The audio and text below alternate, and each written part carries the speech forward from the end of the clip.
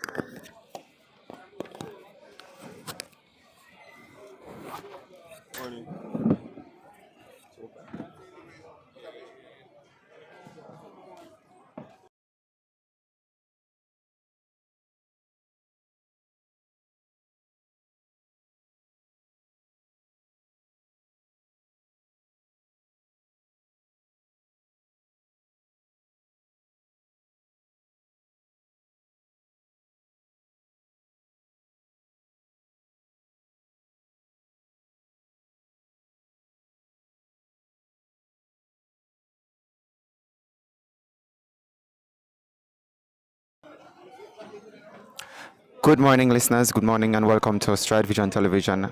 Here we're coming to you live from the 9th staging of the SW Isaacs Invitational meet for 2025, live inside the National Stadium. My name is O'Shea Hudson, and this meet is being hosted by the St. Andrew Technical High School, as I said before, being brought to you courtesy of Stride Vision Television. It's our pleasure to bring it live here. We ask that you, as we have always been saying, that you like, subscribe, comment, share the content, and let everybody know this is where you'll see all the action today. We welcome our viewers, listeners all around. There was supposed to be an 8 o'clock start by our records, but now we're hearing that it's an 8:40 start scheduled to be on its way. Well, it should have been on its way already with the girls 400-meter hurdles, and that is not yet on its way, so we are running behind schedule at the moment. This meet forms a part of the local athletic series here on Stride Vision Television, and over 1,800 plus athletes are scheduled to be here on show, both from the high school and the pro ranks, to include international flavor. That's what we're hearing, with a team coming all the way out of Canada. So let's see what we will behold today. Schools such as Kingston College, Jamaica College, Calabar, St. Jago, Excelsior. On the boys' side, on the girls' side, we have the likes of Wilmer's, Immaculate, St. Jago, Excelsior. They're all going to be on show today, and the list of events to be contested here today includes the 400-meter hurdles, as we said earlier on, the sprint hurdles, the 400 meters, the 800 meters, 2,000 meters steeplechase, 200 meters, 4x100 meters, and the 4x400 meters. Field events include the javelin, the shot put, the long jump, and the high jump. And there's a lot for the athletes to enjoy and benefit from today, including big prize monies. That's also on offering a special prize money of over $200,000. We're hearing that should be on offer for the winning 4x400-meter relay teams for both boys and girls. So stay tuned for live commentary. Myself, along with Roger Asphalt, when he joins you a little later, should be here to bring his commentary. We should have some good analysis, interviews, and other features that will be coming your way. So as we said before, please like, subscribe, share the content. Don't forget to leave a comment in the section. We thank you for that. That's how we will use those feedbacks to improve on the quality of the product that we bring to you here. So there's no live action in the stadium just now. I mean, everything is really taking place inside the stadium, to include warm-ups and the preparation process. I think there's some issues with the timing system, because they're working feverishly to get that timing system up and running. The young ladies for the 400-meter hurdles open for girls is already on track. So too are the athletes for the field events, the high jump, the long jump, the shot putters. They're all out and ready, warmed. I'm hearing some complaints, some jitters in the background about the delayed start and not being so happy with that. Of course, we usually want for the events to run smoothly and to run free flow in the interest of the athletes, because they are here, and the process that they go through to get themselves warm and ready, we don't want them to be risking themselves getting injured etc. So really and truly, but again, these things do happen. Technology sometimes gets the better of you, so we're hoping that things get sorted out as soon as is possible. But as we said before, we try to bring you up to speed with all that's happening in terms of the live results, and also with whatever action that you will not be able to see. We'll try our best to bring you as much as is possible in terms of the action both on the field and on the track. So yeah, this is a very good day. It promises to be a very good day. This is the ninth staging, as I said before, and they would have only missed about 2 staging. So by the count on the calendar, it should have been 11th staging, but the years that COVID robbed them would have not, they would not have had a meet. So therefore, they are now having their ninth renewal. As I said before, this is courtesy of the St. Andrew Technical High School, a school that has done pretty well in track and field and continues to provide the platform for other athletes to improve, and this serves as a qualifier for the big one that's coming up. That's the SW Boys and Girls Championships for 2025. So again, as we said before, we're scheduled to start with the open 400 meters for girls, 400 meter hurdles, for girls, and that is to be followed by the equivalent for the boys. So let me just quickly tell you who are the athletes listed for the girls event as they are on track, standing behind their blocks. We hope that this is an indication that we're going to get started soon. Running in the first section, it should be running out of lane 2, Amanda Bailey of the Queen's School. In lane 3, Benika McNeil of Donald Quarry. Lane 3 should feature Kerryon Logan of Pembroke Hall. And lane 4 should be Casey Joe Davis of Knox. In lane 6 should be Micah Moen of Woolman's. 7, Dejani Morris of Clarendon College, and Shanae Gardner of St. Catherine running out of lane 8. That's a section 1 that we have. But I can tell you just by looking at the track, based on what I'm seeing, again, these are time final events. I'm not seeing a full complement of athletes there, meaning not all 8 lanes are utilized. Neither are the athletes based on what we have on our start sheets. They aren't all reflecting that. So I'm supposing that they might have done some reshuffling and readjustment in terms of the entries, and probably would have combined those who have presented for the call in one event, or in 2 rather, because I'm seeing some other young ladies standing underneath the tent that might come up. So as soon as we get that sorted out, but based on what we have, we just told you it should have been 3 sections, and it is actually, from what we're seeing, 2 sections of athletes that are on the track. The meet record for this meet actually is shared in 2 parts, and I'm a little curious to find out why there are 2 different meet records mentioned.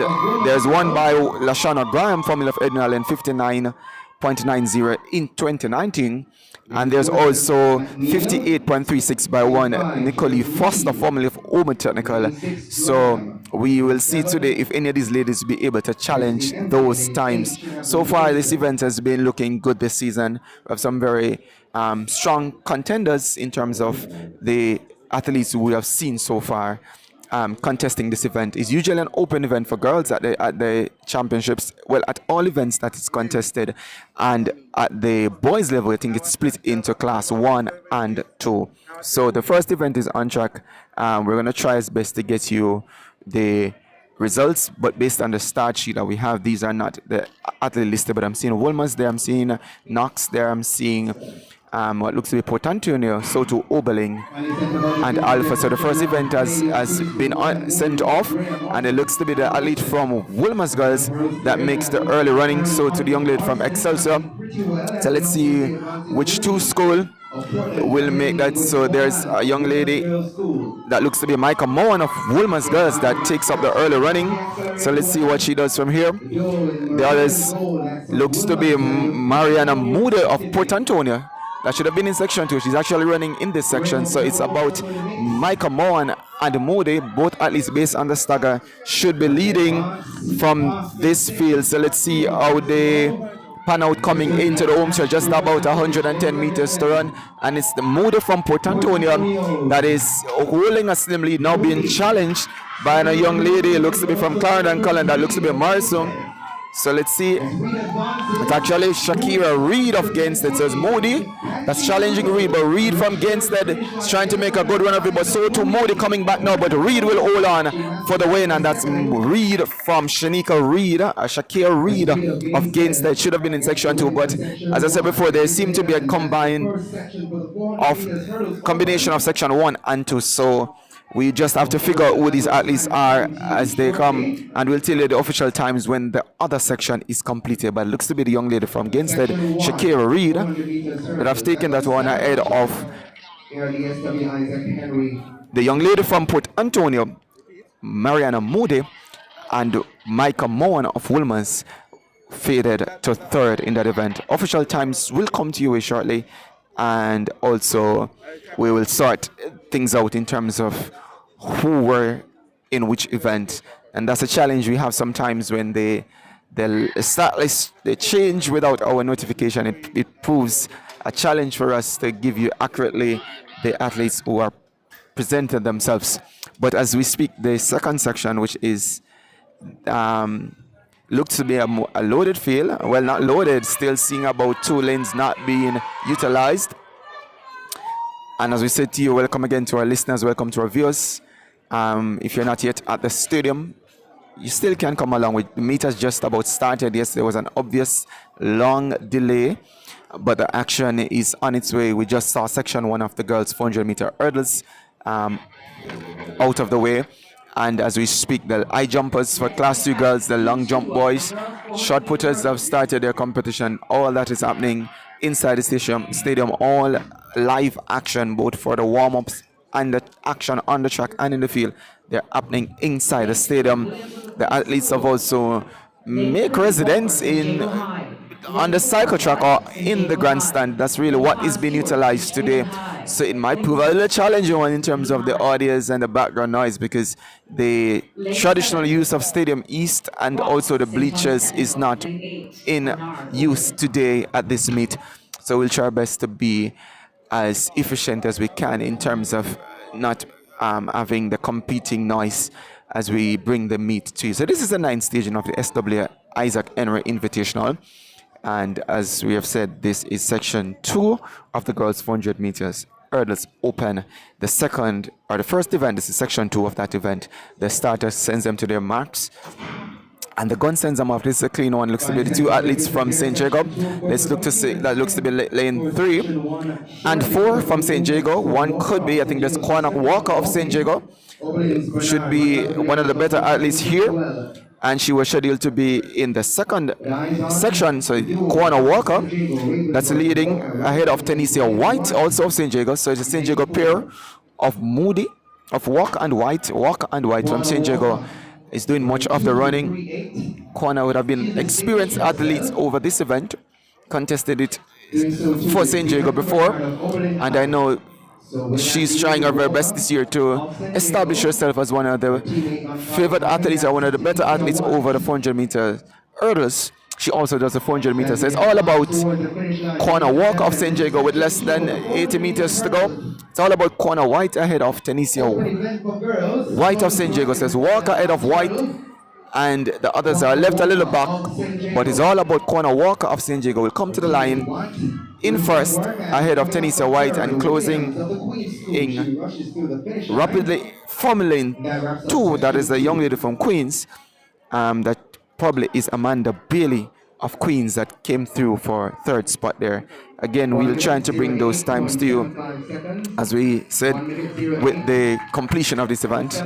And we ask that you just bear with us, because there's a change in the schedule and the assignments, the lane assignments, and the sections as we have them on our start list. That's not exactly what you're seeing. And if you're following the live results, you would also have that challenge, because we're not yet seeing any times coming up for these athletes. We said there was an apparent delay in the start of this meet, and it could have been primarily because of the timing system that we have grown so accustomed to seeing not being yet up and running, and they're working hard as we speak to get that up, but then we cannot delay any longer in terms of the organizers. That's what their thoughts are, and they have gotten the meet on its way, and we have just missed just about 2 events.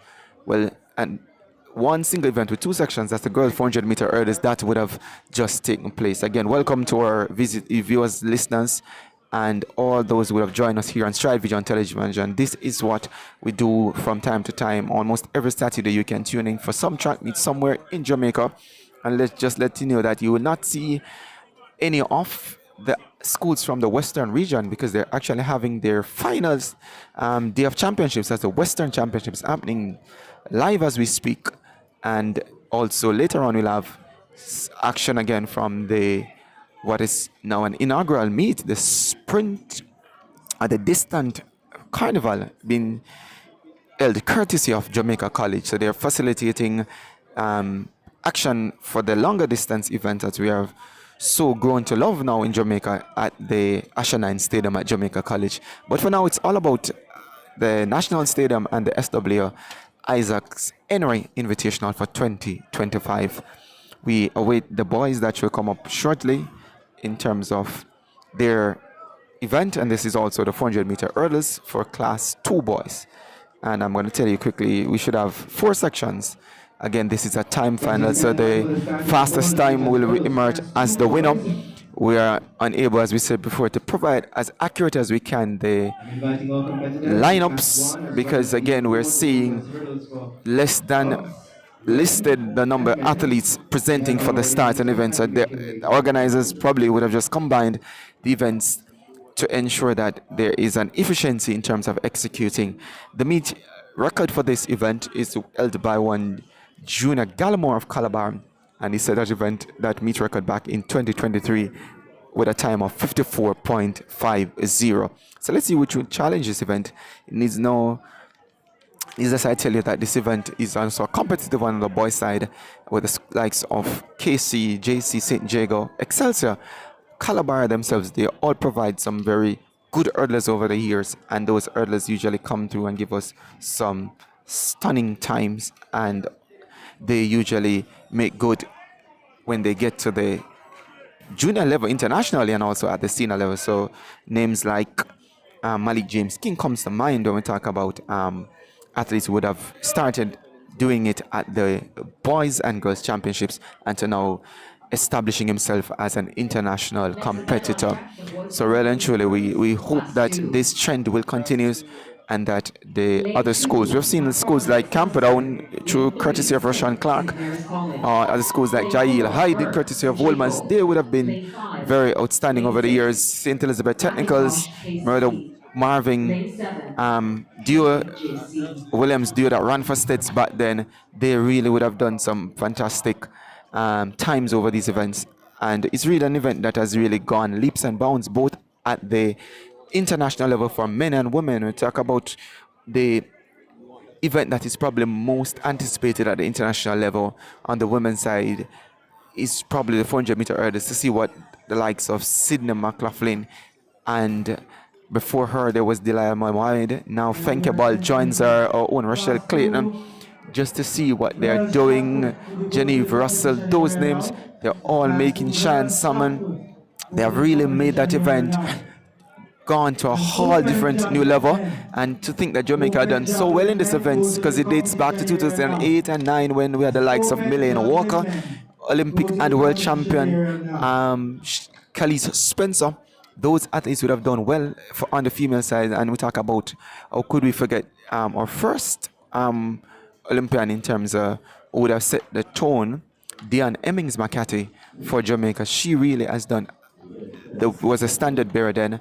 On the male side, we're talking about the likes of Danny McFarling, who came through and he was toiling a long time all by himself. Winthrop Graham would have been there before, but just now to see how the event has evolved is really encouraging, and we hope that the young ladies and gentlemen also will continue to put their hearts in this event and work hard, because it's not easy an event to contest. A lot of people would say this is probably the hardest event when you think about what it requires of the athletes, but nonetheless they will have to contest it. We're not really having any action at the field at this time, as the first section of the boys event will get going shortly.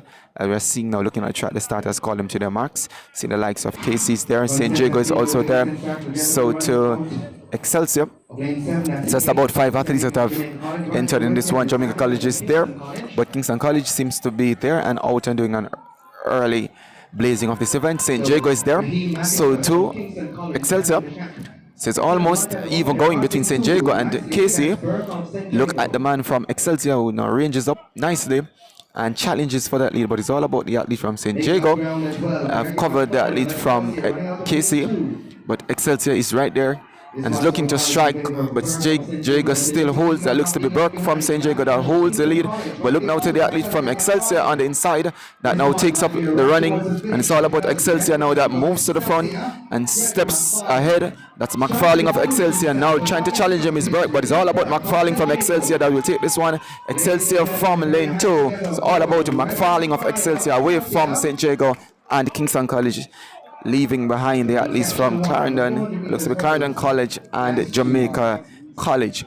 So good showing there from the young man from Excelsior. Excelsior is all the Eagles, that's where they've prided themselves, is doing well over this event. And we know the likes of Daniel Beckford, or Daniel Wright, pardon me, that comes up a little later, that is also one of the excellent hurdler that we hope to see this year over the sprint hurdle and also the longer hurdles if he chooses to run that event. But it's gonna be competitive all around. As we said before, Calabar usually produces some good ones, so too Jamaica College, so too Casey, so too Stets. Just to note that some of the other central schools, I'm not seeing the likes of Edwin Alling and Omud Technical. They would have, neither is very technical, I'm not seeing them just yet. They're usually here supporting this meet, few of the meet records, and the outstanding marks that have been put on at this meet would have been done by those athletes from the central region. I said the ones from the west, they're all at their final day of competition, which is at the Western Championships happening at GC Foster College. Yes, at just GC Foster College, because it's usually held in the west, but for a long time now, the west has not seen of a home, rather, because of what is happening at the Montego Bay stadium there. The track is not in a condition to facilitate competition, so they would have been coming all the way from the west to the central region, which is sort of sad because the western schools need to have that luxury of performing before their fans, for their schoolmates and other supporters from the west, but they would have to just do with what is. And we hope that in short order, we're hearing for some time now that that track will get some attention, just like the one inside the stadium we're hearing will also get some attention. We're not sure as to when, but we're hearing talks of the track getting some attention. Now we now move to section 2 of the boys class 2 opened. Again, this looks to be a field of about 6 athletes. We're not able to tell you based on our start sheet because that's not what we're having, but from what I'm seeing, you're seeing the likes of Oberling. It could be Tamani Stewart Calabar, Michael Willis, Jalen Wilson of Wilmers, Malik Cunningham of St. George's College looks to be there, and so to James Thompson of Clancarty. So this one looks to be the young man from St. Mary's College, Antoine. And so to the young man of Calabar, that's Michael Willis of Calabar, that's doing some of the running. Cunningham of St. George's College trying to hold it. So to the young man from Oberling, Stewart from Oberling, but it's all about Calabar young man Michael Willis. Willis of Calabar that has really gone out strong and is really dominating this one. From what we're seeing, less than 200 meters to run. It's all about Willis of Calabar that is putting on a fine display of hurdling and running in between the hurdles, but been challenged closely by Stewart of Oberlin. Oberlin, Stewart is trying to hold for second, but this looks to be Willis all home and dry. Clutches that hurdle, but he makes his home. That's Willis of Calabar that runs to the line ahead of Stewart of Oberlin. And third looks to be Jadine Campbell of Jamaica College, away from Wilson of Wolmers that comes in for fourth. So that was Calabar's Michael Willis, and we'll give you the time in short order. This is a timed final event, so when the other 2 sections would have been completed, we will be able to collate the times and tell you who is it that have emerged as the winner. So we're hearing from this stadium announcer 55.40, the winning time for Michael Willis of Calabar for section 2 of the boys 400 meters hurdles in class 2. So section 3 comes up shortly, and we tell you who is it that's listed for section 3. We have Also Omari reminding Mitchell that there of will be St. no Jago class High, 3 should be running out of lane 2. So we will not Rudolph have a Reed class 3 out of Arakabessa for High. those events. In Thank you lane for 4 should explaining. be Thank you so much Zaire for Bailey, understanding, but we are and he's reminding from you urgently Calabar. that there will be no class In lane 3 shows 5, taking place Jaden today. Campbell should Once run for again, St. be George's mindful College. that Lane boys 6 and should girls, be some people use Ishani Steeplechase. Porter Please make your way to the of call Titchfield. room. Lane 7 should be Ishani Porter, that's actually of Kingston College, my apologies, and Samara Carter of Excelsior. So I'm seeing the young man from Excelsior, that's Carter from Excelsior. I'm seeing Porter from Kingston College, so to Dondre Clark of Titchfield running out of lane 6. I'm seeing the young man from St. George's College as Jaden Campbell, and lane 4 as Bailey of Calabar. Lane 3, there is the young man from Arakabessa. That uniform looks almost similar to St. Jago, so let's hope that is the young man from Arakabessa, Rudolph Reed, that should be, but I'm seeing based on the uniform that looks to be St. Jago. But for sure, there's a young man that should be Omar Miller in lane 2 out of St. Jago. So lane 3 looks to be, as we said, a young man from St. Jago as opposed to Arakabessa High that we have here listed on our start sheet. So this is section 3. If you're just tuning and joining us, we will say welcome to our broadcast. This is the 9th staging of the SW Isaac Henry track and field meet happening inside the National Stadium.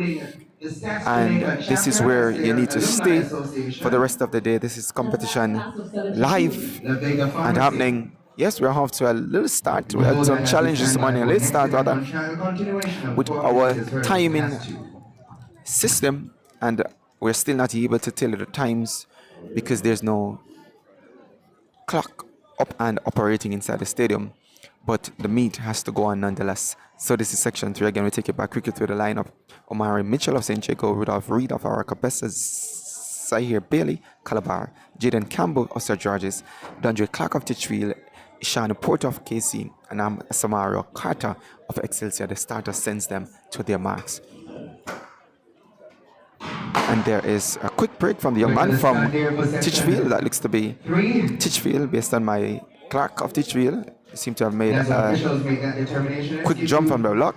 Let's see what the official does. They have been somewhat courteous to the athletes over the last 2 meets that they've been to as regards to faulty starts, and we know the nerves that sometimes comes to the fore when you have the athletes coming out to contest these events. But we hope that this young man will be on the fortunate side. But we see the starter's assistants move to his block, and he's been shown the red card. So that's Clark of Titchfield has been disqualified. Andre Clark, unfortunately, will not be able to contest this one. So the field has now been reduced to 6 athletes: St. Jago, Calabar, St. George's, KC, and Excelsior. Let's see who will win this one. The meet record, again, as we said before, is courtesy of Junior Gallimore, 54.50, set back in 2023. The starter resettles them, calls them to their marks again. Again, there's also a jump from lane 2. Should be Omari Mitchell of St. Jago. And I'm sure, based on what we saw from the judges just now, that might also be a disqualification for Mitchell. The starter has already entered his lane and is walking close to him, and he should be shown red. And this is so unfortunate for the young man from St. Jago, Mitchell, to be disqualified, and now reduces the field to 5. And this is really heartbreaking to see that athletes who would have trained hard come here to participate, want to get those times in and qualify for the boys and girls championships, to not be able to contest. But it's a part of the sport you have to learn from now, because when you get to the international level, there's no grace given once you have made a breach of the start. So the starters calls them to their marks again. Let's hope this is a clean one. This is a clean one, and it's off and running. Look to the man from Excelsior, that is Carter from Excelsior, so to Porter of Kingston College. But Calabar's Bailey has taken up the early running, and he looks to be covering the field. So it's all about Bailey and Carter of KC, Porter of KC, and Bailey of Calabar. So Bailey of Calabar is doing most of the running. So to Porter of KC. So KC's Porter being challenged by Bailey. So let's see what Bailey does right here as they approaches the 200-meter mark with less than 200 to go. Now it's all about the young man from Kingston College. That is Porter, Isani Porter of Casey now being challenged on the inside by Bailey of Calabar, but it's all about Porter of Casey. Porter now makes it and approaches the final hurdle, the 10th and final hurdle. It's all about Porter. He makes this one clean and is off and running all the way to the line. Bailey will try to rally, but it's all about Porter of Kingston College will win this one ahead of Bailey from Calabar, and the young man, we say, I think it's from St. Jago, finishes third for that, with Excelsior Carter finishing fourth. It's all about Kingston College. So that is Casey's Isani Porter that wins that one and wins it confidently. 55.15, we're hearing from the stadium announcer. 55.15 for Casey Isani Porter. So that is section 3 of the boys, class 2 to 400-meter hurdles. Section 4 comes up shortly. Although the athletes have stepped out on the track, let me just quickly tell you who is there. Should be 6 by our start. And if Jones of Clarendon College should be running out of lane 2, and Kuma Brown of St. Thomas Technical should be in lane 3. Barusha Bukari Letman of Jamaica College should be in 3. Bukari Letman of Jamaica College in 3. Antoine Burgess of Titchfield in 5. Kimari Fletcher of Calabar in 6. Rashawn Ramsey of St. Jago in 7. And Jaden Campbell of Excelsior should run out of lane 8. So we're seeing the athlete from Titchfield is there. So to the athlete from Jamaica College is also there. We're seeing the athlete from Excelsior, seeing the athlete from St. Jago. So to Clarendon College, perhaps the only one that has not seen just yet is Brown from St. Thomas Technical. So this one should be the final section of the class 2 400 meters hurdles for boys. So far, I think the leading time is from the winner of section 2, that's Willis of Calabar. So let's see if that time can be challenged.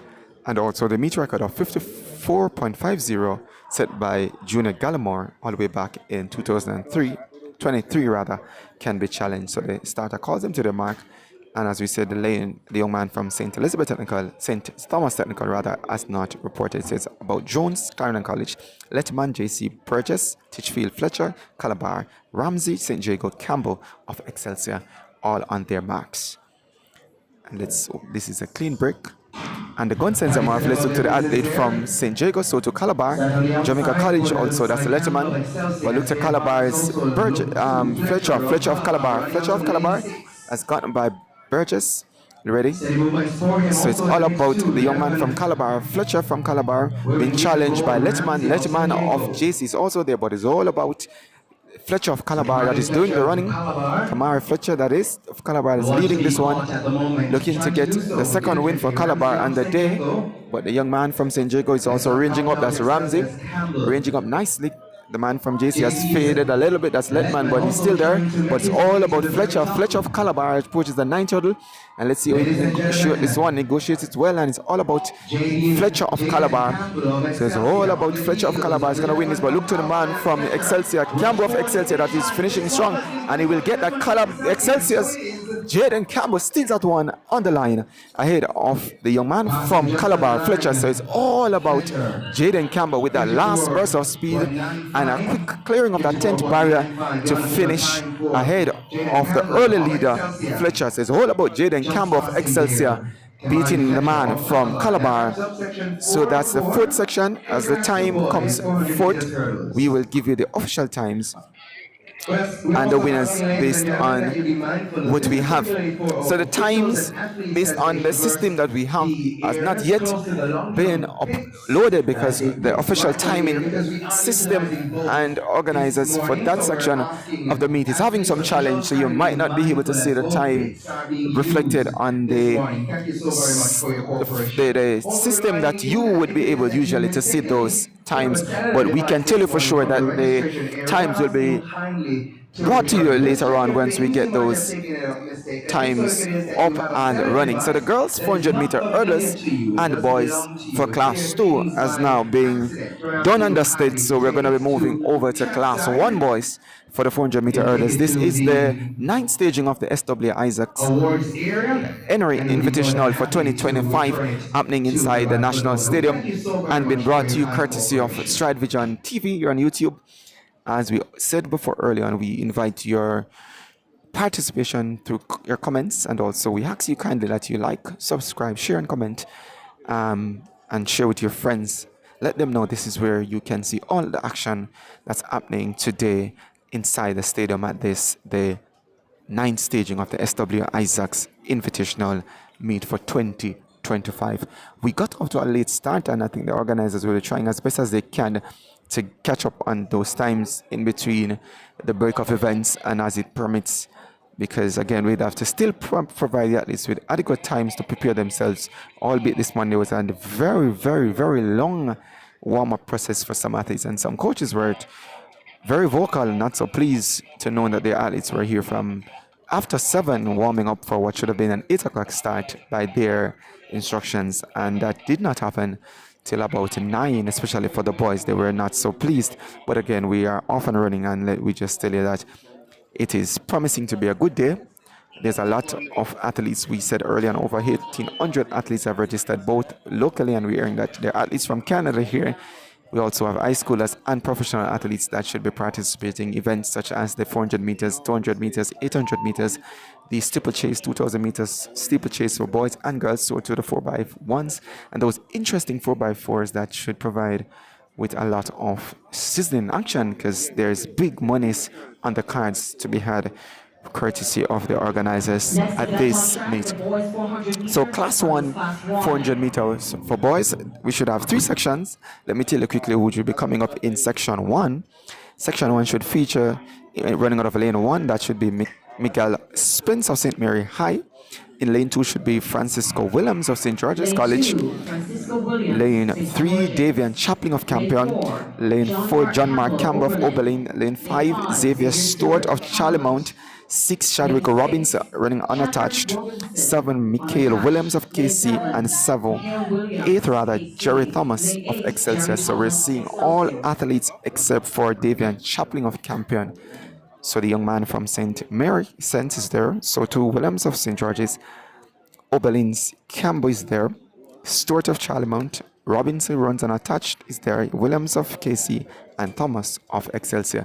The starter calls them to their marks. 7 facing the starter here. Let's see what the young man from Kingston College will do. So to the young man from St. George's College. So the guns are sent him off clean break. There is look for the man from KC, and that is Williams of KC that steps out early. Young man from Excelsior, they're having slight trouble, but the young man from KC, that is Williams, Michael Williams of Kingston College, does the early running. And look at the man from Oberlin is trying to make good on his running, but it's all about Casey's Michael Williams that is leading this one and already opened a big gap. So Campbell is there, but it's all about Michael Williams of Kingston College that is leading this one coming off the turn, and he will enter the home stretch with a sizable lead. But look at the young man from St. George's. We talk about Francisco Williams. He's now going to be challenging Williams of St. George's College, challenges the young man from Oberlin, that's Campbell, and now takes the aims at Williams from KC, and he does so handsomely. And it's all about Francisco Williams. That's Williams from St. George's ahead of Williams of KC. So the Williams, Francisco, that is from St. George's, steals at 1 ahead of Michael Williams of Kingston College, and so to Campbell from Oberlin.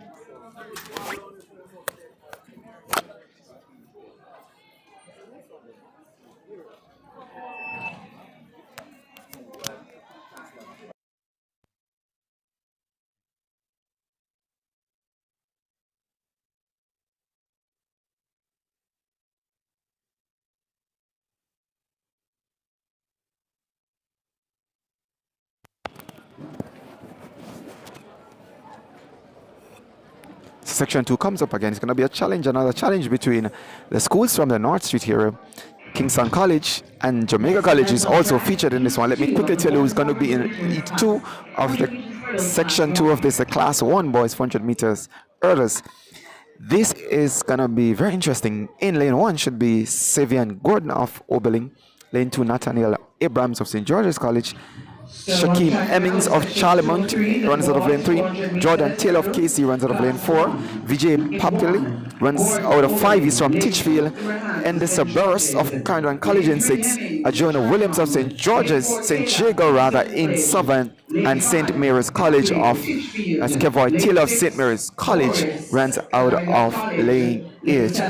So the inside lanes should be where much of the running comes from. Taylor of Casey, but Williams of St. Jago should be one to watch for this event. Section 2. This is a time finals, and I was looking for the meter record to let you know who that belongs to and when that was set, but I'm not seeing that on the starter sheet. But as soon as we would have wrapped up this event, you will be able to say definitively who had that event and if it still remains in place. So it's about Oberlin, St. George's, Charlemont, KC, Titchfield, Clarendon College, St. Jago, and St. Mary's College. So this looks to be our full field, even except the young man from St. Jago, Williams, doesn't seem to be there. So he's missing. So let's look to see who will take advantage of that. And the gun sends him out. This is a clean break. The young man from St. Mary's College makes an early move, but Casey, that looks to be Jordan Taylor of Casey, that starts with the early running. So it's all about Jordan Taylor of Kingston College that is doing the running, but the man from St. George's College, Abrams is also ranging up nicely on him, but Casey leads this one. We have Taylor. It's all about Taylor of Kingston College with trailing him. Abrams of St. George's College trains him. Incidentally, this young man from St. George's College runs out of lane 2, where we saw Williams just now winning from that lane, but it's all about the man from Casey, Taylor. But look now to St. George's College, Abrams, that ranges up nicely on him. But Taylor is trying to hold this one. Taylor is trying to hold, but again, Abrams of St. George's College is doing just what we saw Francisco do, but he clatters and hurls, but remains on his feet. But it's all about Abrams coming to the line to win this one, even after that massive clattering of that 10th hurdle. Just as we saw in the previous heat where Francisco Williams came through, now Abrams does the same and hands Kingston College another defeat in the second section of the boys 400-meter hurdle. So St. George's College quickly getting 2 events courtesy of Francisco Williams in Heat 1 and now Nathaniel Abrams in Heat 2. So it's 2-0 to St. George's College, with the schools from the North Street area contesting 400-meter hurdles for boys. The final section will feature schools that doesn't include anyone from the North Street.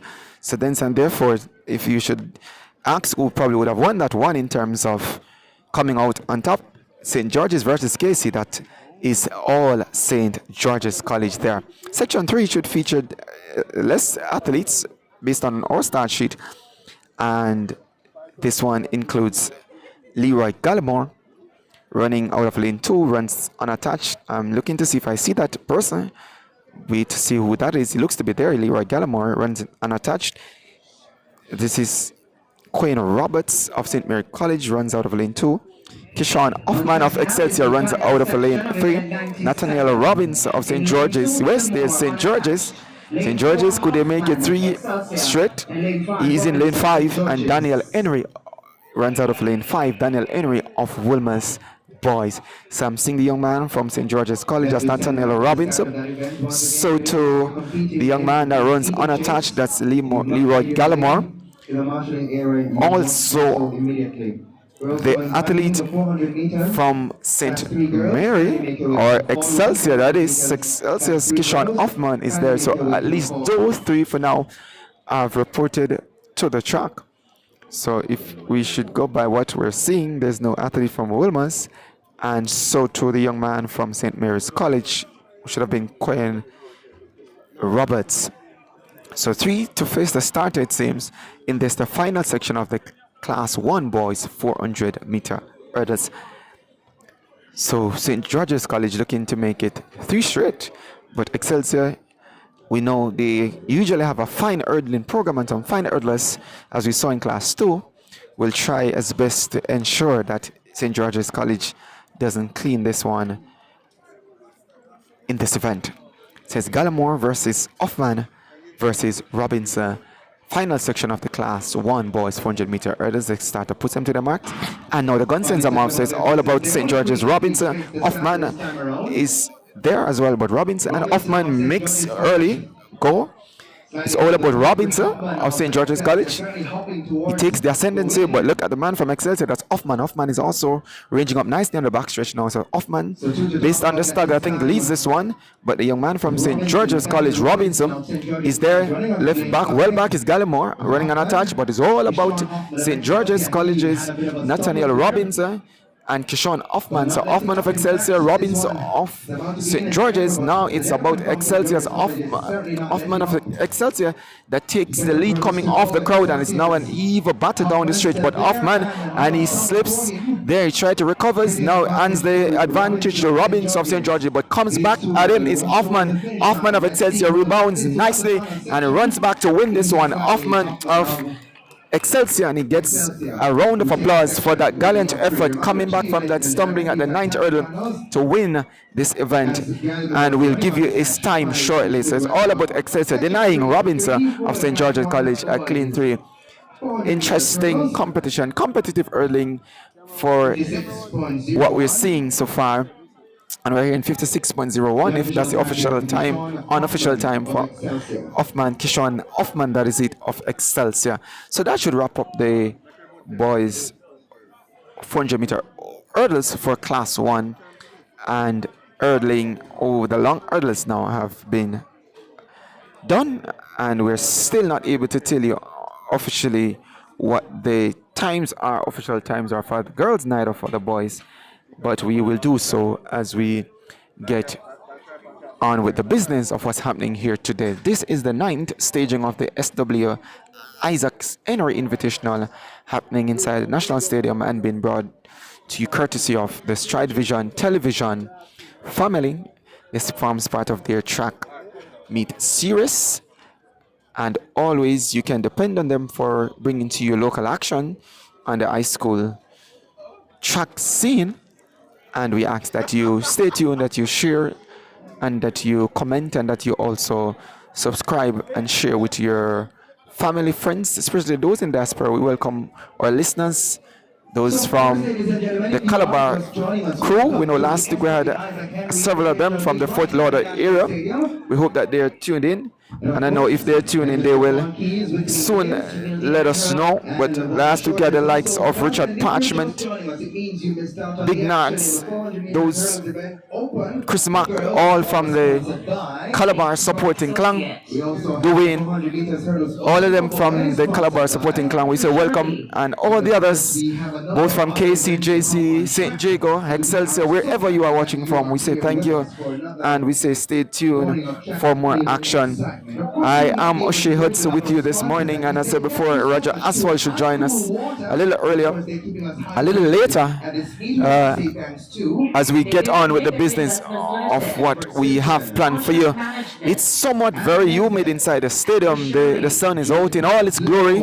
There is almost complete blue skies with just a few clouds drifting to the far end of the mountains, but we hope that the athletes will be able to navigate successfully this element, as we have already started to do inside the stadium, and we hope that everything will be done and that there's no incidents, illness, accidents happening here today, because it promises to be a day of interesting competition, interesting action from several schools from the corporate area, because we're not seeing a lot of schools from the central areas, to be frank. And as I said to you earlier, the schools from the western region, they're having their final day of action at the GC Foster College as the Western Championships, regional championships for the schools from the west. And when we get an update on that, also we'll let you know in terms of who are leading. I think the defending champions on the girls' side is St. Elizabeth Technical, and I think it might be Excelsior, St. Elizabeth Technical on the boys' side. I'm not sure why I'm talking so much about Excelsior, but that's Western Champs. States one of the dominant forces there. As soon as we get an update, we'll let you know what's happening over at the GC Foster College. There are gonna be some colleges here this morning. The likes of University of Technology, Michael University, UE is going to be also here. So too some track clubs, Sprintec, the Swift Track Club should all be here. Titans, Dynamic Speed, those track clubs should be having athletes here this morning into the afternoon, but most of them comes up in the afternoon. And as we said before, there should be some international flavor. We're hearing that there's a team out of Canada that should be here. So let's see what we'll obtain as we move a little later on. We're trying to sort through the technical issues because again the timing system that should be providing us with the timing, official timing for the athletes as soon as events have been closed is not yet up and running, so therefore we're unable to definitively say to you what is their official times and so too the winners for their respective events. Just let you know that there's no action on the track just now. They're setting up for the 2,000 meter steeplechase for women that should come up first, and then the boys section should follow. That's a 2,000 meter steeplechase for women, followed by men. But on the field, we are seeing action from the shot put event. It looks to be shot put for boys. I'm not sure what class that is, but shot put is on. But there's class 3 high jump for girls on in earnest, and so too long jump class 3 boys is happening. So as soon as we get some updates from those events, we will tell you who leads or who wins whichever events has been concluded. So the steeplechase should be next, and this should provide very interesting competition. We're not seeing any names listed just yet based on our start schedule for that event. So I guess it's going to be a wait and see to see who turns up, who shows up, if any at all, because sometimes that event automatically at some of these meets cancelled because there are no entries from the schools who would have initially indicated that they want to perform in that event. The stronger schools for that event on the girls side tends to come from the central region, talking about the likes of Edwin Allen, Soto, Oman Technical, and Ver Technical. They provide some good steeplechasers since the event has started at the local level. And this event is an event that Jamaica has had its history in. And for those who aren't sure, this event, when it just started just a few years ago at the World Championship and even for the Olympic Games, we're talking about the likes of Corinne Hines, Madra Iman. Those two were amongst the best that could have been put forward as names for the event, and they campaigned long and hard for Jamaica. So Jamaica really can pride itself of having some outstanding steeplechasers over the years at the international level.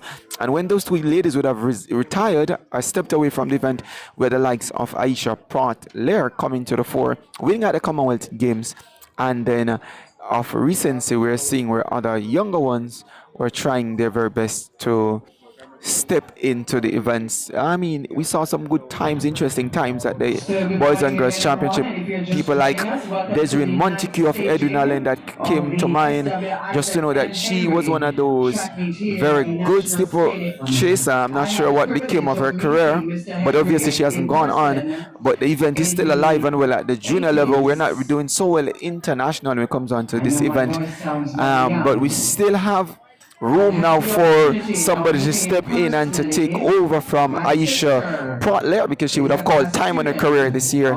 So right now, as it stands, Jamaica doesn't have a steeplechaser, neither on the boys side or on the girls side at the junior level competing internationally, neither are we on the senior side. So let's hope that event gets some revival and get at least very interesting, because again, track and field is just more than just the sprints and the quarter miles, the jumps, the shows.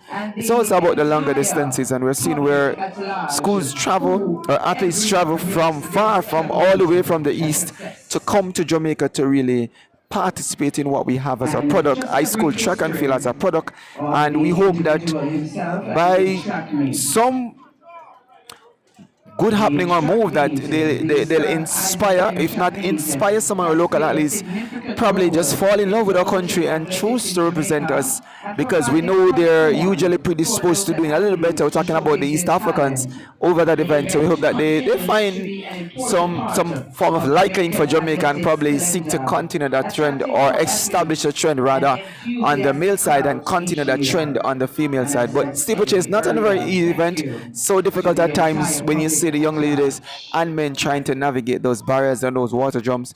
You have to be technically Menjadi sound, you dalam have to be strong. personil And will again, introduce if you think the more 400-meter history hurdles was of hard, the I think individual, this the steeplechase honorable, event I is call it the really a honorable very difficult Sir event to Isaac do. Henry. And as I Over to speak, you, I'm seeing the Sweden. young ladies who looks to be the So ones who was to SW Isaac contest the Henry? steeplechase 2000 Skipper meters Bryson steeplechase Isaac open, Henry, making a their way distinguished to the Jamaican start. educator who And served from as what the I'm principal of seeing the SAS likes from of 1969 Oberling to is there for 1990. sure.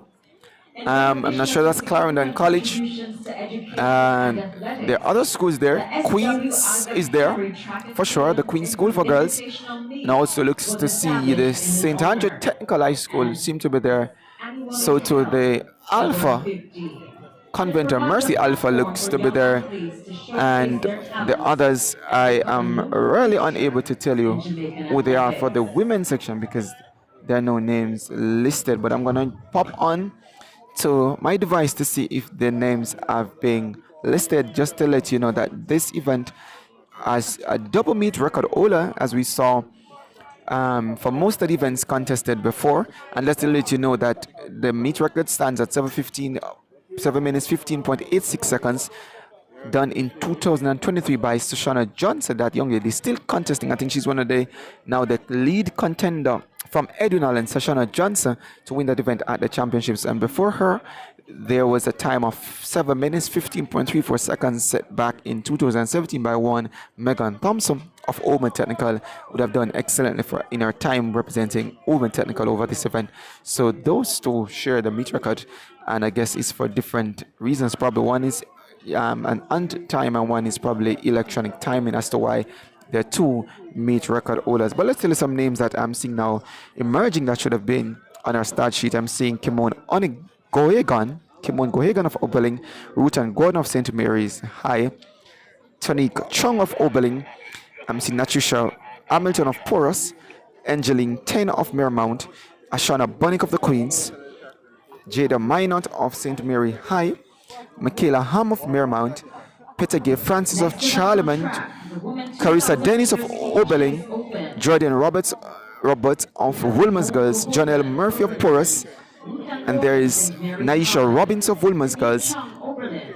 Benika Patricia McNeil, Hamilton name was Porras, listed also for the 400 meter Angeline hurdles. Taylor, Didn't see her, I'm not sure she's here. She's from Donna Cole Curry, Monique Olding Jada Minot, of St. Sena Mary's. Andrew, Michaela and Ham, Kimali Marymount. Peter Gay Francis, Crossdale Charlemont. of Oberlin. Carissa Dennis, I'm not seeing Oberlin. this is 16 Jordan names by my Roberts, count. Woolworths. I'm not sure if all Janelle Murphy, 16 athletes Porras. have reported, but I can tell you Felicia Oberlin is Robinson, there, Woolworths. so to St. Renika Mary McNeil, High, so to Mermount High. Queens is there. Monique Holding, St. I'm not seeing Andrews. anybody from Woolman's just Kimberly now. Crossdale, St. Oberlin. Andrew is there, and it looks to be the school from Porus. So Porus seem to be there as well. So it's a wide cross section of schools contesting this event.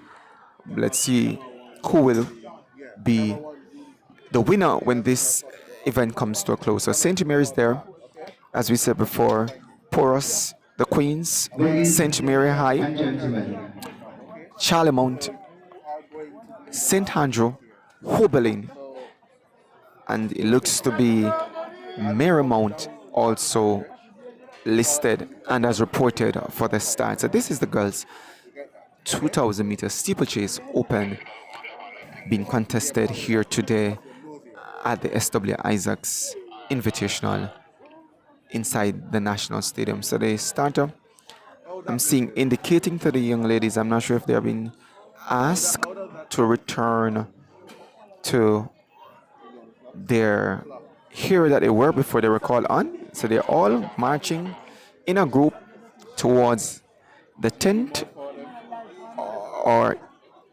they're being asked to go to the right starting point, because again it's very interesting, because from what we have grown accustomed to is the steeplechase starting on the backstretch, and at this point they were being gathered at the start line. This one will be So testing now they are being asked to go to the their ability to what is the traditional or the distance known start area for the steeplechase, and that is on the backstretch.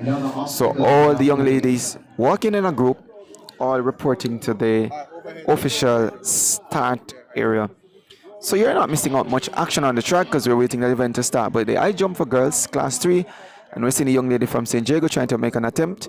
And let's see if she negotiates this one. And she does so well, to the applaud of our teammates on the cycle track, making a successful clearance of that height. And we get that height to you shortly. But that the class 3 high jump for girls is on in earnest. So too, the shot put event is on, and that looks now to be the shot put for girls. So the boys probably would have wrapped up the event, so the shot put for girls is now happening, and so to the long jump for boys class 3. We will get some updates on those events as quickly as we can. We're now seeing a timing system or a timing clock at the side of the track, but I can tell you from my vantage point, and even with my glasses on, it's hard to even negotiate what the labeling on the timing system is. So that's not going to be of any real help to us as we move through the rest of the day. But nonetheless, we press on and see what we can give to you. So the steeplechase, 2000 steeplechase, boys long jump steeplechase, and we're hearing that there's a combination of the long jump for boys. So classes 2 and 3 has been combined, and I think that is a move to make up on time since we were off to a late start. So it's a combined event for the jumpers at the long jump area. Class 3 girls high jump is in progress, and now steeplechase action for the girls. As 2000 meter steeplechase open will go off momentarily. So this is the 9th staging of the SW Isaac Invitational, happening at the National Stadium here in Kingston.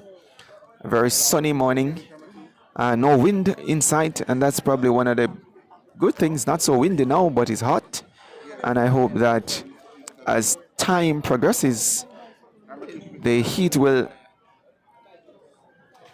be lessened with some cloud coverage, and that we can have a good time, because the athletes, it's pertinent that they be well taken care of in terms of hydration and be able to compete at their best without any unfortunate incidents. We're also seeing the javelin for boys. They're warming up, the javelin event for boys warming up, and very soon I think that competition will get on. There's a lot of events left to come, and we will tell you for sure that some of these events are going to be very interesting, because there are big prize monies, namely the 400 meters, 4x400 meters for boys, over 200,000 Jamaican dollars on offer for the winners, or it's to be shared for that event. Not sure if the winner takes all, but there's big monies for that event. So now we're going to see the start of the steeplechase open for girls. The starter calls them to their mark, and the gun is now fired, so they're off and running.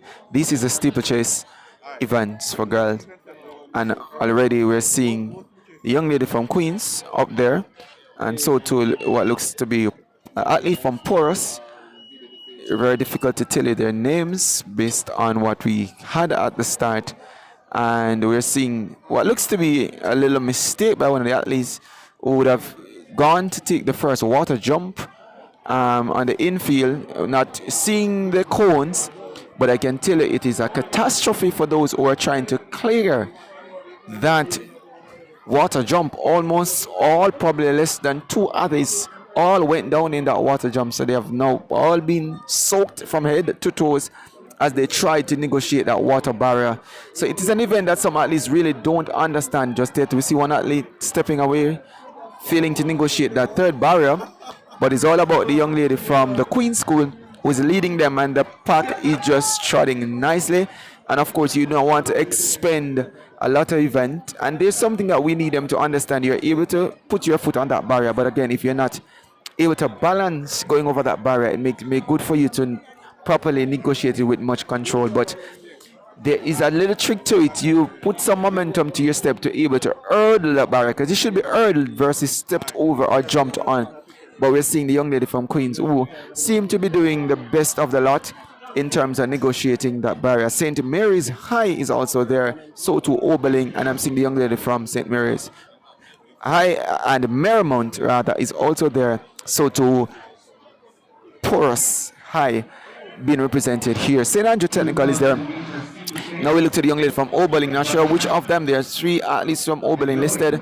I'm not sure which of them, four rather, that are taking the lead, but it's now the Oberlin athlete that leads ahead of St. Mary, and Queens remains in third as they try to negotiate the water jump. Let's see what is done on this occasion, because it was real catastrophic for the others who did two athletes, first two athletes, three now clears that barrier without getting a big splash, but the others behind them is still having a difficulty getting over that water barrier. That seemed to be the most difficult of all the barriers to clear, and it's really knocking the sails out of some of these athletes as the athlete from Oberlin and St. Mary now open a gap between themselves, almost a 20-meter gaps between themselves and the athletes from Queens. But there's still a lot of running to be done. So it's the athlete from Oberlin that leads ahead of St. Mary High, and left back is the athlete from Queens, now being challenged by the athlete from Porous and St. Mary's College. They're all there to challenge those that are in second and third, but the two out and clear now with some distance and daylight between themselves. The athlete from Oberlin and St. Mary running side by side. We'll give you the names as soon as we're able to negotiate the name from the start sheet. So we're hearing it is Gordon Rutan, Gordon of St. Mary, and looks to be Kimon Gohegan of Oberlin. So Gohegan of Oberlin now trails Gordon, Rutan Gordon of St. Mary. So St. Mary's Gordon, Rutan Gordon leads this one ahead of Gohegan of Oberlin, and have already established a gap between themselves, but now Gordon is trying to open a gap between herself and Gohegan of Oberlin. So it's all about the girls' 2,000 meters steeplechase. Not an easy event to do, and we're seeing another athlete from Porous. They're struggling to clear the barrier on the backstretch. So it's actually 1, 2, 3, 4, 5 barriers on your journey around this track that you have to clear. One happens to be that water barrier that seems to be a lot problematic for a lot of the athletes, but the athlete Gordon, Rutan Gordon of St. Mary, seems to be doing a fine job in keeping and staying on her feet while trying to complete this event. So it's all about Gordon of St. Mary, who negotiates the barrier on the home stretch and still looks the strongest of the lot. But Gohegan of Oberlin is also there in second. Nicely pouched. Now narrowed that gap that was open between herself and Gordon.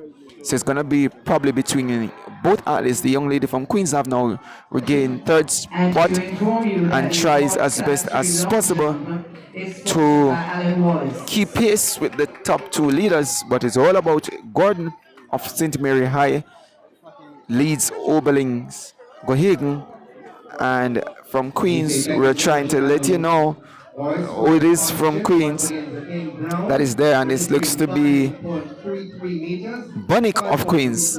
Seems to be Bunnick of the Queen's School that's in third. So Gordon of St. Mary, Gohegan of Oberlin is in second, and now is ranging up nicely on Gordon ahead of Bunnick, who is some distance back in third, but she looks to be fine in that spot for now.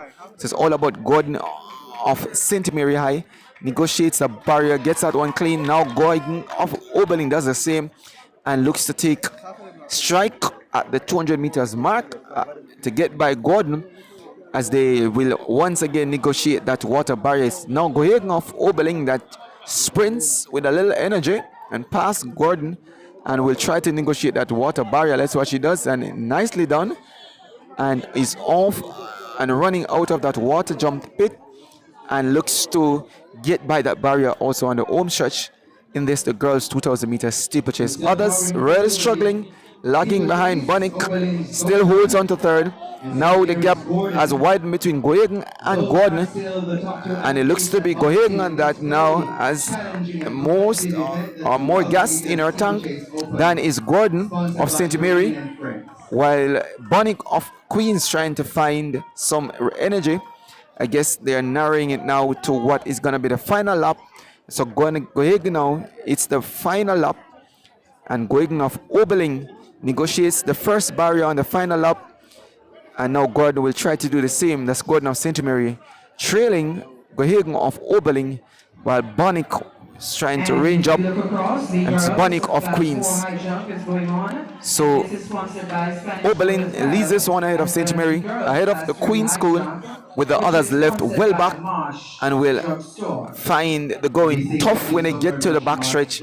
But it's all about Gohagan of Oberlin. Oberlin from the east, usually one of the schools that does well at Eastern Championships, and St. Mary, who then took over from them and doing the business over there. St. Mary High for several years now, taking over from Oberlin.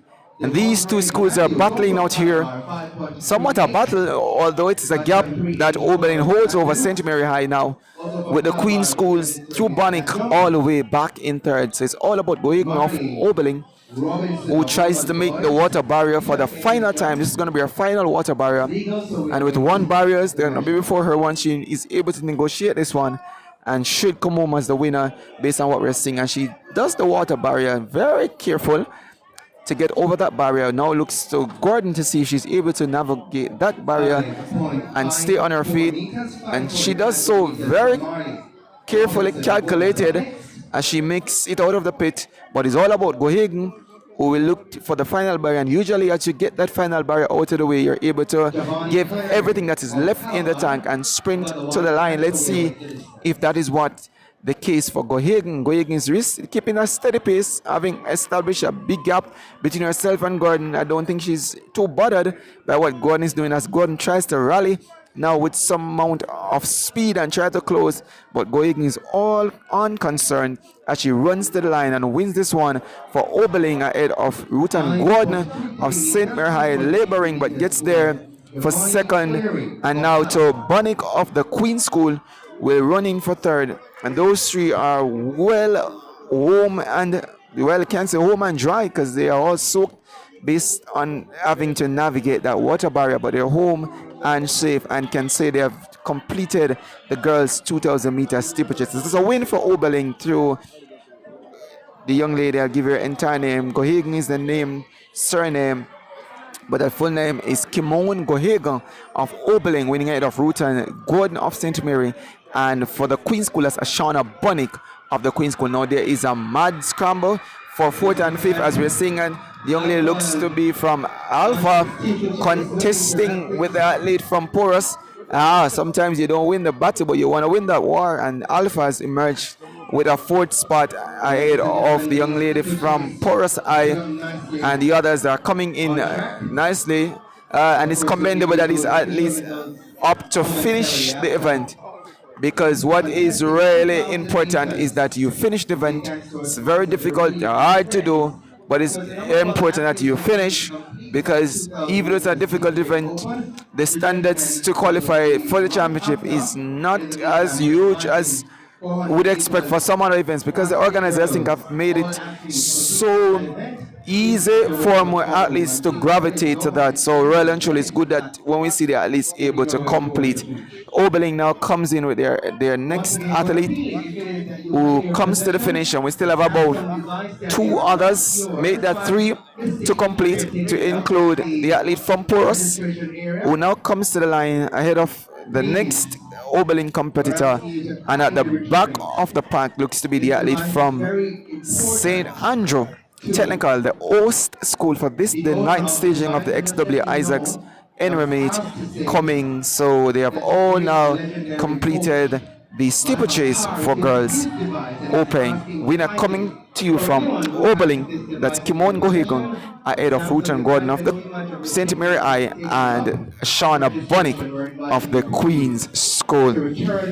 So now that the steeplechase for girls is out of the way, we're going to be moving towards the boys event, which comes up. Whilst we're telling you about that, we can still say that there's high jumps now for class 4 girls on its way on the field with a combined class 3 and 2 events. So both long jump pit are in action. Class 3 running in one direction and class 2 for boys in the opposite direction on the home stretch. That's long jump actions for classes 2 and 3 for boys.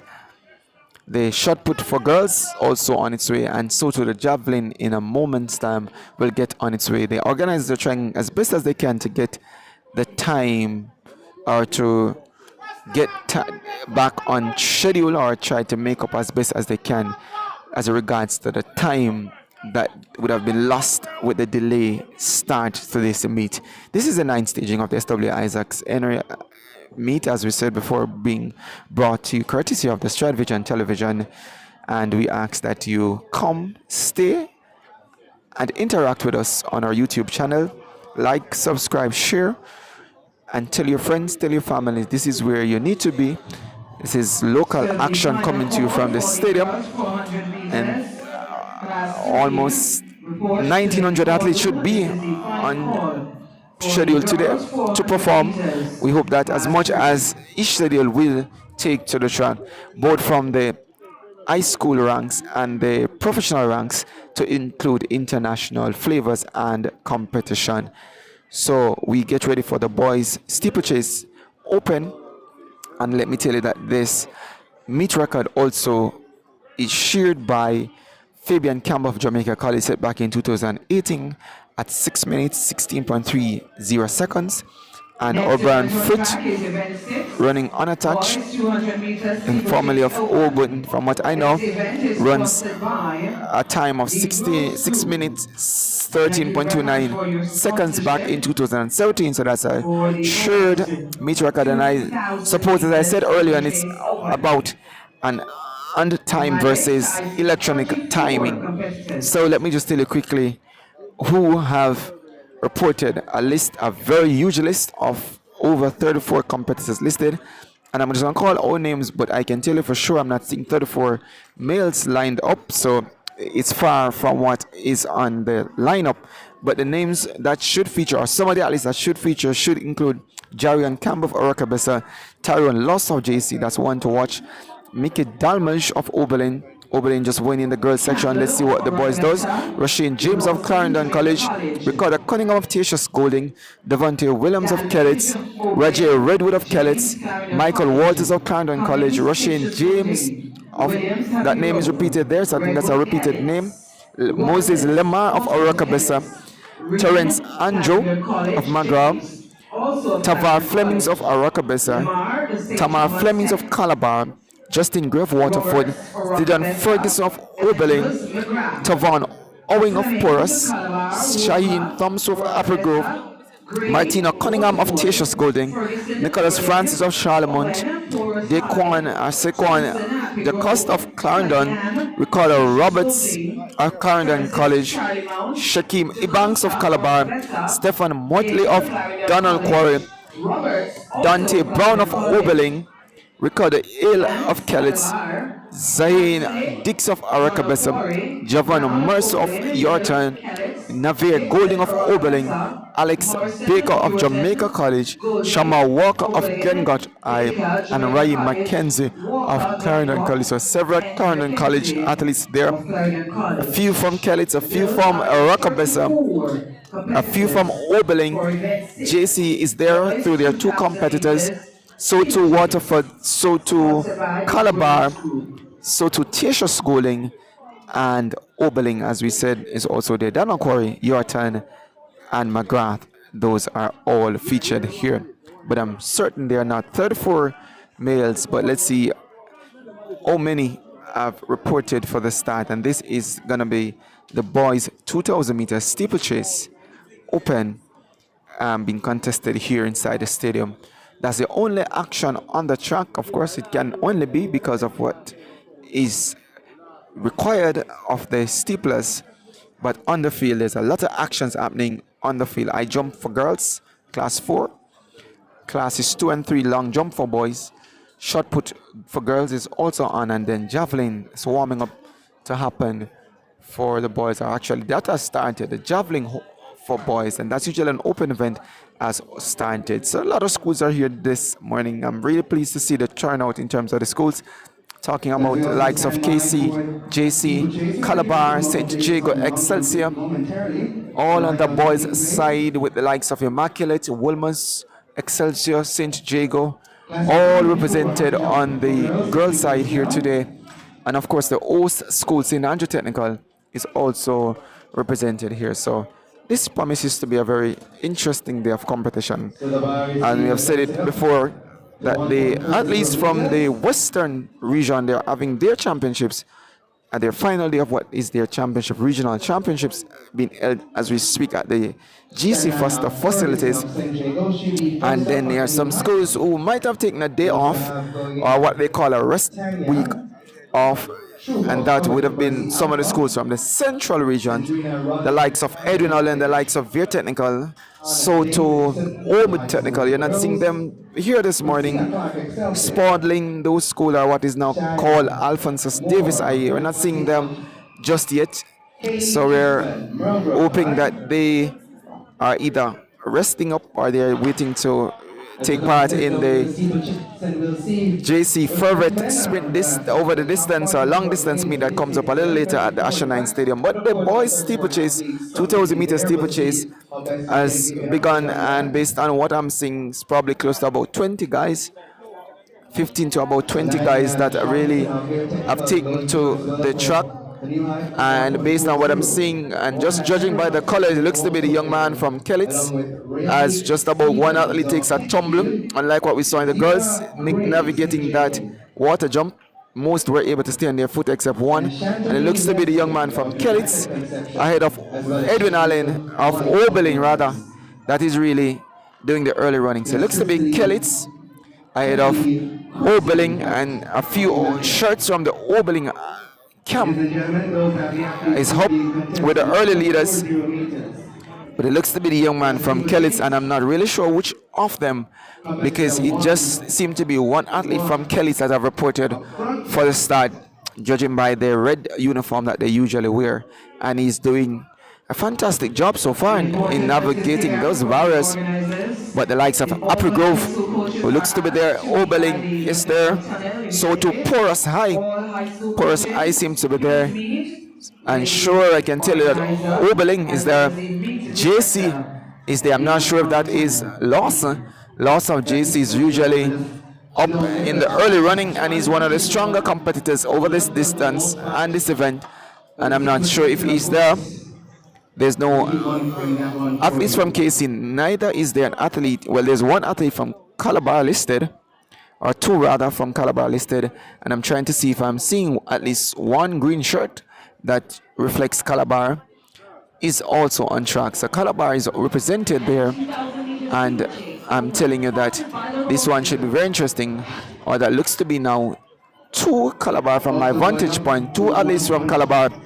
So the early leader now has faded, and it looks to be the young man from Apple Grove that leads ahead of Porus, and the pair from Calabar, and that pair should be Terence Andrews and Shakim Ibanks of Calabar, that is in this one with a host of others from Edwin Allen, from Oberlin. I keep saying Edwin Allen. Edwin Allen is not here today, guys, but they seem to be talking about me this morning because I keep saying Edwin Allen, but it's Happy Grove ahead of Porus, and two from Calabar in Flemings of Calabar, and so to Ibanks of Calabar, with the rest being from Jamaica College. Could be Baker, could be Lawson from JC. The man from Kellitz is there, struggling at this point now. Hobeling still has some competitors there, but the man from Porus now seems to have taken the lead ahead of the Upper Grove athlete, while the others from Calabar and JC is now ranging up nicely and closing that gap ever slow nicely, and should make for a interesting second half of this race. It's all about Porus from what I am seeing. Now the man from Apple Grove comes back to him, as he tries to establish another lead and maintain that. The man from Calabar, now the pair from Calabar now been split by the athlete from JC, and it could be lost from what I'm seeing. Probably just decided to start a little later into his running, and now he is into fourth spot with the pair from Calabar chasing the two early leaders, which is from Happy Grove and Porus. The name of the young man from Happy Grove should be Devontae Williams, or it could be Shaim Thompson.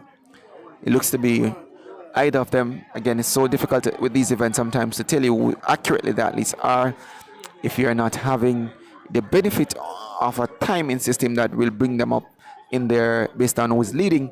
But I can tell you it's the young man from Porus that leads ahead of the athlete from Happy Grove, with the Calabar pair now separated into third and fifth, and JC is into fourth as they try to negotiate another water barrier. And so far I can say the athletes are doing pretty good, doing much better than we saw of the young ladies in negotiating these water barriers and staying on their feet without losing much of their momentum or using much of the energy.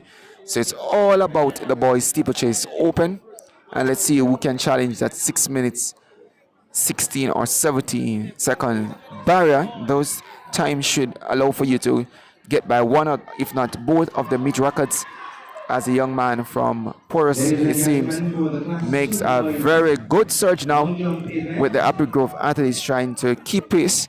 The Calabar pair by now is really struggling. JC man looks fairly comfortable, but not in the freest flowing movements that we're seeing. So it's all about the two that's leading. The man looks to be from Porus based on the uniform being donned, and Happy Grove seems to be occupying second based on the uniform being donned. Calabar for sure is in third. JC is in fourth. Calabar again secures that fifth spot, as these are the five that leads the pack.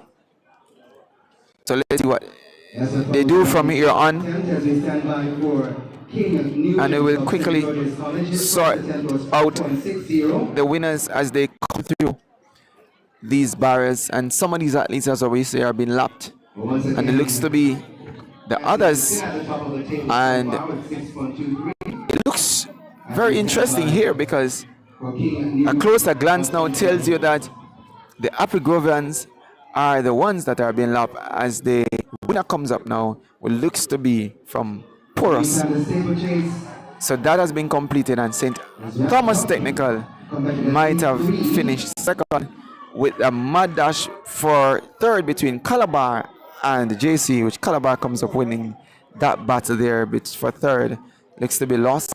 JC winning ahead of the Calabar, but I can tell you for sure it looks to be Porus winning that one, courtesy of one of the athletes, which I'm unable to say at this time, and St. Thomas Technical seem to have secured that second spot.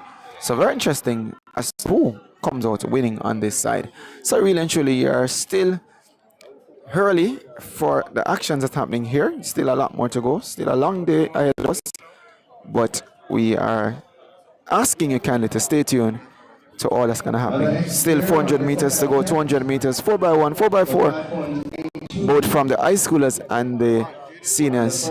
As I welcome to the broadcast Roger Asphalt. You'd have heard him so many times here on Stride Vision, and I know he's here and rearing to go. So, Roger, a lot has been happening so far. I mean, except for a late start, which has seemed to be the sour cry for most persons. It seems to be a good turnout in terms of the athletes we're seeing. Yeah, it has been a good turnout so far. Good morning to you viewers, good morning listeners, wherever you are. And it's a wonderful day for track and field action. This week, unfortunately, we're not being able to provide you with the specifics, the technicalities in terms of time so far. And, you know, it has been a challenge. O'Shane has been doing very well in terms of keeping you informed, but it has been very difficult in terms of getting times for the athletes. I'm certain that a lot of viewers and listeners would want to, you know, the times that the athletes are posting here this morning. I gather that the persons who are dealing with it, they are still having an issue. Even the time machine at the finish line, still you can see that they are still having issues there. And we thought would have been. It has been very good for the past couple of weeks, especially with the app that is available for everyone, live, up-to-date information. Unfortunately, that's not the case today. But we are here and we are trying to present you all the facts that is available in front of us. And this morning we would have had seen, the 400-meter hurdles for girls, for women, and for men, and unfortunately we have not yet been able to provide you even with those times as yet. So those are the challenges that we are facing this morning. But hopefully throughout the course of the day, that will be behind us shortly, and then we'll just have a smooth running in terms of when we are informing you and providing you coverage. You'll also get up-to-date times and distances, measurement and so on, and heights for the respective athletes. Yeah, right, and I agree wholeheartedly with you there, because we have grown so accustomed to the athletes themselves look forward to the times at the competition of the events. So it's really a big blow to them themselves. But we can't dwell on that too much, except to say that it's really interesting to see the different events on offering and to see the big three on the boys' side all showing up here today, because I think outside of the Western Championship that's happening now, this is the only track meet happening at the moment. There's one to come a little later, which we know is a specialized meet. But to see Calabar, JC, and KC all showing up for this one, and unlike what we sort of expected on seeing the Idol, the Omar, the Edunalen, very technical on the girls' side, I don't think any of those four schools have showed up, but the big three have really taken advantage of this meet. How interesting is that for you to know that, yeah, the big ones usually shy away from competing against each other, but the boys seem to really be ready to face each other in what is be a good dress rehearsal for this come next week and onward. Yes, I was a bit surprised that, those top schools on the girls' side did not show today. Maybe they are taking advantage of our West Reek or something like that. I don't know. But we see St. Jacob girls here, and and the others, they are here. And this is a meet that has been on for 9 years. So I thought that it would have been getting that support by now in terms of on the girls' side. We'll wait and see, hope that we can see some good times a little later on. Then on the boys' side, we are beginning to see things taking shape, and we'll be seeing a lot of 200 meters a little later on. You can begin to use those events now to see how the teams are engaging and to see who is who and where they are in terms of the season, with just about maybe 5 weeks ahead of championships, of the boys and girls athletics championships. So yes, we expect the battle among the boys to get a little fiercer today, and we'll see what is happening over the 200 meters throughout the course of the afternoon. So yes, a good look, it's a good one. Last week we had a lot of 100 meters at the Cameron Classics. This week we'll be having a lot of 200 meters. So we'll just see how things are shaping up. But so far, pretty interesting. Yeah, right. And just to let the viewers know and those who are listening that you're not missing out on anything. There's nothing actually happening on the track. But Roger, there's something I am observing, and I think is a very clever strategy that the organizers have now employed, because we're seeing a concurrent running of the boys. Long jump, both pits are now in action. Class 3 to 1 direction, class 2 to the other directions, and now Class 3 and Class 4 high jump girls are running together, whilst the shot put has gotten on very swiftly behind. The girls have gotten right on after the boys were completed, and the javelin is on. I think those events were not scheduled to be that close, but what you make of that strategy to make up time in having those field events going off full blast? Well, based on what I hear the organizers, they are trying to get out here before the lights are chipping in. So it's a time time-saving measure, and I guess that maybe we could see a lot of other meets using this kind of strategy in terms of to keep, time on wraps, because if you're not careful and if you're not managing properly and managing well, it is so easy for time to slip away, and we have seen it at a couple of meets already this year. So this could be a time-saving strategy. We'll see how it works. But what about the natives would say that for some athletes to have a crowded competition here, because I know a lot of these athletes would not be probably used to this much athletes in one competition area, and also for those handlers and coaches would have known that there are different call times for the events now, probably would have to make a quick adjustment to warming up multiple athletes at shorter periods to get on. Does it create a disadvantage for the athletes?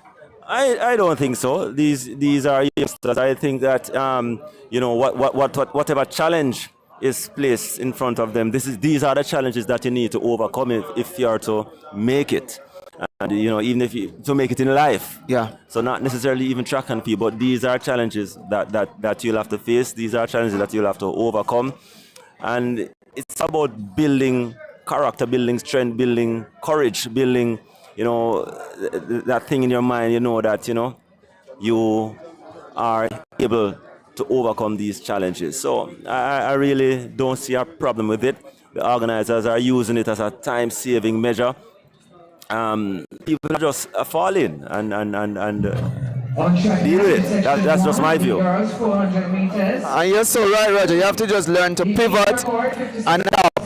But before we get to the action on the track, which is the Class 3 girls 800 meter comes up, what do you make of the support of the crowd? Because when we came in, we noticed a lot of the grandstand, which is what is being used, is occupied by athletes and their supporting staff.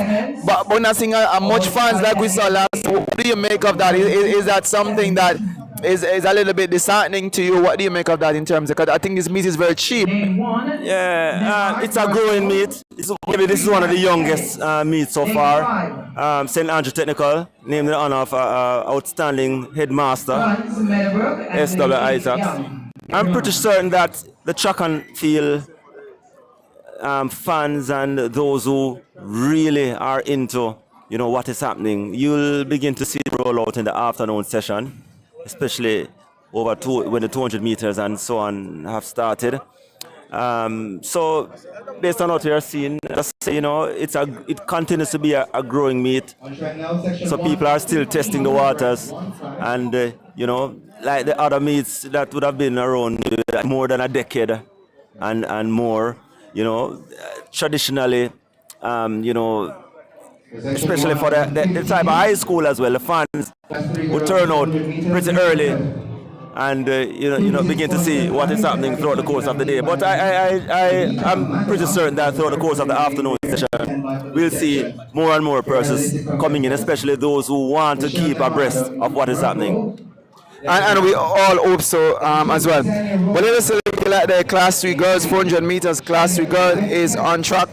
A meet record again. We've seen some dual meet record holders here, and this one is being shared between Daniel Adair of Ormond, formerly of Ormond, 2017 56.44. So to Anika Makanoff of Ideal, 56.79. Also joint record holders, and section 1 of this Class 3 girls should feature from Murgrove, Tashel Nemod running out of lane 1, Chrisana Rose McGrath running out of lane 2, Shellyan Wright of Kellitz running out of lane 3, Sharia Thorpe of Gainstead running out of lane 4, Concerning Gomez of Meadowbrook running out of lane 5, Tahaja Loge of Paping running out of lane 6, Samoya Thomas of Titchfield of 7, and Kayla Young of Miremount running out of lane 8. I'm not sure if the full complement of the field is reported, and we're still seeing the starters trying to sort out what looks to be the connecting system for the gun to the block And again, as we said, there seemed to be a little better visual for the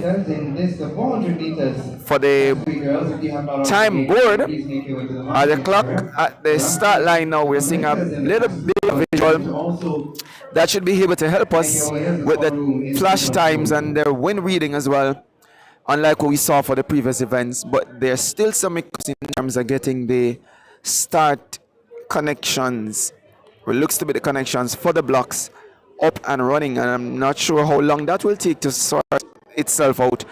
But the athletes are already standing on the track, and I hope that it doesn't work against them, because we said it earlier that it's hard for the athletes to be warm and ready and standing in what now seem to be increased temperatures and ready to compete, but are delayed by these issues. So we're seeing 4 athletes on the track, and it looks to be the young lady from Merle Grove, that is Tashel Nemad, as reported for her lane as lane 1. In lane 2 seems to be empty. Lane 3, Shelly on the right of Kellett seems to be there. Lane 5 looks to be Gones of Meadowbrook. She's there. And in lane 8, which is Nikayla Young of Mermount, seems to also be there. So this is section 1 of the class 3 girls 400 meters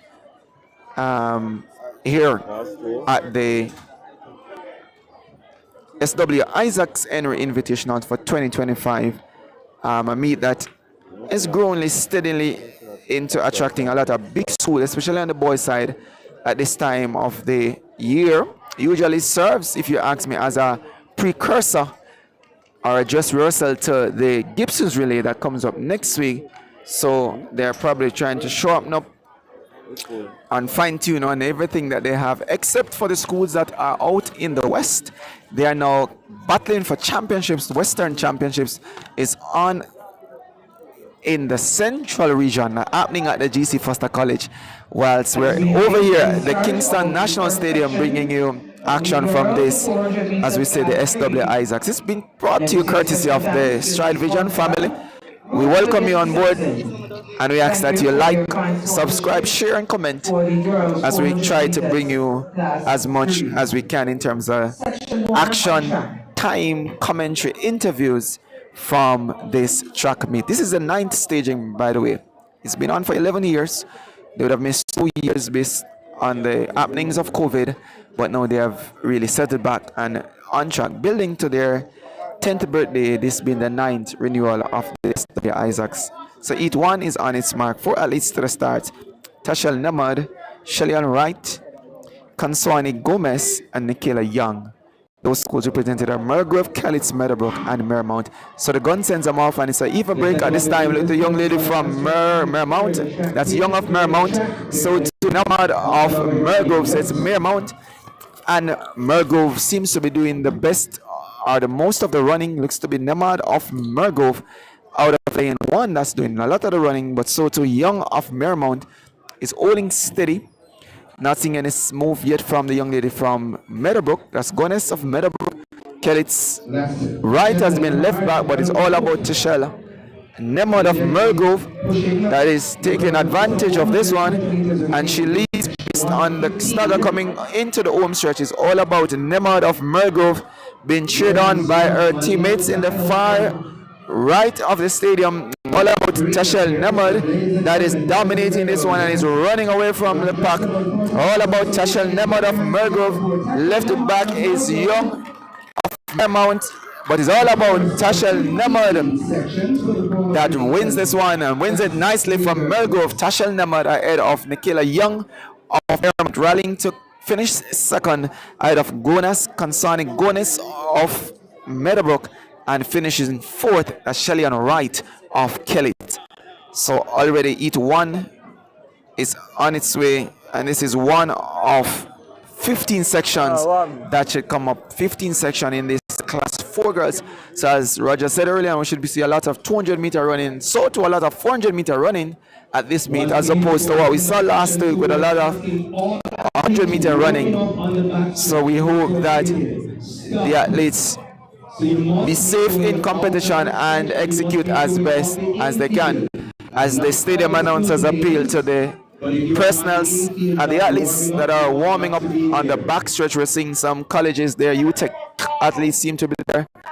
So too some on the infields. While today, disapproval of some of the fans in the stadium, they're asking where should the warming up take place. But it's a difficulty when you would have to be having competitions in the stadium and so too preparation be happening in the stadium. So it's a challenge because on the infield as we speak there's a javelin going on, and so too the discus is getting ready, and it is not encouraged when those events are happening because of the implements used to have athletes on the infield. So we hope that once that competition gets done, the athletes will have more space to warm up. But for now, it is understandable that the athletes will have to use whatever space given to them because the lodgements or the booths rather are set on the track, a cycle track, and there's just the region above that track, and somewhere in the grandstand because the bleacher is out of bounds.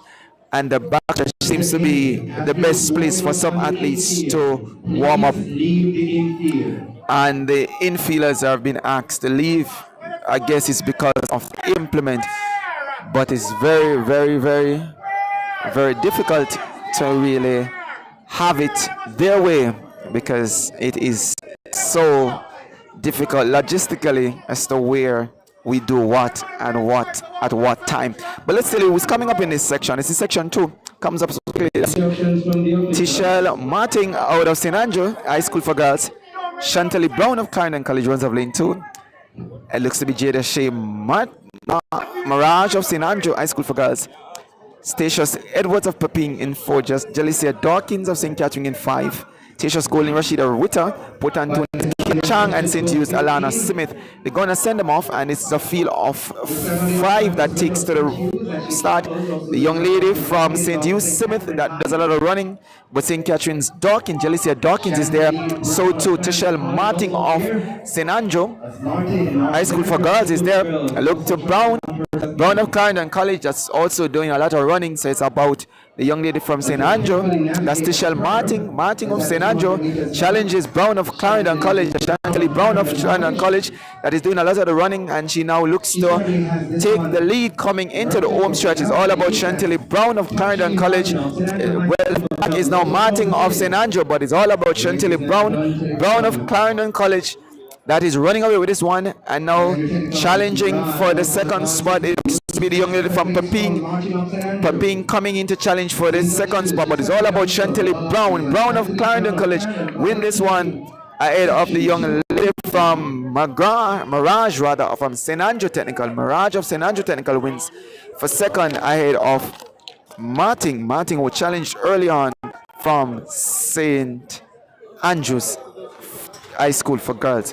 So those are the top 3 in section 2 of that event. This is the class 3 girls 400 meters that is on track and running at this time. We hope that these events will get through in a reasonable good time because we need to have, as you say, more of the events being done before the need of having the lights in use inside the stadium, because that's a cost factor for the organizers, and they're trying their endeavor best to ensure that they don't have to go down that route. So really and truly, we hope that that is sorted out quickly and in a timely manner. But you're listening to Action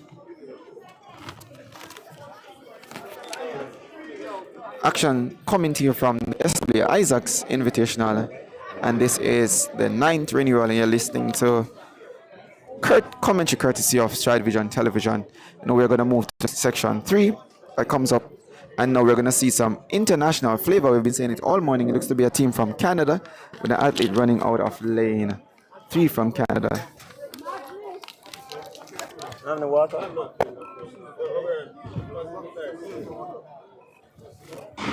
As section 3 goes, we're asking the athletes on the infield to be very mindful. So section 3 off and running, and it should include Kathleen Henry of Mermount, Tavia Cooks of Pepin, Ron McKenzie of Air Blast, and that's a athlete from Canada. Trisha Sutherland of Clarendon, Paris Sigree of St. Hughes, Donoya Scott of Alpha, and Mill of Pembroke Hall, and Burton of Woolmer's. So this one has been off and running. Looks to be the athlete from Clarendon College that is leading this one. That is Trisha Sutherland. Sutherland of Clarendon College seems to be a lot of the running. So too the young lady Burton of Woolmer's is all about Trisha Sutherland of Clarendon College against Burton of Woolmer's, but it's all about Trisha Sutherland of Clarendon College will make this a quick double for Clarendon College as she steps away from the field and left back all the other athletes from St. Hughes, and Alpha that is challenging Alpha and St. Hughes battling for second and third, but it's all about Sutherland. Trisha Sutherland of Clarendon College will come up as the winner for this one in the section 3 of the girls class 3 400 meters. As they come in. So it is a time final event, so it is really the fastest finisher based on time that will win this one, as opposed to the winners of each heat. So that's section 3 done and dusted. We're going to be moving to section 4 in a quick time, but just to let you know that the winner there, Sutherland of Clarendon College, following up on her teammates. Brown won in section 2, and Clarendon College seem to be on a roll with this event this morning. Section 4 comes up now, and they should feature Kiara Shand of Robert Lightburn, Shanice Richard of Pepin, Ashanti Dunn of Immaculate, or Kayla Bonner rather of Immaculate, Ashanti Dunn of St. Jago, Kelsey Richard of Woolmer's, Latania Briscoe of St. Andrew, Shamoya Donaldson of St. Andrew, and in lane 8, Amelia Garnett of McGrath. So far we're seeing all except the young lady from McGrath that should be in lane 8. So there should be a field of 7. Let me also check to see lane 1. From Robert Lightburn seem to be missing. So it seems to be Richards of Pepin in 2, Bonner of Immaculate in 3, Dawn of St. Jago, not there, should have been in 4, not there. Richards of St. Andrew in 5, Briscoe of St. Andrew also in 6, Donaldson in 7. Those are your starters for this one. So the starter sends them off, and look at the athlete from the infield, and that seems to be the young lady from Immaculate. Immaculate is also going nicely. So to the athlete from St. Andrews, that used to be Donaldson. Donaldson is also moving steadily. So to Briscoe of Woolmer's. So Woolmer's Briscoe is also there. So to Bonner of Immaculate. But let's look to Donaldson of St. Andrew. Donaldson of St. Andrew, that seems to be a lot of the runner. Wilmer's Richards is also there. Letting out Wilmer's Richards is there. So to Bonner of Immaculate. So it's a three-way challenge here. Bonner of Immaculate seemed to turn on the after burners and doing a lot of the run, and now she's been challenged by the young lady from Wilmer's Richards of Woolmer's that is taking this one. Richards out muscles Bonner of Immaculate. So it's Richards courtesy of Kelsey Richards on that one ahead of Caleb Bonner of Immaculate, and Donaldson of St. Andrew High School for Girls comes through for third. So the Woolmerans prevailing a minute 01.57 seconds.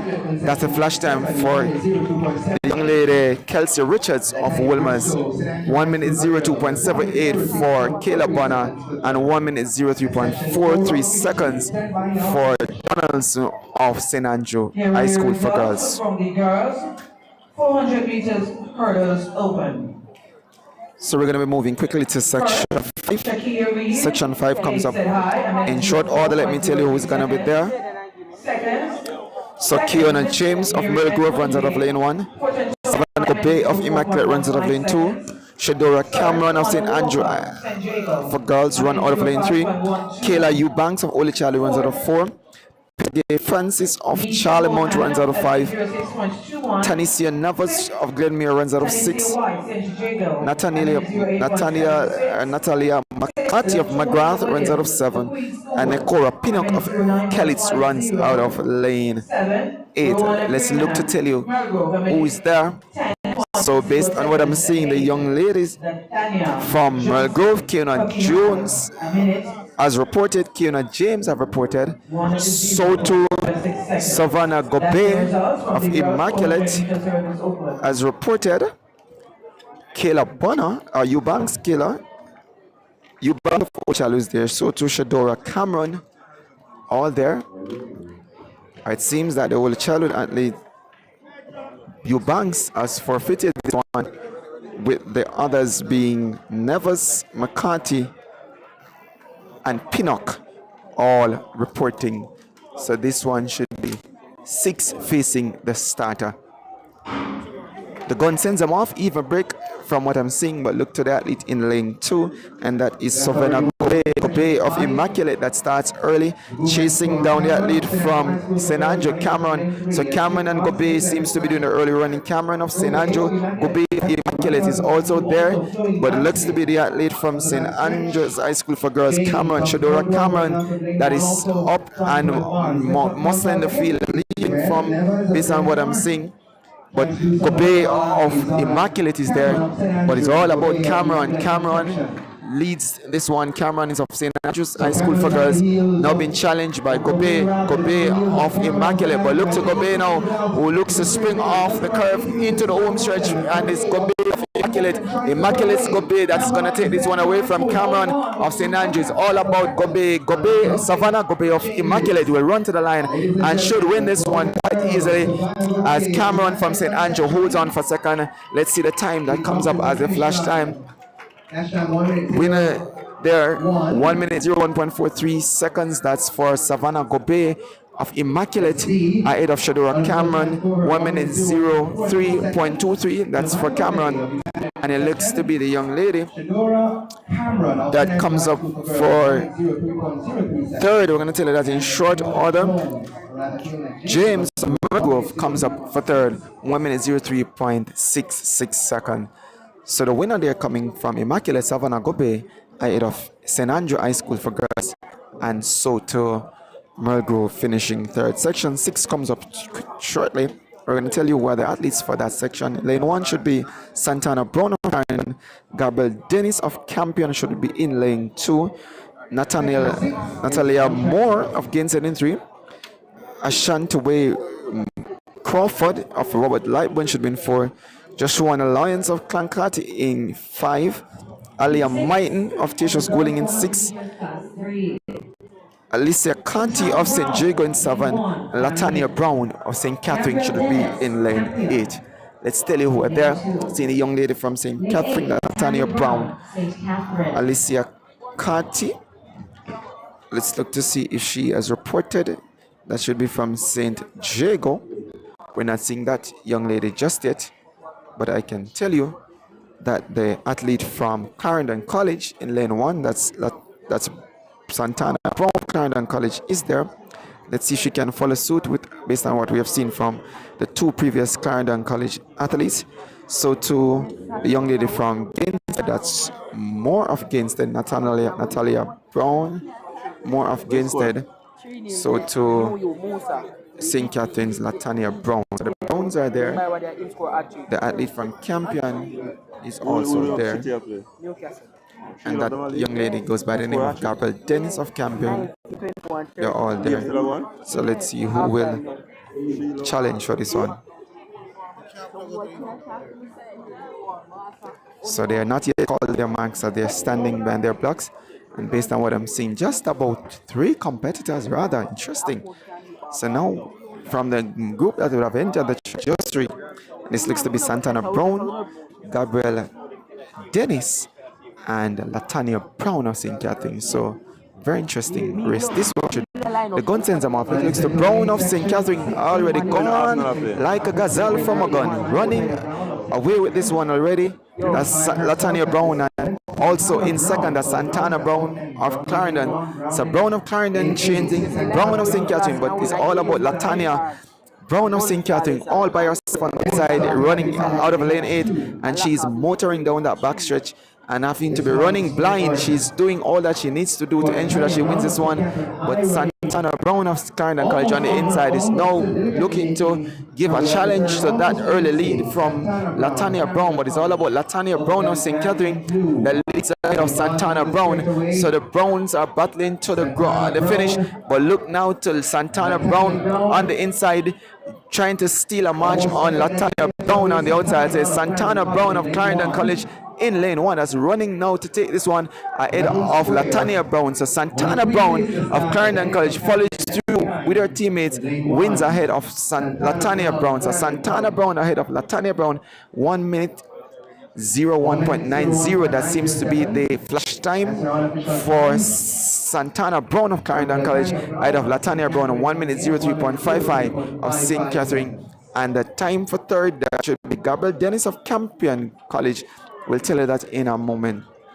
But I can tell you, Santana Brown it is of Clarendon College. Third win for Clarendon College ahead of Latanya Brown of St. Catherine. So Santana ahead of Latanya. So those times are already on the clock, and we await the time for a young lady from Campion College who came through for third with 3 at least in that event.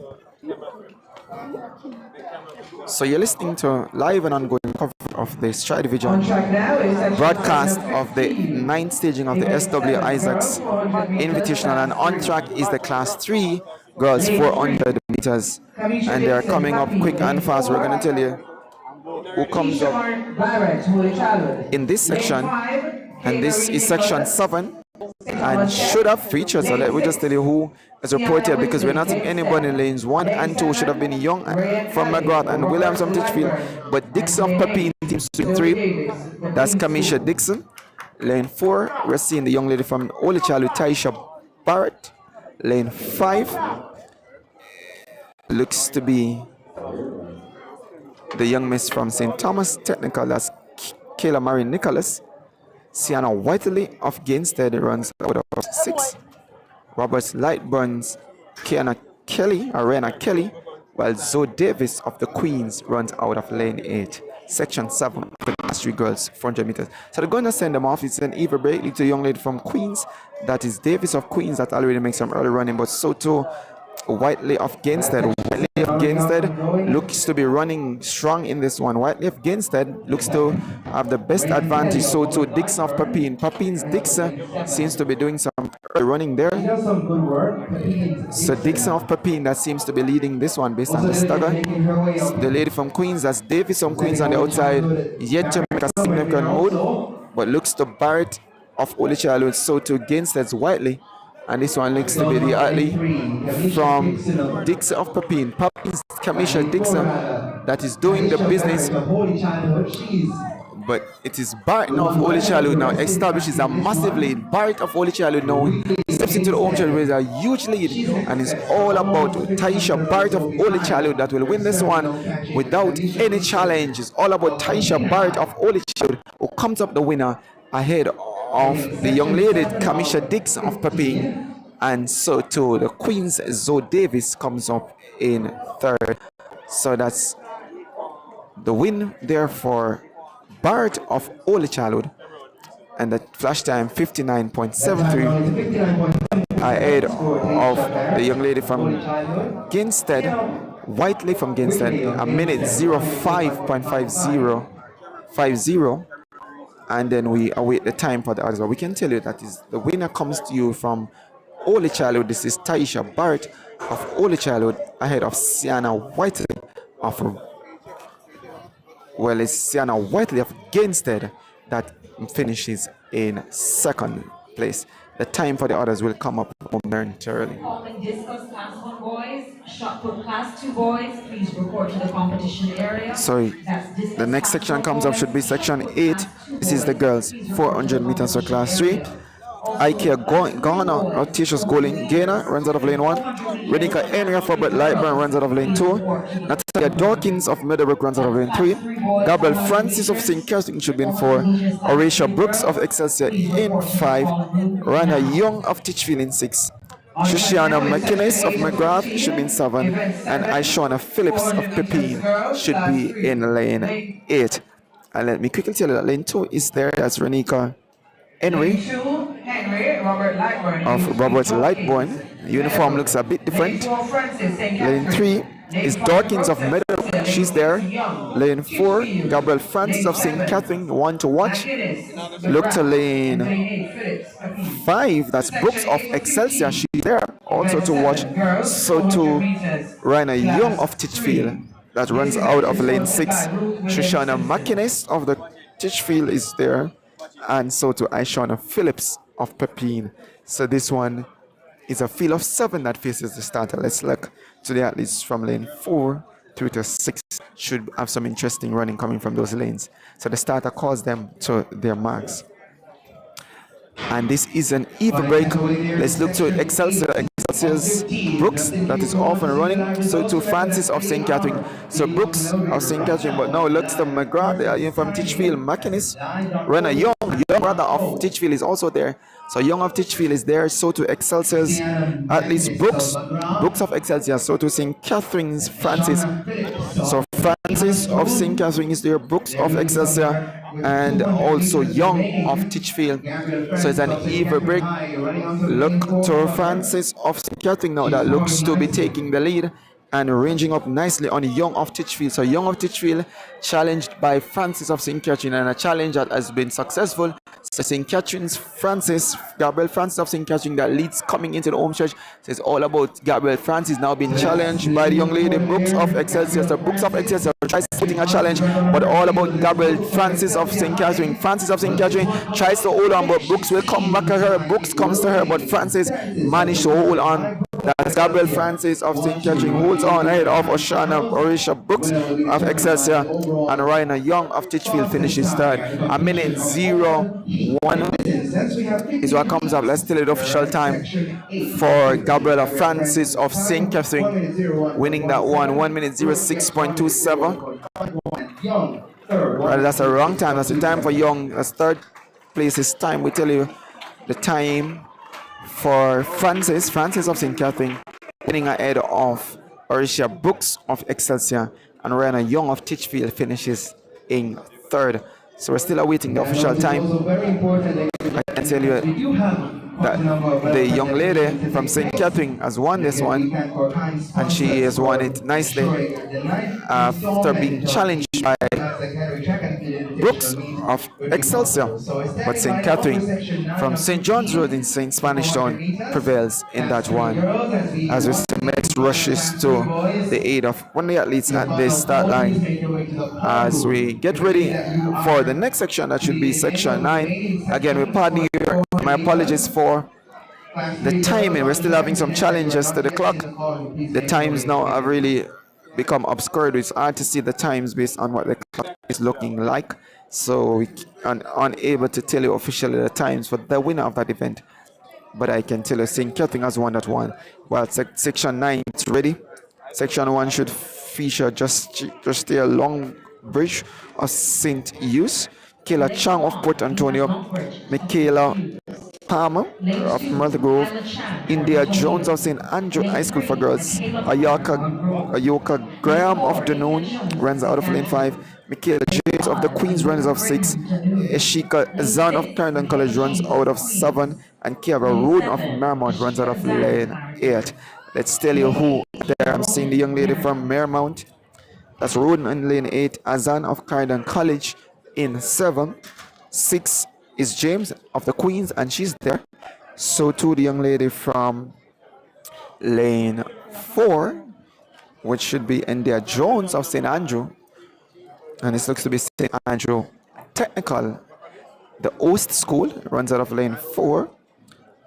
5 should be Dunoon, and she's there. And that's courtesy of Ayoka J. Graham, runs out of lane 5. In lane 3, that's Myrtle Grove's Michaela Palmer. She's there. So to lane 2, Skilla Chang of Port Antonio. And in lane 1, that's just the long bridge of St. Hughes. So for the first time, we're seeing all 8 athletes reporting for the start. Interesting one. This should be, let's see where they take it from here on. So it's Longbridge, St. Hughes, Chang, Mulgrove, Palmer, Chang of Port Antonio, Palmer of Jones of St. Andrew, Graham of Dunoon, James of the Queens, Azan of Clarendon, and Roden of Mermount. The starter calls them to their marks. So the sends them off and running. Looks to be the young lady from Clarendon College. As Azan of Clarendon College seems to be moving nicely. So to Jones of St. Andrew Technical, that's running as well. So it's about the young lady Azan of Clarendon. Clarendon College is moving, but Jones from St. Andrew Technical is trying to hold firm. It's all about Ashika Azan of Clarendon College that has taken the advantage on this one, and she's motoring, trying to make it 4 straight for Clarendon College, or 4 rather. In this section is all about Ashika Azan of Clarendon College. Opens a massive lead over the likes of Jones and Graham at this point. It's all about Ashika Azan. Now look to India Jones.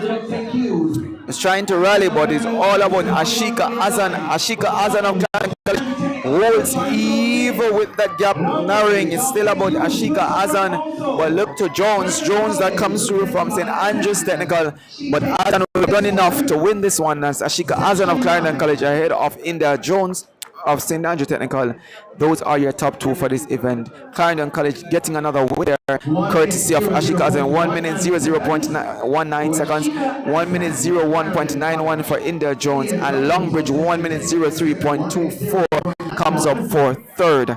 So that's Clarendon College winning their third event in the class 3 girls 400 meters. There for Azan of Clarendon College ahead of India Jones of St. Andrew Technicals and the Longbridge of St. Hughes. Those are your top 3 in the 9th section of the class 3 girls 400 meters. Coming up next is the section 10 of the class 3 girls 400 meters, and that one should feature Shalicia Wright of Excelsior running out of lane 1. She's there. Sarah Shaw of the Titchfield runs out of lane 2. Seeing somebody there. In lane 3 should be Priscilla Johnson of the Queens, and she's also there. Denise Thomas of Tatius Golding is in 4, also present. In lane 5, Jamelia Alves of St. Jago. In 5, that should be one to watch. Kelia Cook of the Camden High School is also there. So to Kimoya Paul of Pembroke Hall and Natalia Pollack of Kingston Technical High School. I think all 8 have reported for the start. Let's look to Alves, Jamelia Alves of St. Jago, and also from one of the Caribbean countries. I think it's Grenada.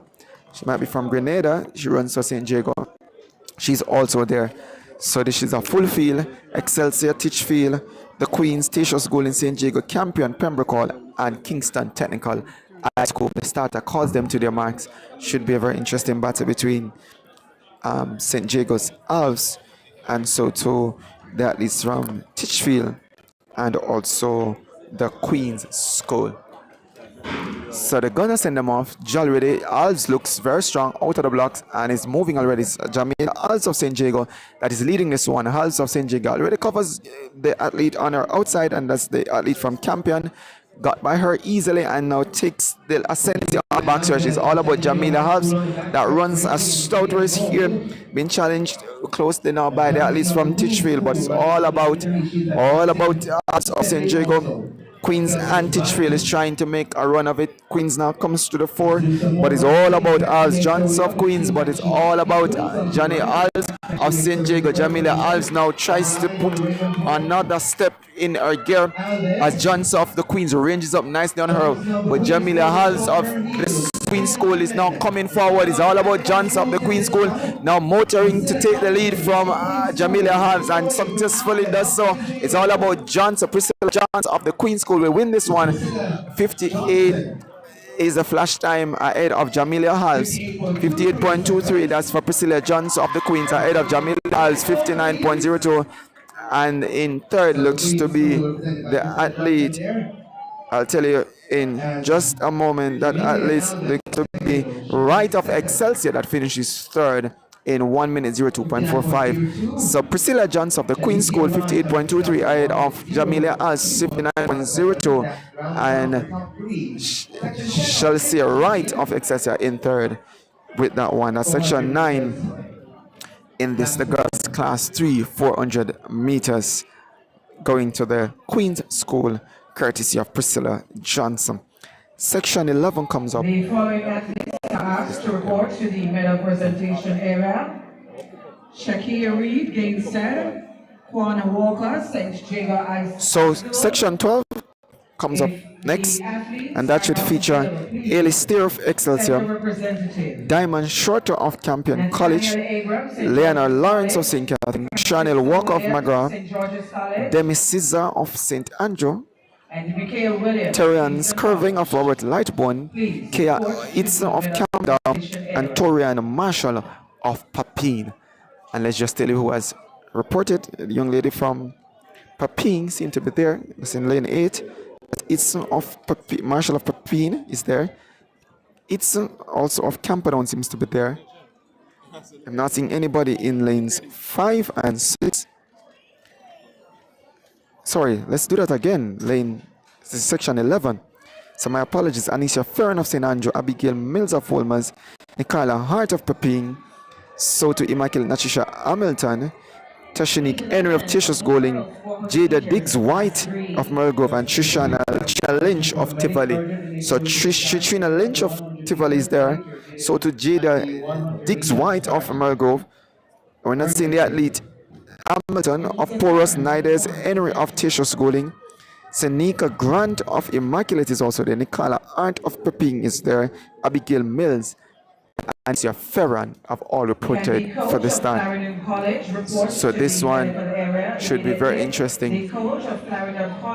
Very interesting one.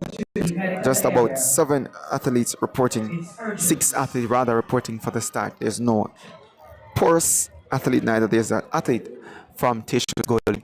So this one should be Ferran of St. Andrew, Mills of Wolmers, Art of Papine, Hamilton of Immaculate, Diggs White of Mago, and Lynch of Tivoli Gordon's High School.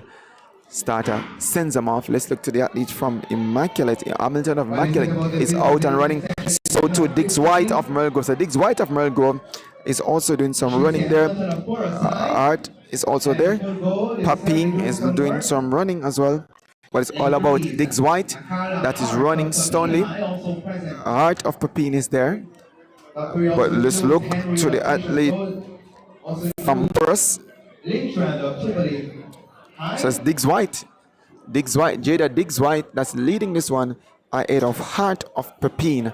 So it's be Heart of Papine, Diggs White that is running all by herself. Diggs White is out in lane 7 and looking strong, looking easy as she ranges up nicely and steps home easily. Now trying to make a challenge or run of it is Mills of Wolmers and Hart, but nobody will catch Diggs White as she looks very easy coming to the line for Diggs White of Mulgrove ahead of Mills of Wolmers, and Hart that offered some challenge comes in at third.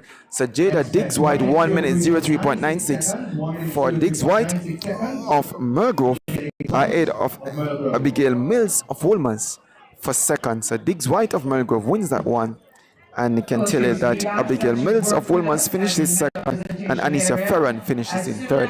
That's the class 3 girls. Class 3 girls 400 meter. That's section 11 out of 15. So we are just about 4 sections to complete. This is a class 4 girls. Class 3 girls rather 400 meters. And this is an event that is really packed today with entries. I shall tell you that a lot of the athletes are turning up, unlike we saw in some of the earlier events where the fields were quite less than what was listed. Section 12 looks a little bit less than what we saw before, but let's just tell you who should have been there. Section 12 should have been Ailey Steer of Excelsior in 1, Diamond Shorter of Campion College in 2, Leona Lawrence of St. Catherine in 3, and I can tell you I'm now seeing the athlete from Excelsior.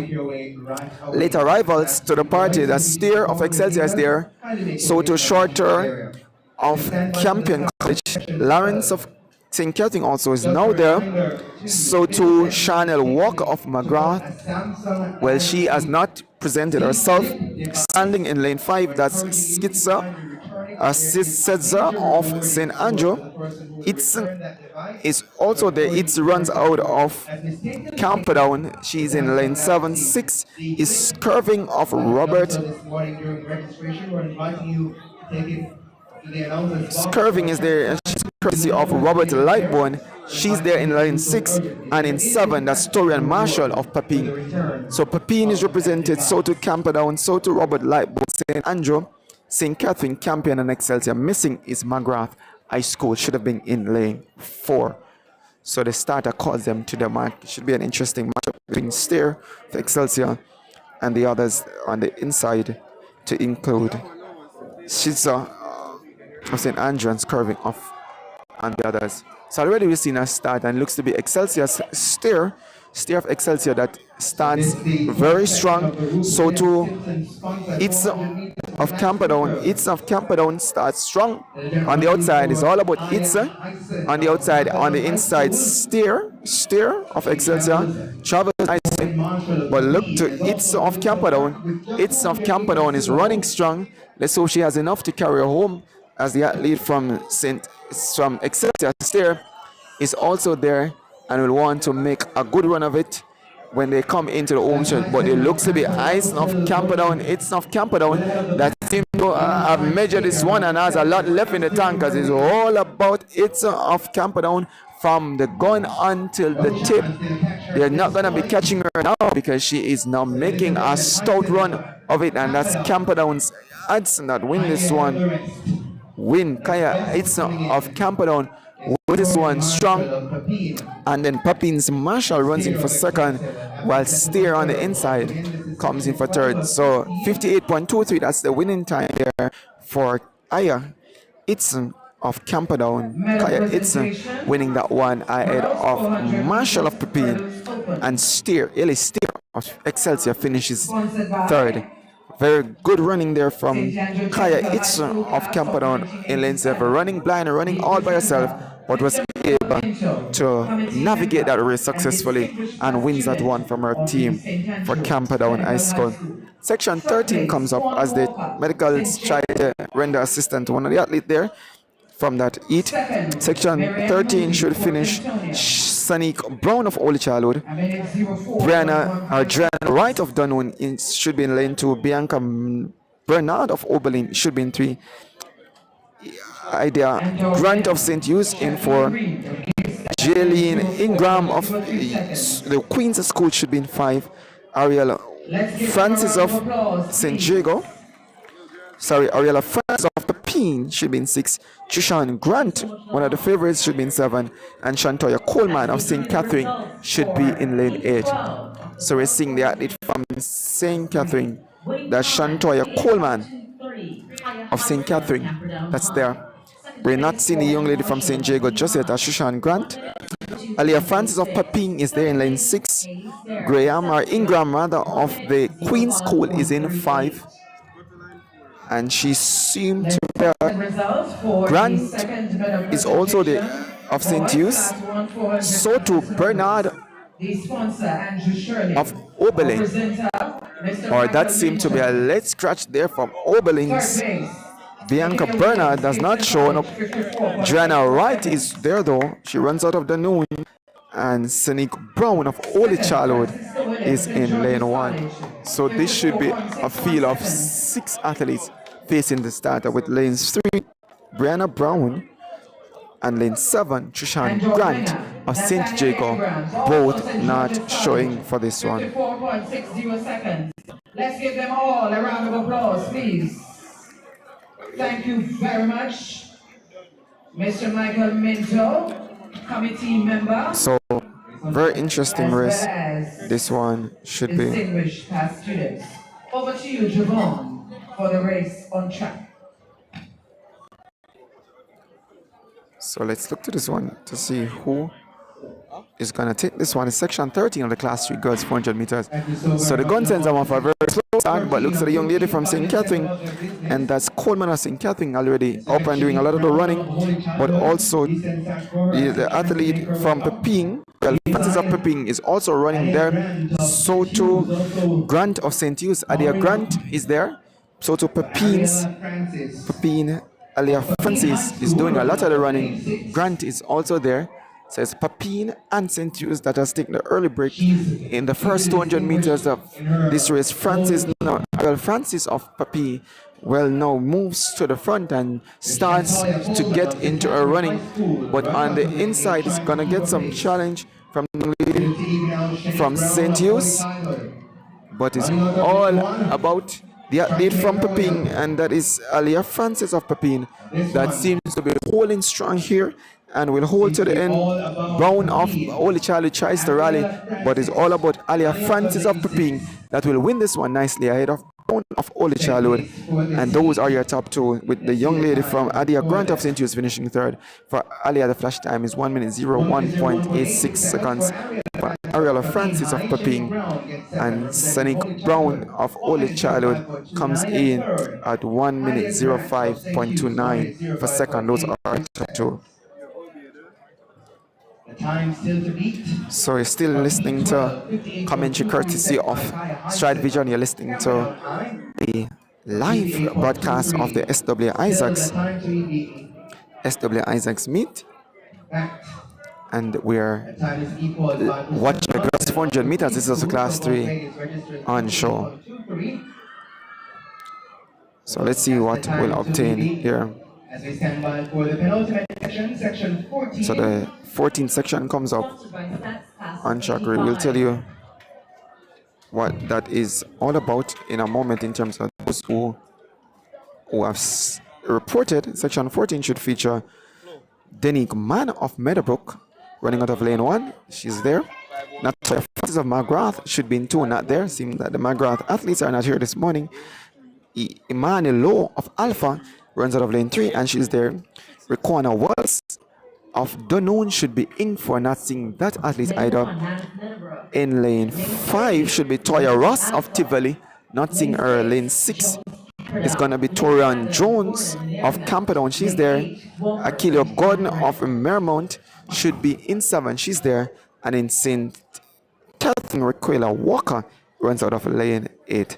So all those are reported, save and except the athlete, or should be from lanes 2, and that would have been McGrath, Natoya Francis, and lanes 5, Toya Ross are not reported. And now we're not seeing Dunoon's Raquela Wallace. So this field is a field of 5 to face the starter. Meadowbrook is there, Alpha is there, Camperdown, Mermount, and St. Catherine. Let's see which school will come out victor in this section. Starter calls them to the back. So now the athlete from St. Catherine is off and running. That's Walker of St. Catherine. So too the athlete from Mermount, Gordon, makes early running. So it's Gordon off from Mermount makes early running. So to recall a Walker of St. Catherine, but not to be left out of it is Emmanuel Lowe of Alpha. Emmanuel Lowe of Alpha now begins the step, and she seems now takes the lead. So it's Lowe of Alpha that now is in the lead based on the stagger, challenging the two out in the outside. That's Gordon of Mermount and Walker of St. Catherine. But it's all about Lowe. Emmanuel Lowe of Alpha now stamps her authority on this one. Trying to come back is Walker from St. Catherine, but it's all about Emmanuel Lowe. Lowe from Convent of Mercy now starts running, swings, lifts her knee as she comes home to win this one, and she'll win it, failing an accident. That's gonna be Emmanuel Lowe that will win this one.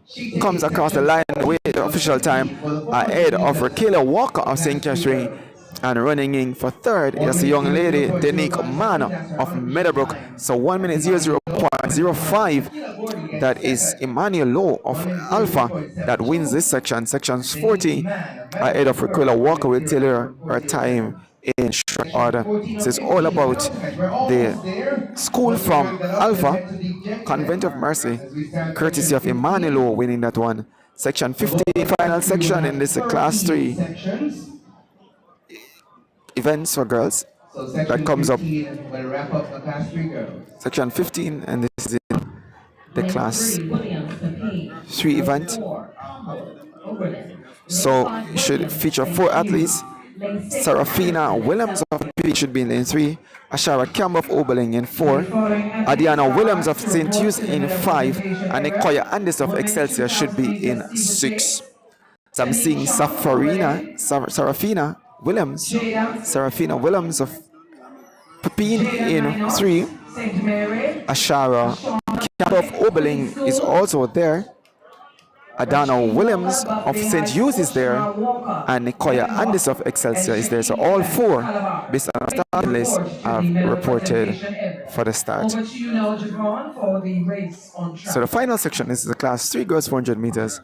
4 schools represented: Papine, Oberlin, St. Hughes, and Excelsior. So we'll tell you momentarily who is the overall winner for this event as we get through to the close of this event, the class 3 girls 400 meters final section.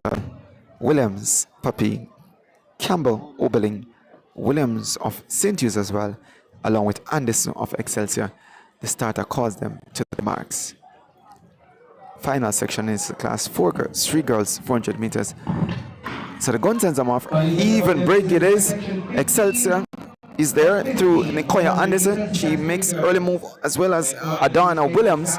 But now look to the athlete from Paping, that's Sarafina Williams of Paping, that starts the running, chasing Anderson of Excelsior.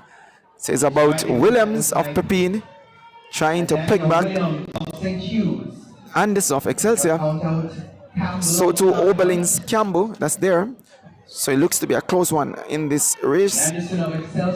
Williams of Pepine, Williams of St. Hughes, Anderson of Excelsior, all there.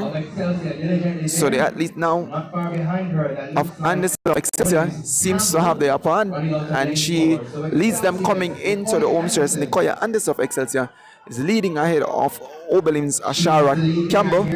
Trying to come back now is Williams of Pepin, but it's all about the young lady from Excelsior, Nicoya Anderson.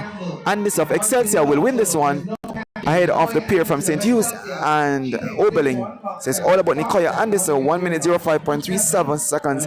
That's Nicoya Anderson of Excelsior winning ahead of Adania Williams of St. Hughes and Ashora Campbell of Edwin Allen.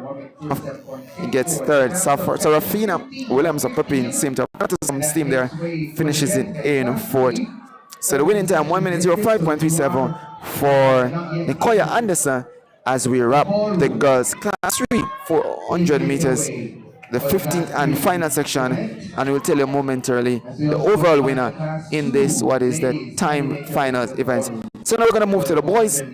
Class 3 will come up shortly, and as I take a break, we're going to hand the coverage to Roger as he takes you through the boys section. Should be about 13 sections for the class 3 boys, and we hope that we stick with us as we get through those. We still have the class 2 girls and boys, class 1 girls and boys, along with an invitational run for women and men should come up in short order. So stick and stay for the boys as the other events on the field still on. High jump for girls, long jump for boys, shot put for girls, javelin I think has now been wrapped up, open. So it's all about the boys that will come up now. Class 3 boys 400 meters. Over to Roger Asford. All right, thank you very much, Shane. And just to tell you that there was a tie for first place in that class 3 girls 400 meters. Kaya Hyson of Camperdown and Priscilla Johnson of the Queens, both running 58.23 seconds. So a tie for first place there in the girls class 3 400 meters. Third place went to Chantilly Brown of Clarendon College. She did 58.81 seconds. And Jamila Alves of St. Jago fourth, 59.02. Fifth, Tashley Nemad, Merle Grove, 59.46. And sixth, Tiasha Barrett of Holy Childhood, 59.73. And those are the athletes who would have ran below the 1 minute mark. Your winner, a tie, as we said, Kaya Hyson, Camperdown, and Priscilla Johnson, the Queen School, both running 58.23 seconds. As we stand by for the boys' 400 meters coming up. And in this event, we have 6 competitors. The women long jump report to the competition area. They are Marcel Johnson, Campion College, Tariq Prescott, Robert Lightburn, Dejan Hines, Woolmer's Boys. Then we move over to lane 6, Daniel Buchanan, Kingston College A, Kishan McLeod, St. George's College B, and in lane 8, Calabar's Jordan Fenton. 6 competitors for this first heat in the boys class 3, 400 meters. Off and running, level break. The man from St. George's College looks to go early, along with Daniel Buchanan of Kingston College, who now steps up and passes his competitor from St. George's College as they pass the marathon tunnel. On the inside, there is Marcel Johnson of Campion. There's Tariq Prescott of Robert Lightburn and Woolmer's Boys, Dejan Hines. But the man from Kingston College showing the field the way, coming around on the top curve. Daniel Buchanan. But on the outside, Romarius, the man from Calabar, now takes charge. Jordan Fenton ran very well on the top curve and took the lead away from McLeod. And Jordan Fenton now drives towards the line ahead of Buchanan, Kingston College, Woolmer's Boys, Dejan Hines. For the women 2,000 Your winner, meters steeplechase, Jordan Fenton, 53.50. Let's see how that time will mark up with the rest, because there will be 13 events in this Class 3 boys event, and 53.50 by Jordan Fenton from Calabar. Third place, Ashana Bonnick, Queen Will be the one to beat. 8 minutes, 53.86 seconds. 53.50. So, Second place, first section out of the way. Mary High, 8 minutes, 41.55 seconds. And the Class 3 4 boys long jump currently on the way as well. High School, 8 minutes, 35.58 seconds. Congratulations. It's been a wonderful meet so far today. Started off a bit shaky, but things got smooth throughout the course of the morning. And we are now smooth running in the mid-morning, later morning session here at the SW Isaacs Track and Field meet here at the National Stadium. So wherever you are, want to say welcome, especially those of you who are there in the diaspora. Your listed competitors, Emil Higgins from Kingston College, Damian Lewis, Robert Lightburn, Jordan Gregory, Jamaica College, Dan J. White, St. Catherine, Carlos Gibbs. Getting up well, it is Jordan Gregory from Jamaica College. He's tracked on the inside by Higgins from Kingston College now. So Higgins from Kingston College and Gregory from Jamaica College, those are the two going for it. Higgins looks to be the one, but Gregory not letting and yielding, going around on the top curve. Higgins from Kingston College and Gregory from Jamaica College. Those are the two coming into the straight. Higgins grabs the lead into the straight, steps away for the moment. Gregory from Jamaica College tries to fight back, but holding on is the man from Kingston College, Emil Higgins. Higgins still holding on. Gregory tries to fight, but Higgins wins 53. Running out of lane 3, that's 0.31 for Emil Higgins. Kingston College. Emil Higgins. 53.69 for Jordan Gregory from Jamaica College. Jane Brown Arden third, 59.29. For the men 2,000 meters Steeplechase Open. So Higgins moves to the top of the leaderboard at that time, 53.31. Class of 71. Fenton drops to second, 53.50. And Gregory currently occupying third place for Jamaica College, 53.69. Emil Higgins, Kingston College with the win. Section 2, boys class 3, 400 meters here on StrideVisionTV. Welcome to Sports TV, and we're here for the remainder of the day, bringing to you live and continuous coverage of the SW Isaacs track and field meet on a beautiful day here in Kingston, Jamaica, National Stadium, as we get ready for Heat 3 of the boys class 3, 400 meters. Next on track, section 3. Congratulations, gentlemen, and thank you very much to our presenter, Ms. Sandra. Among your competitors for section 3, let's give them a round of applause, we have please. Devdas Douglas, Excelsior. In fact, it's Javon Fagan from St. Catherine. Next on track, section 3. Moving up to 3. On the boys 400 meters. And it's sponsored by Williams Simpson.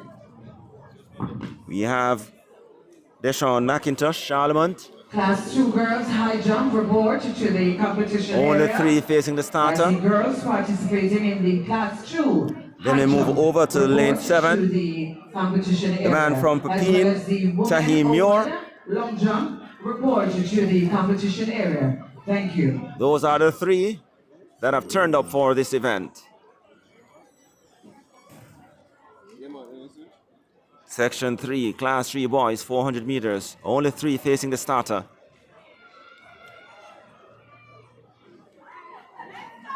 Fagan, McIntosh, and Muir, Pepin. And this is the third of 13. Of 13. LeVon Fagan, St. Catherine, lane 1. Deshaun McIntosh, Charlemont, lane 3. Class 3 boys, 400 meters.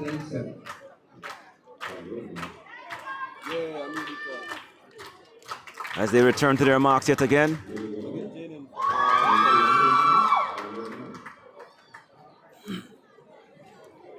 On their marks. Section 3. Sent on their way. And 3, as we said, facing the starter, LeVon Fagan, St. Catherine. Deshaun McIntosh, Charlemont. And Tahim Muir from Pepin as they go onto the back straight. Fagan of St. Catherine looks to have the lead based on how they are arranged as they go up to the 200 meters mark. Muir from Pepin Trying to pick up speed is Fagan of St. leads. Catherine High. Fagan Deshaun and McIntosh. McIntosh. Not yet out of it, but it's Muir from Pepin who will take them into the straight. McIntosh for Charlemont challenges that lead, and he takes it. He sweeps to the front. Deshaun McIntosh from Charlemont. He leads, pulling away from Muir from Pepin and Fagan from St. Catherine. And the man from Charlemont comes through to take the win. Deshaun McIntosh ahead of Tahim Muir and Fagan, 56.45. The time for Deshaun McIntosh from Charlemont. Tahim Muir, 57.71. Pepin and LeVon Fagan will take third spot there in that third section, the boys class 3, 400 meters. The following athletes are asked to report to the medal presentation area: Elvis Graham, Devon Spencer, Javoni Nichols, Abigail Bennett, Jada Francis, Getting ready for Alisa section Forster. 4. If the athletes are not available, And that field is not as depleted as the one before. We have Jovan Francis from Calabar. He'll run from lane 1. Jean-Marc Morrison, St. Mary Technical in 2. Patrick Edwards, Oberlin in 3. Rafiki Williams, Robert Lyburn. He's there in 4. Beside him, Christian Morgan, Mount St. Joseph Catholic in 5. In Phillips Jamaica College, B, he's listed but he's not there. Tyreek Brady, Excelsior in 7. Well, yes, he's there, the man from Jamaica College, Aiden Phillips. Section 4 of the boys 400 meters class 3. And then there's Tyreek Brady from Excelsior. He's out there in lane 7. Francis Calabar. Lane 2, Morrison St. Mary Tech. Lane 3, Edwards Oberlin. And this could be a full field. Looking to see if the athlete listed for lane 8 is there, is Dominique Dawkins. Lane 7, Brady Excelsior. Not seeing him at the moment.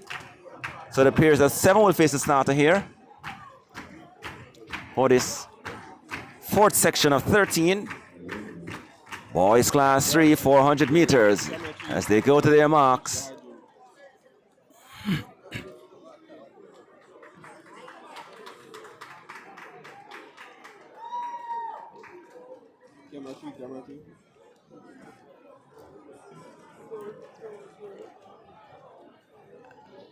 Section 4. Into their running. It's a level break.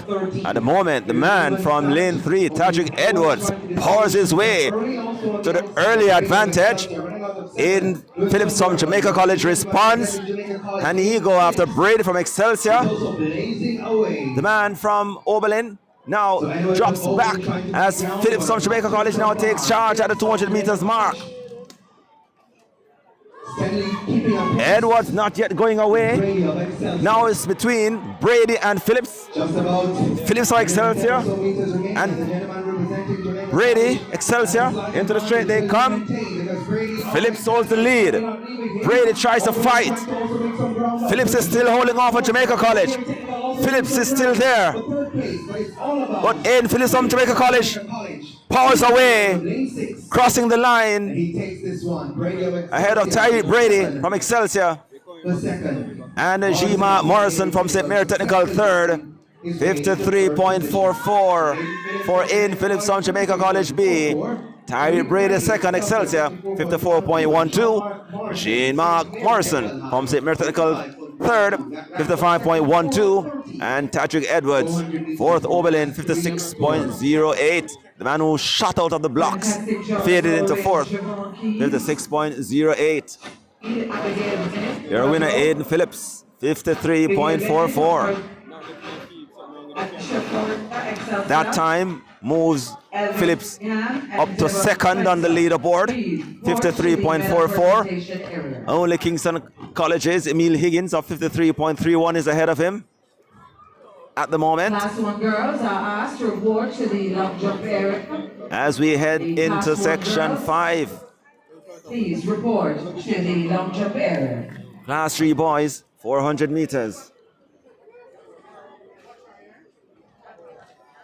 Among your listed competitors are Nathaniel Ivy, Veer Technical, Renato Reed, McGrath, Jeremiah Maitland, Donoon Park, Junior Howell, St. Mary's College, Kahim Burnett, St. George's College, B, then McCall, Jelani Gordon in 6, and Tyshawn Pencil, Glenmuir in 8. Those are our listed competitors. Let's see if we have a full field.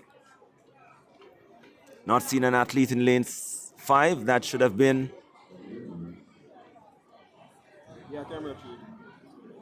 Kahim Burnett.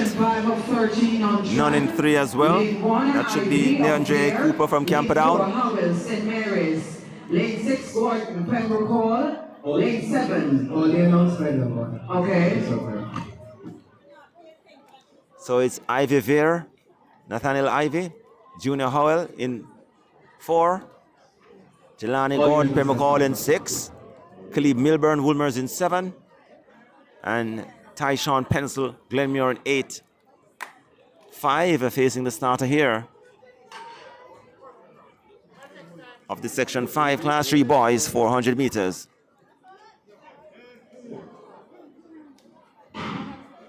They're off. They have a break. Milburn from Woolmer's boys takes early charge and motors along on the first curve, first 100 meters, and he leads at the moment. Nathaniel Ivy from Veer Technical tries to get into the picture in lane 1. Gordon Pembroke call up there. Ivy from Veer though takes the lead based on the chagga.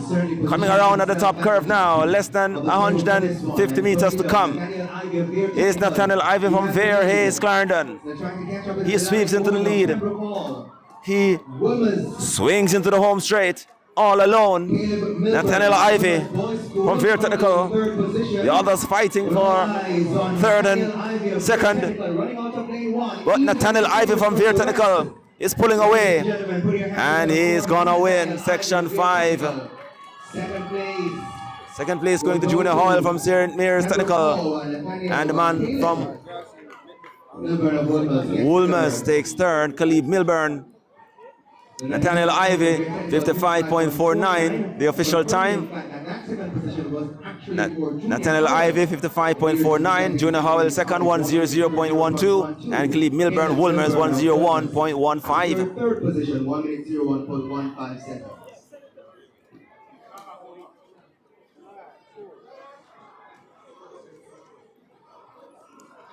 As we await Section 6.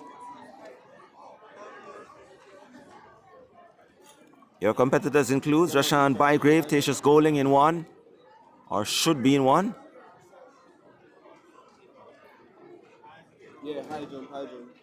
Next on track, 2 is Section Zaid 6, Purcell, boys 400 Titchfield. meters, Class 3. 3, Neandre Lane Cooper, 2, Camperdown. Purcell, Titchfield. Lane 4 is 3, Jaron Cooper, Brooks, Campion. Lane 4, Brooks, Campion. Not seen an athlete in lane 5, which should have been Dwight Watson from Pepin. In lane 6 is Ronaldo Clark or Rakabessa.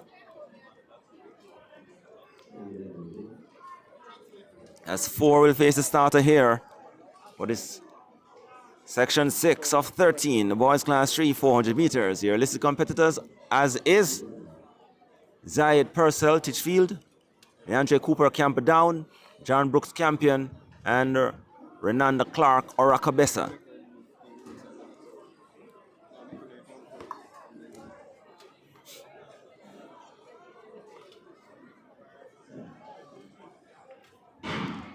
Onto their running they go. Clark from Rakabessa makes the early running as he takes them into the lead at the first 100 meters. Clark from Rakabessa leads, but can they close in on the inside? That group includes Purcell from Titchfield, Cooper from Camperdown, and Brooks, Campion College. Man from Rakabessa still holds them at bay, coming around on the top curve. Purcell takes aim for Titchfield.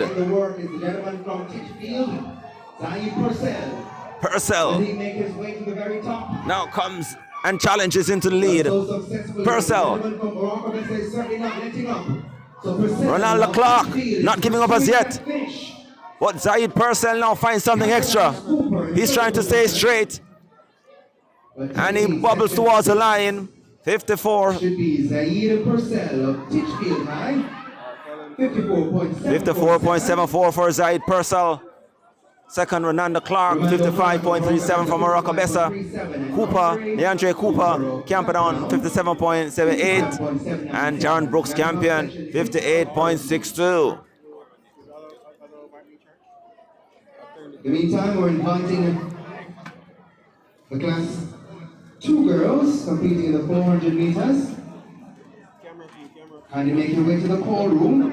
And it is that you are a class 3 gentlemen. And we're rolling over now to Section 7. You're to be competing and you're not yet in the call room. Your list competitors, Class 3 boys, 400 meters.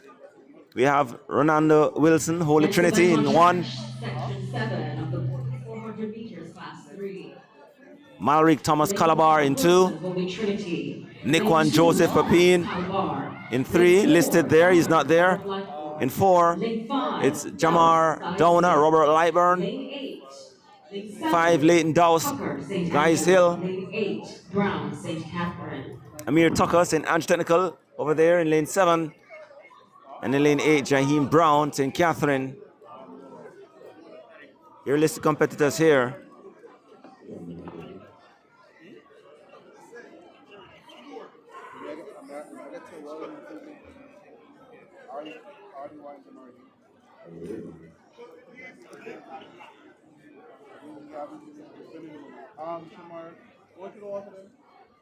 Six facing the starter. On their marks. Hush over the stadium. Off and running. Appears to be a little break. The man from Calabar though, Malik Thomas, now he takes aim. Beside him is Wilson from Holy Trinity. On the outside there is the man from St. Ange Technical, Amir Tucker. But Thomas from Calabar now takes aim and leads at the 200 meters mark. Covers the field, Malik Thomas Calabar. Holy Trinity's Ronaldo Wilson tries to stay with him. Can't stay with him. But trying to make the race competitive. Malric Thomas Calabar leads, but Wilson grabs it back for Holy Trinity. Into the straight. Ronaldo Wilson pulling away, showing great strength. The man from Holy Trinity, he's driving towards the line, and this could be a very good time. Second, 53.81. Malric Thomas second, 55.51 for Calabar.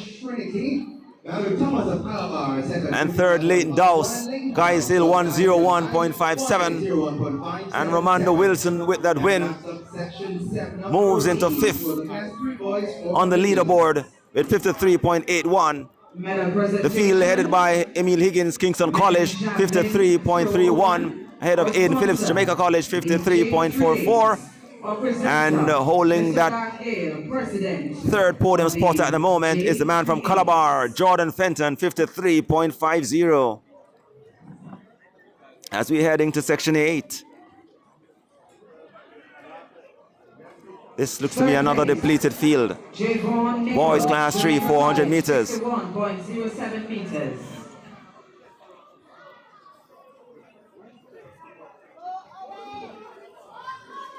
Jerome Dudley, Danoon Park. In 1. St. Johnny Walker, St. George's in 2. Heading over to lane 4, we have Owen Barrett, Jamaica College. We now move on to the short put. Beside him is the man from Clarendon College, Jason Gordon. By the Sunrise Variety Store. Our presenter, Mr. Van Third. There appears to be only 4 who will face the starter here in this 8th section of 13, the boys class 3, 400 meters. And we're here at the SW Isaacs Track and Field Meet on StrideVisionTV. Welcome to Sports TV. And it also forms part of the StrideVisionTV Athletics Series for 2025. My name is Roger Haspel, along with Dr. O'Shane Thomas, your broadcasters for today. And we'll have been here from morning, starting with the 400 meter hurdles, followed by the 2,000 meter steeplechase, and the girls class 3, 400 meters.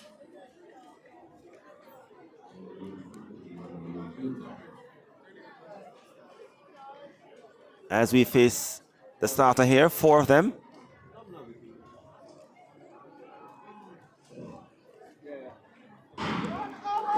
Off there running. And Owen Barrett from Jamaica College takes charge early. Walker from St. George's College tries to stay with him.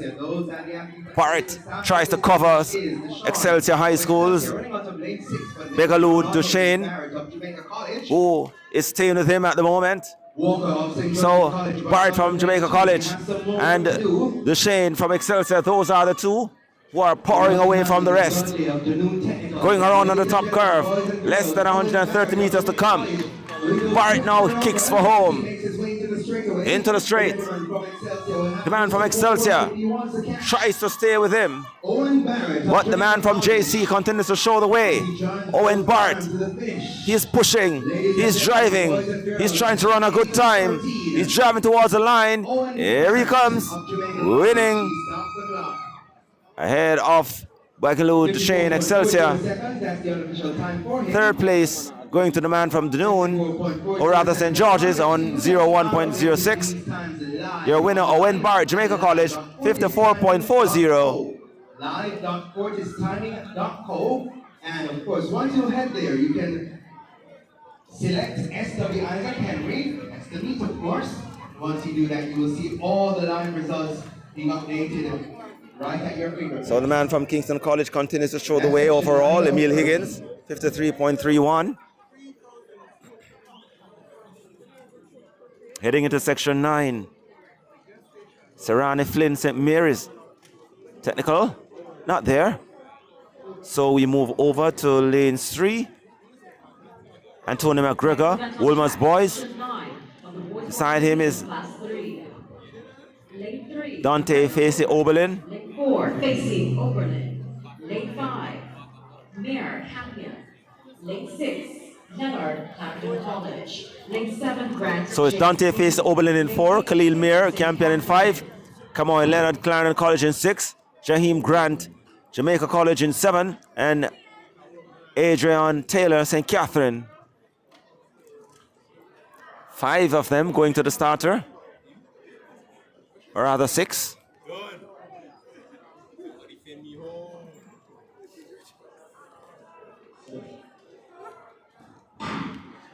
Into their running. Seems to be level. And the man from St. Catherine takes command.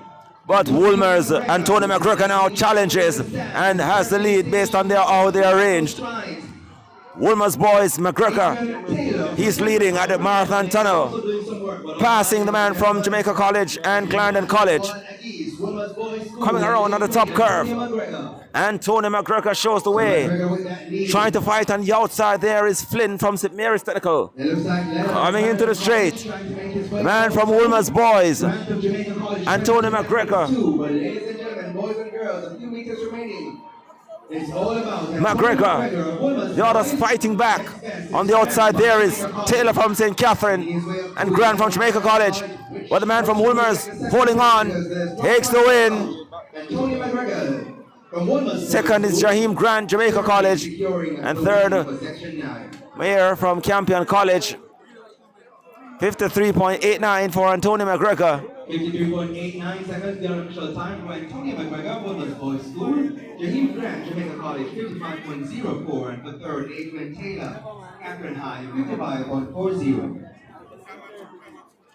And that was section 9, class 3 boys, 400 meters.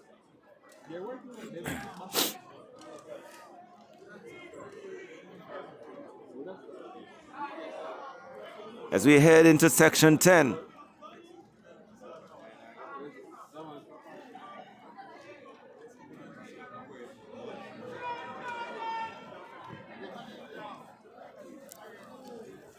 Next on track, section 10 of the boys. So we start with lane 1. Xavier Davison for Arden.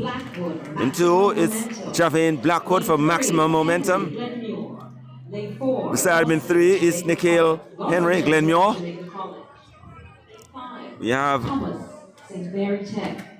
Ross Laws Gentles in 4 for Jamaica College. Tajay Thomas at Mayor Technical in 5.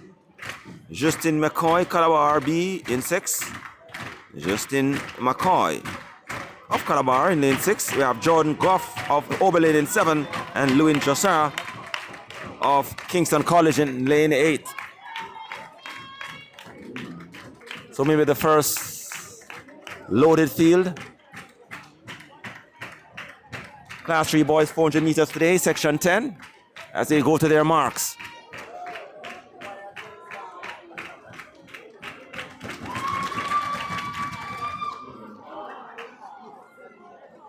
as there is a high jump taking place, and there was a youngster from Woolmers taking her leap, and of course she was urged on by her supporters in the stands and prompt the starter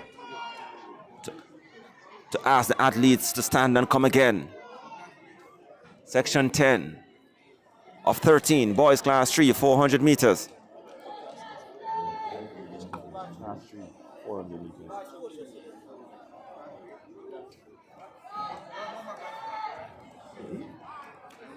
So it's Davison, McLeod, Henry, Gentles into their running. Justin McCoy takes charge at the moment. Behind him is Thomas from St. Mary Technical. Outer lane, Lewin from Kingston College tries to stay in the thick of things. Goff from Oberlin. But it's all about the man from Calabar at the moment.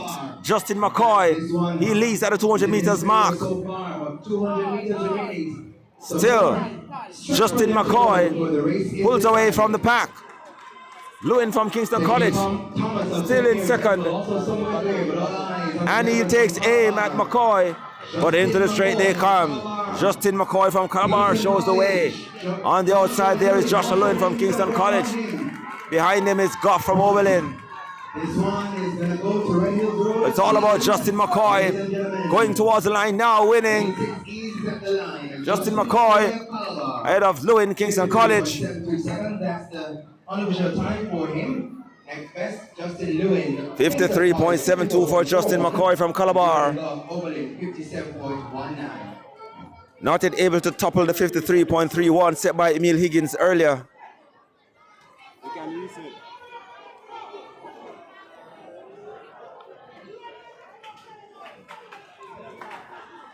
So now, yeah, move the camera then right now. No, but I use you to follow the leader. Next event on track, section 11, the boys 400 meters, class 3. Lane 1, Brown, Excelsior. Lane 2, Holden, Mount St. Joseph. As we head over to section 11 of 13. Lane 5, Thomas. Class 3 boys, 400 meters. Lane 7, Parker, St. Catherine. As here's the Woolmers jumper attempting again to clear the bar. Not successful, the red flag go up.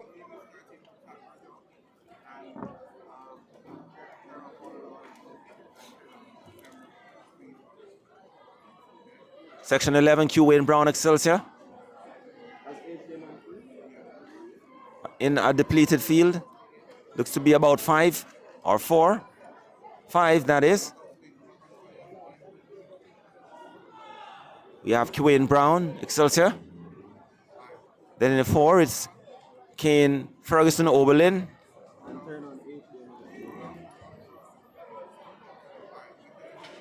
Beside Ferguson is Warrington Thomas, Dunoon Park. And the outer lanes, Deshaun Parker, St. Catherine, and Donovan James, Woolmers boys. As they go to their marks. Into their running. And the man from Oberlin goes to work early, but on the outer lanes is Deshaun Parker from St. Catherine. He challenges Donovan James from Woolmers boys and passes him at the marathon tunnel. So Donovan James continues the lead, going around at the 200 meters mark, trying to get back in the thick of things. Running almost on his own now. Seems like 2 sets of athletes in this section 11 so, 13. Ladies and gentlemen, Parker, St. Catherine, James, Woolmers boys. Parker kicks away from Jones, showing him clean heels. Driving towards the line. Donovan James, Woolmers tries to close, but not successful. Warrington Park, the Dunoon Technical. Or not quite, because second place will now go to Brown of Excelsior. And James of Woolmers will have to settle for third. 54.22 for Deshaun Parker. Quinn Brown Excelsior, 56.43. And Donovan James Woolmers boys, 56.87. Your top 3 finishers in this heat. 9 of 13, class 3 boys, 400 meters. Next event on track, section 12 of the boys 400 meters, class 3. Lane 1, Campbell Meadowbrook. Lane 2, Gibbs, Calabar. Lane 3, Williams, Holy Trinity. Lane 4, Spencer, Woodwell's Boys. Lane 5, Dixon, Overton. Lane 6, Lane. So it's now section 12. Coming up, Class 3 boys, 400 meters. Cameron Campbell, Meadowbrook. Dane Gibbs, Calabar. Nashawn Williams, Holy Trinity. Beside him in lane 4 is Zevisio Spencer, Woolmer's Boys. Then Justin Dixon from Oberlin in 5. And beside him is Christopher Gillespie, Tatius Golding in lane 7.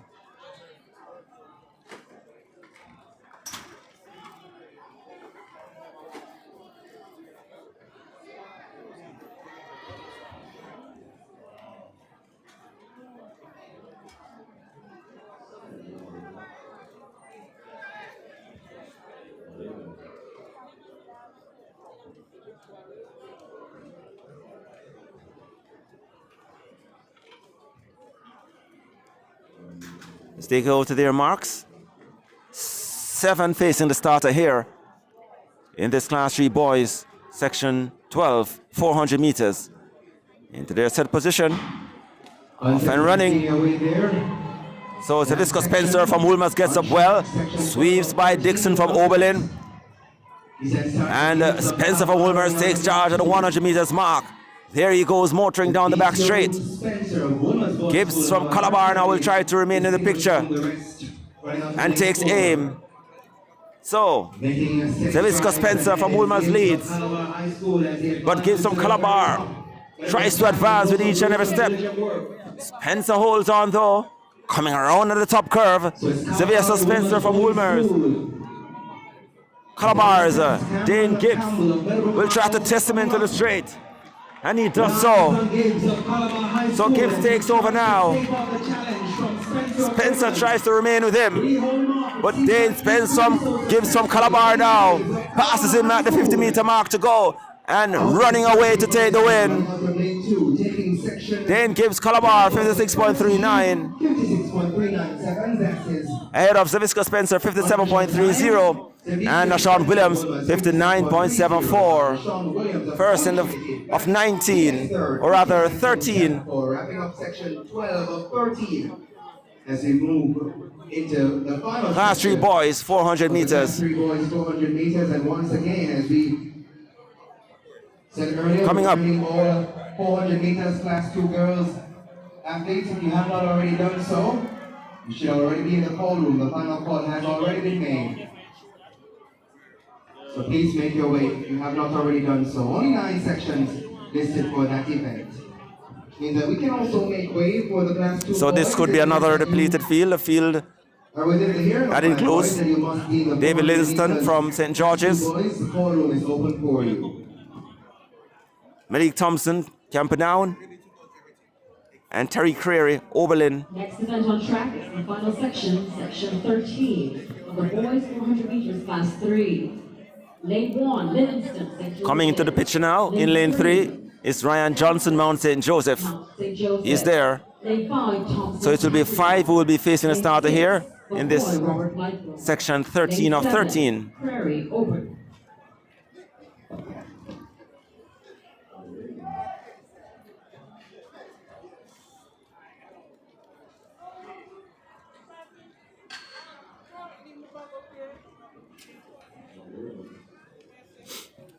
As they go to their marks.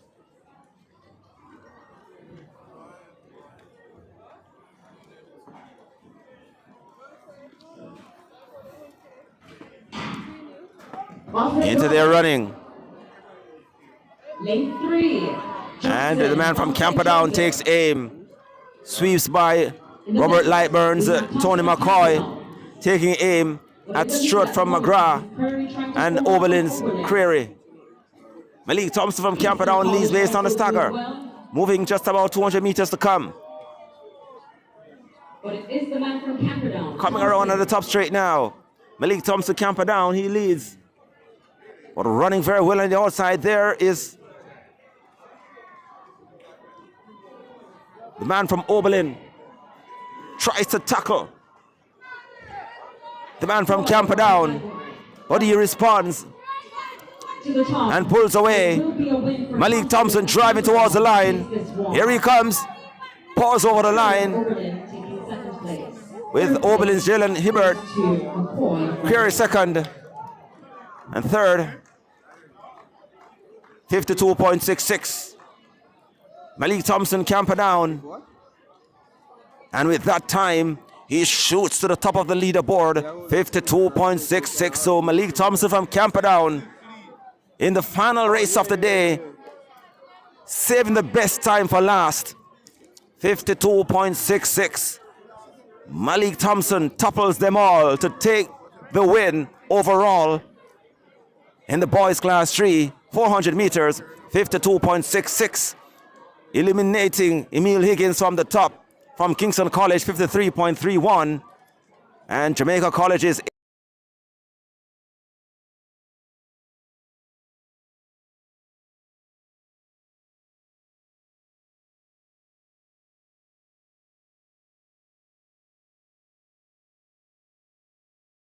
Time to make your pockets skyrocket with Mayberry.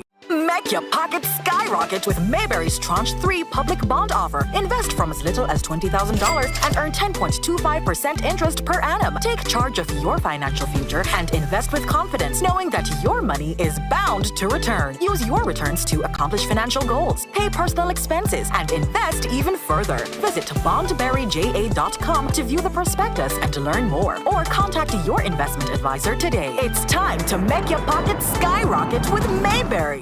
Make your pockets skyrocket with Mayberry's Tranche 3 public bond offer. Invest from as little as $20,000 and earn 10.25% interest per annum. Take charge of your financial future and invest with confidence, knowing that your money is bound to return. Use your returns to accomplish financial goals, pay personal expenses, and invest even further. Visit bondberryja.com to view the prospectus and to learn more, or contact your investment advisor today. It's time to make your pockets skyrocket with Mayberry. Make your pockets skyrocket with Mayberry's Tranche 3 public bond offer. Invest from as little as $20,000 and earn 10.25% interest per annum. Take charge of your financial future and invest with confidence, knowing that your money is bound to return. Use your returns to accomplish financial goals, pay personal expenses, and invest even further. Visit bondberryja.com to view the prospectus and to learn more, or contact your investment advisor.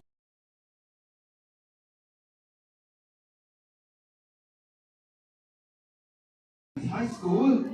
and running very well. It is Scott from Campion.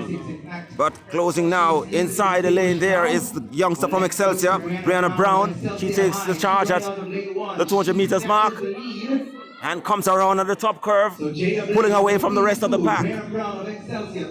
Brianna Brown from Excelsior will take the field into the straight. Then out there in lane 6 is Jada Blake from the Queens. But it's all about the youngster from Excelsior, Brianna Brown. All alone there in lane 1. Clarendon Colleges and Wesley will try to battle for second. But it's all about Brianna Brown from Excelsior. Crossing the line now to win. And coming in for second is Jada Blake, the Queens. While Jizza and Wesley, Clarendon College takes third. 58.05 for Brianna Brown. Jada Blake, 101.38. And Jizan Wesley third, Clarendon 101.63. Starting the show here, Brianna Brown Excelsior, Class 2 girls, winning in 58.05 seconds. Overall leaders based on the 400 meters for Class 3 boys, taking the event overall, Malik Thompson from Camperdown, 52.66 seconds. Emil Higgins, Kingston College, 53.31. In fifth, Jamaica College, 53.44. Jordan Fenton, Calabar, 53.50. Jordan Gregory, Jamaica College, 53.69. So here we are again. Looks to be a field that will be missing about 2 athletes. On the Class 3 boys, 400 meters. So again, Malik Thompson, 52.66. He's at the top of the table for that event. Standing by now for section 2 of 9 for the 400 meters, Class 2 girls. So section 2 of 9 coming up. In lane 2, we see Alison McFarlane from Meadowbrook. In 3, it's Siobhan Williams, St. Jago. 4 is Amanda Bailey, the Queens. 5 is Dewaney Lewis Merle Grove. 6 is Amanda Sincox. Air Blast Off. That looks to be a track club. And Kadiana Johnson Camperdown. She runs from lane 7. Those are your competitors. 6 of them facing the starter for section 2. Class 2 girls, 400 meters. As they go to their mark. Sent on their way. Level break. Still level. Looks to be Merle Grove. Day1A Lewis, who takes aim. St. Jacob's Siobhan Williams sticks with her. But for now, continues to be the youngster from Merle Grove, Day1A Lewis. Williams from St. Jacob tries to stay with her. Outside there, it is Air Blast Off. Amanda Sincox. And then there is also Kiandra Johnson from Camperdown. Coming into the straight. Day1A Lewis holds them, but Williams now challenges and sweeps by. Also Johnson sweeping by her. So it's going to be a battle now between Williams from St. Jacob, Johnson from Camperdown, Williams from St. Jacob going down, and it is all about the youngster from Camperdown, Kadiana Johnson with the win. Ahead of Siobhan Williams. And long-time leader, Day1A Lewis Merle Grove third. 58.19 for Kadiana Johnson. Siobhan Williams, St. Jago second, 58.46. And Amanda Sincox runs on for third, 100.82. 58.19 the winning time for Kadiana Johnson from Camperdown. Puts her in second after 2.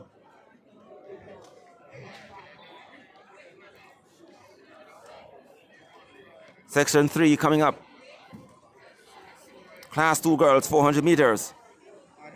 In lane 2, we have Natalie Heron, Port Antonio. In 3, it's Quirina Garvey, Danoon. 4, it's Regina Jobson, St. Catherine. 5, it's Venetia Duffus, Glenmuir. 6 is Josephine Blake, Oberlin. And over there in lane 7, Sharian Morris, Alpha. 6 again will face the starter here for this third section of the Class 2 girls 400 meters here at the SW Isaac Henry track and field meet at the National Stadium on StrideVisionTV.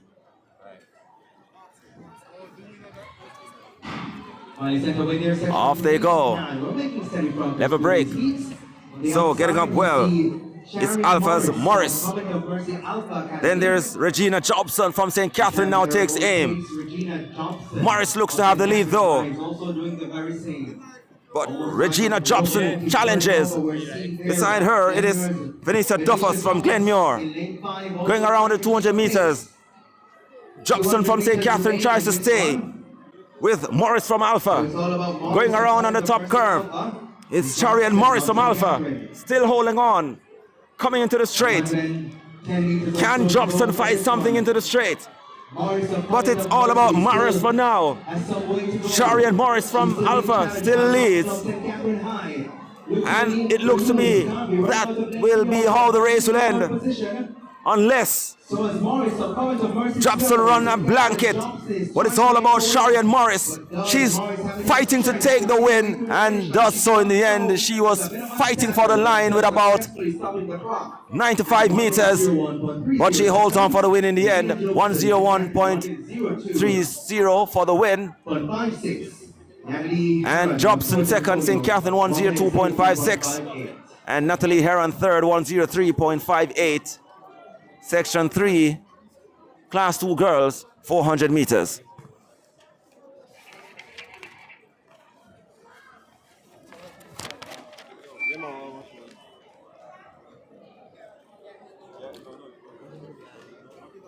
So action definitely picking up here today in the afternoon session. Coming up after this, we'll be having some hurdling. We'll be having some 200-meter running. And also some 60-meter sprinting as well. So section 4 coming up. Class 2 girls, 400 meters. We have a depleted field here. So Carrie Logan from Pembroke in 3. Lakeisha Squire, Convent of Mercy Alpha in 4. Tanisha White, St. Jago in 5. And Sequina Mills, very technical, in 6. Sent on their way. Getting up well. Mills there. White follows her for St. Jago. White now takes aim and takes charge. Logan from Pembroke tries to stay in the thick of things along with Squire from Alpha. So it's anybody's race at the moment. With, if anything, Pembroke's Logan having a slight lead at the 200 meters mark. Logan from Pembroke challenges. And St. Jago's White is there too. So Logan now being tucked into the straight. And here they come into the straight and Logan stops. And allowing St. Jago's Tanisha White to take charge. Alpha's Squire challenges. So it's Squire on the inside. White on the outside for St. Jago. But Tanisha White now pulls away. Squire still holding on for a second. Tanisha White will come through and take the win ahead of Squire from Alpha. And Mills from Veer. Long-time leader. Carrie Ann Logan stopped just as she hit the straight for Pembroke Hall. And Tanisha White with a win, 101.25 for St. Jago ahead of Lekia Squire, 102.90 from Alpha. And Mills third from Veer as we head into section 5 of 9. Class 2 girls, 400 meters here at the SW Isaac Henry track meet at the National Stadium. So the field getting less and less with each passing race.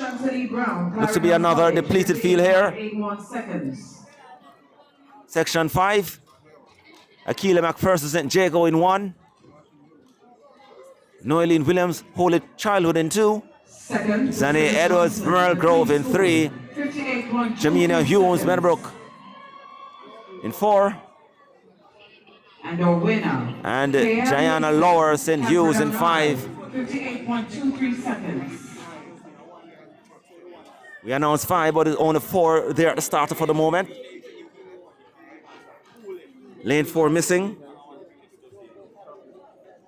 That is Jamila Humes from Meadowbrook. Congratulations, girls, and we move on now to the boys class 2, 400 meters hurdles. So action still on the way over there by the high jump. Looks to be the big girls now, class 2.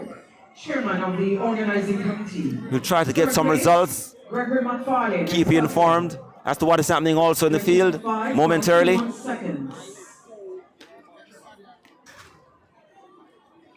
Standing still behind their blocks. 4 of them. Section 5. Beautiful afternoon here at the National Stadium. More persons have arrived here inside the stadium for the afternoon session. And of course, a number of Diated track fans are here from early. So 4 will go to the starter. 4 of them, McPherson, St. Jago, Williams, Holy Childhood, Edwards, Merle Grove, and Lowers from St. Hughes. 4 of them, and there's a recall for the section 5, girls class 2, 400 meters.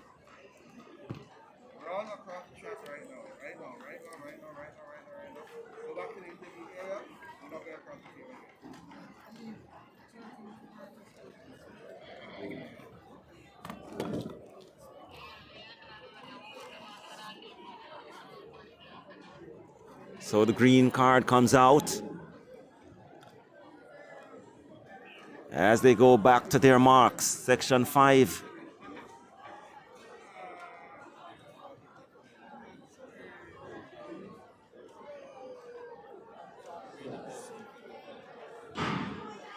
into their running. And McPherson from St. Jago takes aim of Williams from Holy Childhood and Edwards from Merle Grove. On the outside there is Hughes from Laws onto the back straight. Williams from Holy Childhood takes the lead. Following her, McPherson from St. Jago, and they have left behind Zanny Edwards from Merle Grove. So St. Hughes lowers out there, but always closing on the inside is Nolene Williams from Holy Childhood. Steps away from Akila McPherson and come around into the straight now at the top curve. Hitting the straight. Nolene Williams from Holy Childhood, but fighting back is McPherson on the inside of St. Jago. And fight back she does. She takes back the lead. And here she comes now, pulling away from Williams and Edwards, as well as Laws. So, driving towards the line, McPherson with the win, St. Jago. Second is Williams from Holy Childhood. Merle Groves, Edwards third, St. Hughes Laws fourth. 102.06 for the win for Akila McPherson. Williams second, 103.17. And Zanny Edwards 103.96. That was section 5 of 9, class 2 girls, 400 meters.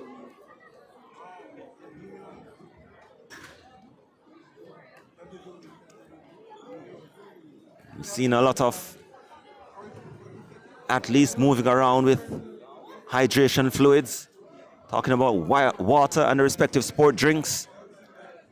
A fairly hot day here.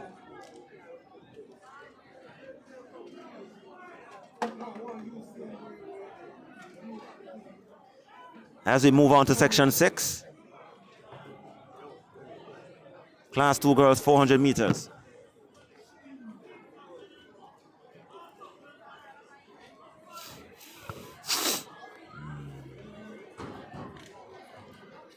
So this looks to be a field that will include 7 athletes. We have Kayla K. Murray from Alpha,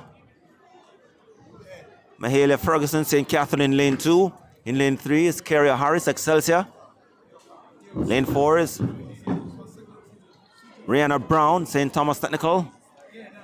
In 5 is Gabrielle Francis Papine. 6 is Ramona Wheeler, Robert Lightburn. And in 7 is Kelly's Riley Immaculate. 7 of them in the field. All lanes 1 to 7 as they go to their marks for section 6. Class 2 girls, 400 meters.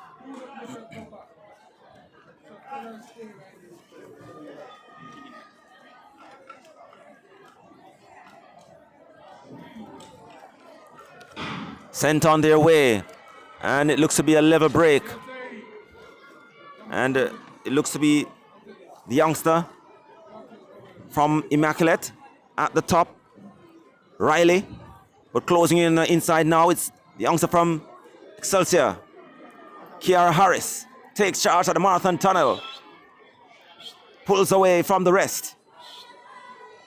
Riley from Immaculate trying to stay in the thick of things as well. Riley Immaculate on the outside. Harris for Excelsior on the inside. Kiara Harris from Excelsior. And Kelly's Riley from Immaculate battling for the lead. Hits the straight. Kiara Harris from Excelsior now. Trying to close on the inside. Mahalia Ferguson from St. Catherine. Ferguson is driving forward. Mahalia Ferguson, St. Catherine, and overtakes the rest and pulls away to take the win. Third place going to Riley from Immaculate. 102.21 for Mahalia Ferguson, St. Catherine. Kiara Harris second, 103.37, with Kelly's Riley third, 103.71 for Immaculate. That was section 6 of 9, girls class 2, 400 meters. Wrapping up section 6 of 9. So fairly competitive race there. A representative from St. Jago High School, your lunches are ready. So Brianna Brown from Excelsior continues to lead the way after 6 So that's McGrath. events, 58.05, ahead of Kajana Johnson of Camperdown, 58.19, and Siobhan Williams, St. Jago, 58.46. Those are the only athletes who have dipped below the 1 minute mark here in the Class 2 girls, 400 meters, after 6 events of 9, as we head into section 7.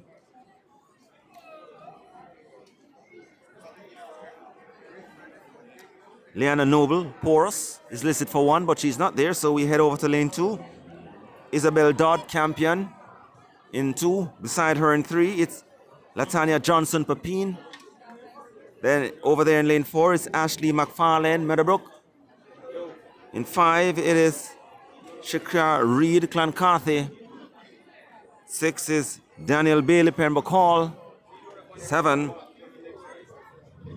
Jessia Saunders, Marymount. Into their running for section 7. So, into their running. So, Dodd from Campion. Beside her, Dawn is McFarlane from Meadowbrook. Outside there is Hanson from St. Catherine, now powering down the back straight and holds the lead for the moment. So Hanson from St. Catherine continues to lead. Trying to close on the inside there is McFarlane from Meadowbrook and Dodd from Campion. What's all about Zoya Hanson from St. Catherine. McFarlane from Meadowbrook tries to challenge her into the straight. So too Dodd from Campion. Those are the challengers. So McFarlane steps to the lead, but Dodd tracks her too.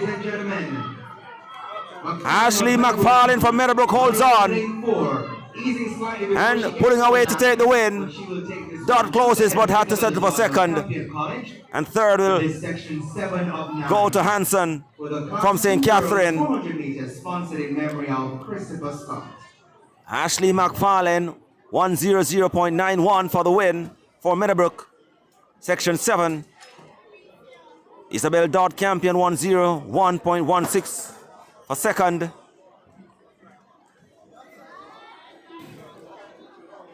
And third, Zoya Hanson, St. Catherine, 1:03.12.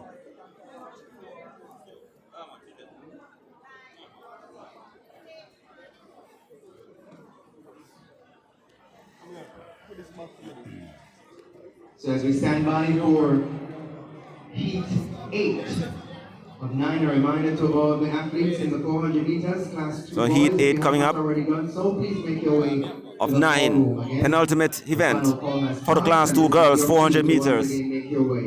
For the ladies competing in the 400 meters, Class 1 And this looks to be a very depleted field. Not seen more than 3 of them at the moment.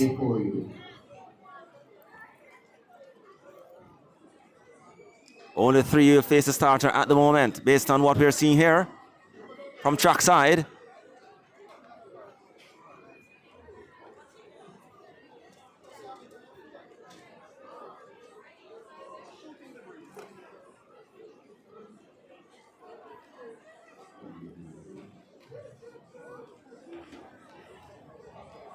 So only 3 will go to the mark here for section 8. Kelisa Johnson, Holy Childhood. Then there is Nastasia Collins, Veer. And Chanel Silvera, Marymount.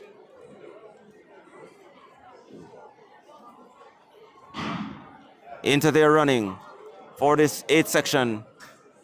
Level break. So Nastasia Collins, if anyone would have had the lead, as they have left back Holy Childhood's Kelisa Johnson. So Collins from Veer. Track Silvera from Marymount. Collins, strongest of them all, going around at the top curve, less than 200 meters. Nastasia Collins leads, coming around on the top curve, and she now will hit the straight all alone. Can Silvera fight back for Marymount? Not yet showing any signs. Nastasia Collins leads for Veer Technical, and she's all alone. Nastasia Collins still driving forward. And here she is now. Nastasia Collins with a win. Second, Silveria. And Johnson, Holy Child crossing the line just about now. The penultimate section, 59.97. Not a bad effort, despite running almost all alone. And that time will put her fourth overall on the leaderboard with one race to come. 59.97 for Nastasia Collins moves her up to fourth spot.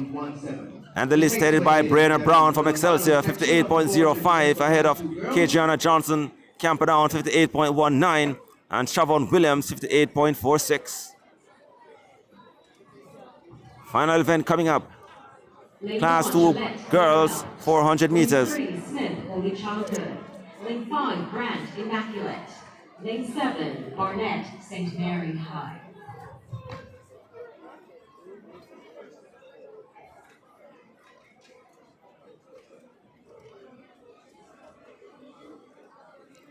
So the final event coming up for the Class 2 girls, 400 meters, we have Michaela Gillette, Marymount. Moving over to lane 3, Kellyanne Smith, Holy Childhood. Then in 5 is Maya Grant, Immaculate. And Kashiva Barnett, St. Mary's High.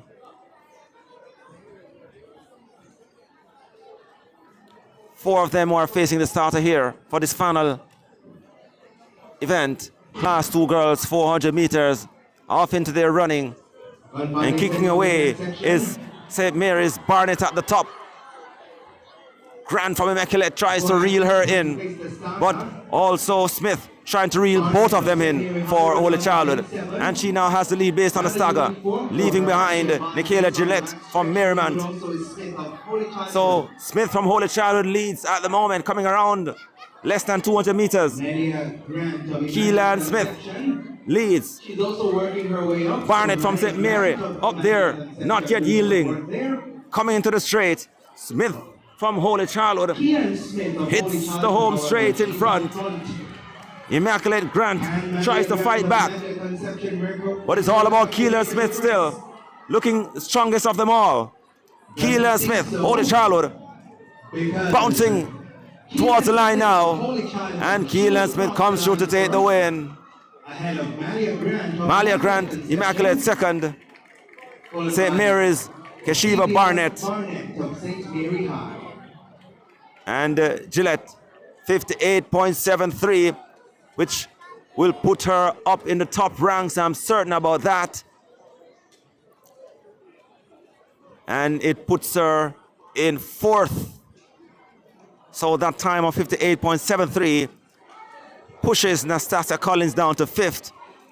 And your overall winner for the girls class 2 400 meters, Brianna Brown Excelsior, 58.05 for Brianna Brown Excelsior. Second will go to Kajana Johnson, 58.19. And third will be Shavon Williams from St. Jago, 58.46. Those are your podium place finishers in the girls class 2 400 meters as we head towards the boys event, class 2 boys 400 meters, coming up momentarily here on StrideVisionTV. Welcome to Sports TV, Roger Haspel, and we are here for the remainder of the afternoon, and a lot of 400 meters to come, and then we also have a lot of 200 meter runnings, and then the hurdles in between both of those races. Holy Trinity, lane 8, Goldston, St. Mary Tech. So the class 2 girls, 400 meters done and dusted. Heading over now to the boys class 2 event.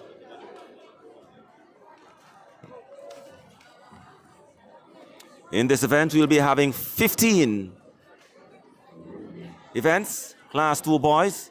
So the first of 15 coming up. Your competitors include Kemar Burke Danoon. In 2, it's O'Neill Lawrence Jamaica College. In 4, it is Jahim Lewis St. Catherine. 5 is Jaleel Thompson Cloncarthy. 6 is Shamar Burke Holy Trinity. 7 is Leon Barnett. From Pembroke Hall and out there in lane 8 is Devani Golson. St. Mary Technical off into their running level break. So, running very well for the moment is the man from Holy Trinity, Byrne. O'Neill Lawrence from Jamaica College now takes aim. Follows him by now is Kamar Burke from Dunoon. So it's Burke from Dunoon and Lawrence from Jamaica College. Those are the two going at it. Outer lane is Golson from St. Mary Technical. But O'Neill Lawrence now steps away from Kemar Blake from Dunoon and comes into the straight now. All alone, the man from Jamaica College. O'Neill Lawrence, he hits the straight all alone. Trying to close on the outer lane there is Giovanni Golson from St. Mary Technical.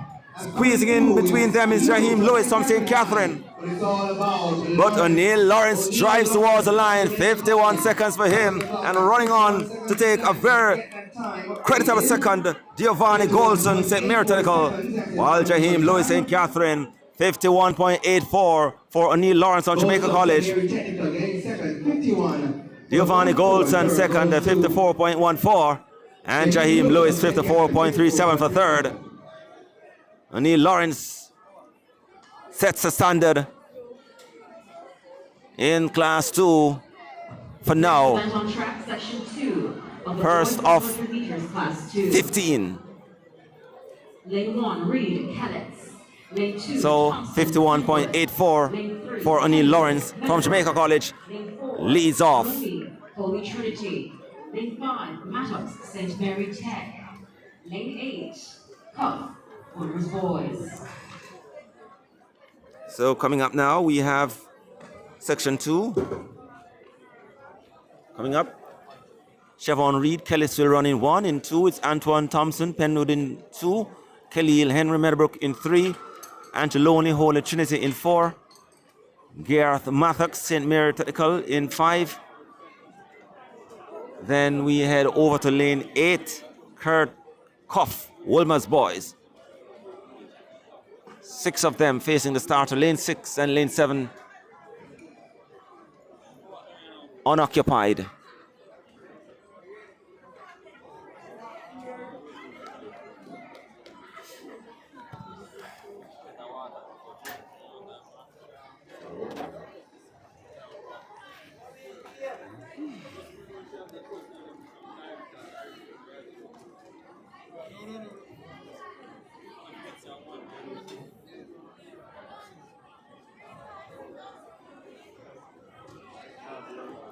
On their marks,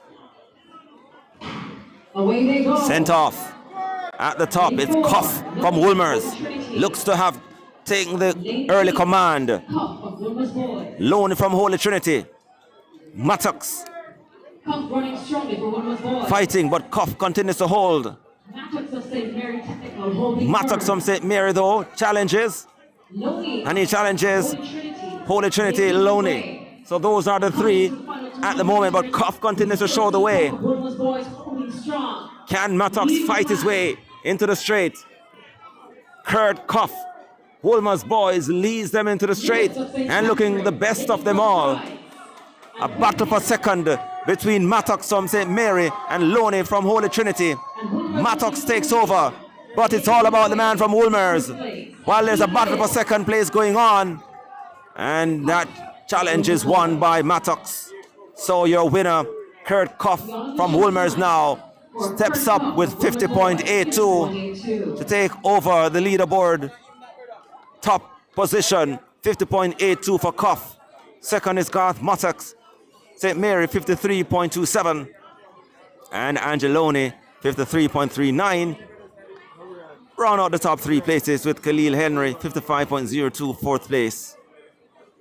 That was section 2 of 15.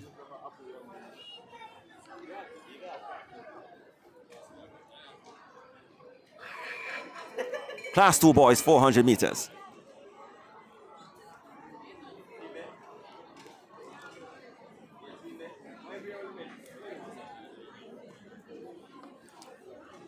Section 3 coming up. Section 3 of the boys. We have Philip Edwards from Kingston College. He's standing in lane 2. Lane 3, Ali. In lane 3 is Ilasu Ali, Jamaica College. Lane 5. In 3. In 4 is Matthew Belnavis from Charlemont. Francis Tivoli. He's in 4. In lane 5 is Aaron Williams, Ardennes. And in 6 is Javon Francis, Tivoli High School. Similar name to a famous Calabar runner back in the day.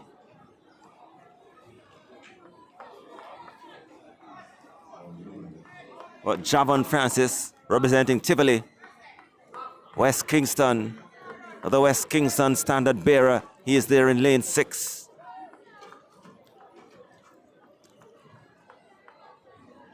Five of them facing the starter. Into their running. Ilasu gets up well. Edwards keeps him in check. Ilasu Ali sweeps by Matthew Belnavis from Charlemont. Take aim at Ardennes' Aaron Williams.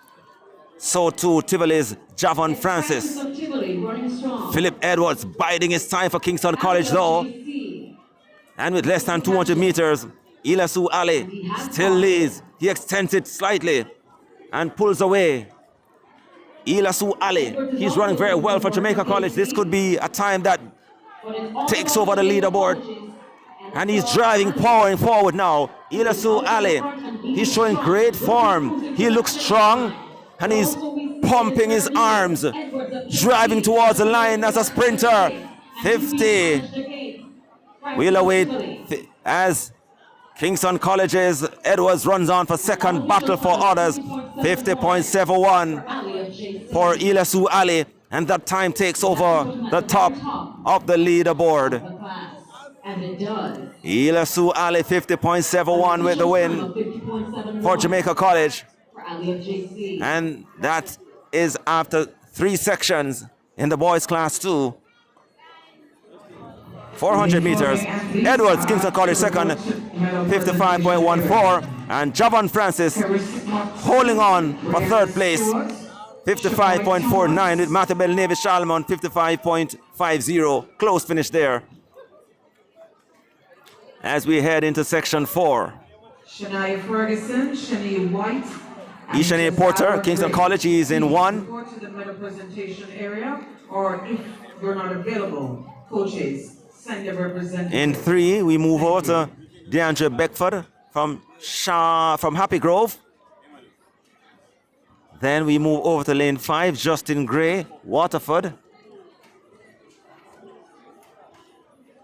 In 6 is Romani Parkinson, Meadowbrook. 7, Mauricio Smith, Kellitz, out of Clarendon. And representing East Kingston, Donald Quarry. Out of Harbourview, Stephen Mortley. He's in lane 8.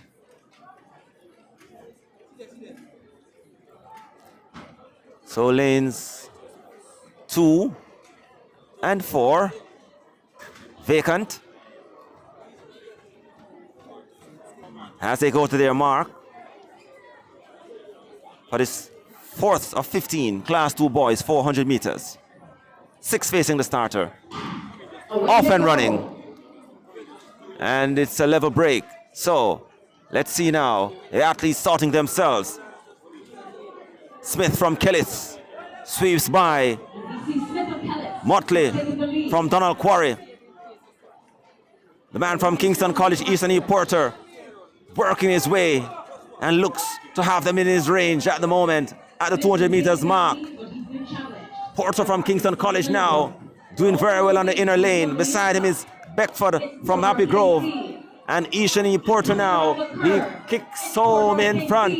Can he challenge the top of the leaderboard? Here he comes into the straight. Ishani Porter is powering away. He's driving towards the line. He's showing great form as well. This could be a good time too. Down 51. 0.21 for Ishani Porter. DeAndre Beckford, Happy Grove second, 53.12. And Marisha Smith, 56.09 from Kellitz third. So Porter takes section 4, class 2 boys. 400 meters here. at the SW Isaacs The following athletes Henry are asked to report to the medal presentation track meet here area. Malik at the National Thompson, Stadium. Emil Higgins, Aiden Phillips, Brianna Brown, Adriana Johnson, and Shadow Williams. So we head into section Please 5. report to the medal presentation area. Next event on track, section 5 of the boys 400 meters class 2. We have Michael Gordon from St. George's College. He's in 1. St. George's. In lane 2, we have Burgess Richards from Titchfield, Damar Roberts from Holy Trinity in 3, Antoine Miller from St. Mary's College in 4. Lane 5 looks to be vacant. Lane 6 is Jerome Biggs St. Andrew, technical. In 7 it's Jamar Walker. He represents Cloncarthy. So there may be about 5 who will face the starter here.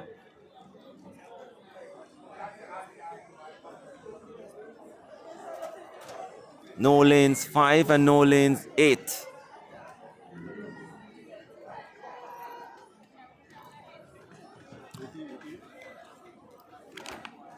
As they go to their mark. For this 5th section.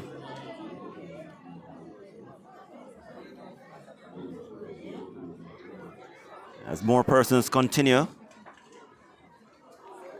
to fill out the stands here at the stadium. Off they go. Into their running. And let's see now, going very well, it's the man from St. Andrew, Jerome Biggs. Covers Walker from Cloncarthy. Following him is Miller from St. Mary's College. On the inner lane is Gordon from St. George's College now, who is right there, sweeping by Demar Roberts from Holy Trinity and Burgess from Titchfield.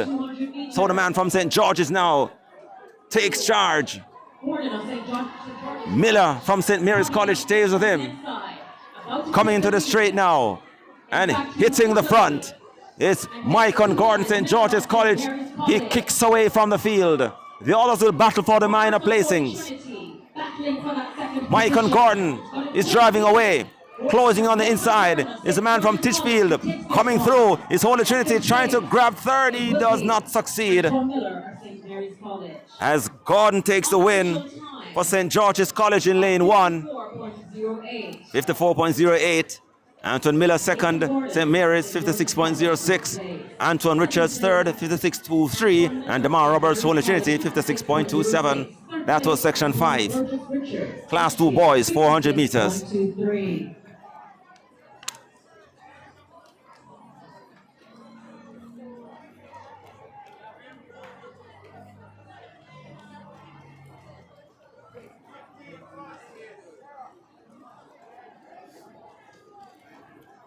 So if you have just joined us once again, welcome.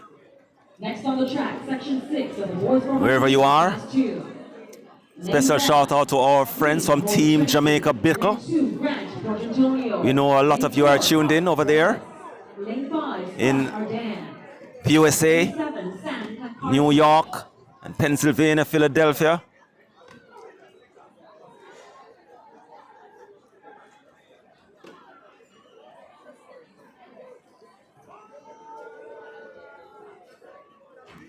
Specifically, so wherever you are over there in the United States, and all our friends from the diaspora, if you're in the United Kingdom, if you're in Canada, if you're in the USA, if you're in the Caribbean,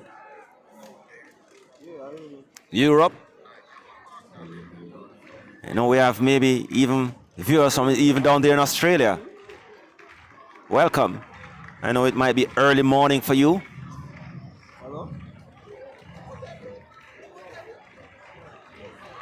Those of you who are staying up late.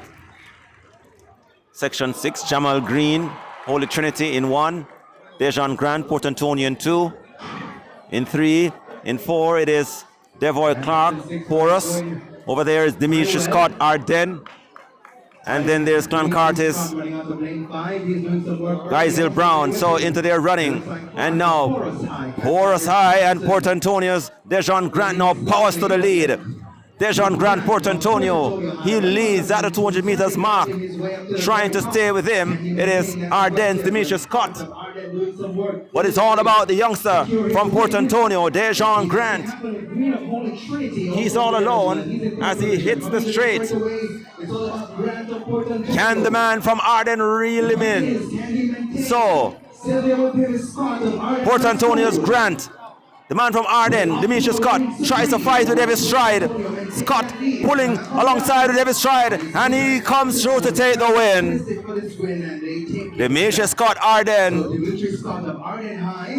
getting by Dejon Grant from Port Antonio. 53.72 for Scott, 53.92 for Grant, and Jamel Green, Holy Trinity, 56.22. So Dejon Grant couldn't hold on, and that allows Demetrius Scott to come through to take the win in section 6 of 15, class 2 boys, 400 meters.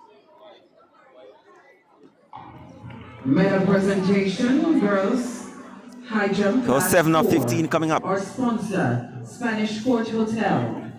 Our presenter, Velma Charlton, Olympian, and J3A's executive member. Third place, Jazara Grace in Jago High, 1.50 meters. Section 7. And sharing the Reynard gold medal, Bygrave, Statius Golding, but he's not there, so let's see. We are seeing 5 facing the starter. They are from lane 3, Davian Finley from Guys Hill. They're moving over to lane 5. Daishawn Crawford, Kingston Technical. In 6 is Demetri Wilson, Jamaica College. 7 is Giovanni Graham Porus. And lane 8, Carvel Buchanan Papine. 5 of them will face the starter. Lanes 1, 2, and 4 vacant.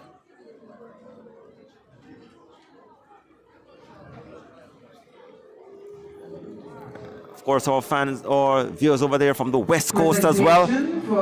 Eugene, Oregon. And California. Our sponsor, Marsh Drugstore. Our presenter, Our friends from Texas as well.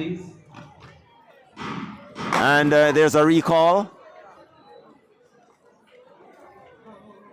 And maybe we'll see a green card because maybe there was some confusion between the announcer and the starter. So let's see what will happen here. And the youngster from lane 5 was the one who jumped the gun, Deshaun Crawford, Kingston Technical.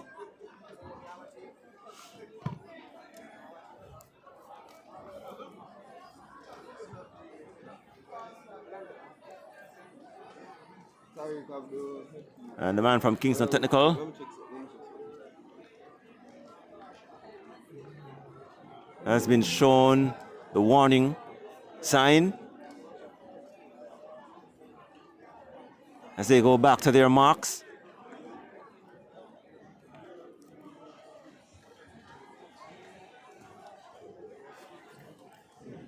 Section 7 into their running. Geisel, Davian Finley tries to aim, but the man from Jamaica College, Demetri Wilson, covers the field already. Trying to follow him is the man from Kingston Technical, Deshaun Crawford. But Demetri Wilson holds on. So, going around at the 200 meters mark, the man from Jamaica College still holds the lead, but only just.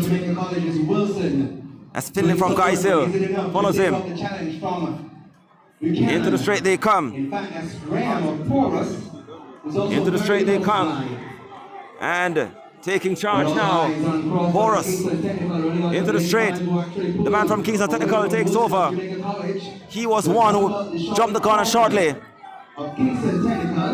And here he is driving forward towards the line. Deshaun Crawford, Kingston Technical, 53. Ahead of Demetri Wilson, Jamaica College. And Finley from Geisel takes third. So 50.71 by Ilyasu Ali continues to lead the pack after 7 out of 15, 50.71. Kurt Koff Woolmer's boys holding on second, 50.82. and Ishani Porter, Kingston College, holding on to the podium, last place with 51.21. That's the top of the leaderboard. Ilasu Ali, Jamaica College, 57.1. Kurt Cup, Woolmers, 50.82. And Ishani Porter, Kingston College, 51.21. Congratulations, girls. And Deshaun Crawford just winning from Kingston Technical a short while ago. We head into section 8 of 15. The Spanish Court Hotel. Lane 2, Romain Lewis from Tivoli. Thank you. Then lane 4, Kevin Hamilton from Holy Trinity. Class 2. Lane 5 is Zachary Rowe Lane 2, Lewis of Tivoli. from Lane Ardennes. 4, Hamilton, Holy Trinity. Lane 5, Then it's Zaire Bailey Calabar Lane 6, in 6. Bailey Calabar. So I think this is the first time we are seeing a Calabar athlete in the 400 meters in class 2 today. He's Zaire Bailey. He runs from lane 6.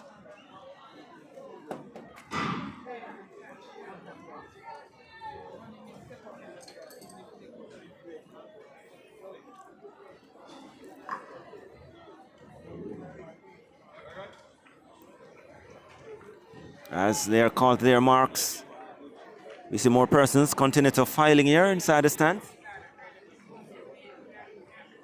As action also taking place over by the pole vault area. As they are in their marks. Section 8. Off and running. Zaire Bailey Calabar gets up well. He has no one in front of him, so he'll try to take command alone and showing great strength on the back straight.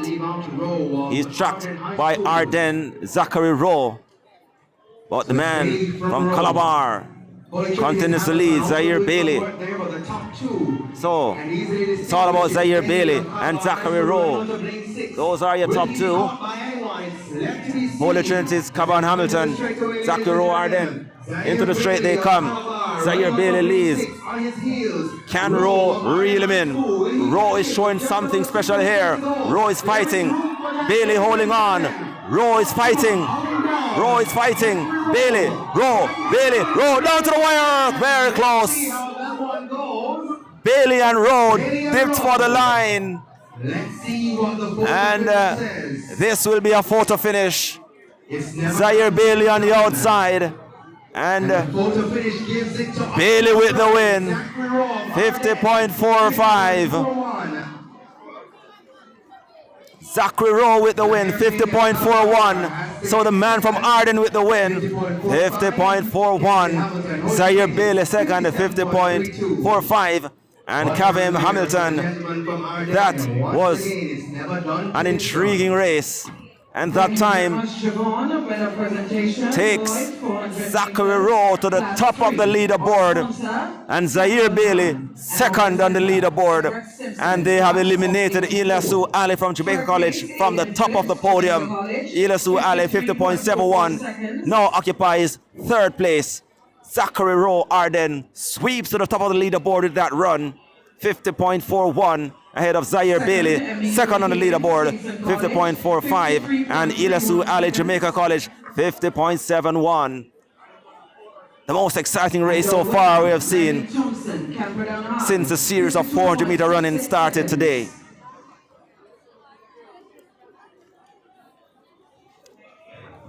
Section 9 of 15. Nicholas Francis Charlemont is 1, but he's not there, so we go over to 2. Nicholas Francis Charlemont, Jaden Campbell from Excelsior in 3. Moving over to lane 5, Leo Tafari Dillon, Clarendon College. Beside him in 6 is Jaden Burke, Oraka Bessa, and Dwayne Robinson from Papine in lane 7.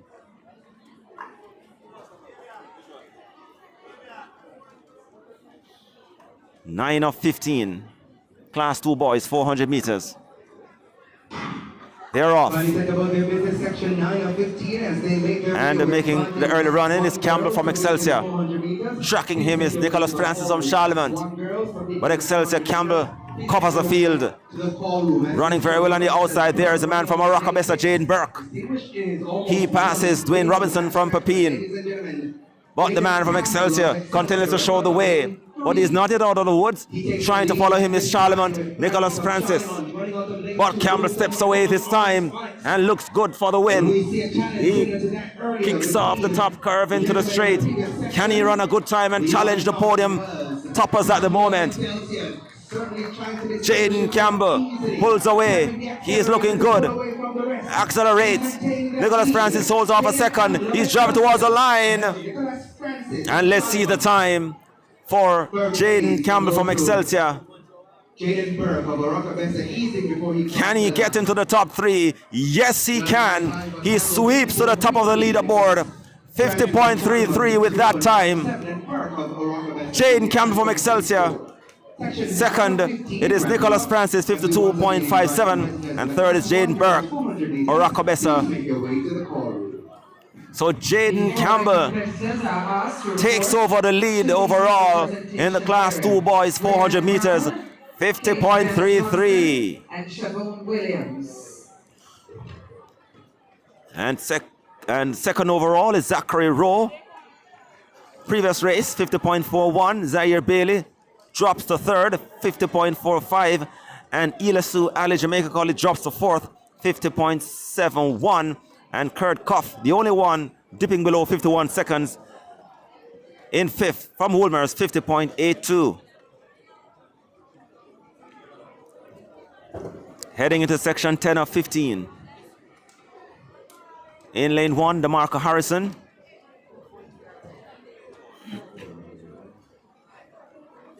In 2 is Joshua Love, Clarendon College.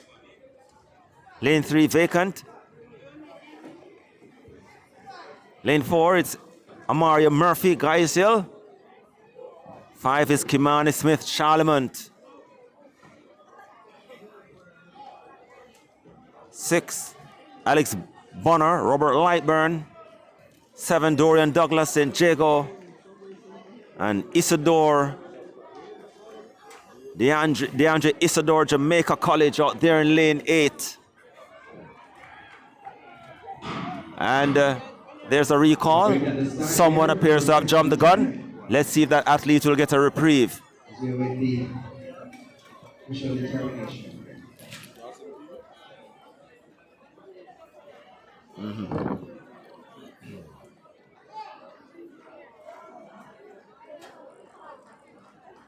So 7 facing the starter here.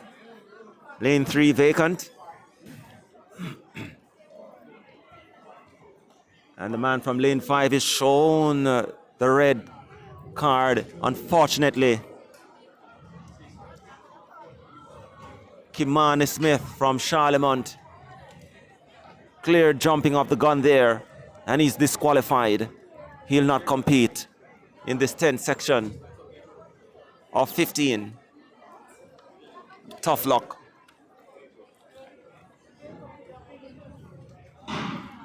Off this time, and at the top is the man from Jamaica College, DeAndre Isidore.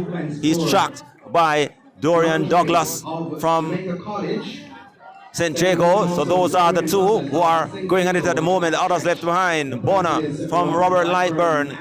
There is Murphy from Guys Hill, Joshua Love, Clarendon, and DeMarco Harrison from Orocabessa. So the top two at the moment, DeAndre Isidore from Jamaica College, Dorian Douglas from St. Jago. Those are the top two. This could be an interesting race. DeAndre Isidore leads, but St. Jago Douglas not yielding as yet.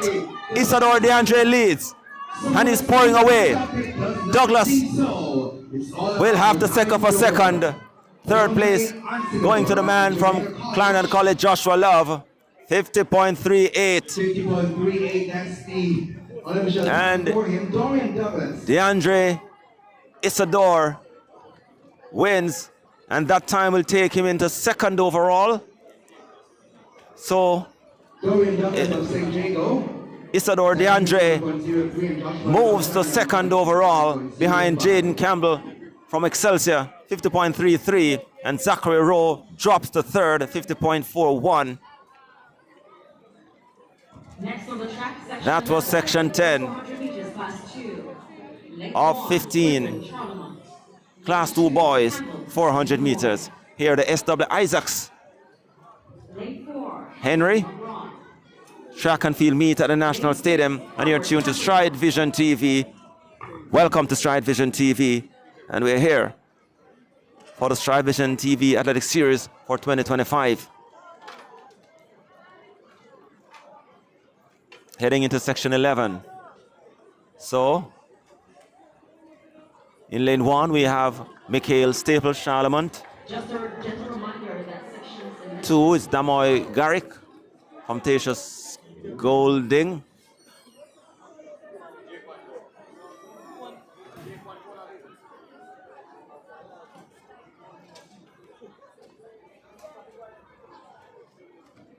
Very, very depleted field here. Just for your information, ladies and gentlemen, what's on track now is what's listed as section 12 on your heat sheets, but it is in fact section 11. So as it goes up, we're seeing Haynes of Robert Lightburn doing some work along with So gentlemen from this Camperdown, is it seems. In fact, that's Holy Trinity, Gibson of Holy Trinity. Holy Trinity from And as they bar, the man, Haynes, Jermaine Haynes North of Street Robert there. Lightburn is powering away. The Jermaine Haynes, Gibson Robert of Holy Lightburn. Trinity running out of lane 4. There is Omariano Gibson from Holy Trinity. Beside him, it's Sims from Robert Lightburn. Into the second lane right now is Haynes.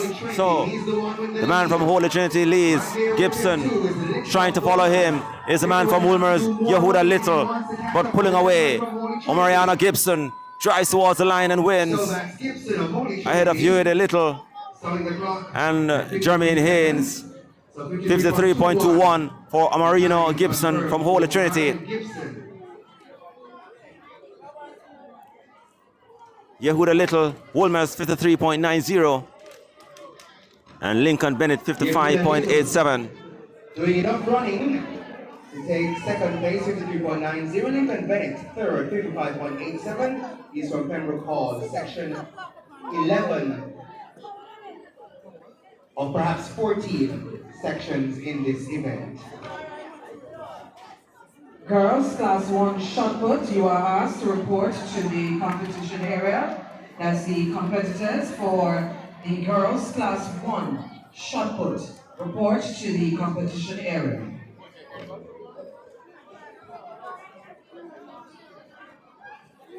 Section 13.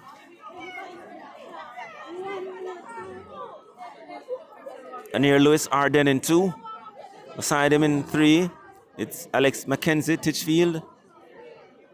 In 4, it's Mount St. Joseph's, Kenrick Allison. 5, it's Timario Gale, Clarendon College. 6, Orlando Brown, Robert Lightburn. And then we head over to lane 8, Kai Williams from Kingston College. Into their running. So Williams from Kingston College with the outer lane, and the blindfolds covers the field based on the stagger and looking good at the top. Trying to close. There is Tamir Gale from Clarendon College. Then there is Titchfields, Mackenzie, and Lewis from Ardennes. So going around, it's still Kai Williams from Kingston College. His lead looks clear, but let's see what the others will do as they hit the top curve and come around into the straight. The man from Kingston College, Kai Williams. But closing on the inside now is Anil Lewis from Ardennes. Coming through in the middle too, it's Mount St. Joseph and the man from Kingston College. And he holds on for the win. Kai Williams with the win. Kai Williams of Kingston College secures the win for this section, 52.92. As for Williams, Kenrick gets 54.07 and Lewis 54.57. 52.92 for Kai Williams from Kingston College. Contested as section 12, but would be in fact listed as 13 if it is. And Kenrick Allison Mount St. Joseph second, 54.07. Following online at And Arnier Lewis Arden third, 54.57.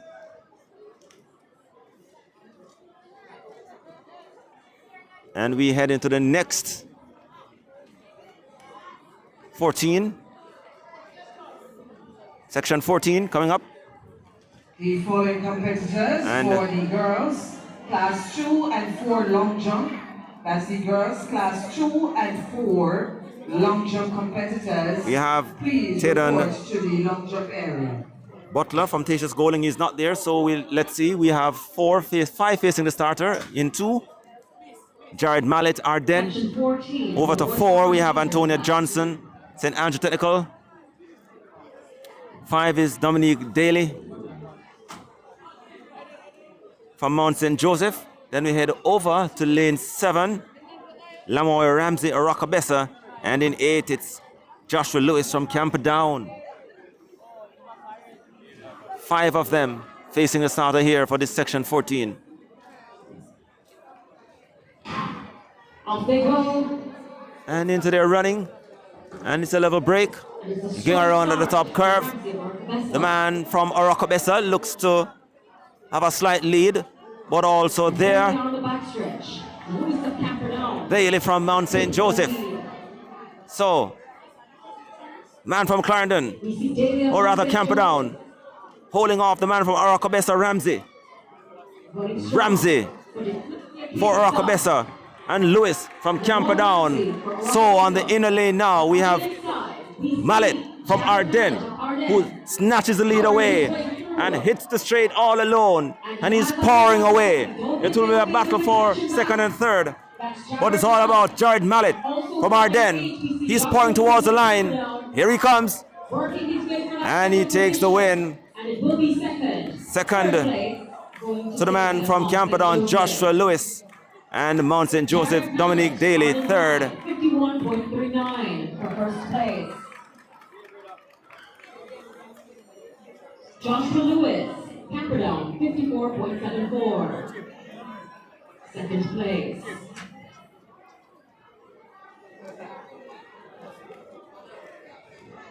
So the boys event coming up now. We'll be having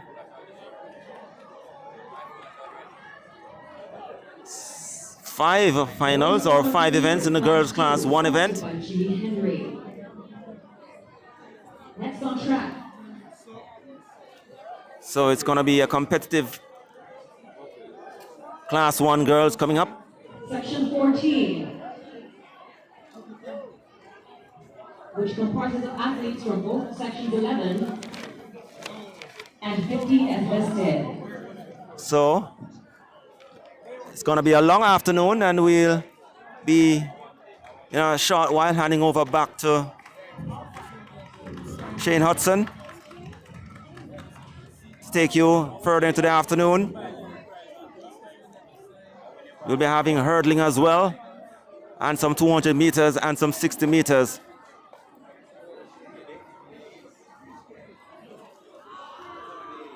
So lane 1, Sabrina McDonald, Papine,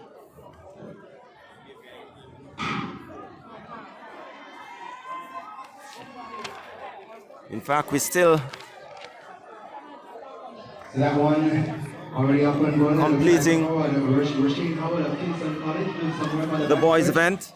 With him, it appears to be Joshua Campbell of Glenmuir High School. It's not Lehman, that looks like Kyle Thompson, representing Jamaica College. So this is the field, including Kyle Thompson from Jamaica College. There is Rashid Grant from St. Mary's, Roshane Howard, Kingston College. But Rashid Grant, St. Mary, grabs the lead, and he takes it into the straight. All about Rashid Grant. Jamaica College is Kyle Thompson will have to be settled for second, while Howard from KC holding on third, but driving towards the line. The man from St. Mary High, let's see that time, looks pretty interesting. So 48.71 from the man from St. Mary, and that time it's all about the winner take it all for the final race. And the man from St. Mary High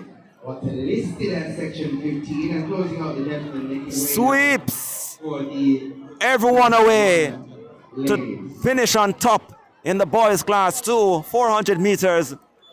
Rashid Grant from St. Mary High, 48.71, the fastest time of the day so far. And that time will win the Class 2 boys 400 meters here at the SW Isaac Henry Memorial Meet here at the National Stadium. Rashid Grant, first overall, 48.71, the first athlete dipping below 50 seconds today. And the second will go to Jadine Campbell of Excelsior, 50.33, while Kyle Thompson from Jamaica College, also 50.33. Both will share second place, while Isadore DeAndre from Jamaica College will take fourth, 50.38. So Jaden Campbell from Excelsior and Kyle Thompson, Jamaica College, will share second, 50.33 each. But Rashid Grant and our winner, Brianna Brown, Excelsior, 58.05 seconds. takes the Class 2 Congratulations, girls. Thanks so much to our event, sponsors. 48.71, and we'll hand over back to Presenter, Damian Lawrence. Shane Hudson, who will take over here, and the Class 1 girls coming up, as well as the Class 1 boys, and also hurdles after that. So we hand back to Dr. Shane Hudson to take you throughout the early part of the afternoon. Thank you, Roger. Welcome back, listeners. You are just in time for the Class 1 girls 400 meters on track. So this section 1, off and running. And the names are listed here. I'll tell you them shortly. So that one with, it looks like Paulie of Murgrove going. So it should be Sabina McDonald of Papine, Soto Full of Alpha. Zuri Williams, unattached corner walk of St. Jago is in this one. Kemoy Nelson of Titchfield, Amoya Caldwell of Merle Grove, and Tennis Green of St. Catherine. So the race is already on. It looks to be walk of St. Jago. Just doing some running there. So to the athlete from Titchfield, that's Nelson. Nelson is also there, being heavily chased by McDonald. McDonald of Papine now starts the running, and so there's no walk in this race. It's actually McDonald of Papine that will win this one, running away from the field. So it's all about McDonald of Papine coming across in flash time of 57.0. We give it official time, so that's Papine High there with McDonald winning that one. Sabrina McDonald of 57.25, that's her unofficial time. 57.25 comes up for McDonald of Papine, just ahead of what looks to be, and we'll tell you Nelson, should be Nelson of Titchfield. This is actually saying Corner Walker, but I don't think Corner Walker was there. Saw her earlier in the 400 meter hurdles. This is the Class 1 girls 400 meter. As we zooms into the afternoon, the skies have now changed. We're seeing some darker clouds, and the environs are a little bit cooler, and the winds have somewhat picked up, but it's still somewhat humid here. But we're going through with these events. It's the Class 1 400 meters. For girls, section 2 is on track, and I'll tell you the names of the athletes down to participate. In lane 2 should be Ronna Sudlow. Not sure she's there. I saw her earlier jumping at the long jump. Shavana Grant of Titchfield should be in 3. Aisha Thomas of Excelsior in 4. Lenika Walters of Oberling in 5. Monique Olding of St. Andrews in 6. Sharona Anderson of St. Mary Technical in 7. And Angel Stewart of Holy Childhood should be in lane 8. So the gun sends them off in section 2. And this looks to be the athlete from Wilmers. Wilmers is there. Through looks to be Hilaire of Wilmers. So they are moving nicely. Stewart of Holy Childhood is also there. And this event is merged, so therefore it's kind of challenging to tell you who it is. Brown of Immaculate is also there.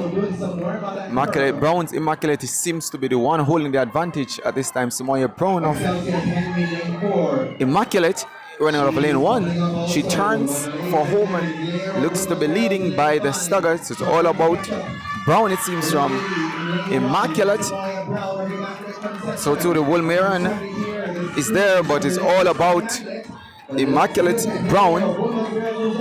And Samoya Brown of Immaculate will win this one. Flash time 57. And we wait the official time. That's the official time. Comes up shortly in what looks to be a merger of the events here. Should be 5 sections by right. But that winner there, Samoya Brown, should have been in section 7, so she wins this one in 57.15, ahead of Hilaire of Woolman's 57.95, and Alcina Enu of Excelsior 1 minute 00.16, ahead of Shavana Grant of Tichfield 1 minute 03.15, Sharona Anderson of St. Mary Technical in 5th 1 minute 04.101, and Monique Holding of St. Andrew in 1 minute 10.77 seconds. So the third section should come up now, and we're wondering again if this is a merger, because we're seeing what resembles the uniform of UTech. But let's look to see who comes up in this one.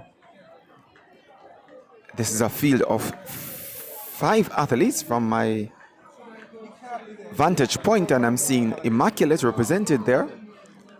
It looks to be Excelsior as well. As I said, it looks to have UTech, and that could be Dandra Harris of UTech. She's listed here. And also could be Ayana Graham running unattached, Kia Graham running unattached. This should have been section 3, so let's look to this. Likely to be Devin Dickens of Immaculate in 1. Akea Graham unattached in 3. Dandra Harris in 4. Olichalu's Crystal Shaw and Ronisha Johns of Excelsior, so they're off and running. And let's look to the young lady from Excelsior, that's Shaw of Olichalu. Rather, Shaw is there, so to Harris of UTech. So Harris of UTech is doing a lot of the running at this time, catching up nicely to Shaw of Olichalu. Johns of Excelsior is also there, and so to Dickinson of Immaculate. Says Deandra Harris of UTech, that seemed to be leading based on the stagger. So to the athlete from Excelsior, that's Johnson, and so to Shaw of Olichalu. But it's all about Deandra Harris. Harris of UTech takes the lead on this one as she steps into the home stretch. Now looks the Dickens of Immaculate trying to close on Harris of UTech. So it's all about Dickens of Immaculate on the inside, that's going to win this one ahead of Harris, coming through to win this one ahead of Harris. So it's Immaculate, schoolgirl, winning ahead of the collegian from UTech. Devin Dickens of Immaculate winning ahead of Deandra Harris. We'll tell you your official time in just a moment. So the time looks to be 56.76 as the winning time, and for Harris, her time comes up shortly. So 56.76 for Davine Dickinson ahead of Deandra Harris of UTech, 57.01. Renisha Johns of Excelsior, 57.85. Crystal Shaw of Olichalu in fourth, 1 minute 58 seconds. And Akea Graham, 1 minute 23.63, rounding out the top 5. That's section 3 of 5 for the class 1 girls 400 meters. Actually, the fourth section looks to have about 5 athletes. I'll tell you quickly who they are. It should be Akelia Hutchinson in Olichalu running out of lane 1. There's no lane 2. That should have been Safia Bennett of Port Antonio. Olivia Smith of Tishos Goling should have been in 3. Kevoya Bartley of Excelsior is in 4. In 5 looks to be Alicia Smith of Mergrove. 6 is Macadia Legister of the Queen's School. And Janelle Lowe of Immaculate, of Wolmer's Girls rather, is in lane 7. So all have reported. So that's Hutchins of Olichalu, Bennett of Port Antonio. Not there, sorry. Olivia Smith of Tishos Goling, not there. So it's Kevoya Bartley rather of Excelsior. So to Alicia Smith of Mergrove, Michaela Legister of Queens in 6. And Janelle Lowe of Wolmer's in 7. Starter calls them to their mark.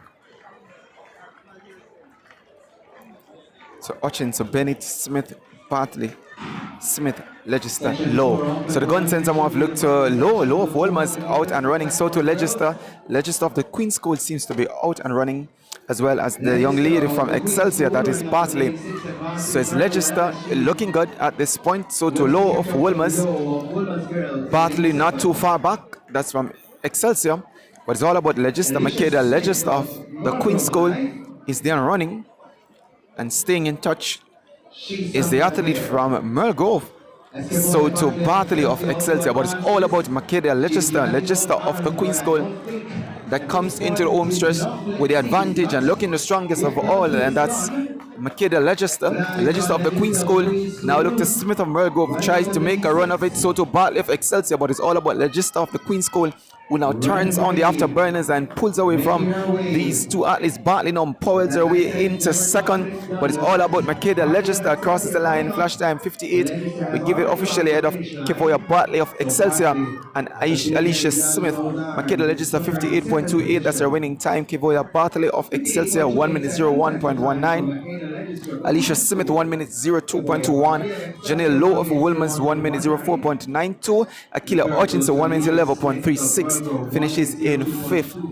So the winner here coming from the Queen School, that's Legister of the Queen School ahead of Bartley of Excelsior. That's section 4 of 5, and that will complete all the events for the girls class 1. Section 5, as we said earlier, was a merger with section 2.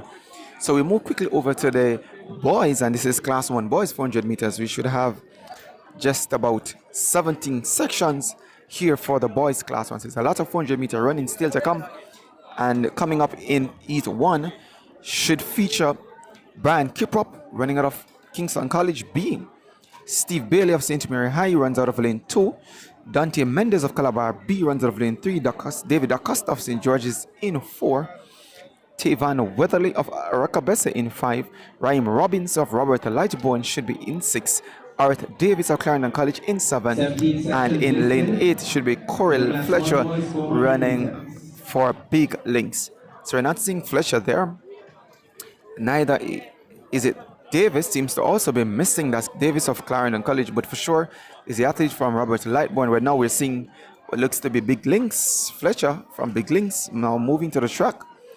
In lane 8, so Big Links, Corey Fletcher is there. We're not seeing Davis of Clarendon College. Raheem Robbins of Robert Lightbone is there. Weatherly of Orica Besson, so to DaCosta of St. George's. Well, Weatherly is not there for sure. DaCosta is now there. Mendes is there from Calabar. St. Mary's Steve Bailey and Brian Kiprop of Kingston College. So let's look to the starter for the instruction. Kiprop, Bailey, Mendes, DaCosta, Robinson. All other three, Weatherly, Davis, and Fletcher, have not reported for this start. So the gun sends them off. Looks at the man from St. George's College, that's DaCosta. DaCosta is off and running. So to Calabar's Mendes of Calabar and DaCosta both are out early, but it looks to be advantage for Mendes of Calabar based on the stagger. So to trying to move is Kiprop. Kiprop was in Kingston College trying to move, but it's all about Mendes of Calabar at this point that holds the ascendancy. Kiprop is there, but Mendes is moving as they move from the 200 meter point, less than 200 meters to run. Now it's all about Mendes of Calabar that is doing much of the running and leads coming into the home stretch, but looks like Kiprop of Kingston College will try to motor now. So to DaCosta of St. George's, but it's all about Mendes of Calabar will hold this one and holding strong as he grits his seat and leans and moves to the line. It's gonna be Mendes, Dante Mendes, 49. That's a flash time for Mendes ahead of Brian Kiprop.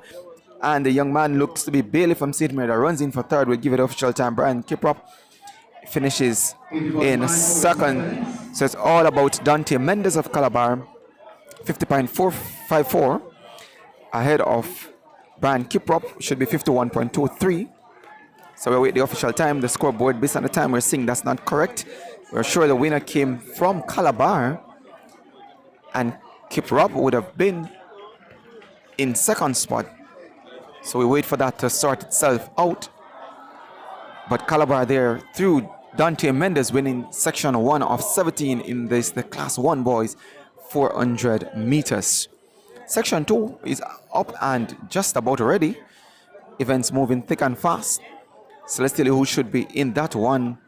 We have Gregory Esberry of Tatius Goling, Vijay Papley of Ditchfield, Orlando Griffiths of McGrath, Raquel Mary Edwards of Excelsior, Ajone Mills of Clarendon College, Frank Watts of Papine, Macaulay Needham of St. Jago, and Shano Francis of St. Catherine. Those are your start. I'm seeing just about 6 athletes presenting themselves.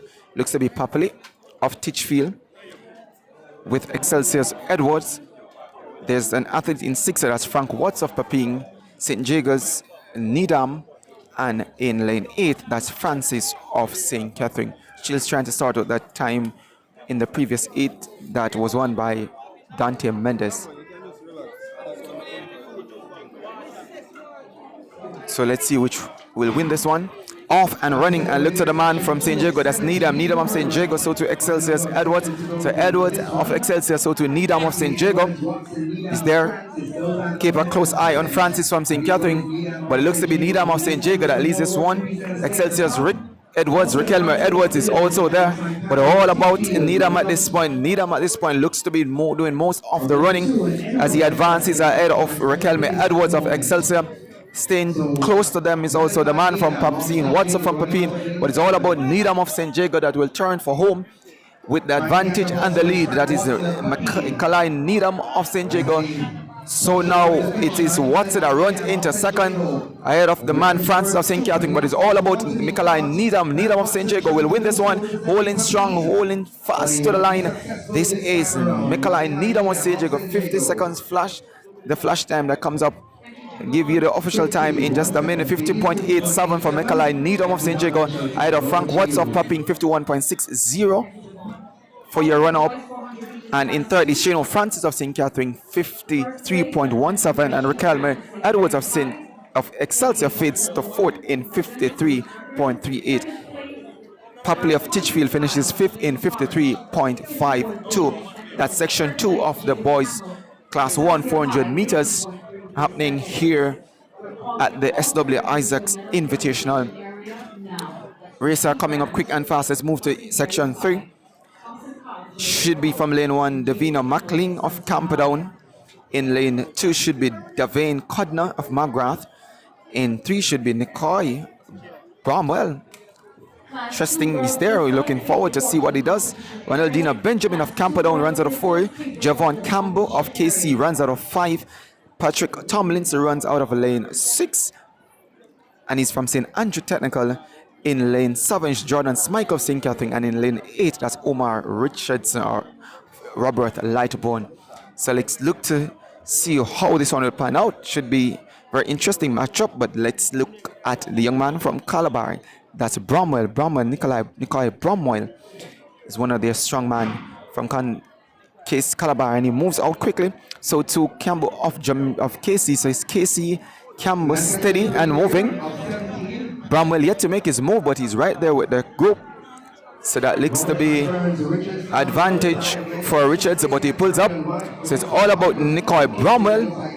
Campbell of Casey has pulled up rather. Both running in a purple strip, so Lightburn is still there, but Casey has pulled up.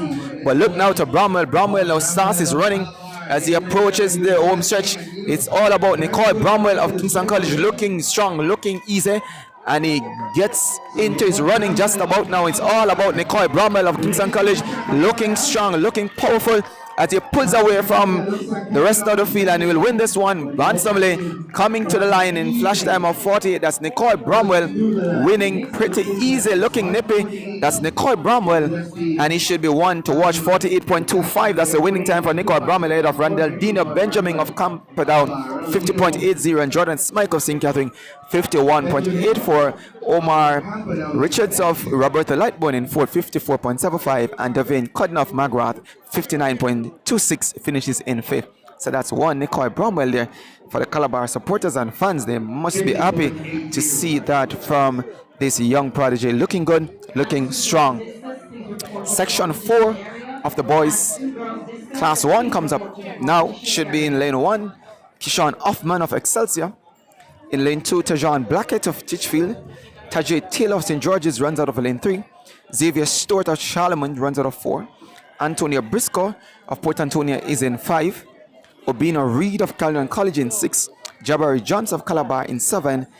And Tavian Senior of Roberta Lightbourne runs out of lane 8. There's no Hoffman of Excelsior, it seems. Neither Blackett of Titchfield both seem to be missing, but there's Taylor of St. George's, Stewart of Charlemont, Briscoe of Port Antonio, There's no Obina Reed that should have been of Clarendon College. Johnson of Calabar is there, and so to senior of Robert Lightbone. Eat 4 of 17. Gun sends him off. Let's look to the man from Calabar. And Calabar now takes an early running, and that should be Johnson, Jabari Johnson. That starts well, but look to Taylor also of St. George's. Taylor of St. George's looks good as well. So on the back stretch they go. Taylor is there. Johnson is there. It's all about Taylor of St. George's College trying to match stride with Jabari Johnson of Calabar. The man from Lightbone Senior is out in lane 8. Will need to rack if he has a chance in this one, but Tajay Taylor of St. George's College is by my vantage having the advantage as he turns home. It's all about Tajay Taylor looking strong, looking powerful as he seems to pull away and doing so nicely. He pulls away from the crowd. That's Tajay Taylor of St. George's College is going to win by a strong margin ahead of Jabari Johnson, who's trying to hold on for second, but it's all about Tajay Taylor of St. George's College comes across the line. A flash time of 49. Let's await the official time for him. 49.42 it looks to be for Tajay Taylor. 49.42. The winner Jabari Johnson second. 52.15. Tavian Senior of Robert Lightbone. 52.92. Xavier Stewart 53.74. That's how Charlie Mount finishes 4th, and Antonio Briscoe of Port Antonio 55.48 in 5th. So Tajay Taylor there of St. George's College winning the 4th section in this, the Class 1 boys 400 meters. Section 5 moves to the track now, and we should be running out of lane 1 should be Davian Otten of Tatius Golding. Lane 2 should be Jelani Brown of St. Mary Technical. Lane 3 should be Sir Lando Francis of Roberta Lightbone. Kevin Brown of Port Antonio should be in 5. Lane 6 should be Khalil Shackleford of Buffet. Devon Ricketts of Wilmers should be in 6. Kevoy Taylor of St. Mary's College should be in 7. And Dominic Crawford of St. Andrew should be in 8. We're seeing the young man from Roberta Lightbone that Francis is there. So too Kevin Brown of Port Antonio is there. Rather looks to be lanes 5. That Shackleford of Buffet is there. We're not seeing anybody from Wilmers in 6. That should have been Ricketts. Kevoy Taylor of St. Mary's College runs out of 7. He's there. And Dominic Crawford of St. Andrew Technical is out in lane 8. So this is section 5 of 17 in the Class 1 boys 400 meters. The starter calls them back to a standing position, as the young man from Robert Lightbone seems to be having some challenges with his block, and that's Sir Landell Francis seems to be having some issues with his block, and the starter's assistant steps over to assist him. Seems to be now steady and ready. So it's Francis of Robert Lightbone, Kevin Brown of Port Antonio, Khalil Shackleford of Buff Bay, Kevoy Taylor of St. Mary's College, and Dominic Crawford of St. Andrew Technical. This should be an even contested race. Let's see which athlete will take this one. Starter calls them to their marks. So the gun sends them off. Young man from Port Antonio, Kevin Brown, seems to be moving well. So to St. Mary's Taylor. So Taylor of St. Mary's College, so to Brown of Port Antonio. All looking good and equally matched at this stride. So it's all about Taylor. Taylor of St. Mary's College now looks to take a slight advantage over Brown of Port Antonio's. Shackleford of Buff Bay is also there, but it looks to be Kevoy Taylor of St. Mary's College. It's gonna be Taylor of St. Mary's College that leads them into the home turn. So to the man from Port Antonio is there, Kevin Brown of Port Antonio, looking to strike and does that easily, gets by Taylor. So Kevin Brown of Port Antonio now takes a lead and looks to pull away from Taylor, the early leader. So it's all about Kevin Brown of Port Antonio that's gonna win this one ahead of Kevoy Taylor of St. Mary's College and Shackleford of Buff Bay. So let's look at the official time. 51 is the flash time. 51.30, that's the winning time for Kevin Brown of Port Antonio. Kevoy Taylor 52.72. St. Mary's College is in second. Khalil Shackleford of Buff Bay 54 seconds flat in third there, as we await the time for the 4th place finisher, which should be the young man Francis of Robert Lightbone. But a winner, no doubt, Kevin Brown 51.30 out of Port Antonio High School. We move to section 6 of the boys 400 meters for class 1. And we have running out of lane 1 should be Jovain Core, St. Catherine. Dejon Grant, JC, runs out of lane 2. Jamar Davis of Titchfield is in lane 3. Javoni Thirell of KC in 3. Peter Roy Poyser out of Dunoon Technical in 5. Michael Woods of JC in 6. Philip Walker of Churches in 7, and that should be Church Teachers College in 7. Roland Smith of Clarendon College in lane 8. So let's tell you just about who we're seeing there. Core of St. Catherine is there. So to the man Davis of Titchfield, looks to be in 3. I'm seeing in 6, that should be Michael and Woods of JC, and that just looks to be just about it, just to be 3. That will face the starter in this section 6 of 17 in the boys class 1, 400 meters. 17 is the listed amount of heats, but we're just at heat 6 and looks to be just about 3 competitors to face the starter. Javon Core of St. Catherine to be matching stride with Jamar Davis of Titchfield, and Woods of Jamaica College, as Michael and Woods of Jamaica College are your starter for this one. So the starter giving young man from St. Catherine some time to assemble himself, to settle himself, as he now readies the entire race.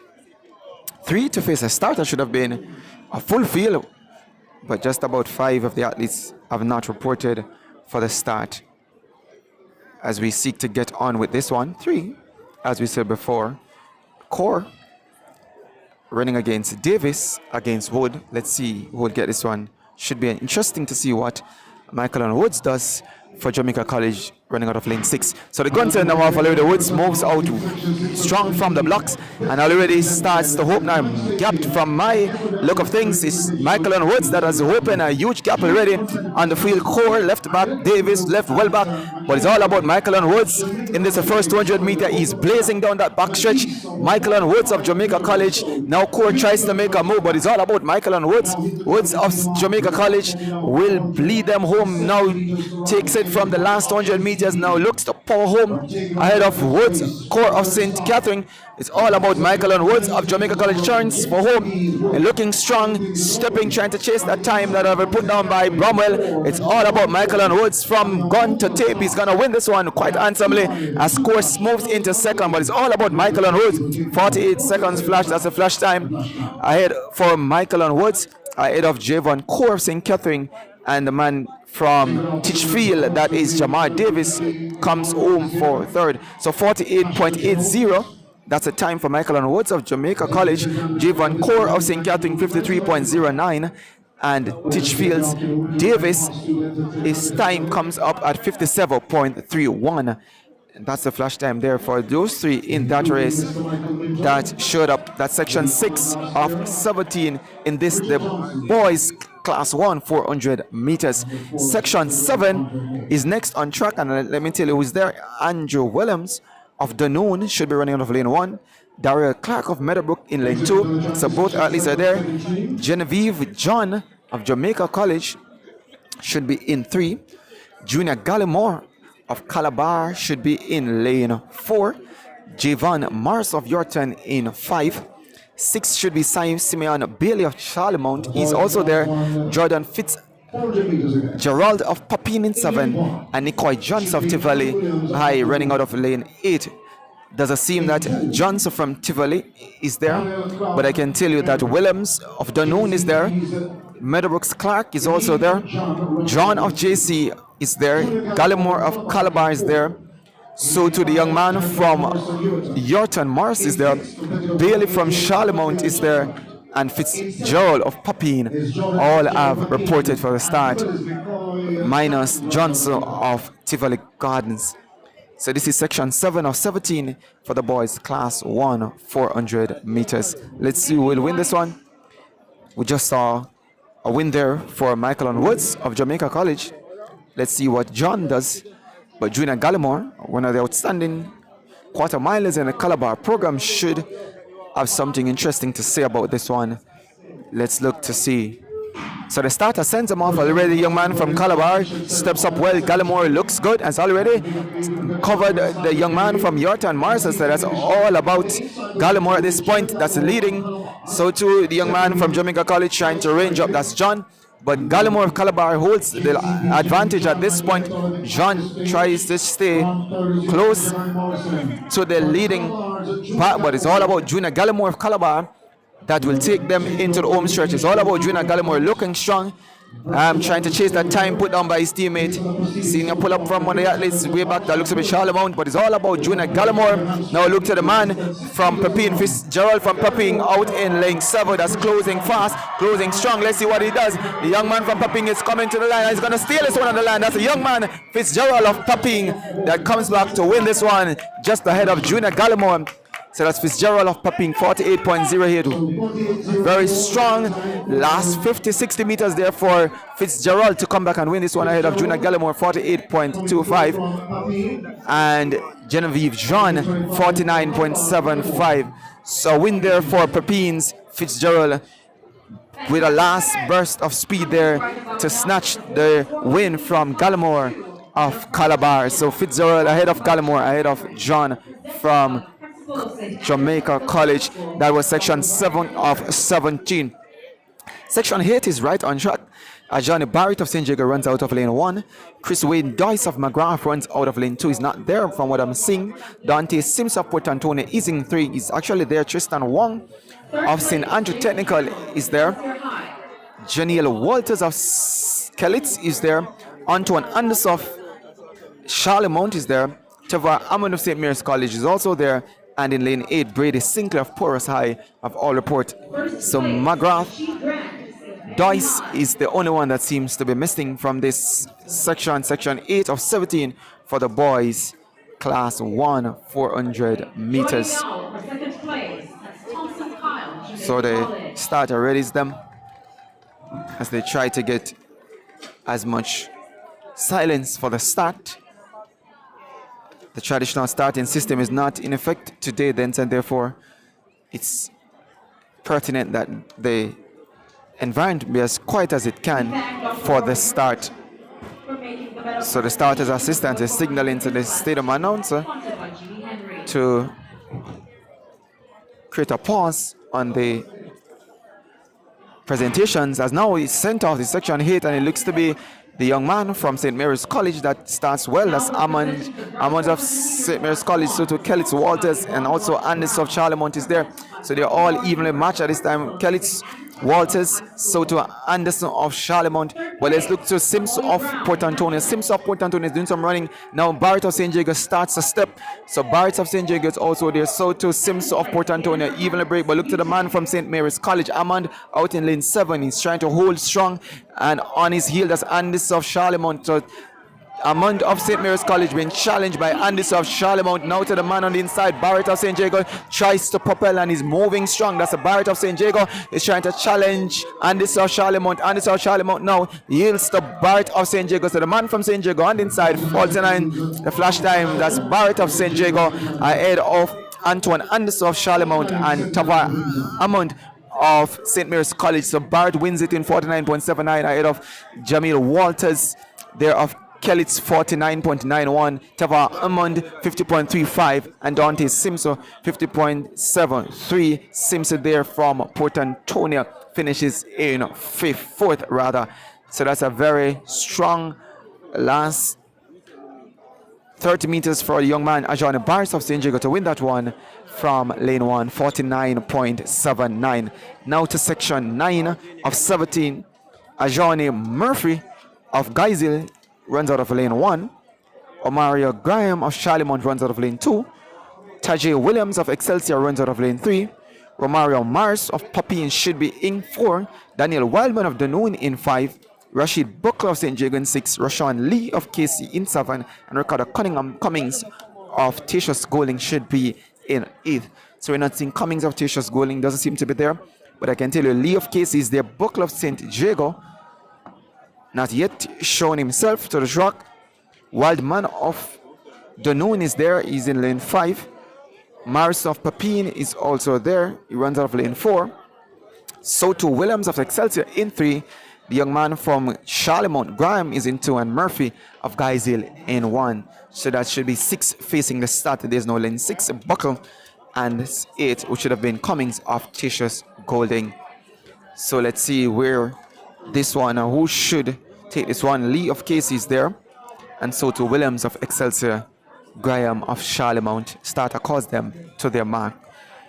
So the gun sends them off. The young man from KC, that's Lee, Rashawn Lee, already moving quickly out and running. Celsius Williams is also there. So too the young man from Denone, Wildman. Wildman is also looking strong, but it's all about Lee of Kingston College at this point, being changed by the young man from Denone, Wildman. So too Williams of Excelsior. So they're all there, but Casey's Rashawn Lee has opened a wide gap as he comes into the home stretch. It's all about Rashawn Lee of Kingston College pulling away from the young man from, the Wildman. So it's all about Lee ahead of Wildman. Lee ahead of Wildman to the young man now in lane 1. That's Murphy of Geisel, tries to make a run for it, but there's no catching Rashawn Lee. Rashawn Lee of Kingston College will win this one from lane 7. 49 is a flash 10 ahead of Murphy of Geisel and Dunoon's Wildman. So Rashawn Lee 49.74 ahead of Ajani Murphy 51.80. Tajay Williams of Excelsior in third comes through for third, but there's no doubt in your winner. It is Rashawn Lee of Kingston College that wins that one from lane 7, and this is section 9 of 17. 49.74 for the winner there. Murphy of Geisel coming strong, 51.80 for second. Let's move over to section 10 of 17. Romario Brown of Kellitz should be in lane 1. Lane 2 should be Sean Arrott of Porus. Davian Chambers of St. Mary Technical in 3. Savian Gordon of Oberling in 4. Javon Mundle of Edwin Allen in 5. Courtney Walsh of Charlemont should be in 6. Donjay Grant of Clarendon College in 7. And Andre Grant in Port Antonio in lane 8. So we're seeing the young man from Port Antonio in 8. That's Andre Grant. Donjay Grant of Clarendon College should be in 7. He's not there. Welch of Charlemont is there. So to the young man from Oberlin Gordon. St. Mary's Technical Chambers in 3. And in lane 2, the Sean Arrett of Porus. So 5 facing the starters already out and moving. Look to the man from Charlemont Welch. So to the man from St. Thomas Technical Chambers of St. Mary Technical is doing some strong running. So it should be a very competitive one. But look to Oberling. Oberling's Gordon is also there. So Oberling's Gordon, Chambers of St. Mary Technical, both two seem to have the advantage. It looks to be St. Mary Technical's Chambers at this point. But Gordon of Oberling is still there. So to the man from Port Antonio, Grant on the outside is trying to hold strong. Grant on the outside trying to hold strong, but on the inside it is a man from Oberling that looks to have the advantage. Gordon is it, but look to Grant from Port Antonio in lane 8, finds another gear and he's now pulling up strong and pulling away from the field. It's all about Andre Grant of Port Antonio in lane 8, pulling away from Gordon of Oberling. So he's gonna win it. This is Andre Grant, 52 seconds flat from Port Antonio, winning ahead of the young man Gordon from Oberlin. So 52.20, that's the winning time for Andre Grant. Savian Gordon of Oberlin 53.28, and Davian that Chambers from St. Mary Technical coming through for third. And I'll tell you his time in short order. But your winner there from Port Antonio out in lane 8, running a very calculated race to win that one in the section 10 of 17 for the boys for class 1 400 meters. So the events are coming quick and fast. We're still bringing you coverage of this, the SW Isaac Henry Invitational 2025, the 9th staging, coming to you live from the National Stadium and been brought to you courtesy of StrideVision Television. This is a part of their track series. As we get ready for more interesting meets to come, we ask that you continue to stay tuned, like, support, share, comment, whatever way to engage. We say good afternoon and welcome if you have just joined us. Good night, good morning, wherever you are. You're tuning to 400-meter runnings. This is class 1, boys. Still with a lot more to come. There are a lot of field events that have taken place and still a lot more that's happening on the field, to include the long jump event, and this looks to be a merger of 2 classes. We have seen a lot of that this morning being merged. We just had the completion of the open section for women and the class 1 girls, and now this long jump section looks to be a merger as well. But let's turn our attention again to section 11 of the boys Class 1, Princewell Martin, Sullivan of KC, Raphael of Holy Trinity, Emmanuel of Campion, Black of JC, Benjamin of Port Antonio, Roberts of Clarendon College, and Daly of St. Mary's High. So already it's off and running. Look to Princewell Martin of Jamaica College. He runs out of lane 2. So to O'Sullivan of KC. So those two have stepped out pretty early, but it looks to be Princewell Martin of Jamaica College on the inside that has already taken the lead ahead of O'Sullivan. A look on the outside, that looks to be the other athlete from JC in lane 5, that's Roger Black. But it's all about Princewell Martin of Jamaica College that is going to take advantage of this one as they leave the 200-meter mark and looks to come into the home stretch. Is Jamaica College 1 and 2 to Princewell Martin and Black. Roger Black from Princewell Martin, but now Princewell looks to press the ascendancy, but Roger Black is holding strong as Princewell Martin looks to find another gear, but Princewell Martin now nudges ahead of Black and wins it on the inside. Flash time 49 ahead of his teammate Roger Black. That comes through for second. So Princewell Martin 49.42 ahead of Roger Black, 49.44 for the pair, the Quinola there for Jamaica College. And in third, it looks to be Adam O'Sullivan of Kingston College, 52.57. And the young man that looks to be Christian Emmanuel of Campion comes through for fourth, while the others run out the field. So that section 11 goes to JC with Quinola there, courtesy of Princewell Martin and Roger Black. Section 12 comes up next, and that should feature Stephen Ray of Holy Trinity, running out of lane 1. Akima Plummer of Kingston College runs out of lane 2. Xavier Stewart of St. Andrew technically runs out of lane 3. 4 should be Brandon Harris of St. Jago. We're not seeing him just yet. Raquel Drummond of Meadowbrook in 5, he's there. Anthony Ascott of Tivoli runs out of lane 6. DeAndre Gale of JC is in 7. And on the outside is Dorian Vasco of Geisel. So the athlete from 4, St. Jago's, Brandon R, seems to be missing. And all others have reported for the starts. That's Holy Trinity, KC, St. Andrew, Meadowbrook, Tivoli, JC, and Geisel. This section 12 of 17 in the class 1 boys 400 meters.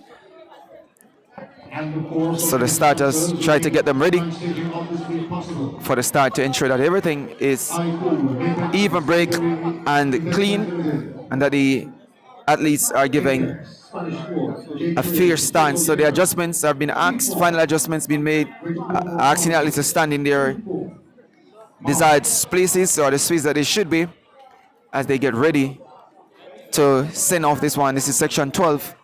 Ray, Plummer, Stewart, Drummond, Arscott, Gale, and Basco. 7 facing the starter. Let's look to Plummer to see what he does from Kingston College. So to the others from JC being Gale. So the gun send them off already. It looks to be Plummer of Kingston College that starts much of the running. So to Gale of JC, so Gale of Jamaica College, DeAndre Gale, along with Plummer of Kingston College, both seems to be the early leaders. It looks more advantage for Plummer than it is for Gale of JC. So it's all about Plummer, Aquino Plummer of Kingston College, that leads them coming off the turn. But Jamaica's College's DeAndre Gale is still there, but it looks to be man with the advantage. Plummer of Kingston College, Aquino Plummer ahead of DeAndre Gale. Now Gale moves into a different gear, so that's now DeAndre Gale of Jamaica College now that takes the lead and takes the ascendancy and starts to run away from Plummer. It's all about DeAndre Gale of Jamaica College. Run away with this one. 49 is a flash time ahead of Plummer, Aquino Plummer of Kingston College, holding on for second ahead of Tivoli's Arscott. So DeAndre Gale 49.22, Aquino Plummer 51.85.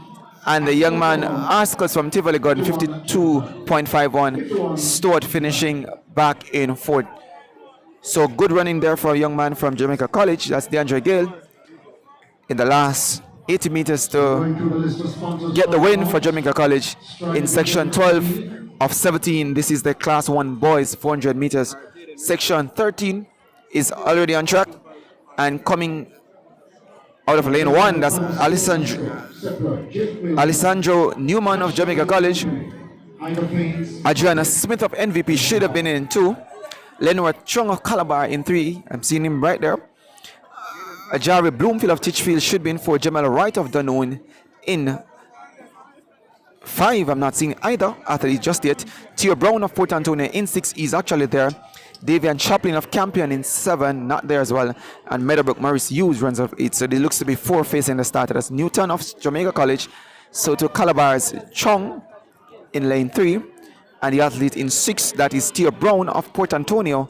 And in lane 8, that's Maurice Hughes of Meadowbrook High School. 4 facing the starter. This is section 13 of 17 in the Class 1 boys 400 meters. The time still that's leading the event as Brummel from Calabar is the overall leader in this event. And this is our time final, so soon as the events are completed, we can tell you definitively who will win this one. But for now, it's Newton versus Chung versus Brown versus Hughes. So there's a double firing of the gun. Indicates a recall of the race. Let's see what will obtain. Didn't see anything from my vantage point as to a obvious move, but now you see the starter's assistants moving over in what looks to be lane 1. Not anywhere close to the athlete though, but he or she is rather searching for a card. Let's see what card she comes up with for the young man. That should be Newton, Alessandro Newton of Jamaica College.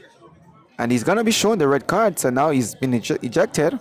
That's Alessandro Newton of Jamaica College. Unfortunate for him. He wouldn't get a chance like his teammate did in the previous heat to run.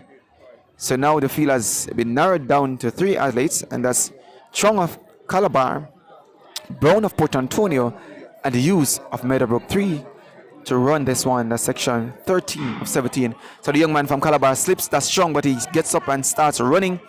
So Chong of Calabar is there, so too Brown of Port Antonio. Brown of Port Antonio seems to have a slim advantage just now. And he makes coverage of Hughes of Meadowbrook. So Brown of Port Antonio, based on the stagger, is now leading. But as we speak, Chong is making up grounds. Having slipped from the block, Chong is now into his running. But Brown of Port Antonio seems to be leading, coming off this final bend. It's the Brown from Port Antonio that leads Chong of Calabar. So Tia Brown looking strong, looking to hold this one. There's not much that has been happening from Chong at this point. So Tia Brown is holding, but look to Chong now is trying to find another gear. But Tia Brown is trying to hold, and he looks to be holding, and he holds to the line. That's Tia Brown of Port Antonio win that one ahead of Chong and finishing in 3rd. And just the distance back, that's Hughes. So Tia Brown 52.41. ahead of Lenworth Chong 52.70, and in 3rd 57.72 for Maurice Hughes of Meadowbrook. So section 14 comes up next, and it should feature Ajani Thomas of Camperdown in lane 1. Not seen him just yet. Omari Robbins of JC in 2, he's actually there. Devar Solomon of St. Mary Technical in 3. Rai McKenzie of Clarendon College in 4. Ronaldo Campbell of Glenmuir in 5. Kane Roberts of St. Mary's College in 6. Tayshawn Lamont of Meadowbrook in 7th. And John Mark Campbell of Oberlin should be in lane 8. So let's tell you quickly, we're seeing young man Robbins, Omar Robbins of JC looks to be there. So to Solomon of St. Mary Technical, I'm seeing St. Mary College's Kane Roberts, and also Campbell of Oberlin in lane 8. So there are 4 that will face the starter, just as we saw in the previous heat, even though it was reduced to 3 with the disqualification of Newton of Jamaica College. We're now having another 4 to face the starter in this section 14 of 17. This is the Class 1 boys 400 meters. Robinson, Solomon, Roberts, Campbell. Let's see who will win this one. Let's look to lane 2 and also keep an eye out for lane 6. So the gun sends them off, and already Robinson looks the best of all. That's Omar Robbins of Jamaica College running out of lane 2. Looks the best of them. Solomon tries to go with him, but it's all about Robinson of Jamaica College. On the outside, that's Campbell of Oberlin, but it's all about Robinson of Jamaica College that looks to be having the upper hand on this one. Solomon tries to stay with him. That's Solomon of St. Mary Technical. tries to go with him. The man from Oberlin, that's Campbell on the outside in lane 8, running like a scared hare. But it's all about Robbins of Jamaica College now that they turn for home. It looks to be Robbins of Jamaica College. Yes, it is Robbins that has the advantage, but the man from Oberlin not letting up. That's Campbell of Oberlin not letting up. Robbins pulling off everything that he has now. Robbins pulling everything he has now to win this one ahead of Campbell. It's all about Robbins of Jamaica College. Powers to the line, wins this in a flash time of 48 ahead of Campbell. So Robinson wins it 48.88 ahead of John Mark Campbell, 50.31, and Roberts finishes third in 54.69, with Solomon back in fourth in 56.69 seconds. So there's a win there for Jamaica College, courtesy of Omar Robinson, turning back the challenge of John Mark Campbell of Oberlin. We move quickly to section 15 of 17, and in lane 1 should be Shadrick Robinson running unattached. Not seeing anybody there just yet. Kevon Brown of Robert Lightbone is in lane 2. Lane 3 is Davina McLean running unattached. He looks to be there. Kemar Cole of Pepin is in 4. David Anso of Jamaica of Glenmere High School is in lane 5. Jabari Branch of JC is in lane 6. He's actually there. Jermaine Mallet of Dunoon Technical runs out of 7. And Kevin Bach of McGrath runs out of lane 8. So there's 7 facing the starter. All have reported to the start, 7 except the young man Chadwick Robinson should have been in lane 1. So the starter quickly calls them to their marks. Let's see if this can be another win for Jamaica College, or will the others have something to say. So the gun sends them off, and already the man running on a touch, that's McLean in lane 3, moves strong, so to JC's Branch. So Branch of of Jamaica College looks to take the early ascendancy. That's Branch of Jamaica College running the best of all. But Davia McLean is also there. So to Cole of Pepin. So Cole of Pepin is also there with Solomon, but it's all about Branch of Jamaica College. Branch running out of lane 7. He is from Jamaica College and he takes the advantage on this one. Cole of Pepin moves into second with Solomon fading back just a little bit. So it's all about Branch of Jamaica College that leads them into the home stretch, and looking the strongest of all. Cole of Pepin tries to run back, but it's all about Branch. Jabari Branch of Jamaica College will not break this afternoon. He moved straight to the end with the man from Robert Lightbone coming through. Brown for third, but all about Branch. 50 seconds flash on the clock. 50.25 for Jabari Branch of Jamaica College ahead of Kemara Cole. 53.08, and the young man Brown of Robert Lightbone 53.87 back in third.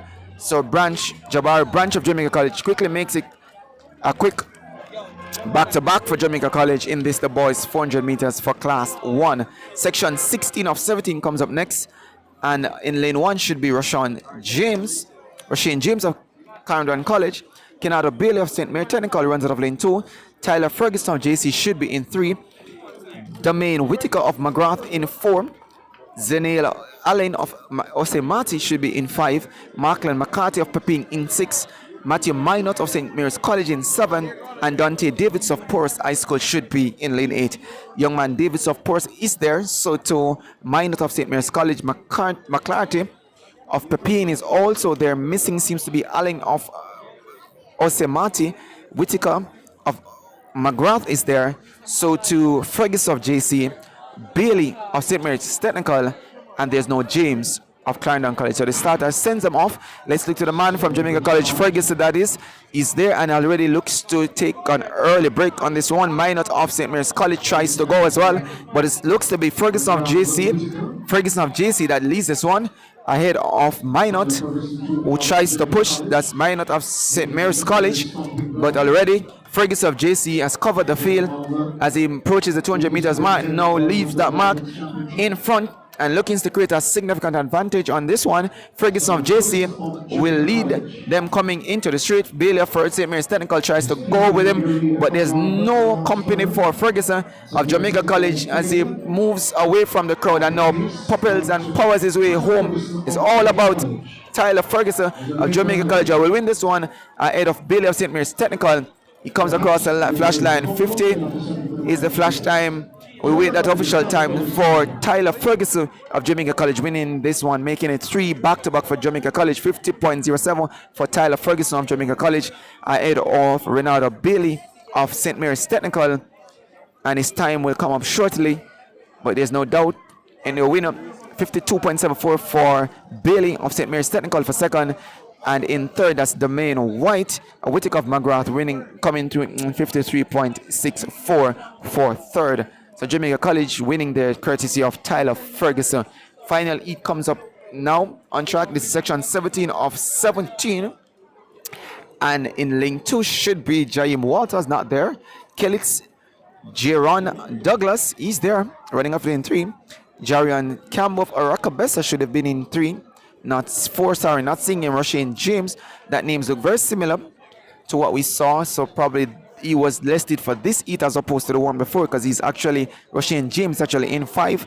In 6 should be Devon Saunders of Tatius Golding, not there, and in 7 Jonathan Dunkley of Pembroke. So 3 facing the starters.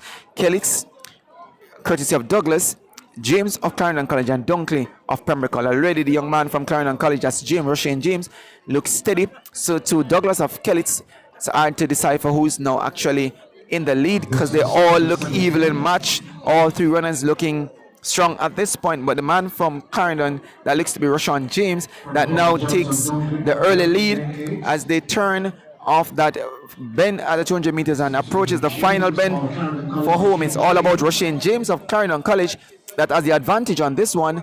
The man from Pembroke called Dunkley will look to challenge Soto Douglas of Kellitz, but it's all about James of Clarendon College. Now look to the man from Kellitz, that's Douglas of Kellitz, that puts into a storming finish. Kellitz, Jaron Douglas, that motors and comes through to win it in 52. That's a flash time for Douglas. Jaron Douglas of Kellitz, 52.65. winning ahead of the early leader, Rushane James, 53.15. And Jonathan is the Dunkley, that's a third place finisher in 53.86. Those 3 finished that section, which is the final section for the Class 1 boys. So now over to the open event for women, 400 meters invitational for women. And this one should be done in 2 sections. Let's look to see who have shown for this one. Section 1 should feature Freighter for Case running out of lane 2. Lane 2 should be, that's Freighter from Case. Lane 3, Annalise Brady of UTEC should be in lane 3. Lane 4 should be Shamoy Everett. It says the Queens, but the uniform looks like that of Anna Charles. So I'm wondering if there's a revision. It looks to be Anna Charles of UTEC. In 5 looks to be, so we're hearing that's Briggs, Amel Gold Briggs of UE. Giselle Shaw of NVP is in 6. And Christian Gordon of Case. So there's a merger of the 2 sections. So it's Freighter, Brady, Charles, Briggs, Shaw, and Gordon facing the starter for this one. Let's look to the UTEC pair of Brady. Charles as well is also there, and Briggs Gordon of UE. So to Giselle Shaw of NVP. So the gun sends them off. Let's look at the young lady Charles of UTEC starts well. Already gathers ground, catches up so good. So it's all about Charles, Anna Charles, that's running good. So to Annalise Brady as they motor down the back stretch. It looks to be Dan Harris, Charles, Anna Charles, and Brady. All in a keen battle right there as they approach the 200 meter mark. That's Brady, who now looks to take up a lot of the running, getting by Charles, Anna Charles, also of UTEC. So to the young lady from NVP tries to save in the Shaw, but it's all about Annalise Brady, formerly of Auburn Technical, now runs for UTEC. And she motors in front, leaving behind Charles, the early leader. Shaw is coming, but it's all about Annalise Brady. But look to Giselle Shaw, not giving up, running back, coming back, looking powerful. That is Giselle Shaw's Annalise Brady, overstriding there a little bit. And I think it might be Giselle Shaw coming out as the winner from lane 6. So the win has been given to Giselle Shaw, 56.17, ahead of Annalise Brady, 56.21. And the early leader, Anna Charles, there, finishing in third. 55-21 for So 55-21, Annalise Brady, 55-17 for the winner. And Anna Charles, her time should come up shortly, but she was definitely in third. Anna Charles got third. So that's the MVP athlete there, winning ahead of the UTEC pair of Brady and Charles.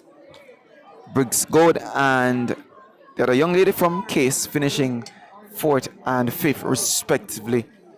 So while we sort that out time, we're going to be moving to the men's 400 meters open. This time we should have 5 sections. Let's see if all 5 sections will be done. Section 1 should feature Devon Montague of UTEC. I'm seeing a UTEC athlete there. Paul Henry of New Era runs out of lane 1. Adrian Jones runs unattached in lane 3.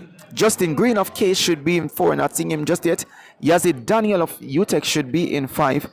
Matthew Morris of UTEC in 6, and Romario Stewart of Michael should be in lane 7. We're seeing somebody in lane 8. That means there might have been, or there will likely be another merger of an event, because there's an athlete in lane 8. So let's quickly go back to that lineup. Lane 1 should be Montague of UTEC. Paul Henry of New Era should be in lane 2. Jones running on a touch should be in 3. In 4 should be the man from Case. Green is now there. 5 should be Daniel. 6 should be Matthew Morris of UTEC. 7 should be Mario Stewart. Is not there, but I'm seeing an athlete in lane 8. Not sure who that is just yet. So this looks to be 7 facing the starter in what should have been an 8th athlete lineup. So the starter sends them to their marks.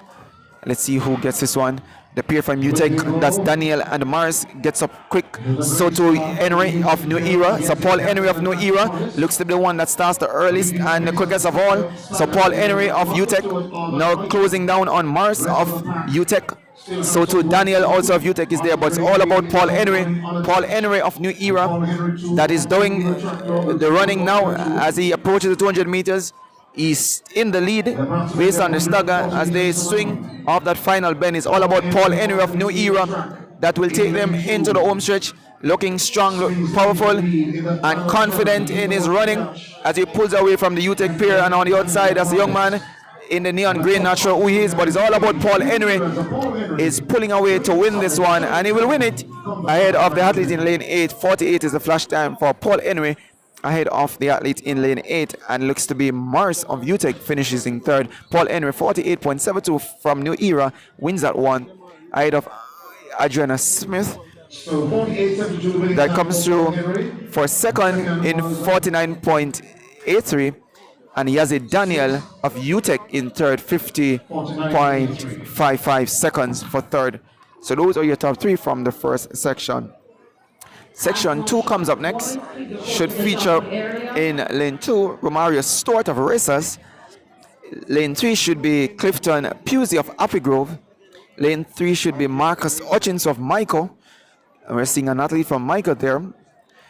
The Marcus Stevens of US should be in 5. He looks to be there as well.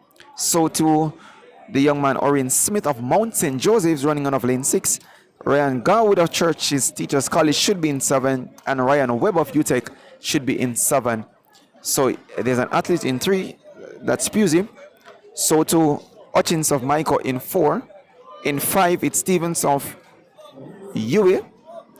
6 Smith of Mount St. Joseph. 7 Garwood of Church's Teachers College, and no lane 8. So Weber of UTEC has not reported for this one. So 5 to face the starter. Should be interesting to see here with Happy Grove versus Michael versus UM versus Mount St. Joseph and Church's Teachers College. So off and running looks to be the man from Michael. That looks to be Hutchins of Michael. That is already doing most of the running. Stevens of Yui is also there. So Yui is also there and being challenged by the young man Hutchinson from Michael. So Hutchinson of Michael is the one that takes the lead based on the stagger, covers Stevenson of Yui.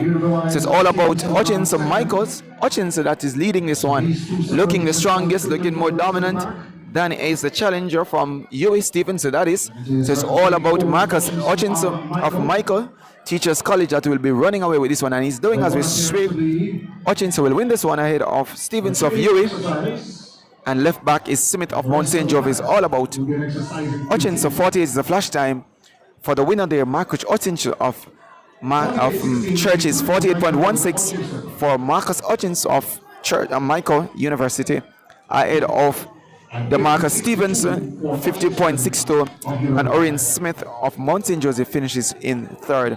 We'll tell you his time in a short order, but one there for Michael in section 205, and this is the men's 400 meters open invitational. Section 3 comes up next, and it should feature some big names. Let's go through them quickly. Jamal White of Optimum Performance should be in lane 2. He looks a bit there. Addison Pollock of MVP runs out of lane 3, also seeing an athlete there. Shaquem Robinson Unattached runs out of lane 4, also looks to be present. Joel Peart of Churches Sisters College should be in 5, he looks to be there. 6 should have been Zanel Hughes, not seeing anybody just there, so Zanel Hughes, courtesy of Great Britain, not seeing him here. Mark Manley of UTEC should be in lane 7, and he looks to be there.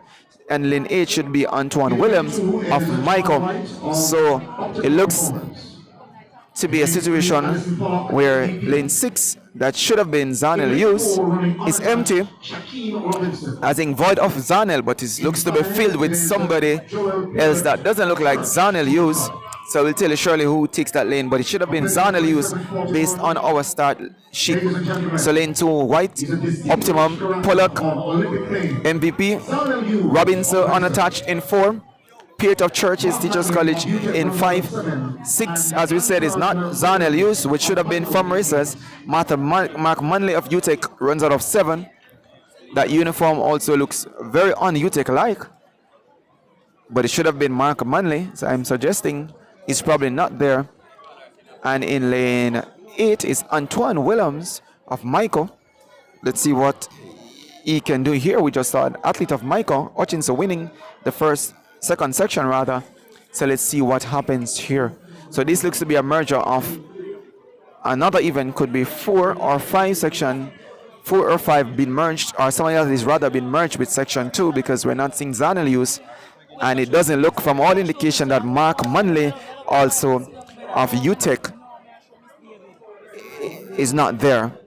But there are 7 facing the starter in this one. This is section 3 of 5 in the men's 400 meters open invitational race happening here at the SW Isaac Henry Invitational for 2025. Starter sends them to their marks. 7 facing the starter. Let's see who will take this one. So off and running, already a clean break. Look to the man from MVP, that's Pollock of MVP. So to White of Optimum. So Optimum's performance looks the best of all, but looks to Michael, Antoine Williams. Antoine Williams of Michael now starts a stepping ahead of White of Optimum. So White of Optimum is there, but Williams and Michael is on the outside, holding strong and holding the ascendancy. That's the young man Antoine Williams of Michael, looking to make a quick double for Michael. But White on the inside from Optimum is gonna try to make a race of it. Williams from Michael, White of Optimum. So Optimum's White challenges Williams, but Williams has enough to withstand that, and he will win. But that looks to be the uniform of UTEC.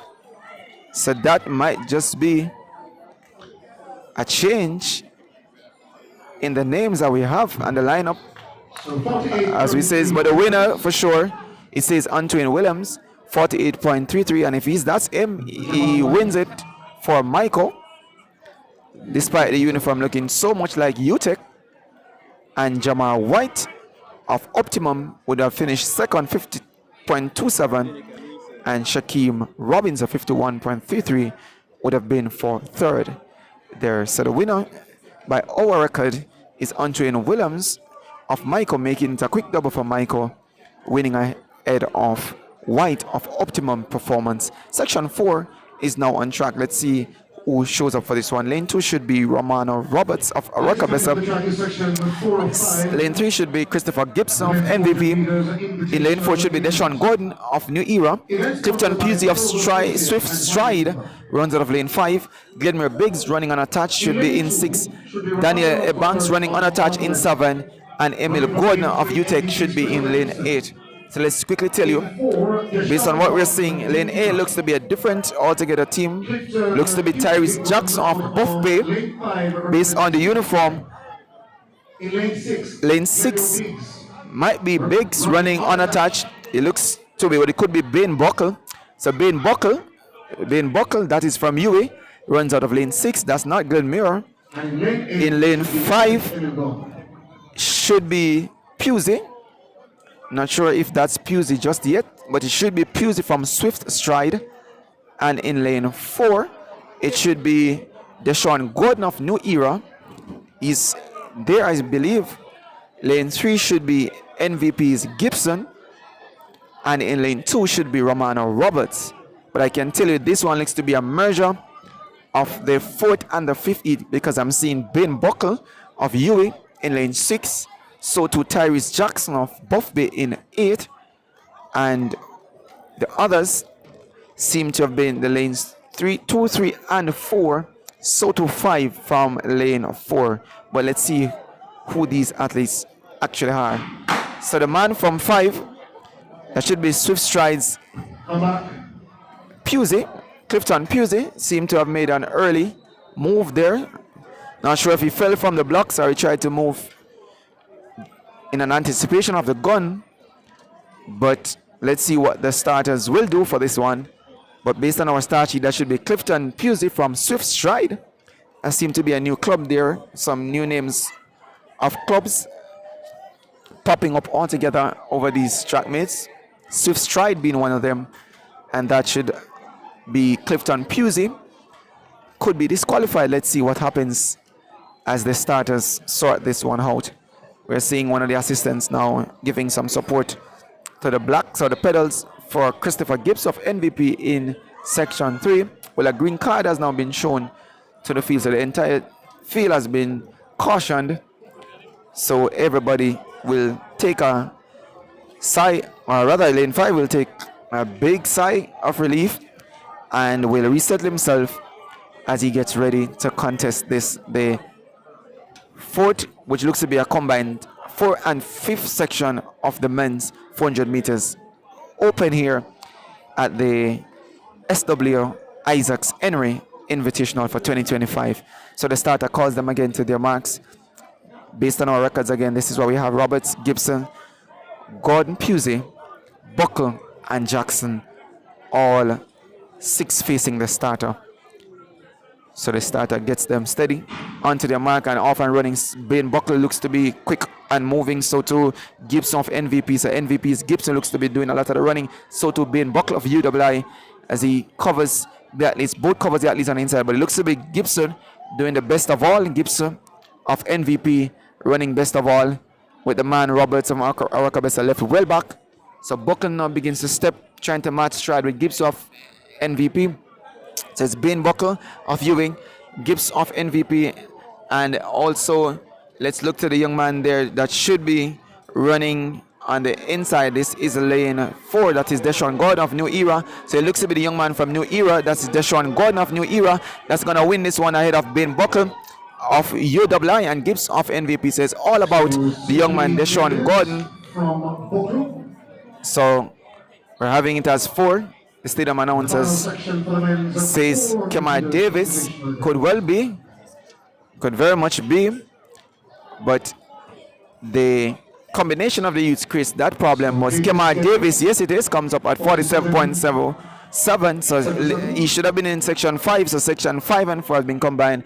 Bain Buckle, yes, from UWI 49.40, winning ahead of another athlete we thought is from MVP. Let's hope he's from MVP or is Mikhail from UTEC. It could be Mikhail from UTEC or Gibson from MVP, but the winners there is 47.77, going to Kemar Davis of Dynamic Speed Track Club ahead of Bain Buckle of UWI 49.40.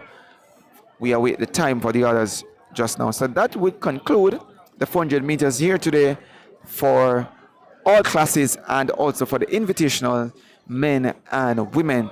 Next on schedule should be the sprint hurdles for class 4 girls, and we should see 5 sections in that one. They are not yet ready. Well, the hurdles are on the infield, and I'm certain in short orders. So now it comes up to be Mikhail of UTEC. So actually he would have been in lane 2 in section 5, comes up as your third place finisher on 50.28. So there, that was a combination of both heats, 4 and 5, but your winner being Kemar Davis from Dynamic Speed Track Club, 47.77, ahead of Ben Buckle, 48.08, and Najee Mikhail of UTEC finishing in third. Well, it's now being shown to be Tyrese Jackson, 50.22, and that's of Buff Bay for third.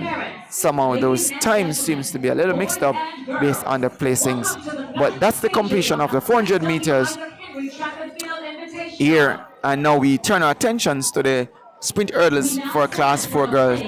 So I think we're going to be having the opening ceremony as we are being asked to stand for the playing of the national anthem. So we'll do so as we break and be silent for the national anthem.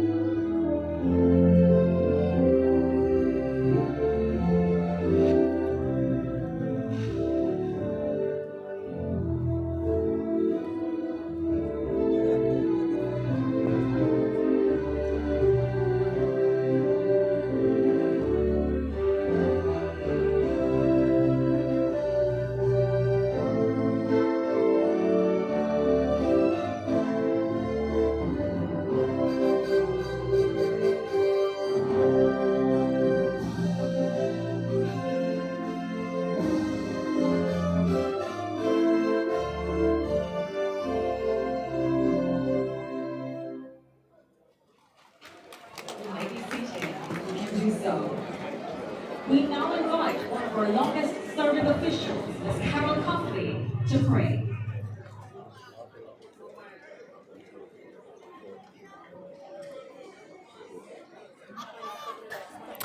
So welcome back to the SW Isaacs. This is the 9th staging of the SW Isaacs Invitational happening here as we enter into the opening ceremony of this prestige just meet in its 9th staging, and it therefore means there's going to be a pause on the action that's happening in the field.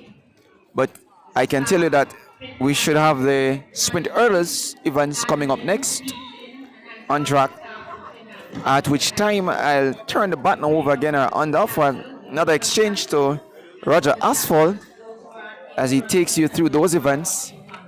I take a well-needed break and then we come back a little later to close it out. But so far it has been a very interesting day, interesting morning, interesting afternoon, and it still promises to be very much interesting when it comes up a little later, especially where it concerns the sprint relays and the 4x4 relays. Big monies, as I said earlier this morning, is up for the taking, and I'm sure the schools are relishing that opportunity to win and win handsomely for their schools. So the sprint hurdles are on track. That's from class 4 girls all the way to class 1 girls. The alternates for the boys comes up, that's the 110 hurdles for boys, except for the class 3 boys who will run over 100 meters hurdles, similar to what the women in the class 1 section does. There's going to be some prep schools and primary schools given the opportunity to run.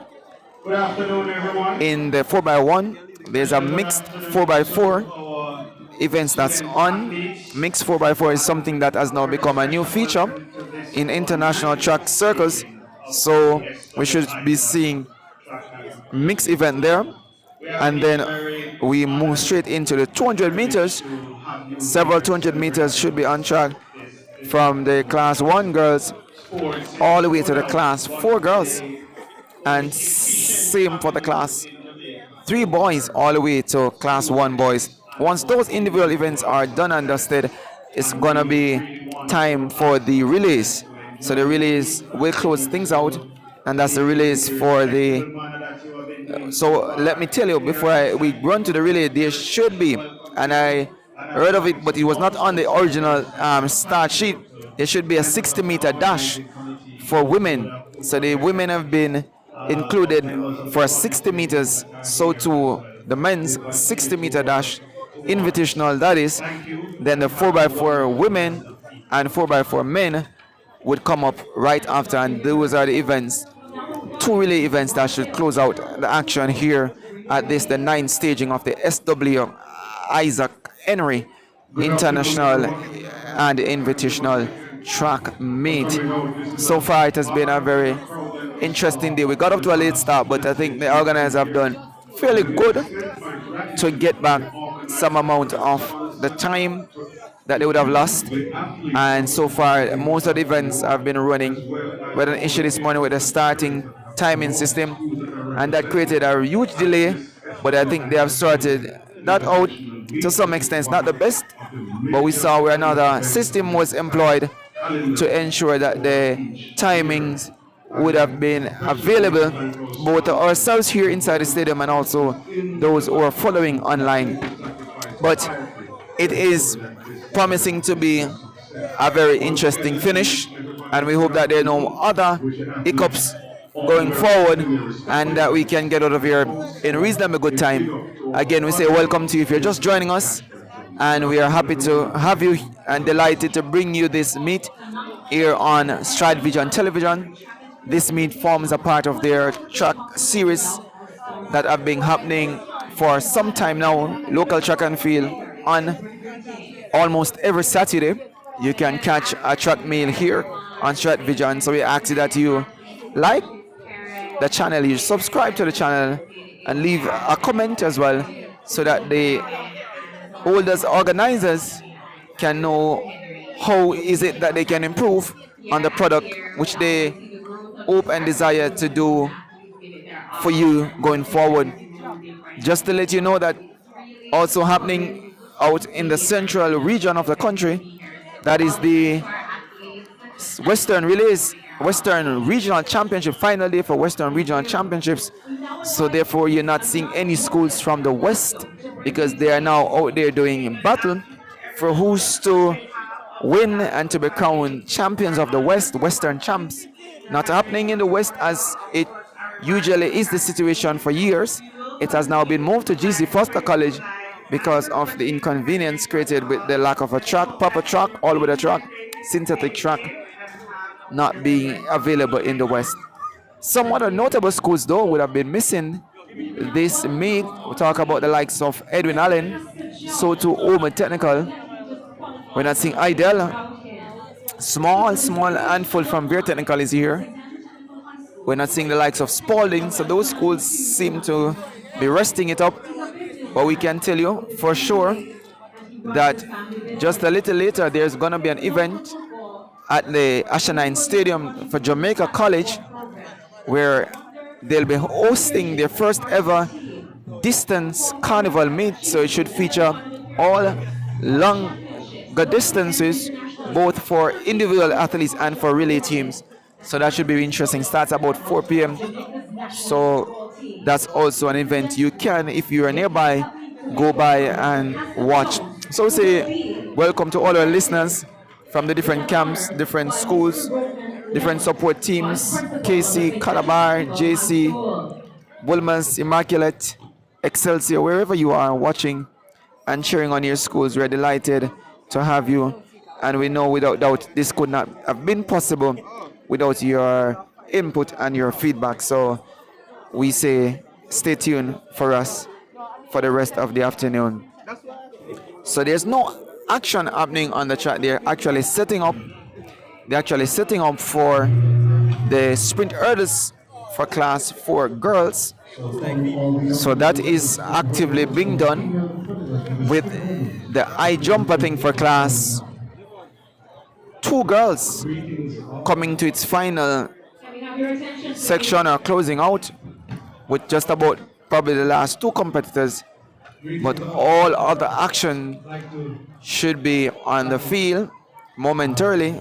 You get the class 4 girls on its way. That sprint hurdle 70 meters for the class 4 girls, to be followed by the 80 meters for class 3 girls, 100 meters for class 2 and 1. The class 3 boys also runs over 100 meters, and then the height of the hurdles changes for the class 2 and 1 for boys as we move through those events. Get set for 200 meters, as we said before. 60 meters is also on the card, and so too sprint relays for the prep and primary athletes, to be followed by the 4x4 for the seniors. So you're not missing anything. You're actually having the opening ceremony happening and the respective presentations been made, and we're keeping you tuned or in tune with what's happening.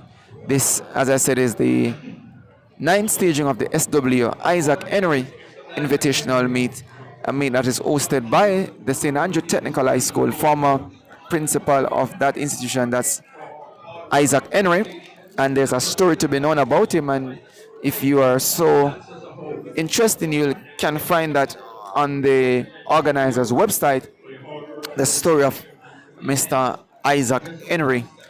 But this is have been a meet that attracts some good teams over the years, both at the high school and the club levels, and it goes without saying that this is an opportunity for the schools to get themselves ready, especially for what is to come next week in the Gibson's Makok Gibson's relay that comes up right here inside National Stadium. Should provide some very cracking action over relays and other events, but the relay is the key feature for Gibson, but there are other events made possible. So still not missing anything as the starting officials get ready and work at a pace that is as fast as they can do to get the sprint hurdles all assessed to ensure the heights are correct, all in place, and the starting blocks in place to get this event. It's scheduled to go off at a time that, yeah, it's far gone. We're still running behind time, but kudos to the organizers. They have done some very smart moves this morning in terms of engaging the use of both long jump pits, and we have seen where all the long jumps, even I think except for the first event, which was the boys class 3, I believe, all other events were merged, as in two sets of classes were able to be executed, one running in the opposite direction of the other, with both the long jump split, one at the start line, the other at the finish line, being used. High jump was also merged at one point, where concurrently we had the class 2 and 3, 3 and 4 rather. We saw where the shot put also ran in a manner like that. The women's long jump for class 1 and open was also done in that manner. So they have done reasonably well to get back on track, ensuring that the field events do get done, and done within a time that is in their best interest of not having to stay back inside the stadium and to wait, make use of the lights, because that's going to cost them, and that's my understanding they're trying to avoid at all costs. So we're still happening, still going here at the SW Isaacs Invitational for those who are just tuning in. And there is a small break. We took a small break for the opening ceremony, and now we are getting set for the class 4 girls 70-meter hurdles that is to come up next. So interesting it is that we said earlier this morning that we might see some of the supporters, those fans, coming in, and as we speak we're seeing a shifting in the audience in what it looks like. We saw this morning the grandstand, which is the only area being used, along with the cycle track and the areas above the cycle track for persons lodgement, being primarily covered with high school and their respective teams and clubs. But now we're seeing some fans who look to be coming in to enjoy what is left. So there's still a lot of action to go. So if you're at home and you're close by, you can make your way down and you'll surely enjoy what is left on the track and also in the field. So this is Stride Vision Television bringing to you track and field like no other does.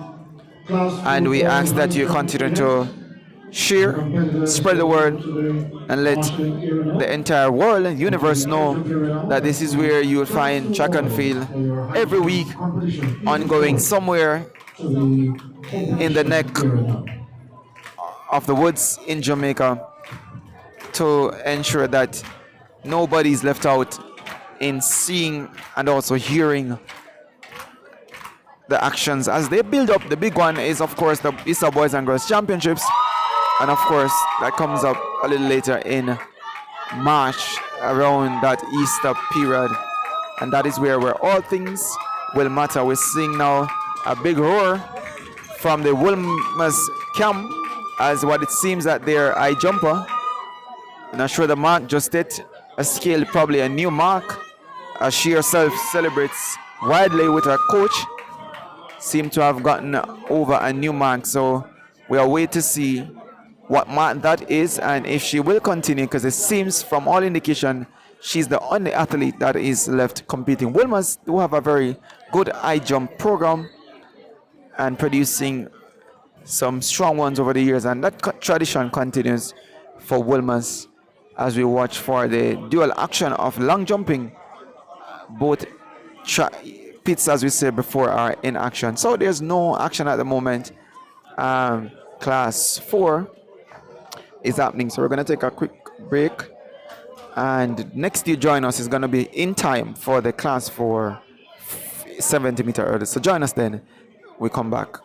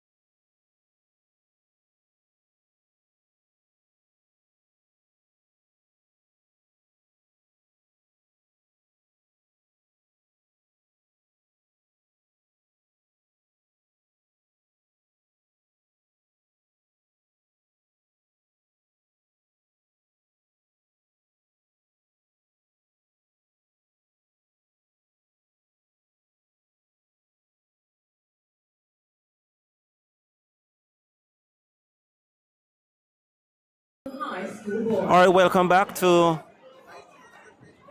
the ninth staging of the SW Isaac Henry track and field meet here at the National Stadium, named in honor of the former St. Andrew Technical High School principal, SW Isaac Henry. An individual who would have transcended the school itself back in his day. A much revered headmaster, popularly known as Zach, throughout educational circles back in the 80s. And this meet now in its ninth staging. And so far it has been a wonderful day. We have seen some good performances as teams continue to prepare in earnest for the upcoming ISA Boys and Girls Athletics Championships to be held right here in the National Stadium at the end of March. So we are just about 5 weeks away from champs. And the next event on the track will be the 70-meter hurdles for Class 4 girls. There will be 5 events.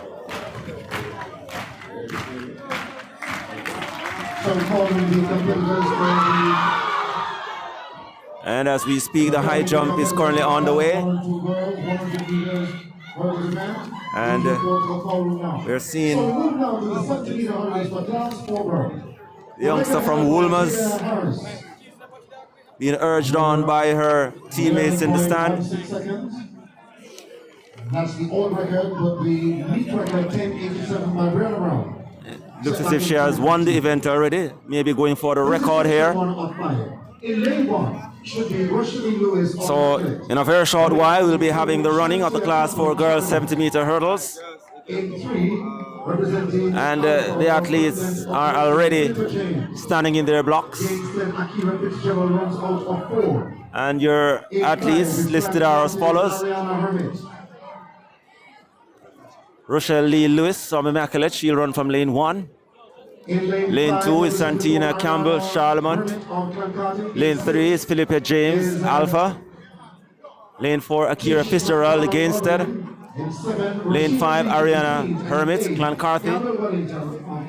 In 6 is Rashida Reed, the Queen's School. And out there in lane 8 is Gabrielle Wellington from Campion College. 7 flights of hurdles. The beginner stage for these young ladies. And it's out of these events, you know when a star is born. Especially at the Class 4. And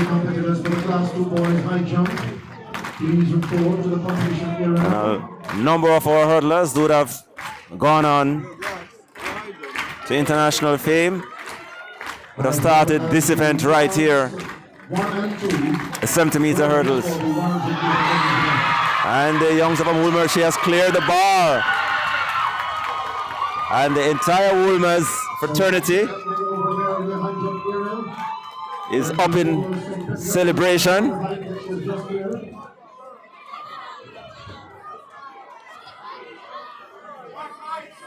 Competitor 1923 from Woolmer's.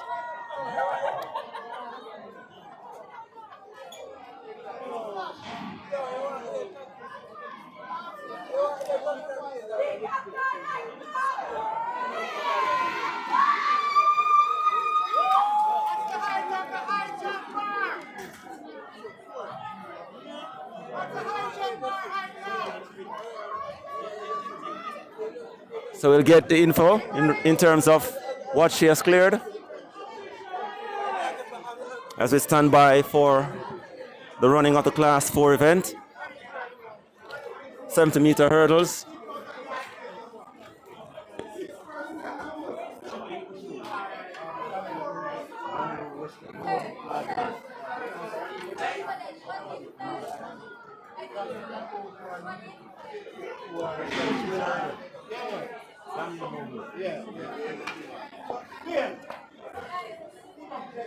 So the youngster from Woolmers, Daniel Noble, clearing a height of 1.82 to win the high jump.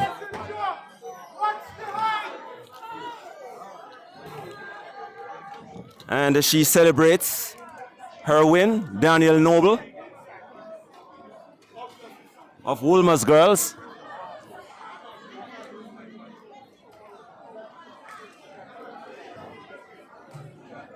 .82, a height that is untouchable today.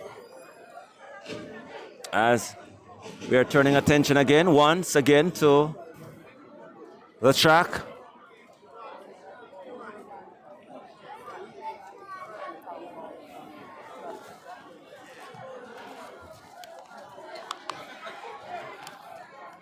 And the 70-meter hurdles for girls coming up. So earlier on, the competitor for Woolmers. So Daniel Noble still celebrating. 1.81 meters.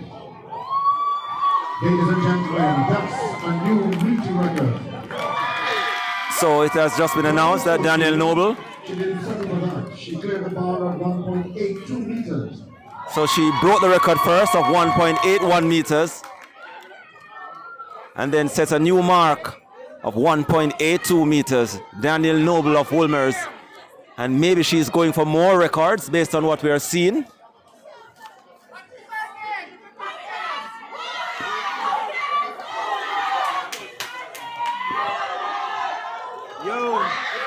That's Daniel Noble once again.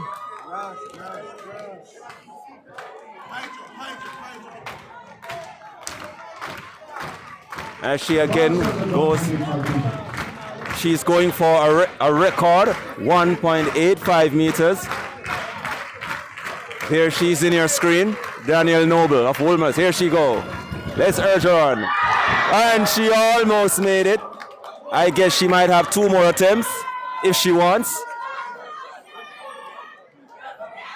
The back of the thigh brushing the bar down. Daniel Noble.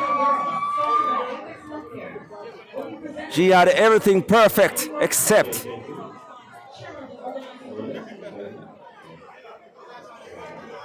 that back of the thigh which brushed the bar. So if she wants, she'll attempt. So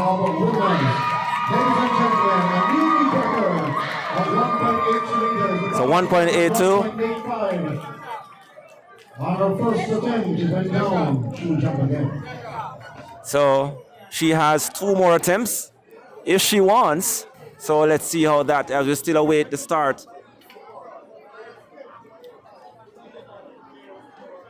of the 70-meter hurdles. Class 4 girls. They are standing in their blocks. So we get set now for the section 105 of the hurdles class 4. Okay. And they have been standing there quite a while, not certain what is holding it up. But there will be 5 sections for this event.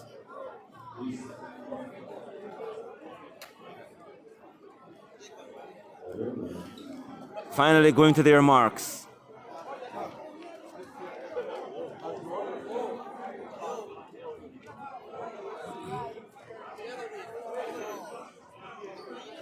So 7 will face the starter. Santina Campbell of Charlemont has been scratched. Off and running, getting up very well. It is Oberlin's. But running now is Alpha's Janina Fame, Philippa James. And she steps away from the others. And she's running away to take it. James take it. Ahead of Fitzgerald of Gainstead. And Rochelle Lee Lewis of Immaculate. Philippa James with the win. First section. 11.26 seconds, so Philippa James of Alpha. Second, Akira Fitzgerald, 11.82. And third is Rochelle Lee Lewis, Immaculate, 11.86. Gabrielle Washington, fourth, 14.20. So Philippa James get the ball rolling with the hurdles here this afternoon with a time of 11.26 seconds. So here is First place, Johanna Summer, Catherine High. Daniel Rowe again from Wolmer's.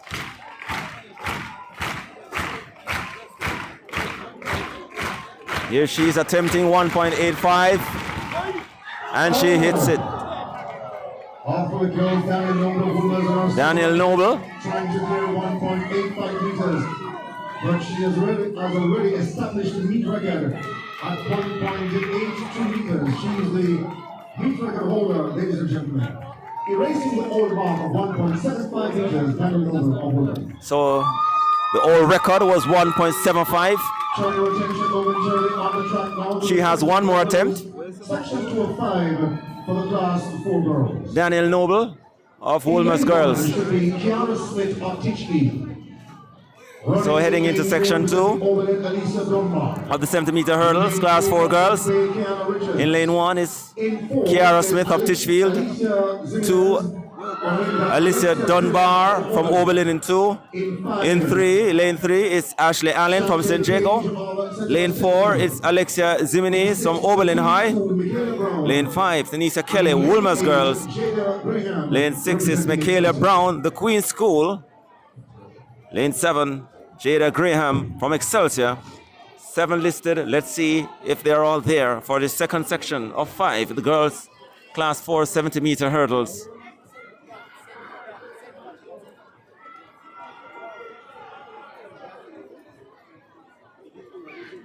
Standing behind the blocks.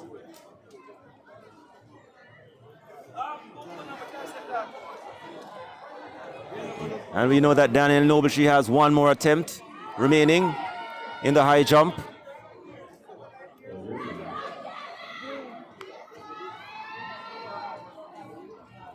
She has already broken the record twice today. As 7 will face a starter here for this second section. So it's Smith, Dunbar, Richards, Zimenez, Santina, Brown, and Graham. Off and running. And Buff Bay's Richards, Zimenez, Oberlin. On the inside is Titchfield's Kiara. Dunbar of Oberlin. On the inside now coming through. Buff Bay, Kiana Richards comes through to take the win. Kiana Richards from Buff Bay with the win. Dunbar of Oberlin and Titchfield Smith was always pressing. 11.23. Happening now at the presentation area, the Women's Long Jump Open. So we see Calling to Simon Hinkling, Brickett's Performance, Kenny Powell, Tech Jamaica, and Annalisa Redmond, Bethlehem. Daniel Noble again, her final attempt.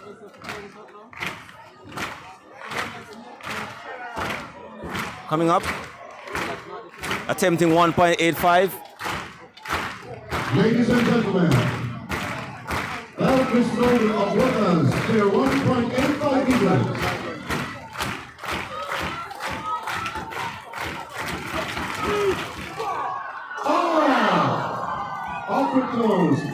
And that's a series for her. Daniel Noble, a new record holder here today, 1.82 meters. Warmly applauded by the small audience here at the National Stadium.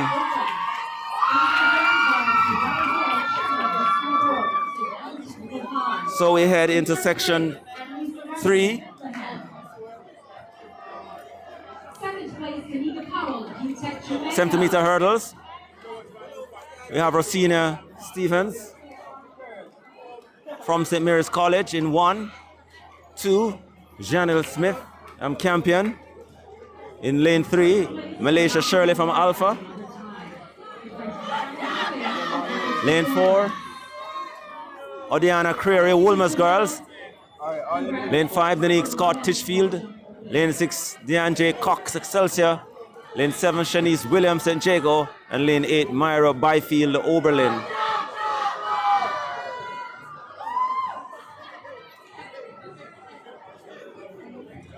So we focus our attention onto the track with So they're standing behind their blocks for this section. The third section here, the 70-meter hurdles. 70-meter hurdles event. Class 4 girls. 3 of 5. This is class 4. In lane 1 should be Rosina Stevens of St. Mary's College. So it looks to be Rosina Stevens will not take the track out there in lane 1. Alicia Shirley Alpha. In 4, Cherise Spence, Clarendon College. St. Andrews Amoya getting runs over 5. So only 7 will face the starter here for this third section. 70-meter hurdles class 4 girls. Dear Jean Cox. In 7, Rodriguez, that is Davia Rodriguez, Sentinel Technical, and Myra Byfield of Oberlin runs over lane 8.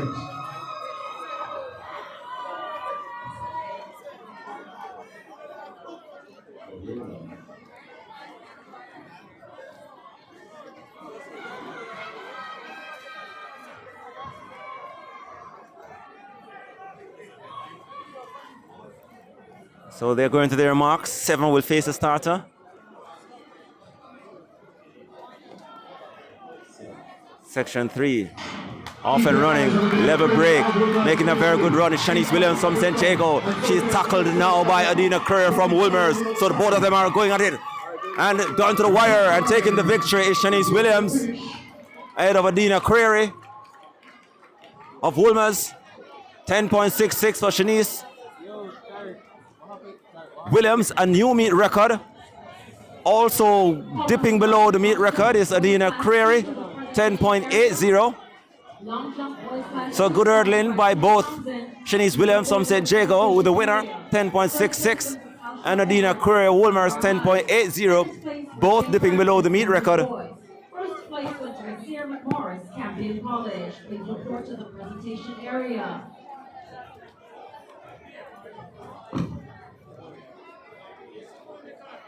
Meet record set back.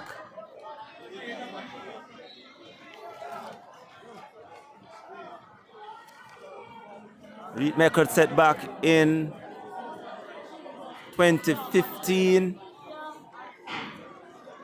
10.87. Brianna Brown.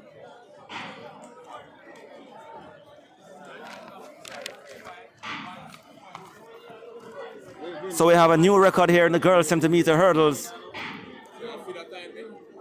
of 10.66 for Shanice Williams of St. Jago girls, winning section 3 of the girls 70-meter hurdles class 4.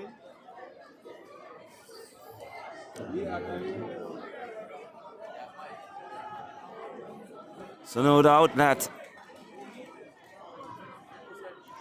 obviously the leading time so far in this event, putting her atop the leaderboard. For what appears to be the final heat in class 4 girls. 70-meter hurdles event. Heat 4 coming up. Abriana West from Oberlin listed for 1. 2 is Samara Wellington. Wolmer's girls. 3 is Sherry Hannah Lawrence Marymount. 4 Safia Hall Excelsior. 5 Zia Horton St. Mary's High. 6 is Zara Henry Immaculate. 7 is Shanique Roberts Tarrant High.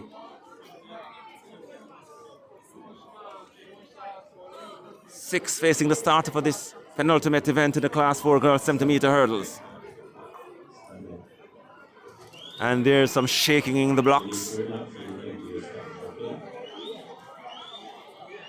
Looks to be Safia Hall from Excelsior. Fidgeting in the box, in her blocks.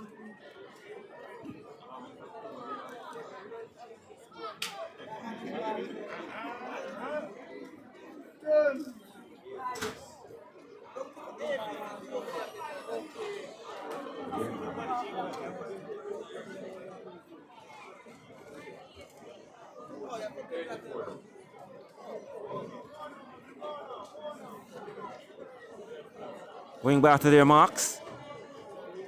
Section 4 of 5, penultimate section here. 70-meter hurdles, class 4 girls.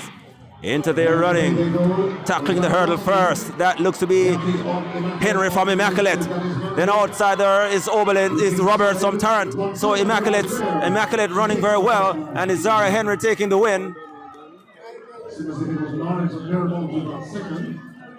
And Sherry Lawrence takes second. The time, Zara Carlista Henry, 11.61. Ahead of Siri Hannah Lawrence, Marymount, 11.90.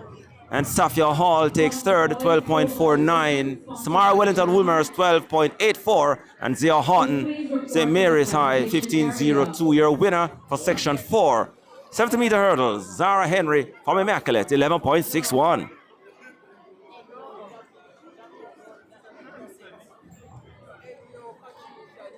Third place went to Raheem Campbell of Excelsior High. Second place went So in fact, that was the last event in Class 4. There were 5 events listed. Jago High.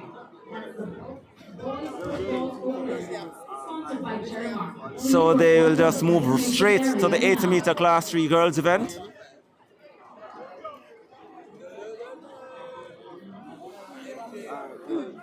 So your overall winner is the new meet record holder, Shanice Williams. 70-meter hurdles girls class 4. Shanice Williams St. Jago, 10.66. New meet record. Also within the new meet record, or the old record, is Adina Crary. She ran 10.80 for Woolmer's girls for second. And finishing third overall is Ashley Allen, who did 11.23.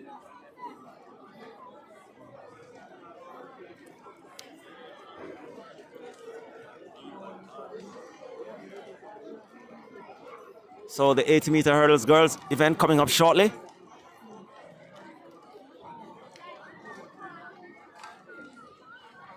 And there will be 5 events as listed previously in the class 4 girls. There's now 5 as well listed here.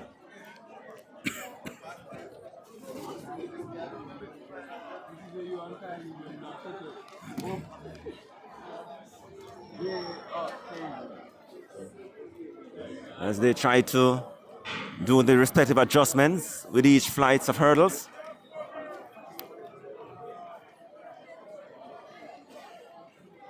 And for this class, there will be 8 flights for the class 3 girls.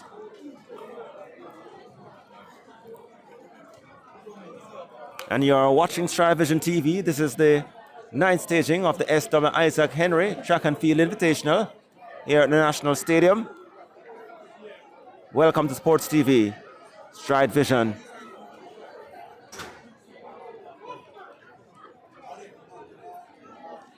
And Daniel Nobles, no doubt would have been the top performer today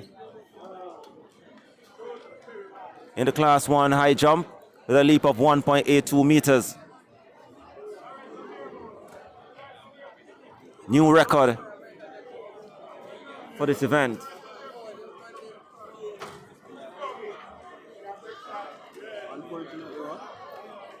As the officials making sure that all the flights of hurdles are circumspect. As you see the activities taking place down at the track.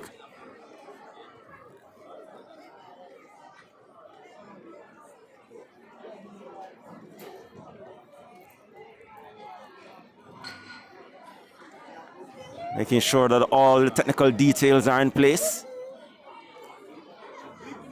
As the Class 3 girls will run a further 10 meters, and the Class 4 girls. And as we said, there will be 5 heats for this Class 4 girls 80-meter hurdles.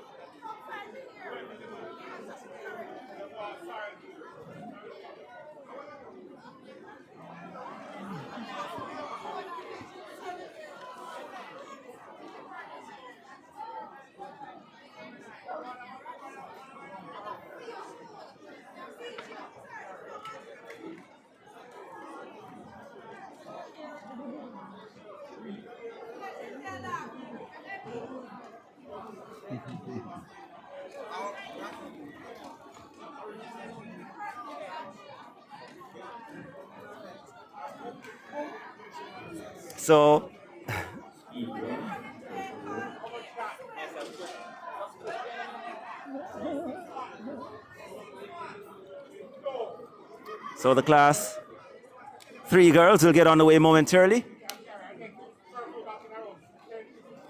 And among the competitors for this first event. Anna K. Williams from Tishfield. She'll run from lane 1. In 2 is Kishana McLean, St. Mary's College. In 2.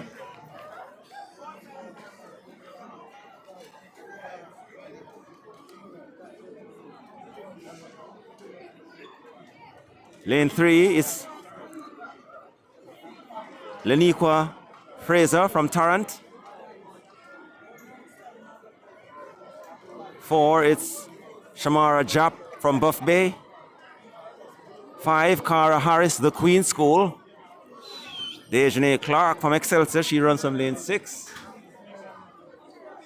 Nera McLeod Immaculate in 7. And Jazara Bygrave Campion in lane 8.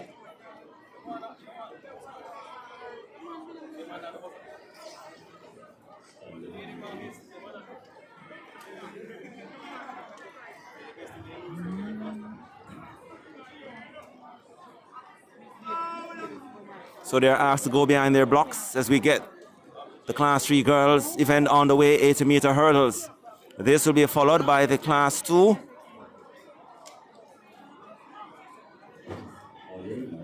$100 meters hurdles.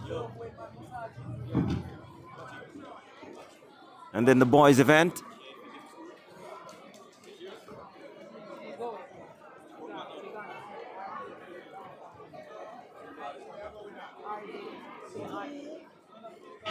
Depleted field and they're off and running. It's Tishfield's McLean takes command, but on the outside there it is Bygrave, and she's going down, going to, and going to take the win here.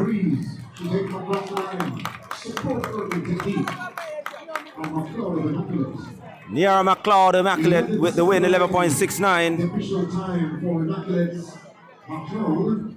11.69. Sierra Harris second, 13.33, and Kishana McLean third, St. Mary's College 14.30. So your winner for section 1, the girls class 3, 80-meter hurdles, Niara McLeod from Immaculate.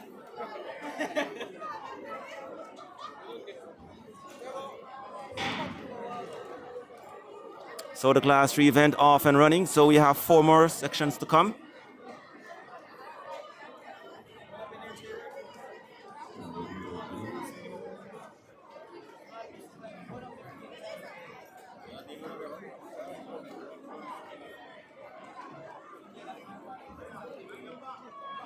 So your listed competitors next is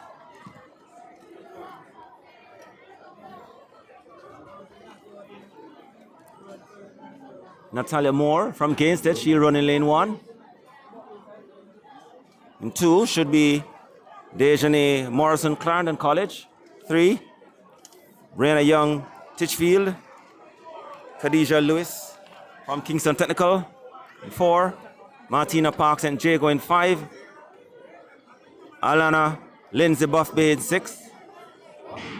Into their running. And Martina Parks brings out into the lead for St. Jago. On the inside is Moore from Gainstead, as well as we have Buff Bay. But going to take the win here, it is Martina Parks. Martina Parks, the winner. From St. Jago with the win.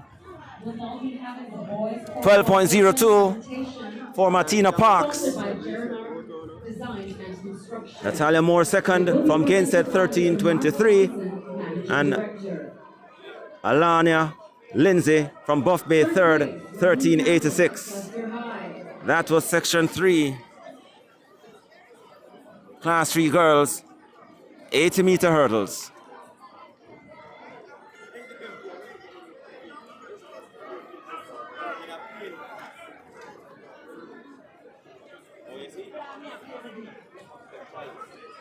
Just to remind you that you're in tune to StrideVisionTV. Welcome to Sports TV here. And we are here at the SW Isaac Henry Track and Field Invitational.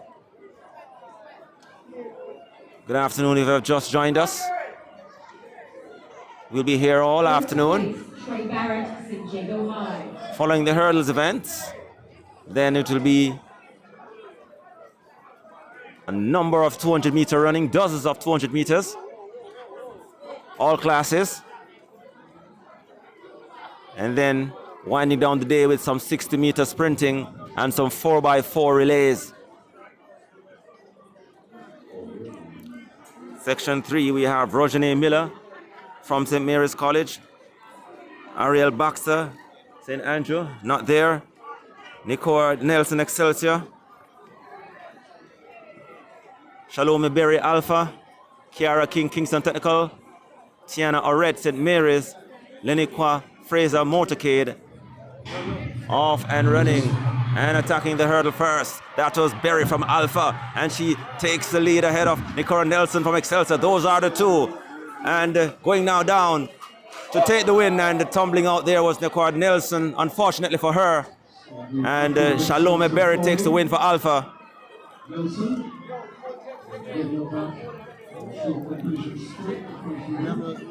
And unfortunate tumble for her.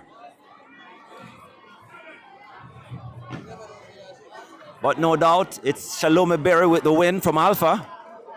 12.10. Kiara King takes second from Kingston Technical, 13.58.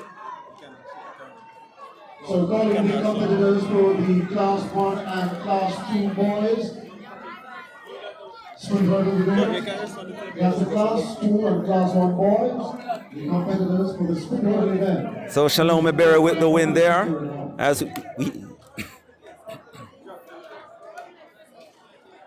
As we head into section 4, the penultimate section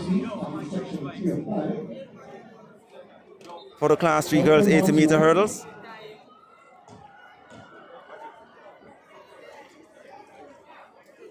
We move over now to section 4 of that. In lane 1, Ayana Blake Immaculate. Lane 2, Sienna Wilson Alpha. Lane 3, So, coming up next is section Johnson St. Mary's High. In 5, Akela Brown Charlotte. In 6, Chantilly Brown Ireland College. 7, Ruth M. Brown St. Mary's College. And in 8, 4, Abigail Ross. Technical. Class 3 girls 80-meter hurdles.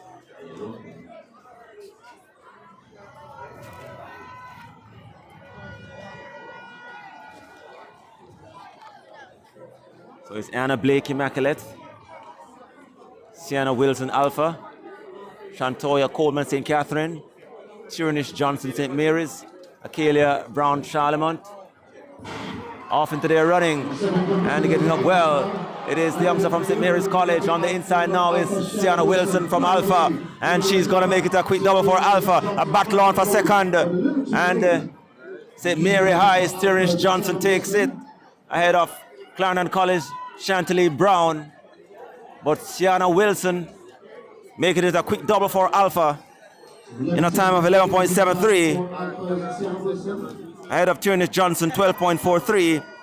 Jalen Green from Immaculate third, 12.50. Chantilly Brown, Clarendon College fourth, 12.69, and Kean Reed fifth, 12.77. Abigail Ross, 13.63. Your winner for section 4 of 5, Class 3 girls, 80-meter hurdles.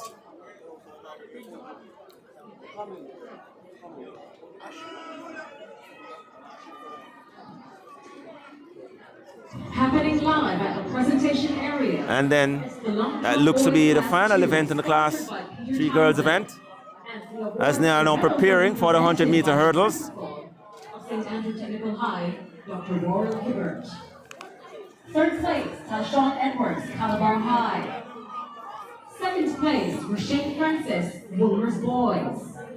And First place, there will be Sarah McMorris, Campion College. 2 events in the Class 2 girls coming up shortly. So your overall winner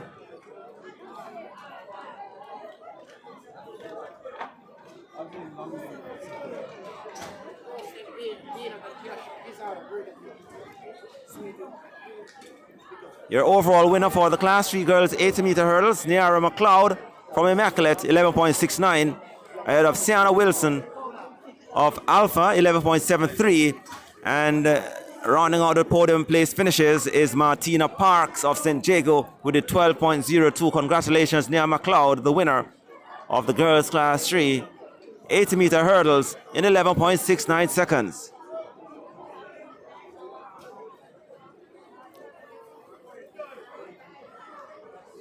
So they're moving quickly.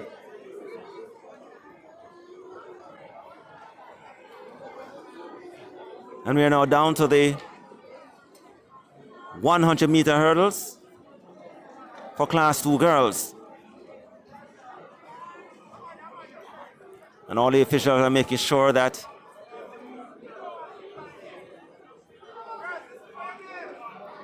all the hurdles are in proper heights and measurements.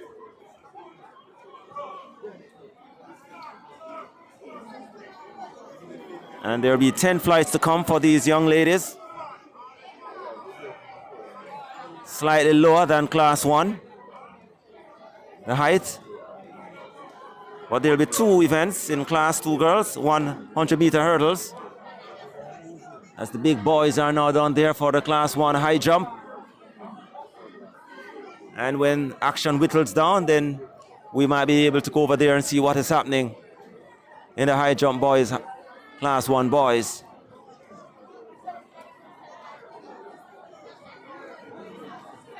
Athletes as well are preparing for the 110 hurdles. We are seeing them on the other side of the track. Of course, the boys will run, the class 3 boys will run 100-meter hurdles.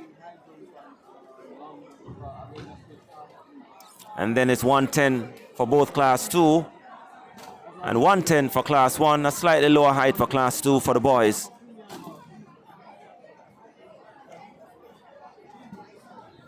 There'll also be a number of 200-meter races to come after the hurdles. Then we'll have some 60-meter invitational races. And then we'll be having the 4x400 meters, both genders, to close out the day's proceedings here at the 9th staging of the Isaac Henry Memorial Track and Field Invitational.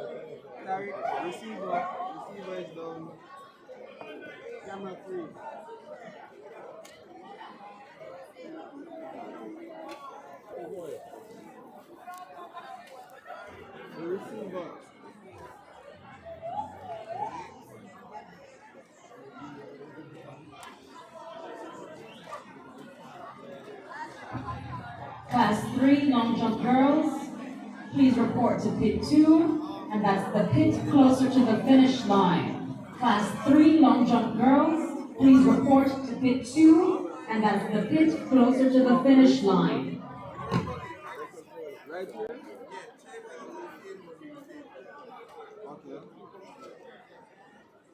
So momentarily we'll be having the class 2 girls.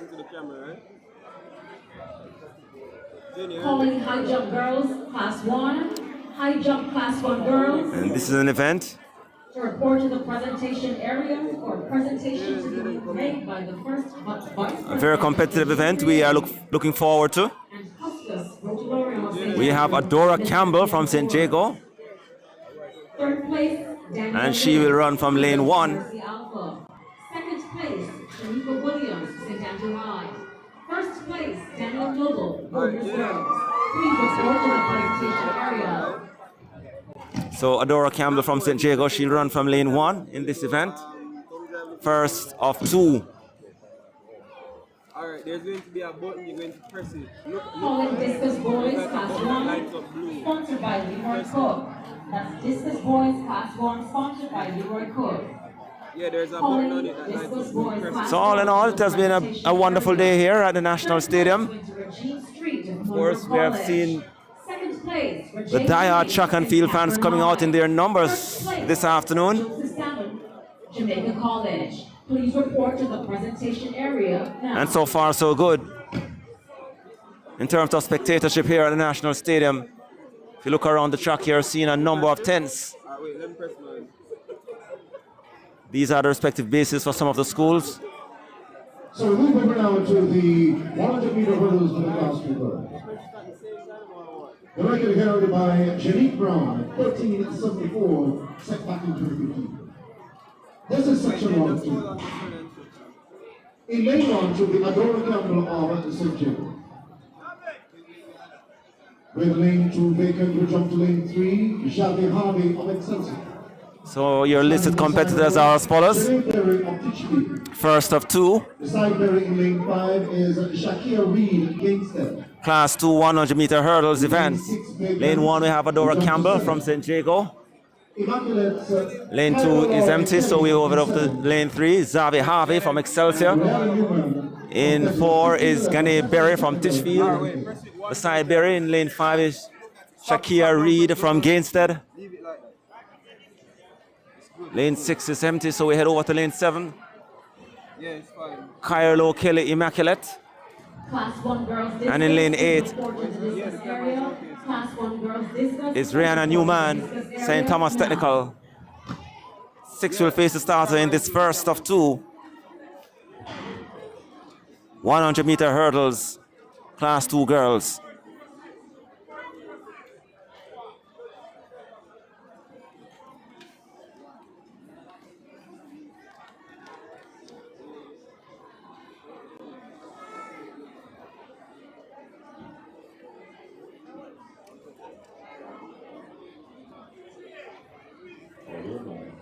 So they're called to the marks to get action on the way here in the class 2 girls 100-meter hurdles. So we have Campbell, Harvey, Excelsior, Berry, Titchfield, Reed, Gainstead, Horton, Pepin, Kelly, Immaculate, and Newman from St. Thomas Technical. Sent off. Reed from Gainstead gets up well. On the inside now is Adora Campbell from St. Jago, and she steps to the front. Battling on the outside there is Kelly from Immaculate. But it's all about Adora Campbell from St. Jago. Kelly second. And Reed from Gainstead third. Adora Campbell with the win, 13.87. 13.87, ladies and gentlemen. Adora Campbell looking sharp, taking that event. First of 2, 100-meter hurdles girls class 2 event. Adora Campbell first, 13.87. Kyra Loy Kelly, Immaculate second, 14.23. Shakia Reed Gainstead third, 14.53. Xavier Harvey Excelsior fourth, 14.60. Rihanna Newman finishing down the track in 20.65.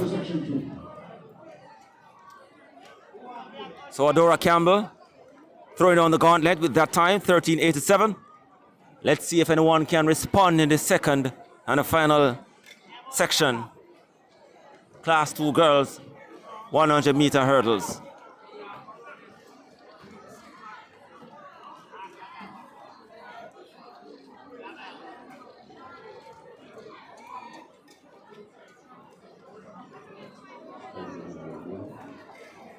So long jump girls is currently on the way as well.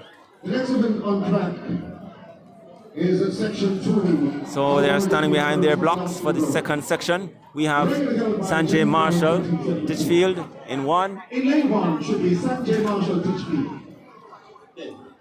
Lane 2 is Michael and Lindo, St. Catherine. She will run from lane 2. Lane 3 is Kimoya Doherty from Excelsior. In 4 is Malaya Duncan, St. Jago.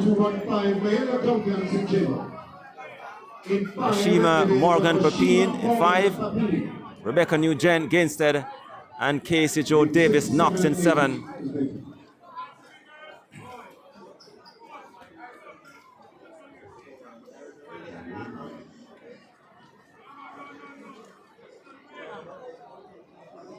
But only 5 will face the starter here. Yo, Jaden, the camera's off again. Try pressing the button again. So it's Marshall, Titchfield, Lindo, St. Catherine, Doherty, Excelsior, Duncan, St. Jago, and Morgan Pepin. Oh, and jumping the gun looks to be Michael and Lindo. Recall, Lindo looks to be in trouble. There she is in the blue in lane number 3, and she doesn't even bother to wait. She has been disqualified. Michael and Linda there in lane 2, unfortunately for her. So the field is now whittled down to 4.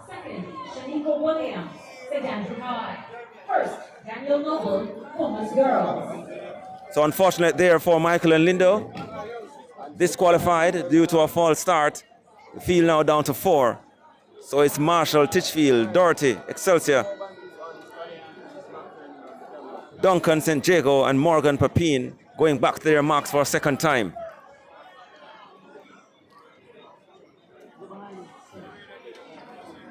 Off and running, clean this time. And Duncan St. Jago gets up well and flies away from the pack. And it's all about Duncan. The others left in her wake. Titchfield's Marshall trying to, make relevance of this race. But it's all about the youngster from St. Jago, Malaya Duncan, ahead of Sanjay Marshall and Dorothy Excelsior third, Morgan Papine fourth. 13.96 for Malaya Duncan, St. Jago. So St. Jago at least accounting for both races in the class 2 girls, 100-meter hurdles. 15:34.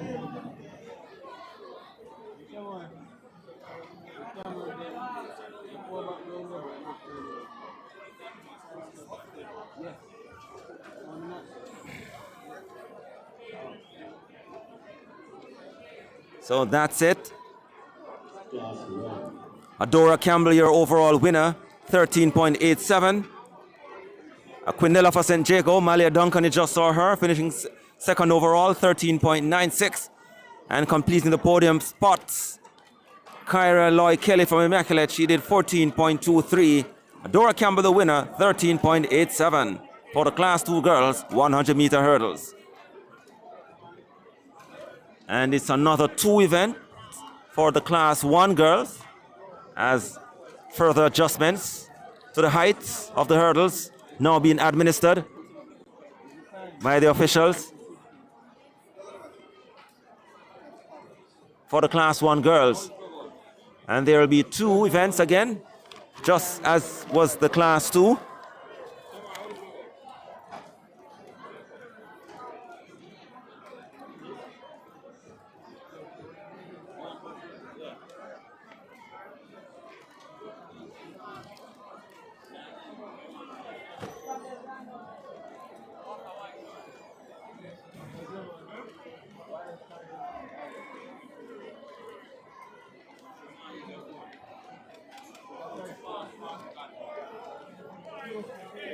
So the athletes are standing behind their blocks, as you are seeing in your screens. It looks to be a depleted field. And I can tell you, it's First of 2. It carries a cash prize of up to $100,000. So apparently Adora Campbell also broke the meet record. 13.87 for the win, erasing the mark. So the 4x400 meters for the high school boys. So the part of the highlights on this evening's program on the 9th staging of the SW Isaacs Invitational Of Kamoy Binga, 13.89, set back in 2023. So Dora Campbell, new meet record in the girls class 2 100-meter hurdles. This becomes 1 week. So getting prepared for the class 1 girls, as you are seeing on your screen. The athletes are standing behind the blocks, 5 of them facing the starter. In lane 2,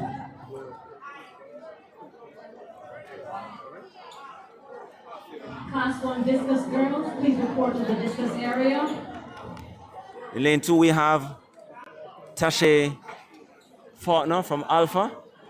Lane 3,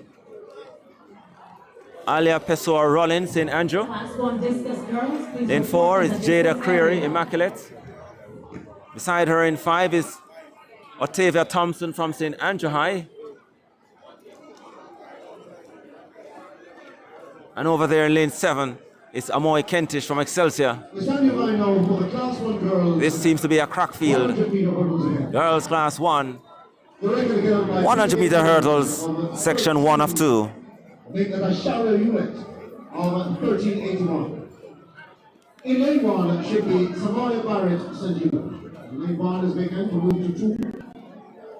In 2 is Tashay Faulkner Alpha. Running out of lane 3,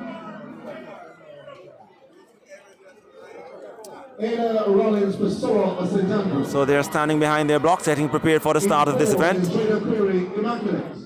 Guess they'll want to speed up time now because we know these days that it gets dark pretty quickly. So let's see how they'll run off these races, how quickly they can.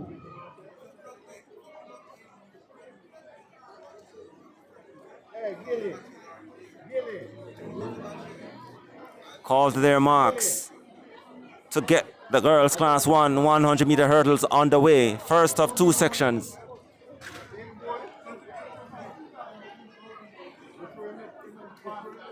So it's Faulkner, Alpha, Rollins, St. Andrew, Query, Immaculate, off and running and flying out of the block. It is Otavia Thompson from St. Andrew, but the blanket is closing on her. Kentish from Excelsior. On the inside there is Immaculate's Query, but flying on the outside to take the win. Amoy Kentish takes the win. 14.21 for Amoy Kentish. 14.21 the running time. Second is Ale Pessoa Rollins, 14.58 from St. Andrew. And Otavia Thompson also from St. Andrew taking third, 14.59 with Tashay Faulkner, fourth of Alpha, 15.32, and Jada Query from Immaculate, 16.62, but that was an outstanding run on the outer side there, on the outer lane from Amoy Kentish from Excelsior, following in the footsteps of Akira Nugent, one would say. Now the world leader there, over 60 meter hurdles as we speak, formerly of Excelsior. Now a top world-class athlete, national record holder as well. Kentish trying to follow in that footsteps.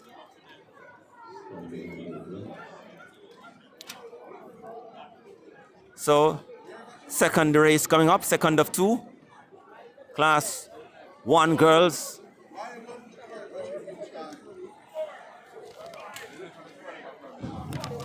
Calling the Discus Boys Class 1 to the presentation area. Discus Boys Class 1, sponsored by Leroy Cook. Please report to the presentation area. Third place went to Regine Street with Monroe College. So let's see. This looks to be another field. A couple of lanes are vacant. St. Andrew High's Kiana Walker. In 2, it's Sharika Williams from Oberlin. She's not there. So Joy and Russell. Immaculate in 3. Lane 4, Kamoy Binga, formerly of St. Jago and Heidel. She is now at UTEC. Kamoy Binga. Paris King from MVP. 5 in 6, Shelley and Taylor, Excelsior. Kimisha Francis and Mary's Eye. And out there in lane 8, Brianna Davison from St. Jago.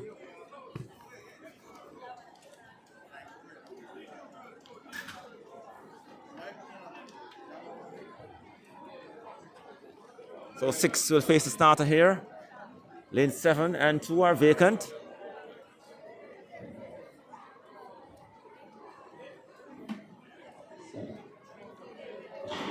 Sent off and getting up very well. It's Taylor from Excelsior. Closing on her. King, Binga. Also Russell. Oh, and there's a tumble there. And Binga tumbles out and coming through to say the win on the outside. It's Brianna Davison. Unfortunate for Kamoy Binga from UTEC. Stumbled at the 7th hurdle. And she's still on the turf. But no doubt about the winner. On the outside, Brianna Davison, 14.38. Ahead of Shelley-Ann Taylor, 14.40. And Joyanne Russell, third from Immaculate, 14.52. And Kamai Binga, unfortunately tumbling out at the 7th flight after being in a competitive position at that stage in the race. As well as the 4x400 mixed relay invitational. She's now being lifted. Let's hope that she'll be okay in very quick order.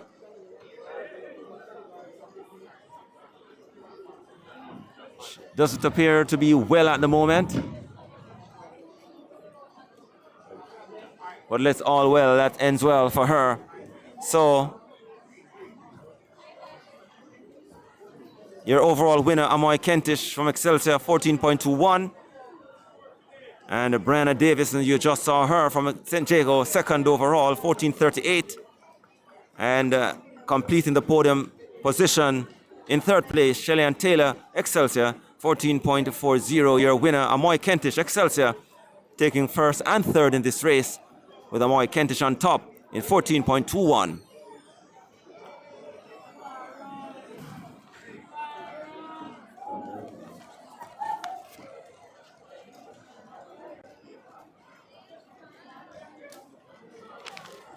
So the first section in the boys 100-meter hurdles class 3.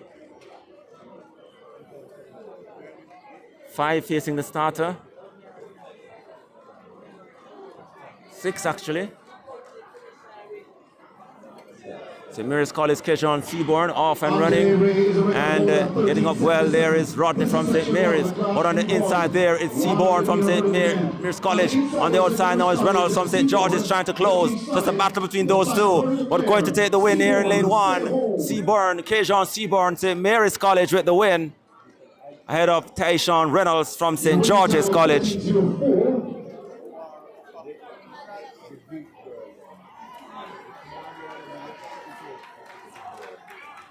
14.04 for Kejon Seaborn. First of 4 sections.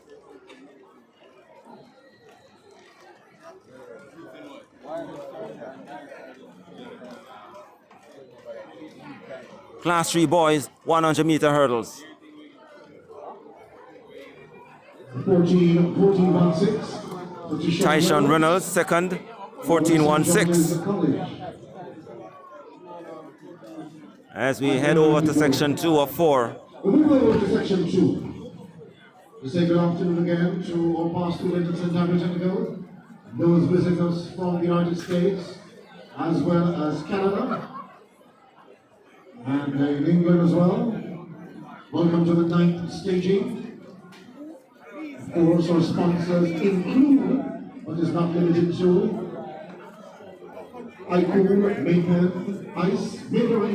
So section 2 coming up.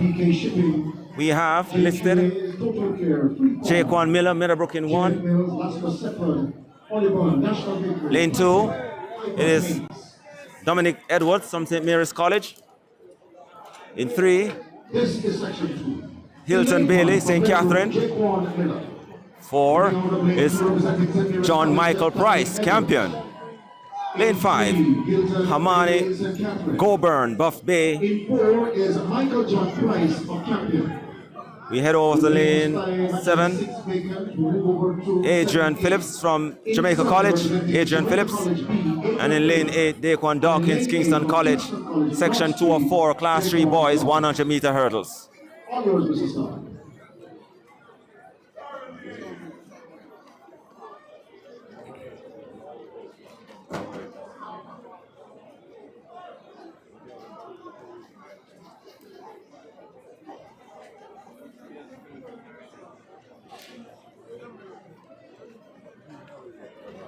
On their marks, 6 of them facing the starter. Oh, and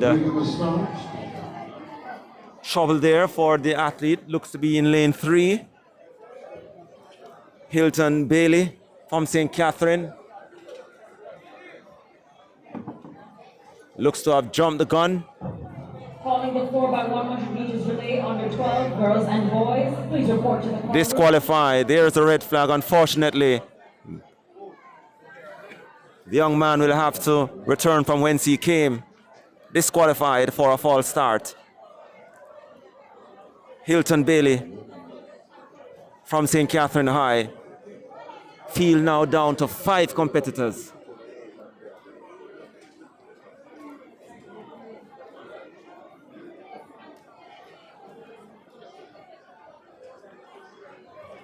So they go to their marks.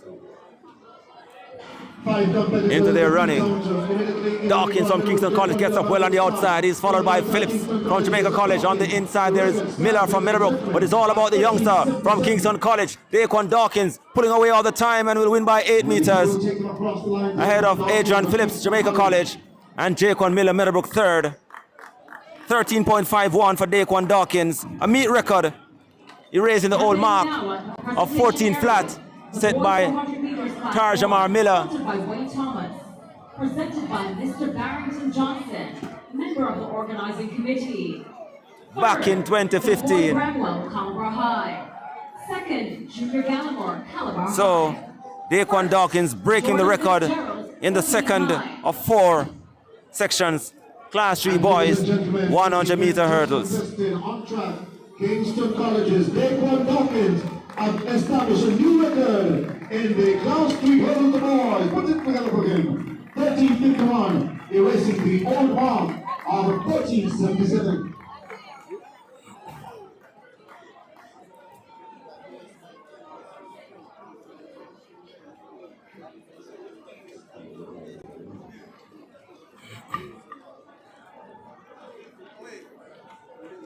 Next event on track is section 3. So we head over now to section 3 of 4, penultimate section. Class 3 boys, 100-meter hurdles.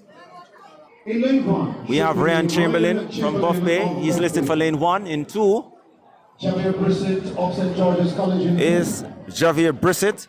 Beside him in 3, it is Jamar Huntley from St. Andrew Technical. Beside Huntley in lane 4 is Jaden Dawkins from Kingston College. Beside Dawkins is Ray Jave Charlton from Oberlin in 5. In 6 from JCB Perry Gianni Perry from JC in 6. In 7 is Dante Barrett. 7, Dante Barrett, also of Jamaica College. And over there in lane 8 is Kamara Howell from Kingston College. This looks to be a loaded field here for this third section.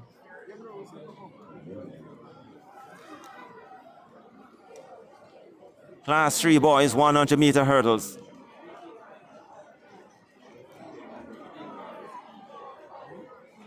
Going to their marks.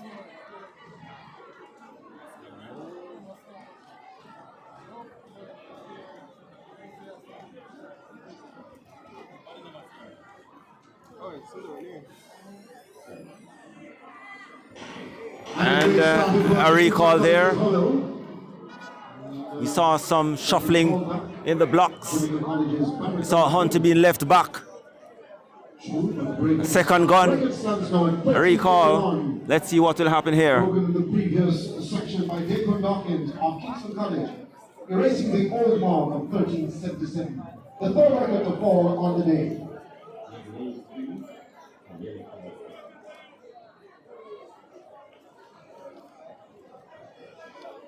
So we are seeing the official coming across. Yellow card will come out and a warning for Hunty from St. Andrew Technical. Yellow card.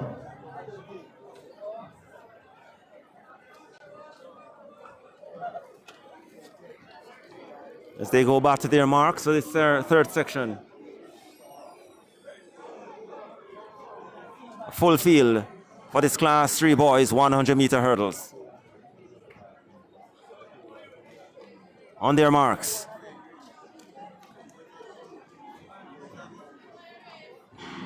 off and running and getting up well. It's Perry from Jamaica College, tracked by his teammate Barrett.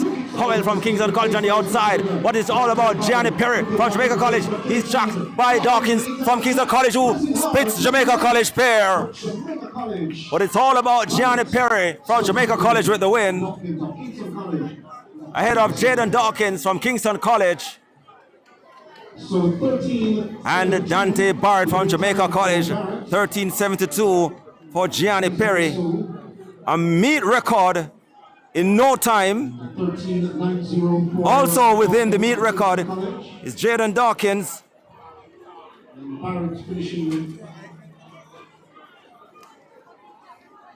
Calling the women's 400 meters, sponsored by Stats Class of 1972. So, presentation area. New meet record there by Gianni Perry from Jamaica College, erasing the mark set a while ago by the youngster from Kingston College. To the presentation area.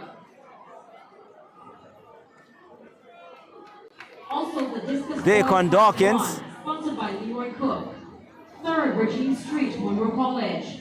who had broken the previous meet record of 13.77. So a new meet record in no time. Gianni Perry from Jamaica College, 13.72.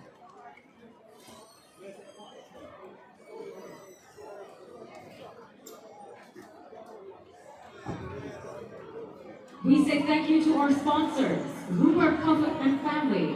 And the final section coming up. Sunrise Variety Store, Hyper Paint. And there may be only two athletes who will face off here. Denton Richards, Jamaica College, and Kenroy Hall of Jamaica College. Niku Barnes, actually from Calabar, and Kenroy Hall from Jamaica College. Those are your two competitors in this race. Final section, Class 3 boys, 100-meter hurdles. Michael Minto and family.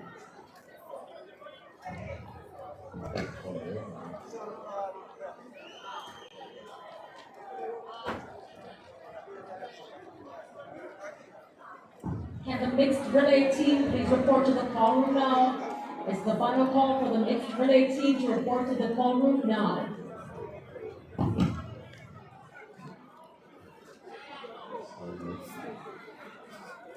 So they're asked to stand, those two competitors. The big boys will come up immediately after. 110 hurdles. Please report to the call room. 200 meters competitors, please. So it's Niku Barnes, Calabar in 3, and Kenroy Hall, Jamaica College in 6.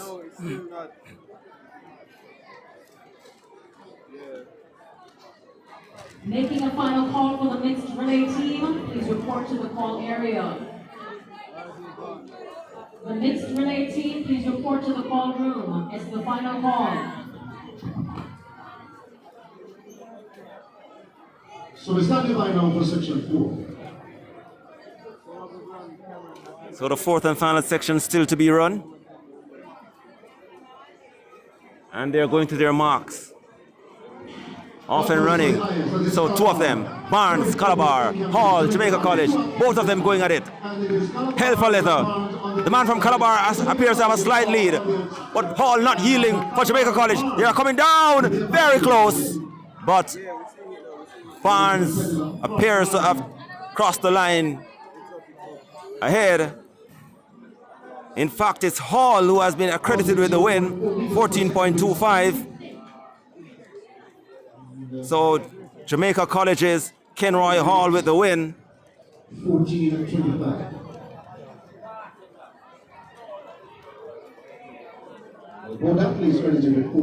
And the meet record remains Daquan Dawkins, Kingston College, 13.51. And Perry, he had run in, the reason why we said meet record, because he was also inside the old record. So Perry second overall, 13.72. And Jaden Dawkins, 13.90. So your overall winner is Daquan Dawkins, Kingston College, 13.51. The boys class 3, 100-meter hurdles. as the adjustments now being made for the 110 hurdles. Lorenzo Gordon, Melbourne Newell, in memory of Stanford Moore, in memory of Carlton C.C. Campbell, Stacy Braun Associate, Oric Anderson. So the 110 hurdles, 11 flights. Class 2 boys coming up. Stats Atlanta Chapter, KG Shipping, Grace Kennedy Remittance, Stats Canada Chapter, New Variety Pharmacy. And I guess this event will get on quickly from now. Total Care Pharmacy. And a reminder that coming up later on as well, we'll be having the 4x400 meters. That event I hear will carry a nice little cash prize. So no doubt the athletes will go on out there to try and win for their schools.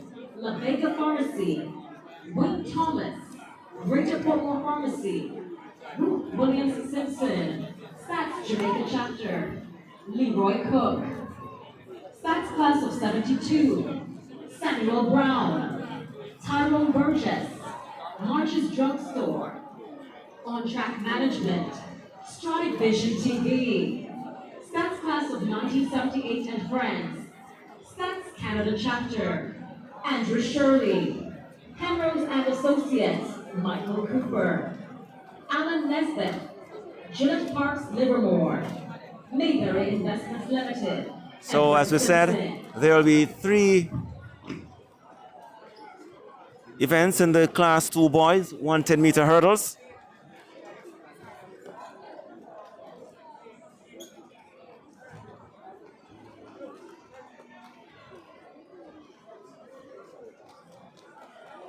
The adjustments still being made by the officials, the technical officials.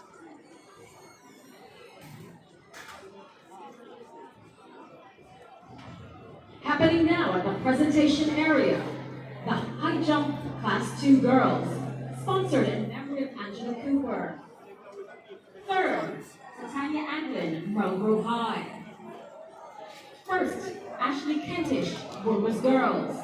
First, Anicia Strawn, Buff Bay High.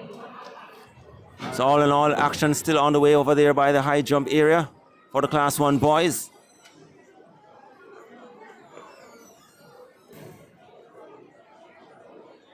Earlier we saw Daniel Noble from Woolmer's Girls taking the high jump in a new meet record of 1.82 meters. 3 records so far today. Also, Daquan Dawkins, Kingston College, 13.51 in the 100 meter hurdles, Class 3 boys.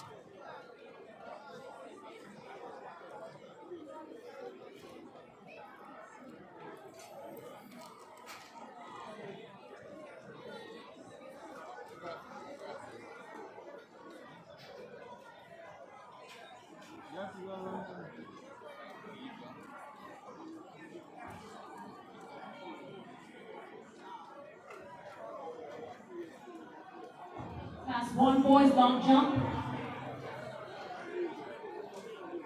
Pitch 1, please report to pitch 1. Class 1 boys long jump, please report to pitch 1 now. So action there at the starting blocks. The athletes are getting prepared for the start of this event. There'll be 3 of them, Class 2 boys event. Member of the school board. Third, Titania Anglin. And of course the meet record here, 13.58 First, Ashley Kentish, Woodward Girls. by Vashon Vasiana. First, Alicia Strong, Buff Bay High. Of 13.58, that's the meet record. And let's see if this record will be left standing after today. Just to remind you that if you have just joined us, welcome, and you're in tune to StrideVisionTV.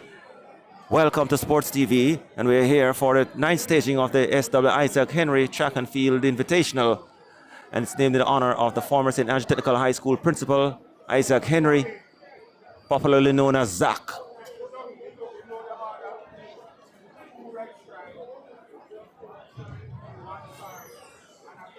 Calling to the presentation area. Girls And the man from Jamaica College clearing the height. Sponsored in memory of Christopher Getting the white Scott. flag. Third, Ashley Allen, St. Jacob High. Second, Damian Prairie, Bulmer's Girls. First, Shanice Williams, St. Jacob High. Please report to the presentation area. That's the girls 70-meter hurdles, class 4. You ready? When you're ready, call me.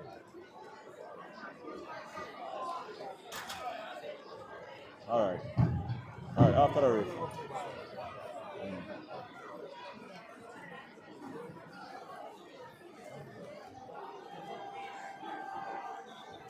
So, we're standing by for the class 2 110 hurdles. And at this time, I'll be handing over to Shane Hudson, who will take charge for the next couple of hours, and I'll be returning a little later on. So it's back to Shane Hudson, who will take you over with the hurdles of the class 2 boys 110-meter hurdles. Thank you very much, Roger. In 6, from the team, Shane Morgan. Thank you very much, Roger. Welcome back, listeners and viewers. Just in time for the class 2 boys 110-meter hurdles, as the stadium announcer have just declared that the meet record held by one Vasan Vasiani of St. Jago, set back in 2019, 13.58, that's the meet record. And in section 1, we see Jonathan Clark of Kingston College in lane 2, Nicara Johns of St. Jago, Devondre Matthews of Calabar runs out of lane 3, Nikado Wilson of Buffet will be in 4, Ajani Rowe of St. Mary's College runs out of lane 5, O'Shane Morgan of Papine will be in 6, and Nathan Bryan of St. George's should be in 7. We're just in a field of 3 here, and by my guess, that should be Jonathan Clark of KC, Devondre Matthews of Calabar, and the other competitor looks to be Ajani Rowe of St. Mary's College. So 3 to face a starter in this heat. The starter calls them into standing. So this is section 1 of 3 in the class 2 boys 110-meter hurdles. Record held by former St. Jago outstanding athlete Vasan Vasiani. Let's see which of these 3 will cross the line first to take section 1 and to establish a lead time for the event. These are time finals, so let's see which one. Clark of Calabar, or Matthews of Calabar, Clark of KC, and the young man Rowe. So off and running looks to be Calabar's Matthews of Calabar, but look now to Jonathan Clark. Jonathan Clark of Kingston College now takes the lead and powers away from Matthews. It's all about Jonathan Clark of Kingston College who win this one. Flash time 13 seconds flat, 13.78. That's the official time for Jonathan Clark of Kingston College, ahead of Devon Matthews of Calabar, 14.38, and Ajani Rowe finishes 3rd. That's Ajani Rowe of St. Mary's College in 3rd, and we'll wait his time. But the winner, Jonathan Clark of Kingston College, 13.78. So missing the record there just a bit. Section 2 next is on track, and that should feature another 6 athletes. Brandon Wiley of Buff Bay should be in lane 1. Timani Stewart of Oberlin runs in lane 2. Mark Daniel Alling of Wolmer's Boys runs out of lane 3. Demarc Vasiana of St. Catherine should be in lane 4. Tyreek Wright of Excelsior in 5. And Roger Williams of Tishfield should be in lane 6. So let's see which of these young men, or if all of these young men, will face the starter in this, the class 2 boys 110-meter hurdles. And this is section 2. Again, the record held by Vasiano of St. Jago, set back all the way in 2019, 13.58. We just saw 13.78 winning section 1. That's Jonathan Clark of Kingston College. Let's now move it over to section 2 as the starter calls them to their mark. We're just seeing 4 athletes, and it looks to be Stewart of Oberlin. There's no Buff Bay's athletes there.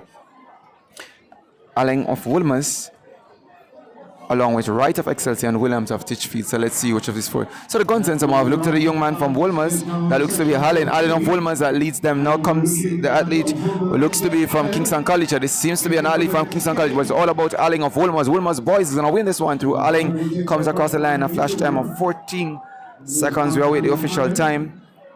But I can tell you for sure the second place athletes to be one from Kingston College. So there's some to be some shuffling around. 14.21 for Allen of Wolmer's for win there. Timothy Pereira, 14.41. He is of Kingston College, 14.41 for second. And in third looks to be the athlete from Titchfield. We await his time as well. But the winner by no doubt is Daniel Allen of Wolmer's, 14.21. Also, a time missing that meet record held by Vasiana, formerly of St. Jago. Third place looks to be Timani Stewart, 13.58. Stewart there of Oberlin. And in fourth, Roger Williams running for Titchfield High School. Now move over to section 3. Section 3 of the boys class 2 110-meter hurdles.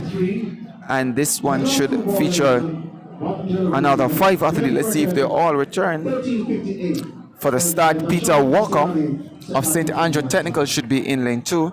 Sunday James of Camperdown should be in lane 3.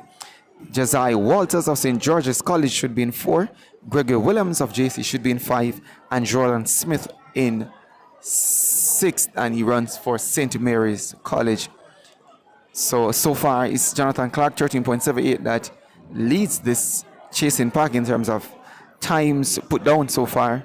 These are time finals, so the times that best emerge will win.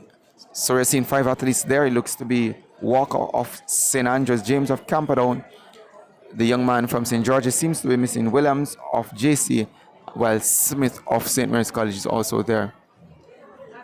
So let's see which 5. Away and off and running, and looks to be the young man Williams of Jamaica College. So Williams of Jamaica College seems to be doing much of a running. So too James of Camperdown, but it's all about Williams of JC that leaves this one, moves away from the field, and he's going to win this by some distance. That's Williams, Gregory Williams of Jamaica College.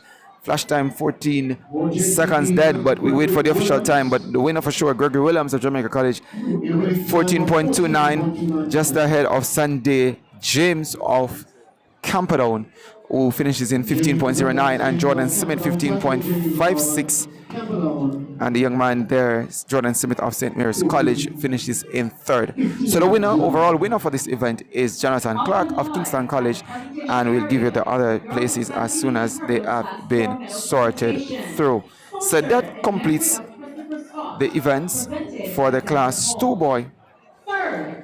Class 2 boys, 110-meter hurdles, and we make way for the 110-meter hurdles for Class 1, and we should have 3 sections for that event. So the winner there from Kingston College for sure, and we will quickly tell you who has won that event from the top down to the lesser finishers. Class 2 boys event has been wrapped up, and now we turn our attentions to Class 1. 3 section, that event, the record held by one Akeem Cargill, formerly of Kingston College, set back all the way in 2019, 13.80. So let's see if that event and that time will be challenged by any of the young men that is set to come forth for that event.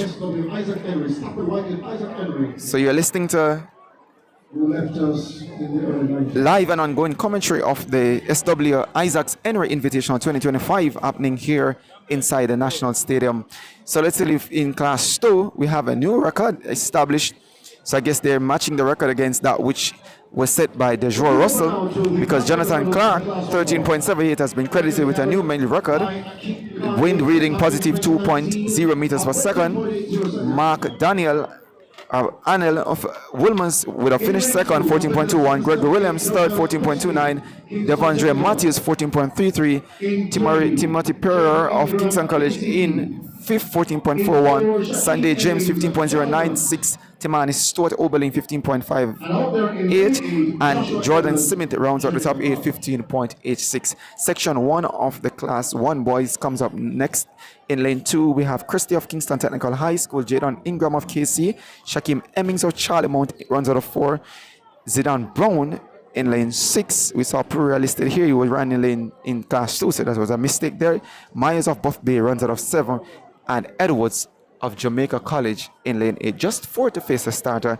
It's to be Ingram, Emmings, and the young man from Kingston College, Edwards, along with Christie from Kingston Technical. So the gun sends them off. Let's look to section lane 8, and that's the Jamaica College's Joshua Edwards. Edwards of Jamaica College flies off. Ingram of Kingston College tries to go with him, but it's all about Edwards of Jamaica College. Edwards of Jamaica College is gonna win this one. He clatters the last hurdle, but makes it to the line, standing upright and going across the line. That's Joshua Edwards of Kingston of Jamaica College ahead of Jadon Ingram of Kingston College, 14.37. That's the official time credited to Joshua Edwards of Jamaica College. Second is Ingram of Kingston College, 14.91.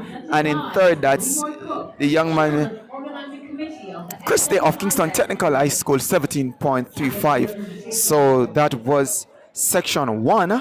Remind you of the record, 13.80 by Akeem Cargill.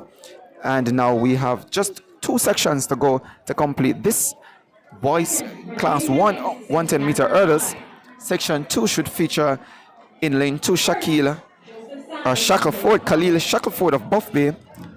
In lane 3 should be Daniel Clark of Kingston College. Lane 3 should be Kimari Griffiths of Clarendon College. Novell Boeing of Clancarty runs out of lane 5. Jason Miller of Port Antonio in 6. Gerald Clement of KC in 7. And Nathan Abrams of St. George's College should be in lane 8. So we await the start of that section. May I remind you that this event has a record standing at 13.80 set by Akeem Cargill all the way back in 2019. So this is the second section of the Class 1 boys 110-meter hurdles, with just another section to go after this. And so far, our early leader is Joshua Edwards of Jamaica College, who just won section 1. Let's see what will happen in this section. Based on what I'm seeing, Clark of Kingston College is there. So too, the young man Griffiths of Clarendon College. Also, Clancarty's Bowen is there. Miller of Port Antonio is also there. And Clement of Kingston College. No athlete from Buff Bay. That should have been Shackleford. And Abrams of St. George's College has not reported for the start. So let's see who will challenge for the title here at the 25th staging of the SW Isaacs Invitational. Also, who can challenge the record by Akeem Cargill set back in 2019 at 13.80. So this is the boys 110-meter hurdles. We still have some other events to come. We see the athletes for the 200 meters warming up, so too the athletes for the mixed 4x4 warming up as we speak. And the prep and the primary schools, they are down to contest the 4x1s. That should be next. Let's see if they are here. But for now, we are completing the final hurdles events for this track meet, which is the boys 110-meter hurdles for class 1. And section 2 is it that's on track. Daniel Clark, Kingston College. Kimari Griffiths, Clarendon College. Novell Bowen, Clancarty. Jason Miller, Port Antonio. Gerald Clement of Jamaica, of Kingston College, runs out of lane 7. Late non-starters, Khalil Shackleford of Buff Bay. So to Nathaniel Abrams of St. George's College. So it's just about 5 facing the starter in this one. Let's see who will emerge, chasing the time done by young Edwards in section 1. That should be the time to beat, 14.37 for those who wish to win this outrightly. The starter calls them to their marks, and desires to have absolute quietness for the start. Off and running, it looks to the man from Kingston College that moves early. Clement it is, but now it looks to the inside. That's Daniel Clark. Daniel Clark of Kingston College is now pulling away from the field, and he's going to win this nicely. Hurdling very good. This Daniel Clark of Kingston College crosses the line to win that one quite easily ahead of Miller of Port Antonio, and looks to be the young man Bowen of Clancarty, but no doubt in the winner there. Daniel Clark also securing the win in a new meet record, 13.60, getting below that new record. So that's a new record established, positive 0.2 meters per second win. Daniel Clark snatches the record from his former schoolmate Akeem Cargill, which stood at 13.80. So Daniel Clark looking very good, solid over those 10 flights of hurdles, and results in a new record, 13.60. Second was Jason Miller of Port Antonio, 14.37. Clement of Kingston College would have finished third, but let's just tell you overall finishers based on the two each combined. Daniel Clark, Kingston College, 13.60. Jason Miller, 14.37 for second. Joshua Head was winner of the first heat, 14.37. Joel Clement of Kingston College, 14.65, finishes in fourth. Kamari Griffiths of Clarendon College, 14.68.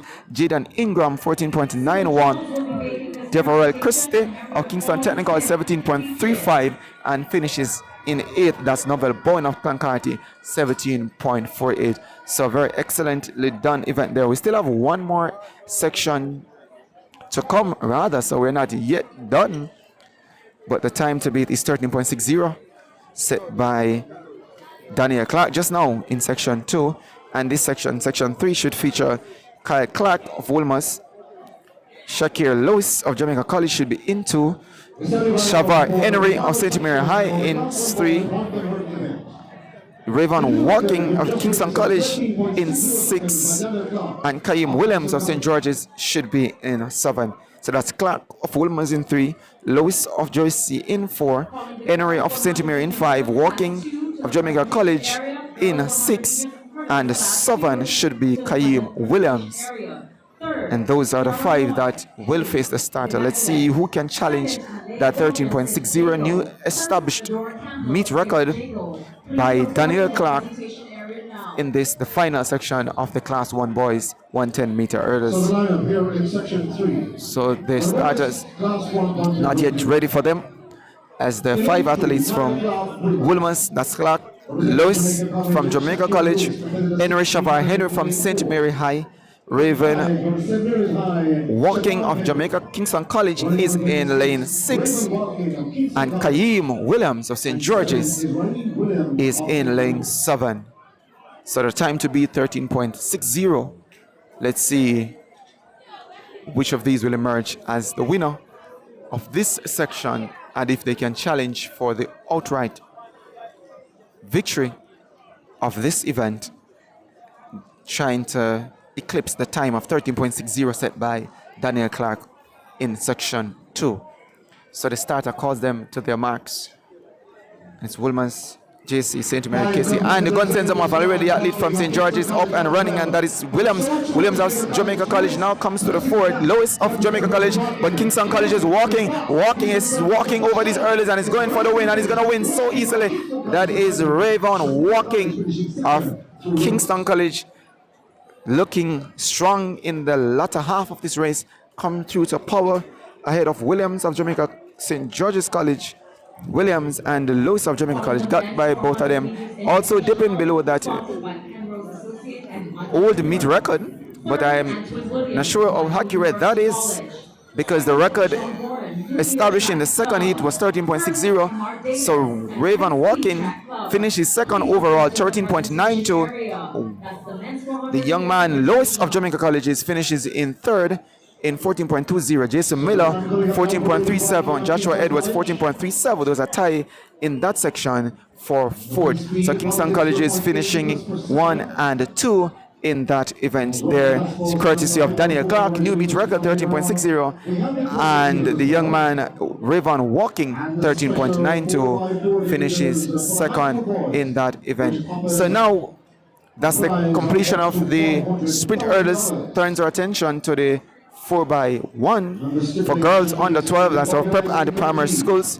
Let's see if they have all showed for this event. Must clock 313.50 seconds. And we still have some exciting action to come. Namely, that event that is now being announced in the very background, the 4x4, where a special cash prize has been put on the table for the team that is able to go below 3 minutes, I think 15 seconds. That's the target. You gotta get below that to get a share of that prize money. But let's see, before we get to that event, we still have some 200 meters to go for all classes, boys and girls. We still have some 60 meters on the card.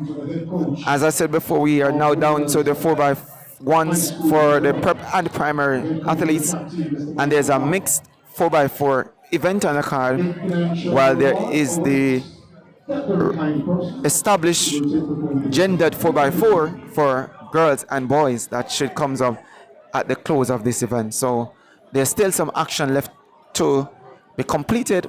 This at the 9th staging of the SW Isaacs Invitational that's happening inside the National Stadium and being brought to you courtesy of StrideVision Television here on YouTube. We ask that you stay with us. If you're just tuning in, welcome. Welcome to all our listeners, viewers, wherever you're watching us from, all over the world. We are happy to have you, and we'd really like to hear from you. So let the comments be your area of participation. Let us know what we're doing and how can we improve. So action now just completed in the sprint hurdles for all classes, and as the race marshals and officials get set now for what should be the 4x1s for prep and primary schools. I'm not seeing those athletes just yet, but it's somehow hard to decipher who's out and warming up for what events, because all the actions, both the preparation or what we call the warm-ups, are being done inside the stadium on the back stretch and also on the infield, whilst the athletes all make their different abodes and lodgings either above the cycle truck, close to the cycle truck, or in the grandstand. So it's really hard to say who and what is happening as we speak, because now the space is a shared space. But I can tell you the discus is on its way. That's for girls, discus throw. That's happening on the infield. So to the shot put for boys, I think that's probably class 2. That's happening there, or class 1 it could be. We'll get to that shortly for you.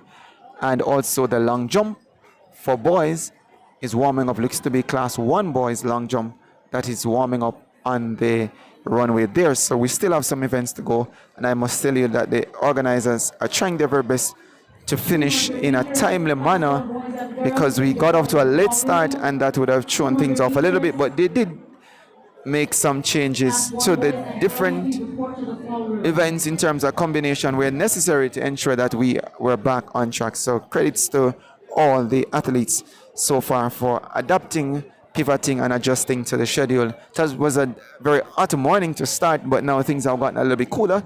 The skies look a bit overcast, but no immediate evidence of rain, and we hope that it stays just about this, cool enough. The winds have really been kind and favorable to the athletes all morning. The heat was the bother, but now the heats have really gone down a bit, so it should be a little bit more conducive to some fast running, some good competition. And there was a declaration made early on for athletes to really take the hydration aspect of their being here seriously, because there are several athletes returning to the medical area and the doctors were assessing them as having dehydration as the cause for presentation. So things have really changed for the better, and we hope that you will continue to stay tuned as we bring the action. This is the 9th staging of the SW Isaacs Invitational for 2025, the 9th staging happening inside the National Stadium. Credits to the other events happening around the country.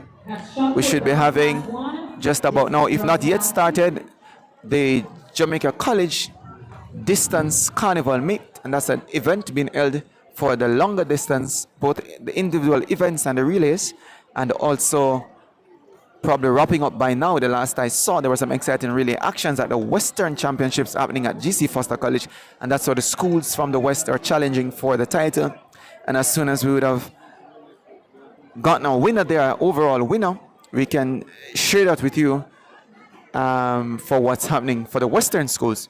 So there's no Western schools here inside the stadium because they're handling the business of their regional championships happening at GC Foster College. Thanks to all those who are tuning, are listening, past and present athletes. We welcome you to Stride Vision, and we are happy to and delighted to know that you have joined us and you are listening as we continue to bring to you this meet. Despite all the challenges that we're having, both from our standpoint and also from that of the organizers, chiefly the timing systems this morning, really had to quickly make some adjustments because we could not go with what was the original timing system. But now things have sorted out themselves a little bit better than it was this morning, so we can now bring to you some action. So we're seeing the starters moving to where the 4x1s are usually started, and it should either be the 4x1s for prep and primary schools, and based on what I'm seeing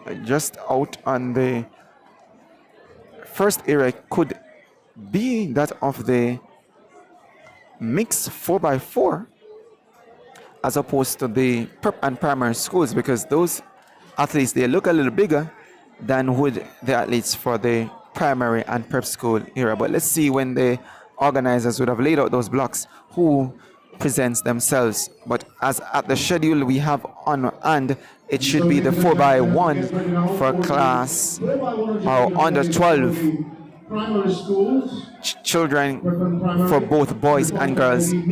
Should be two sections, one for the girls and one for the boys, to be followed by the 4x4 for the high schools, and that's a mixed 4x4 because the 4x4 regular 4x4 comes up next or closes out the event, where we should have some very interesting contestants there chasing big monies and bragging rights. So let's see what happens now. We're still not seeing the athletes from the prep or primary schools just yet.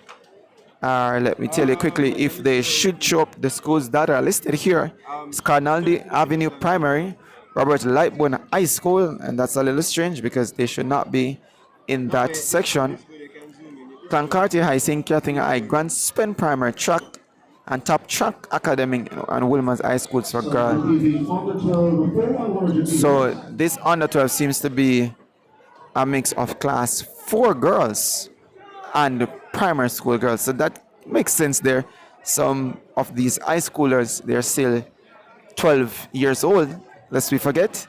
So they might be eligible to run despite it being regarded as a prep and a primary school event. So there are some high school mixed with just about 2 primary schools and a special institute in Top Track that should be contesting these 4x1s. Of note, there are no 4x1s for the other classes. So thence and therefore, we will move straight into the 200 meters, then the 60 meters to close out the program with the 4x4 for girls and the 4x4 for boys. Those are the events to come. And if you're watching us, it's just about 4:27 here local time, that's in Jamaica. And we know there are persons watching from all over the globe. So it could be morning in your neck of the woods, we say good morning. And if it's afternoon, we say good afternoon. And we say thank you for tuning in and supporting your teams. A lot of big schools, big name schools that we call them, are onshore. We've seen some fierce competition between Kingston College, Calabar, Jamaica College, so to Excelsior. Those are the schools on the boys' side. And the girls, Alpha, Wilmer's, Immaculate, Excelsior, St. Jago, they have been all showing out this morning into the afternoon. And they're still being very competitive here at this, the SW Isaacs Invitational. Next week, we should be having the Gibson's Makuk Relay. And that should be a very interesting event as the athletes use that meet to sharpen up their relay skills. But before that comes up this week, just this week, we should be having midweek the Central Championships. And that is why I'm guessing that the athletes from the Central schools, the Homer Technicals, the Edwin Allens, the Idols, they've all probably just taken this weekend to rest and to get their final preparations in tune for Central Champs that comes up this week. And then the corporate era champs will come up a little later, so to the Eastern Championships, and everything will culminate at the Boys and Girls Championship that comes up in March so far. So we're still waiting the start of this 4x1 for prep and primary schools, which I would now term as a mix of under 12s, both from the high school and also from the prep and primary school, that is to be competing in this 4x1 for girls, to be followed by the boys, and then we turn our attentions to the 200 meters. You're not missing anything on the track at the moment, as the event is not yet started. We're just seeing just about 4 teams that have made themselves on track, and that looks to be the school from Robert Lightbourne that runs out of lane 2. If not, that's going to be called now the Avenue, but from the gears being worn, it looks to be Robert Lightbourne in lane 2, and 3 looks to be either Clancarty, which looks more of the likes of Wolmer's as opposed to or one of those other schools. Could be Port Anthony as well, but that doesn't look like Clancarty, but my guess is as good as yours. Top Track Academy should have been in 7. I'm seeing them, and 4 looks to be Clancarty. So Clancarty looks to be in 4. Lane 3 should have been Roberta Lightbourne, but they are now in lane 2. So I'm not sure if it's Wolmer's that is in lane 4. But based on my start list and based on the adjustments being made, it seems from all indication that Wolmer's, St. Catherine, and Gunspen have not reported for these events. A Top Track Academy in 7. 4 looks to be Clancarty High. Uncertain as to who is it that's in 3, but it says Robert Lightbourne, but I'm almost certain Robert Lightbourne is running in lane 2, so they might have switched around Robert Lightbourne with Connolly Avenue Primary. So 4 teams for this girls 12 and under 4x1. 100 meters for prep primary and high schoolers is on track. This is to be followed by the boys events, and then we move over to the 200 meters for all classes on the boys and the girls side.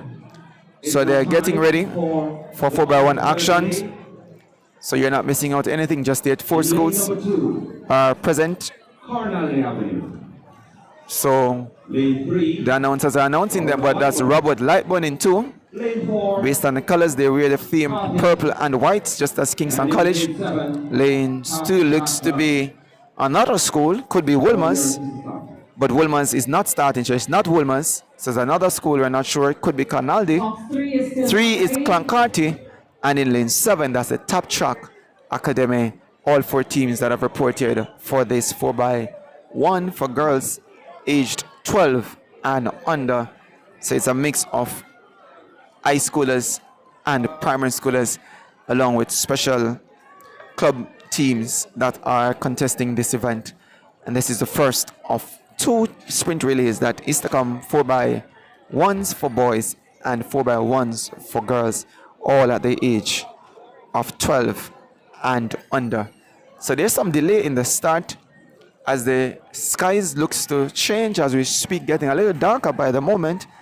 That might be signs that rain is close by and should at any time takes set on the stadium here, and that is part and parcel of the elements that we really have to live with. It's hard to control Mother Nature, but we hope for the sake of the athletes and their safety that things be very good in terms of the downpour. So we're hearing now that Wolmer's is in 3, but the start list is saying that there's no Wolmer's there. So let's see which team it is that runs out of lane 3.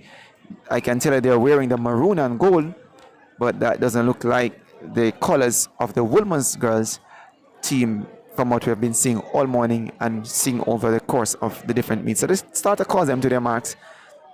And the gun sensor one looks to be an even break. Tap Track Academy and the team from lane 3, they have all made that early running. Tap Track Academy looks to be the one that is leading by the stagger. So Tap Track will exchange first. So to the team in 3, but there's a big blunder for Tap Track Academy. And Wolmer's now looks to be the team that takes over. Wolmer's now, it looks like, takes over from lane 3 ahead of Tap Track Academy. So Wolmer's it is ahead of Tap Track. All the other teams have been left back to include Lightburn and Kankarati, but it's all about Wolmer's on this third leg. Opens up a huge lead on the Tap Track Academy. It's all about Wolmer's now that's going to make that final exchange. Very clean silk exchange it is, and they're off and running. So it's all about Wolmer's girls that is running away with this one by some good 45-50 meters clear of the Tap Track Academy. It's all about Wolmer's winning this one ahead of Tap Track Academy, and Robert Lightburn finishing in third ahead of Kankarati, who finishes in fourth. So Tap Track, Wolmer's girls rather, winning in 50.70 ahead of the team from Tap Track Academy. We tell you their time in short order, and the team from Robert Lightburn, but there's no doubt in your winner there. Wolmer's girls it is, winning in 50.70. Robert Lightburn 57.58. Clancarty 50.63 for third in that particular order. Tap Track Academy would have been second, so I'm sure that time is not correct. That placing rather is not correct. The time might be correct, but it was no doubt Tap Track Academy that finished in second, with Robert Lightburn finishing in third. So very interesting action that's happening here at the SW Isaacs Invitational for 2025. And we, as we speak, we're waiting the boys' turns for the Class 1 event for this spring hurdles, sprint relays. And these are the only 2 sprint relays that are happening here. So it's gonna be the turnout for the boys under 12 and under, and we originally had 4 teams rather. Grand Spin, Roberta Lightbone, Cardinal the Avenue, and Pembroke Hall. Let's see who will show for the start of this event. We saw just now Wolmer's girls winning ahead of Tap Track Academy and Robert Lightbone, with Clancarty finishing in fourth. That would have been a new meet record based on what would have been there. 54.03 would have been the record set back by Clancarty Flankers Primary rather, all the way back in 2018. So Wolmer's girls, they're winning and winning in a record time of 50.70. Now onto the boys section, and we still await the entry of the male teams. Just to tell you, all 4 teams are still on the start sheet. That's Grand Spin Primary, Robert Lightbone, Connolly Avenue Primary, and Pembroke Hall High School are all listed, and they are still appearing on the start sheet. And we are following that electronic start sheet, and we will see momentarily if there are any athletes that would have, any teams that would have been scratched from this event. So far, all 4 teams are still listed, and we await the boys in this, the 4x1 class, well, 12 and under for boys events. This is the second sprint relays that's happening at the SW Isaacs Invitational for 2025. Still having a lot of action to be done. Events that are still to come are the 200 meters all classes, the 4x4 for boys and girls, so to the mixed 4x4 for high schoolers. So we await those events, and we ask that you continue to stay tuned, because those events should be very interesting to see and to witness. Last week we had a feast of sprinting over the 100 meters. This week we should have also another feast, probably not as large as it was last week, over the 200 meters for all classes on the boys and girls side. I don't think there are any classes or any events for the seniors in that section, but I know the seniors will be contesting the 60 meters For men and women, well, there is a women, based on what I'm seeing. I'm turning the sheets of the paper and I'm seeing the 200 meters for girls or women open, yeah. So they are also included. Men and women should be contesting 200 meters as well. So 200 meters in plenty will be happening after we get this 4x1 done and dusted. And then we turn our attention to the 60 meters to be followed by the 4x4s, both mixed and regular events on track. So you're not missing out on anything just now. We're yet to see the teams for the boys under 12 4x1s taken to the field so far. But based on what I'm seeing, it looks to be the mix 4x4 that's probably being done, because I'm seeing the adjustments also being made to the starting blocks, and that will indicate that the 400-meter starts is what they're focusing on then, and therefore the 4x4 for mixed clubs should be the next event on track. The schools that are set to contest that event, I'll tell you momentarily, because it seems there's gonna be we can definitely say no sprint relays for under 12 boys as was originally scheduled. So we move our attention to the event now on track, which is the mixed 4x4. So there's Robert Lightbourne, there is the school from Port Antonio, there's St. Catherine High School, and the other team, I'm unable to say from this angle who that is, but at least 3 teams already there and sure to contest that event. So let's see who the other team on that 4th team will be. Robert Lightbourne is there, St. Catherine High, and looks to be Port Antonio there as well. And one other team that's wearing a mix of red and white. And there are several teams here that wears red and white. So it's hard for us to say definitively who it is that's in that mixed apparel of red and white, to include blue and white and also black in the mix.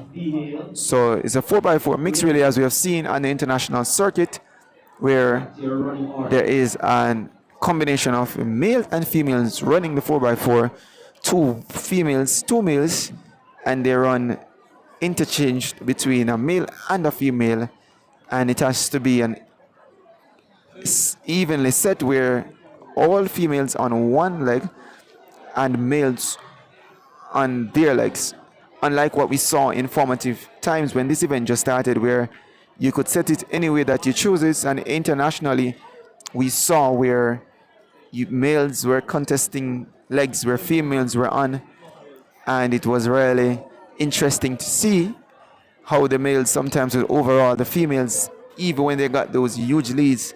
But now I think World Athletics have really narrowed it down to it being more balanced, where females runs legs that are all females and the males do likewise. So it's still a very interesting event, and some countries pride themselves in doing so excellently at this event with not having probably a full complement of 4x4 individual or genderized athletes, but couldn't find 2 good males and 2 good females, and they make for some very strong 4x4 mixed relay teams. Talking about teams like Bahamas, the Netherlands, those are teams that have been doing excellently over the years. Jamaica yet to find their footing in this event at the very top level, but we would have been contesting the event and really been trying to hone in that event. But just to tell you that the teams listed for this 4x4 mixed relay is Tivoli Garden should have been in lane 2, Papine in 3, Excelsior in 4, Papine in 5, Oberlin in 6, and St. Catherine in 7. I can tell you that the school from St. Catherine is there. Robert Lightbourne is there. They were not originally listed. And I'm also seeing what looks to be a team from, it could be Oberlin. It could be Oberlin, not entirely sure, but for sure Oberlin, St. Catherine, pardon me, is there. So too Robert Lightbourne, and the other team looks to be Papine. Papine would be that mixed match team if you're going by lane assignment, because they are standing in, or what should have been lane 2 rather, is lane 2. Tivoli Gardens usually runs in a very bright orange. That's not looking like the team from Tivoli.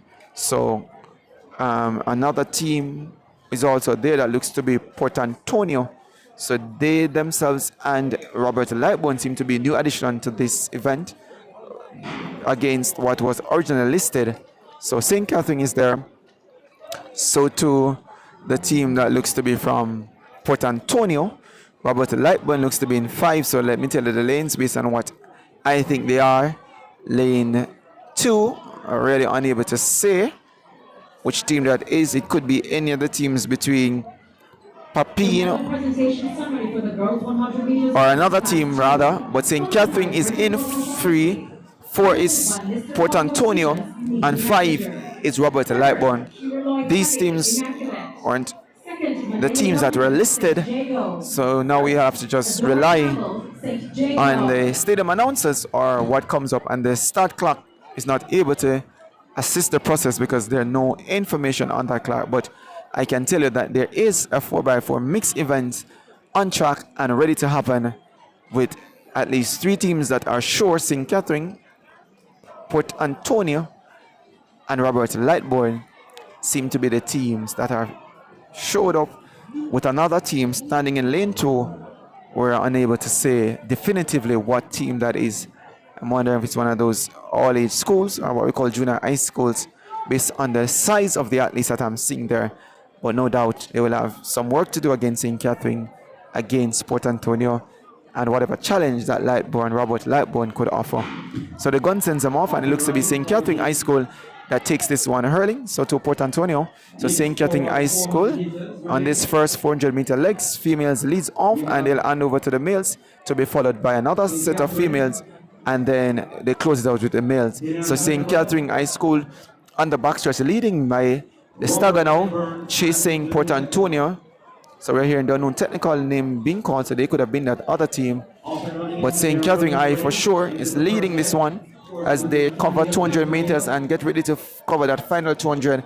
It's all about St. Catherine High. They stay in their lanes for this first leg, and as is the traditional case in the straight 4x4, they cut over as soon as they get on the backstretch of the second leg. So St. Catherine leads now by some good distance, sizable lead for St. Catherine High School. About 20-30 meters open clear now as they make that handover. So St. Catherine will hand over, and they do so. And Port Antonio will now set sail to try and catch them. Or it looks to be St. Andrew Technical rather in the maroon and gold. So we're here in St. Andrew Technical for third. The Noon is now in third, and Robert Lightbourne struggling as they are yet to make that exchange and not looking too pleased.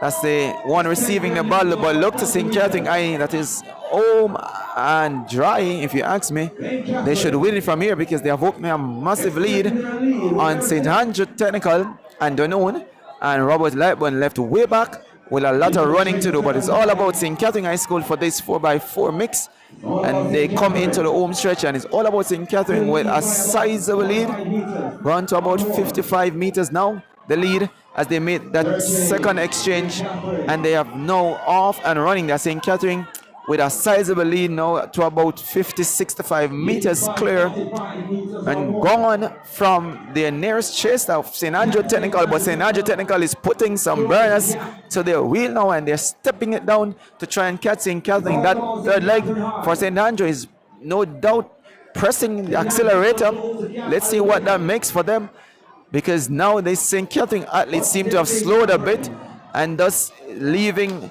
the St. Andrew athletes with something to chase, and they're now believing more than ever. But look now, St. Catherine High School tries to put in another gear, while the St. Andrew athlete seems to be running out of gas. But it's all about St. Catherine High School that they turn into the home stretch and leading by now 50 meters, if not close to 50. They're running away with this one at St. Catherine High School. The mighty conquerors from St. Catherine will now make that final exchange, and they should win it. And they're off and running while St. Andrew waits for that final exchange. St. Catherine is off and running, gone about 65, 70 meters clear now for St. Catherine. At St. Andrews, go for the chase now. Let's see if they can do something miraculously, but it's all about St. Catherine from St. John's Road, who should win this one quite handsomely. The other two teams, Dunoon Technical and Robert Lightburn, is yet to make their third or final exchange rather, while St. Catherine High School, with just about 200 meters to go for this final leg, St. Catherine High School has opened up almost 120 meters lead on the field, and they're opening up with each stride. It's all about St. Catherine, and they might catch that final exchange for the athlete from Robert Lightburn, as the young man from St. Catherine powers home, whilst the final exchange for the Robert Lightburn team is made now. But St. Catherine will win this one, no doubt, ahead of 3 minutes 47. That's a flash time ahead of St. Andrew Technicals, who are now coming home to a second spot in this mixed 4x4, while the third teams now,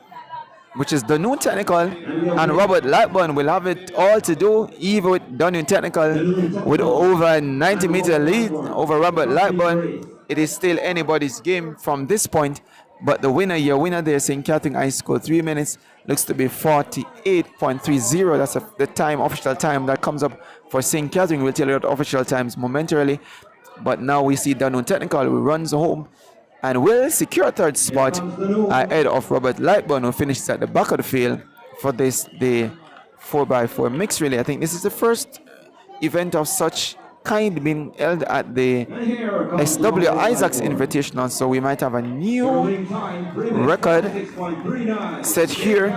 3 minutes 49.39 by St. Catherine High, winning ahead of St. Andrews Technical, and so to the team from Dunoon finishing third, while Robert Lightburn manages to finish that event, but all be finishing in fourth spot. So that is the 4x4 mix that is just completed, and now we turn our attentions to the class 1 girls 200 meters, and this is where things get a little bit more interesting. We should have 5 heats coming up for that event. That is the class 1 girls 200 meters, 5 sections based on our start sheet. There are some good athletes here, and they should make for a very interesting competition. Section 1 should feature the likes of Brianna Davidson of St. Jago High School, and the other names that we should look out for is the likes of Chevian Shim. She runs for Immaculate. There's one Angelina Ferguson, young athlete from Dynamic Speed. Other names to look forward to are also from the St. Catherine group and also the Alpha group. They should also be providing some very interesting competitors here. But let's tell you quickly which athletes are in the first section. That is section 1 of the class 1 girls 200 meters, and you should see Brianna Davidson of St. Jago running out of lane 1. In lane 2 should be Amaria Stevenson of St. Hughes in lane 2. Tavoy Reed of St. Mary Technical running out of lane 3. Zuri Williams of running on a touch rather in lane 4. Olivia Smith of Tishos Goling should be in 5. Veninka Campbell of Churches Teachers College in lane 6. Amanda Richards of Oberlin in 7. And Elena Spence of Yorkcastle should be in lane 8. This is a very interesting event, but one that Jamaica has a rich legacy in. But this one is being contested between clubs and institutions and also high school girls. The meet record is 24.12 set by Michaela Gardner, formerly of Woolmans, set back in 2023. Let's see who will challenge this meet record, and if there are any that's able to challenge, it could be the young lady Davids of St. Jago, albeit known for her exploits over the hurdles. She might tell you she likes that event much more than this 200 meters, but nonetheless, she has opted to run this event. There are other athletes, Shim, Shavana Grant of Titchfield, that comes up in the other event. Will try to match strides with Ferguson So to Tiana Rooms of St. Mary High, those are the names, the bigger names, if you should ask me, that are contesting this 200 meters. So there's no action as we speak happening on the track because the starters are making their way around to the 200 meter mark.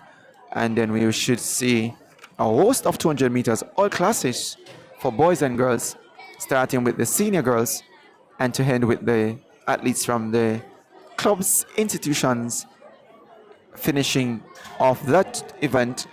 And then we turn our attention to the 60 meters to be followed by the 4x4 for men and for women, or you'd say boys and girls in this instance, that should come up to close out this event. So far it has been a very interesting day, a very long day, and this is what really happens leading up to championships. These track meets, it doesn't matter how well you try to limit the number of entrants. With so many schools actively participating in track and field, you really have to make room for these athletes to qualify their teams, to sharpen themselves for the events to come. So they will choose to come, and this event has traditionally been supported by huge crowds, considering what usually happens around this weekend in terms of Western champs being the central focus for the Western schools.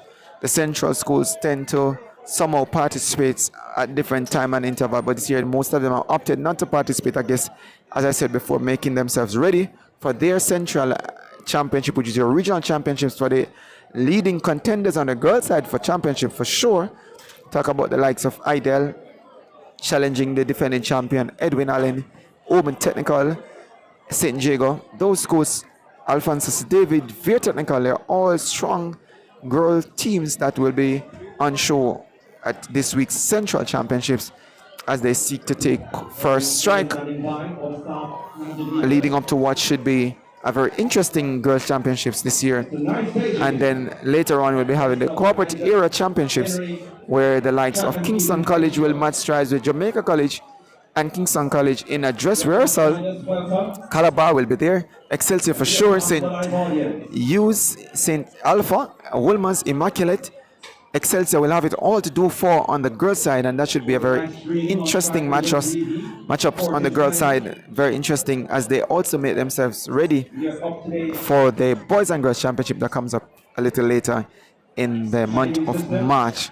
So there's still a lot of track and field to come, and when we next, whichever meet we will be, for sure you'll know, because Stride Vision delights itself in bringing to you live track and field actions from these local mates, and it is a part of the track series, so we ask that you spread the word, like, subscribe, share, and let the channel grow.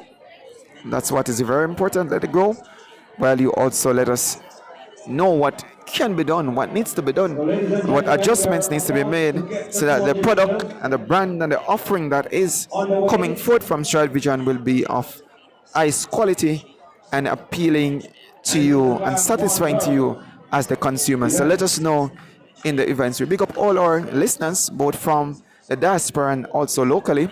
Some very noted names that are tuning, Olympians, past outstanding athletes that would have done some outstanding work as high schoolers. I know they're listening and they love track and field just as we do. I've seen some of them this morning passing through despite not competing. Here today we see some very interesting names, high school stars that are inside the stadium amongst the fans that have gathered here, and there are a host of others that are online watching and making their contributions felt. So we turn our attentions, as I said before, to the girls class 2 200 meters. That's going to be our next event on track. Section 1 should feature in lane 1 Brenna Davids of St. Jago. I'm not sure if she's there just yet. We'll look across to see. And she just would have done the hurdles not too long ago. So let's see if she has reported. But Brenna Davidson should be in lane 1. Omaria or Stevens of St. Hughes should be in 2. Tavay Reed of St. Mary Technical in 3. Zura Wilson of Running Unattached should be in 4. 5 should have been Olivia Smith of Tishus Golding. 6th should be Venetia Campbell of Churches. 7, Amanda Richards of Oberlin, and 8, Alana Spence of Your Castle should be in lane 8. So those are your 8 athletes to face the starter based on what I'm seeing, and the color of the uniform, it doesn't look to be Davidson in lane 1. So there might be a change in the athlete that has been placed in that event. So we should be starting with the seniors based on what we have before us. I'm not sure if that's the case or they have switched it around, but we will know momentarily. But the start list, according to the clock, is giving us the athletes that we have on our start list. So let's hope that is the same thing that's going to be happening at the start line for the 200 meters. Again, St. Jago's, Davidson, St. Hugh, Stevenson, St. Mary Technical, Reed. Unattached is Williamson, that should be in lane 4. Smith of Teachers Golding, Campbell of Church, Teachers College, Richards of Oberling, and 8 should be your Castle through Spence there, Alana Spence from York Castle. So 5 sections to come in this class 1 girls 200 meters. The first one is yet to begin, and we are waiting patiently just like the athletes are for the start of this event. 200 meters will be on show for probably the next 45 minutes or so as we go through all the boys and girls in all classes, and to include the men and women from the clubs and institutions in this event, 200 meters on show. So you're listening to commentary of the 9th staging of the Isaac Henry, SW Isaac Henry Invitational for 2025, happening inside the National Stadium. We have been here all morning and now looking to hit the home stretch in terms of coverage for today and for what's left of the event, but there's still a lot of action to be done. So we ask that you stay with us, and it might just be a good time for you to get yourself refreshed, take a quick break if you need to do so, because it's going to be all speed for the next 45 minutes as athletes contest the 200 meters, which is the main sprint event on show here today. We saw the sprint hurdles early on with some records tumbling, but now we'll be having sprinting of a different nature, and this is over 200 meters. And Jamaica is probably one of the countries that boasts some of the greatest 200 meters that ever lived. And we can tell you we have the world record holder in Usain Bolt on the male side, fastest to ever run that event, over 200 meters. We have the likes of Veronica Campbell, multiple Olympic champion over 200 meters. Elaine Thompson would have also done that, world champion over 200 meters. Shelley Fraser, and a host of other medals to include Karen Stott, Johan Blake, Warren Weir. All those athletes would have won medals over 200 meters at the very highest level. So Jamaica has a good history over this 200 meters at the senior level. At the junior level, we have some outstanding names, likes of Brenna Liston comes to mind, Brenna Williams that would have done the double at the junior level, all winning over the 200 meters event. So really and truly, Alana Reid would have also won medal over that 200 meters event. So 200 meters is a very good event for Jamaica, and I don't foresee us stopping at any time in terms of producing quality athletes for this event, because we seem to have a knack for producing good coaches to coach our strengths and also to find outstanding talents in order to compete at the very highest. Just let you know that we have some international competitors from Canada here. I've seen a few of them running morning. I think the club names elude me. Could be Ear Blast. I'll give you the name shortly, but I think there's some here of the matter that they're running out of Canada, and Ear Blast Off, and that's a team from Canada, I'm being told, that has journeyed to Jamaica for this, the 9th staging of the SW Isaacs Invitational. So you're not missing out on any action. We have high jumps for boys, class 1 going on, so too long jump for boys going on, and on track is the 200 meters for girl, and we're waiting the start of the first heat. And I can tell you that the event seems to have some changes based on the athletes we're seeing standing there on the track. Davis of St. Jago should have been in lane 1 in the first heat. I am sure she's not there because the school that's standing in that lane looks to be wearing the colors burgundy or maroon, what they call it.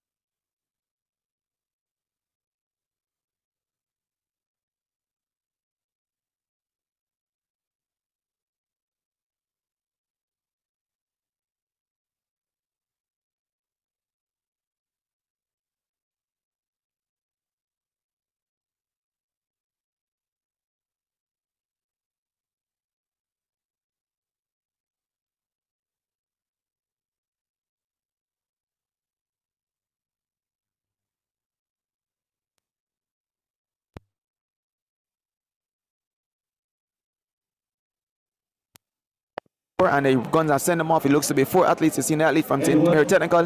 So to the athlete from the Immaculate group, Samoya Brown of Immaculate is the one that's leading them, sprinting off the turn and propelling her way to the front and leading up by some good 5-10 meters. That is Samoya Brown of Immaculate that's winning this one ahead of the athlete from St. Andrew Technical. That's Mayor of St. Andrew will finish second, and third will be the athlete from Mergrove, Alicia Smith, and finishing in fourth. So 24.64, that's the winning time for Samoya Brown of the Immaculate School. And second is the young lady Chrisette Mir of St. Andrew, 26.76, Alicia Smith 27.56, and Sydney Lowe's 28.64 finishes at the back of the field. Section 3 of 5 in the class 1 girls 200 meters happening here inside the stadium. Section 4 comes up next. Sponsored by On Track Management.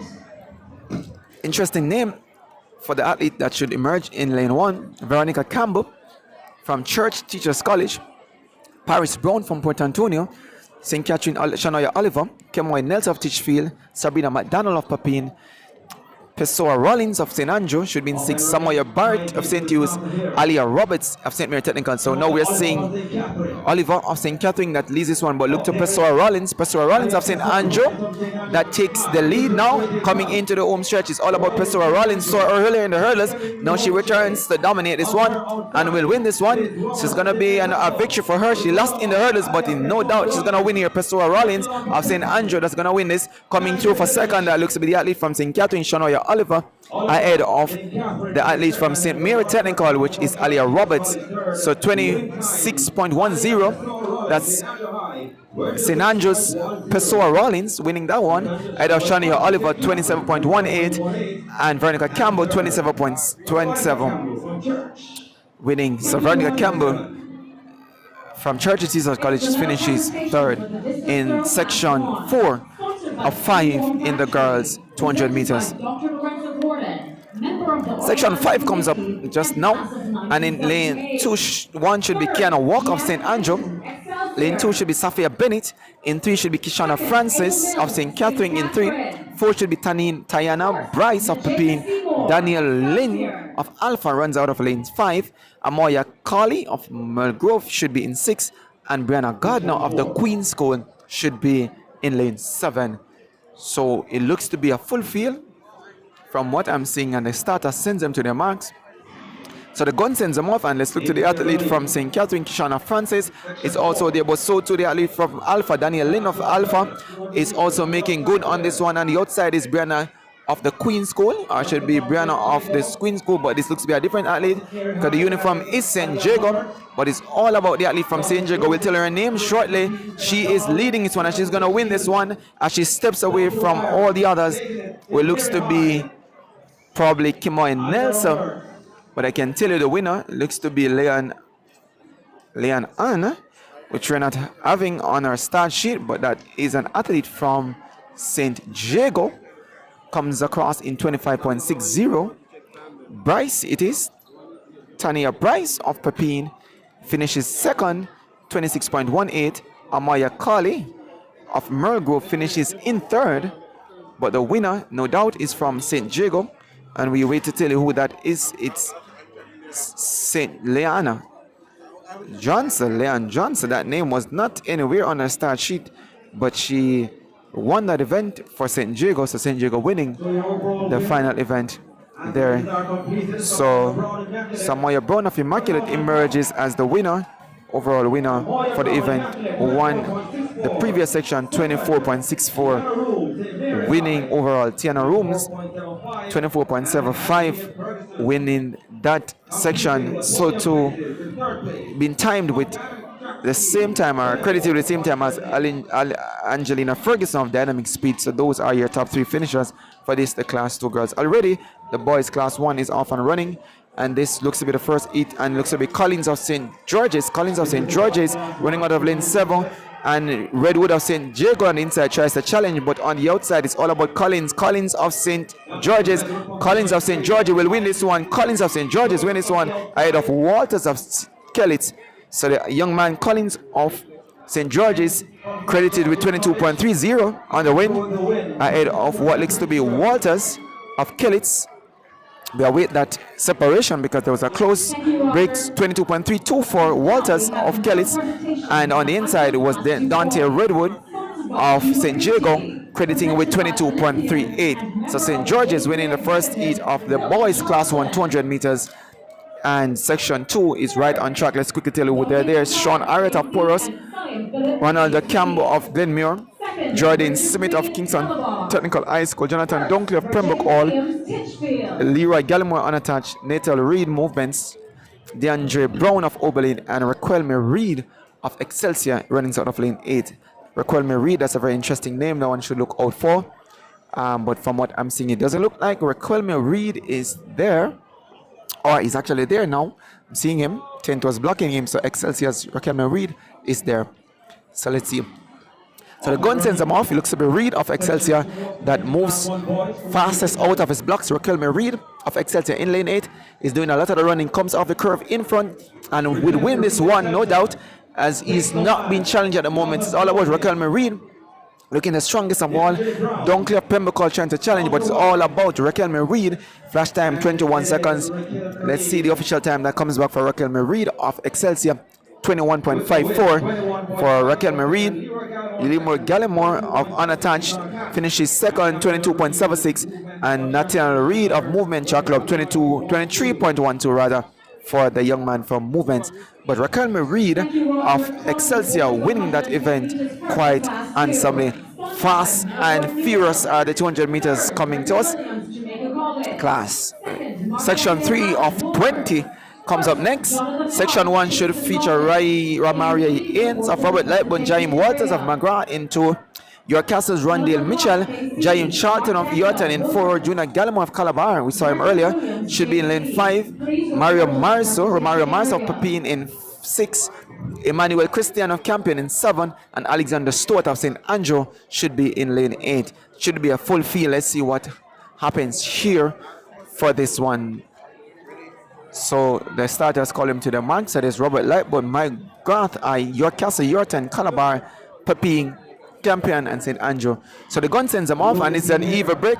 Let's look to the man from Campion. That looks to be Emmanuel, that moves earliest of all, but Calabar, Junior Gallimore of Calabar now that takes up the running and leads them into the home stretch. It's all about Junior Gallimore of Calabar that is leading this one ahead of York Castle's Mitchell, but it's all about Junior Gallimore stepping nice, stepping high to the finish ahead of the young man from York Castle. Mitchell of York Castle wins that one, but it's all about Calabar's Junior Gallimore 21.62 and ahead of Rodney Neil Mitchell from York Castle 20.29. Romario Mars of Pepin 22.67 finishes in third. So this is the third section of the class 1 boys 200 meters, and so far it's all about Junior Gallimore of Calabar setting the early pace, 21.62 in this the time final section of the boys. Still some more events to go, 17 other sections in this class. Section 4 now comes up on track. Odin Tolo of Dynamic Speed runs out of lane 1. Jordan Smichael of St. Catherine in 2. Andre Grant of Port Antonio should be in 3. Aquino Plum of Kingston College in 4. Taekwon Barkham of Kingston Technical High in 5. Davina McLean unattached in 6. Kiana Charles of Calabar in 7. And David Ans of Glenmuir should be in 8. And the gun sends him off. Even break there. Looks at the man from Calabar, Kiana Charles. Kiana Charles already steps to the front, and he's been challenged by Aquino Plummer, but it's all about Charles. Charles of Calabar now being challenged by Plummer, but it's all about Aquino Charles. Kiana Charles of Calabar that will win this one ahead of Aquino Plummer. So Charles of Calabar steps away from Plummer rather.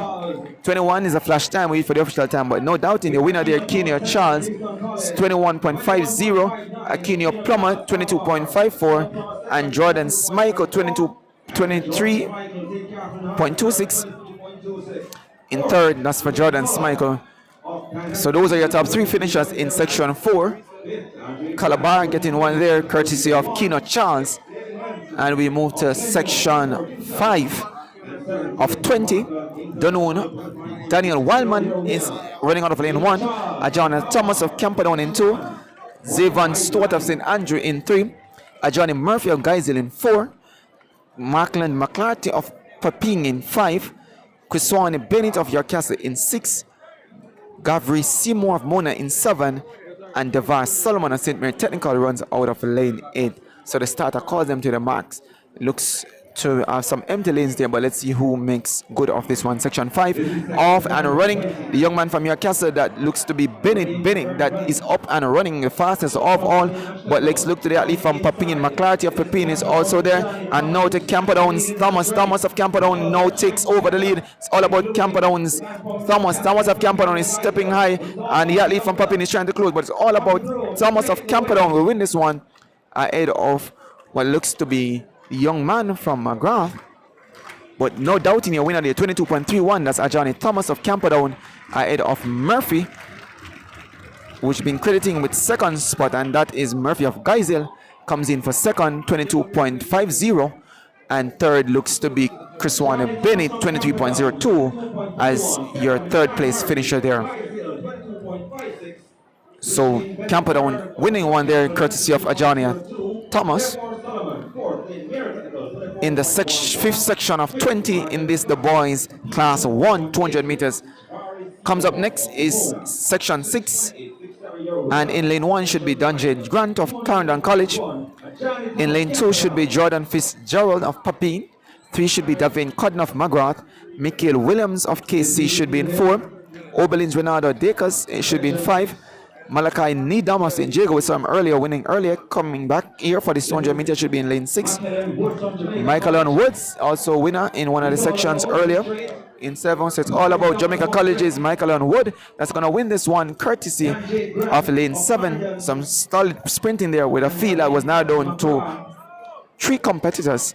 Michael Owen Wood of JC winning that event, 21.73 ahead of Grant, 24.26, and the young lady Codner 25.39 finishing third. So the events are coming quick and fast. So let's look to section 7. It looks to have about 3 entries, but let's tell you who should have been there, except we're only seeing 3, but I can tell you that a big name here you should look out for is Nick Coy Bramwell of Calabar. Is in lane 2, and I'm seeing that lane looks to be occupied, so Bramwell is there. Casey's Delaney Douglas is also there, and it looks to be the athlete from Meadowbrook, and that's Daria Clark. So those 3 seems to be the one along with the athlete from Kelly's, Jaron Douglas. So let's see how this one goes. So gun sends him off. Bromwell is already up and running, covers the Casey athlete in the first couple steps. That's Douglas. So Bromwell has covered Douglas, but now Douglas tries to respond, but it's all about Bromwell from Calabar that takes them into the home stretch. Ice stepping, looking comfortable. No extra energy being expended, but it's all about Nicoy Bromwell that steps away from Douglas and wins this one. We await the official time, because the flash time comes up as 21. He himself is very interesting to see the time, 21.89. That's the official time.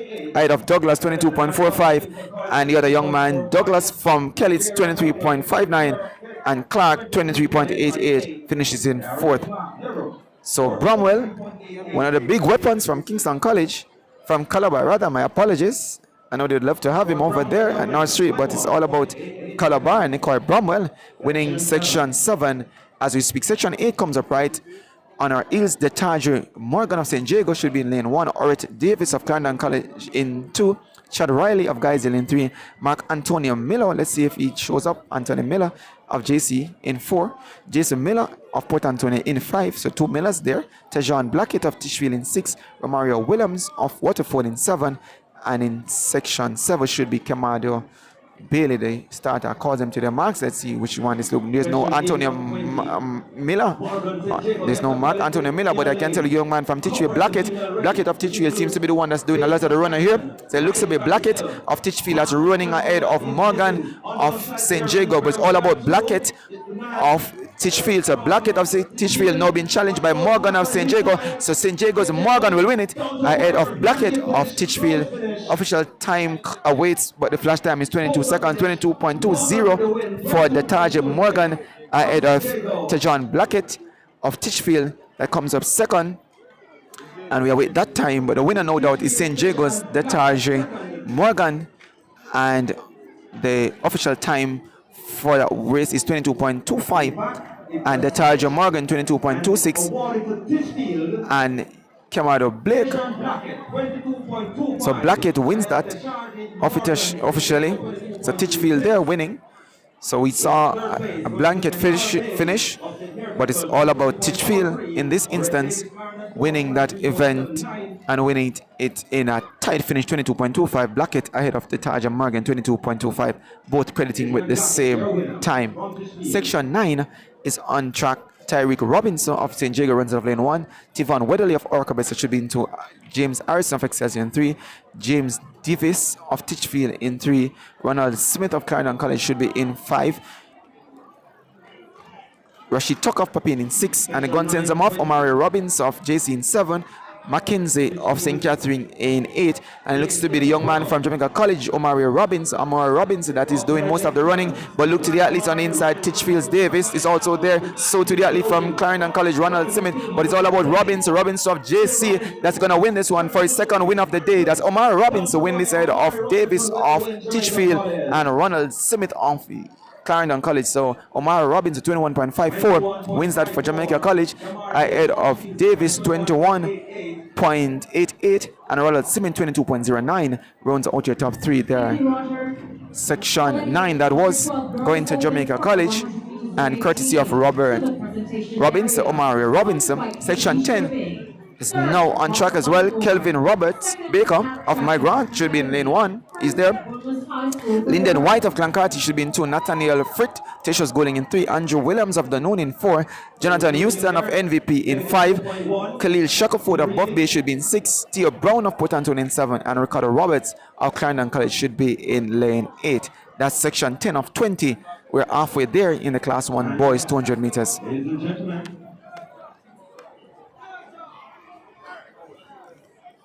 So section 10, the starters call them to their marks.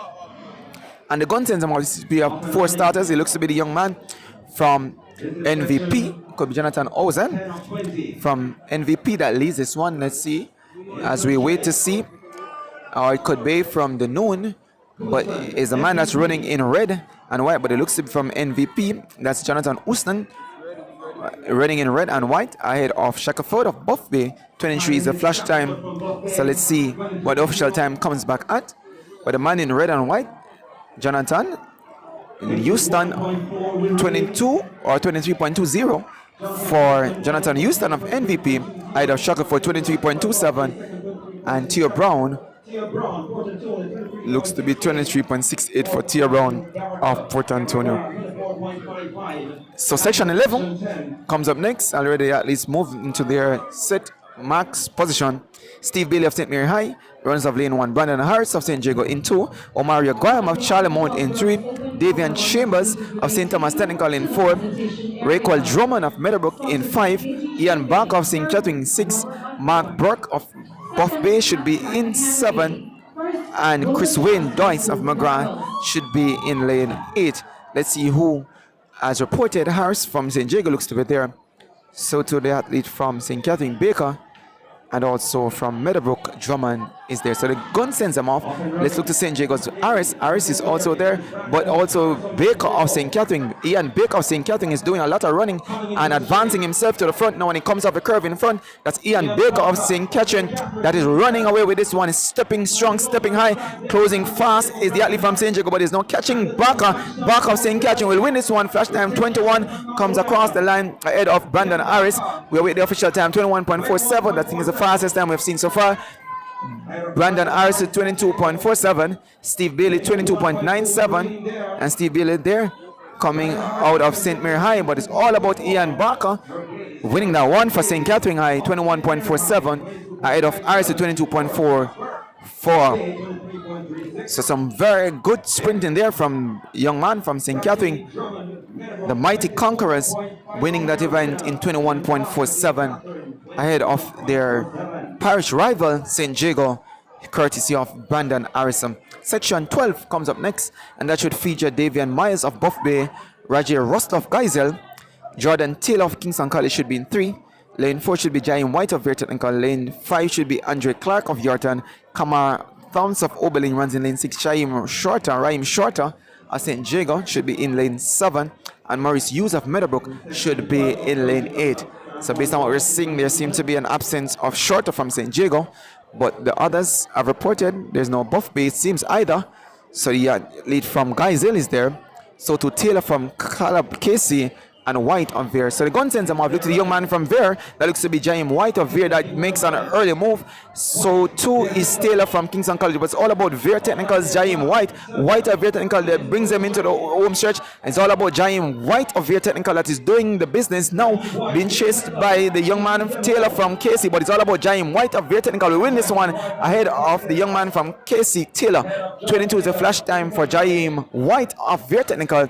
Official times come back at 22.31 for Jaime White ahead of Jordan Taylor 22.893 and Russell 24.08 all the way back in foot, and Russell there from Geisel says all about Jaime White of Very Technical winning that one handsomely ahead of Taylor 22.31 for Jaime White. Move over to section 13 of 20, and this one should feature Peter Roy Poise of Dunoon Technical running out of lane 1, Ramesh Martin of St. Andrew running out of lane 2, Ryan Walker of Exeter running out of lane 3, Tavian Cena of Robert Lightburn running out of 4, Trey Barrett of St. Jago running out of 5, Antoine Anderson of Charlemont running out of 6, Jelani Brown of St. Mary Technical running out of 7, and Devon Sanderson of Tishos Golden should be here. The gun sends them off. Let's to the man from St. Jago, Barrett. Trey Barrett of St. Jago is doing a lot of the running. So to Ryan Walker of Excelsior. So it's all about Barrett of St. Jago being challenged by Walker of Excelsior. Walker of Excelsior now takes the ascendancy and moves to the front. It's all about Walker of Excelsior. Excelsior's Walker that takes over and in stunning fashion. He's running away with this one ahead of the pair of St. Jago and St. Mary Technical. So it's all about Ryan Walker winning ahead of Trey Barrett and Jelani Brown of St. Jago and St. Mary Technical respectively. So 22.24 the winning time for Ryan Walker, Trey Barrett 22.91 and Jelani Brown 22.95 in that order here. Top 3 there in the 13th section out of 20 for the class 1 boys. So a good win there for the young man from Excelsior, Ryan Walker, running a very stout race. Section 14 of 20 comes up next, and we should have St. Mary's Tenny Daly running out of lane 1. Lane 2 should be Leon Parchment of MVP. Tishos Golden's Gregory Expert running out of 3. Nicoy Johns of Tivoli in 4. Giovanni Plummer of St. George's in 5. Xavier Stewart of Charlemont in 6. Ronaldino Benjamin of Camperdown in 7. And Tavar Amon of St. Mary's College should be in lane 8. Let's see who have showed for this start. We're asking you. So Denny should be there. Daly from St. Mary's there. So to Parchment of MVP. We're seeing the young man from Tishos Goling seems to be there or not there based on the colors, but who knows? Different colors have been showed up all morning. St. George's Plummer is also there. Charlemont Stewart is there. Camperdown's Athletes Benjamin is there. Looks to be an absence of Amon from St. Mary's College. That should have been in lane 8. So just about 6 facing the starter. Let's see who will win this one.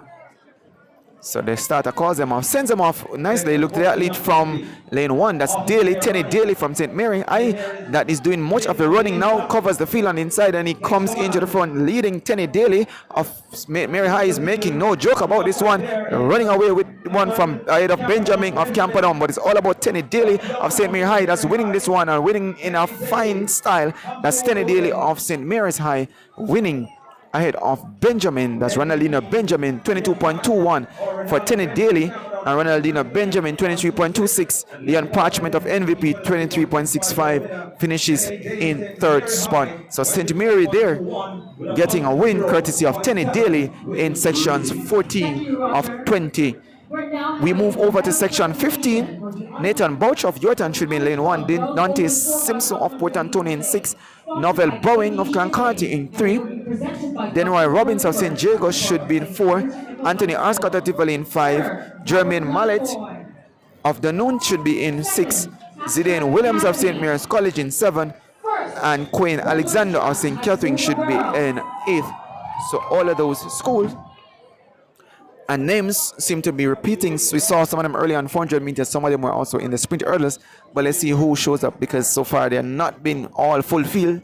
I guess the proximity of the events will cause for withdrawal of some athletes. But now the starter sends them off. Let's look to the athlete from Port Antonio. That's Dante Simpson. Seemed to be out and running well. So to the young man from St. Mary's College, that's Zidane Williams. Williams of St. Mary's College been challenged by Sims of Port Antonio. Says Sims of Port Antonio on the inside. Now look to the man from Tivoli. Ascot of Tivoli is trying, but it's all about Sims of Port Antonio. Sims of Port Antonio will win this one ahead of Ascot of Tivoli.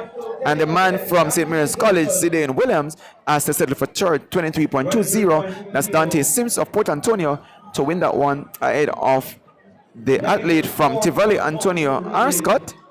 Should be in second, 23.59. And Zidane Williams of St. Mary's College finishes in third. And we tell his time shortly, 24.27 for third. So those are your top three finishers in section 15 of 20. We move to section 16 and tell you quickly that Davino McLean of Camperdown runs out of lane 2. Tayshawn Lamont of Meadowbrook runs out of 3. Shaquem Emmings of Charlemont runs out of 4. Zaniel Allen of Osemati should be in 5. Ramaria Gibbets of St. Diego in 6. Tristan Wong of St. Andrew in 7. And in lane 8 should be Dante Mendes of Calabar in lane 8. So let's see who will get this one. Looks about 4 or 5 facing the start. It could be 4. The young man from Calabar, that is Mendes. Mendes is off and running, looking good. So to the athlete from Meadowbrook, Latham of Meadowbrook. But there is no doubt in who will take them into the home stretch. That's Mendes of Calabar. Mendes of Calabar stamping his authority on this one, looking almost like Christopher Taylor in his running style. But it's all about Mendes. Dante Mendes of Calabar will win this one as he runs to the line. Flash time 22 seconds with the official time ahead of Latham of Meadowbrook, 22.01. For Dante Mendes of Calabar, winning section 16. Second is Tayshawn Lathman of Meadowbrook in 23.13. And Tristan Wong of St. Andrew comes in for third there in that section 16. 23.33 that time for Wong for third. Section 17 comes up next, and that should be Dominic Crawford of St. Andrew, Ronaldino Stewart, Simeon Bailey of Charlemont, Alessandro Newton, saw him from JC, got disqualified earlier in the 400. He's now back for 200. Nazir Lewing of Yorton in 6. Our Gale of Calabar should be in 5. Philip Walker of Church should be in lane 8. So this is section 17 of 20 in the class 1 boys 200 meters. So let's see what young Newton can do, having been disqualified in the 400 meters early on. What will he make of this opportunity this time around? So Crawford, Stewart, Bailey, Newton, Lewin, Gale, and Walker all reporting for the start. So the gun sends them off. Let's look to the young man from Calabar, Gale. Errol Gale from Calabar gets up well. So to the young man from JC, Newton. Newton of JC stepping to catch Gale of Calabar, but Gale of Calabar is the one that takes him into the front. It's all about Calabar's Gale, but look now to the young man Newton from Jamaica College, and also the athlete from Stuart from St. Catherine. Stuart of St. Catherine now overpowers all of them and gets by both Newton and Gale. So it's all about Ronaldo Stuart of St. Catherine, 22.91, winning ahead of a fast finishing Newton of Jamaica College, 22.91 for the winner there from St. Catherine, and Newton 23.18. Errol Gale, who led for most of this race, 23.39 of Calabar, finishes third. So there you go, St. Catherine winning another race there, courtesy of Ronaldo Stewart. Stewart, a very interesting name when it comes on to the 200 meters in Jamaica's history.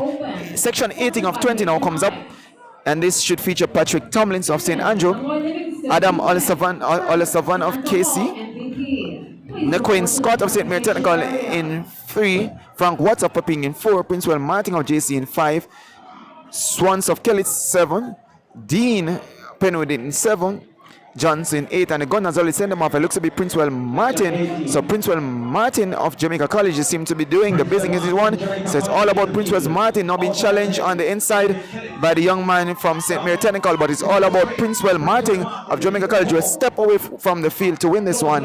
The clock stops pretty early, so we wait for the official time. But it's all about Princewell Martin of JC. 22.33 for Princewell Martin ahead of Watson. 22.80. So 22.33 for Princewell Martin. 2.80 for Frank Watson. And for once there of Pepin finishing second. And O'Sullivan of Kingston College finishes in third. So it's all about Princewell Martin of Jamaica College, 22.33, winning ahead of Frank Watson, 22.88. So section 19 is next on track, 19 of 20. So this is the penultimate section. Ajoni Mills of Clarendon College, Quinn Graham of Geisel, Trevin Francis of Kellitz, Hussein Mahoney of St. Jago, that's of St. Jago, Tyrone Raphael of Holy Trinity in 6, Kenrick Sharp of St. Mary's Technical, and Nishan Walker of Mount St. Joseph. Those are your athletes listed here. Let's look to the field. So Mahoney of St. Jago gets up well and is stepping quick and fast. We look to the young man Sharp of St. Mary's Technical, but Mahoney of St. Jago and St. Mary's Technical both battling for the lead, but it looks to be the man from St. Mary's Technical Sharp. Kenrick Sharp of St. Mary's Technical now is running away, powering away from Walker of Mount St. Joseph. So it's gonna be Sharp of St. Mary's Technical wins that one ahead of Walker, Nishan Walker of Mount St. Joseph, and fading third, that's Mahoney of St. Jago, 21.49 for Kenrick Sharp ahead of Walker, 22.23, and Mahoney 22.87 for third. So good running there for Kenrick Sharp, St. Mary's Technical, winning that event handsomely and scoring a win for his school. He is one of those athletes from St. Mary's Technical to watch this year. They have some fine sprinters. Despite not having a huge team, they have some fine sprinters over there at St. Mary Technical. So section 20 now on track should feature Gio Bernal of SWEP. I think he's from Panama, if I'm not mistaken. Fabian Casanova, St. Jago, runs out of lane 3. Omar Richardson of Robert Lightburn in 4. And Orlando Griffiths of McGrath in 6. And DeAndre Gale of JC should be in 7. And Brady Sinclair of Perth High School should be in lane 7. So the gun sends them off at this time, and it's all about the athlete from JC, DeAndre Gale of JC now is doing all the running, and he is in the 6th lane and leading, coming into the curve, and he steps away from the field. Bernal of Swep tries to go, but it's all about the athlete Gale from JC. Gale is going to win this one ahead of Bernal, comes back with a flash time of 21.0. Wait for the official time for the young man DeAndre Gale of Jamaica College, winning ahead of Swep's Gio Bernal, and the others finishing in the minor places. 21.69. That's for DeAndre Gale of Jamaica College, and Bernal finishing second should be 22.08, while the others sorting out the minor spots. But that should complete the boys 200 meters for class 1, and now we get set for class 2 girls. Class 2 girls 200 meters, and should be having just about 11 sections. This meet record held by one Kevona Davis, set back in 2019, 24.06 by the outstanding athlete from Edwin Allen. And the first one should feature some big names. Natrice East, one of them. Let's see if she's there. Yes, Natrice East is there. So East gets away good from the pack and challenging Williams of Ole Chalu, but it's all about Natrice East of Wilmers, looking the best just now. Turns into the home stretch, leading by a good gap now. Natrice East, her traditional running style is very evident. It's all about Natrice East.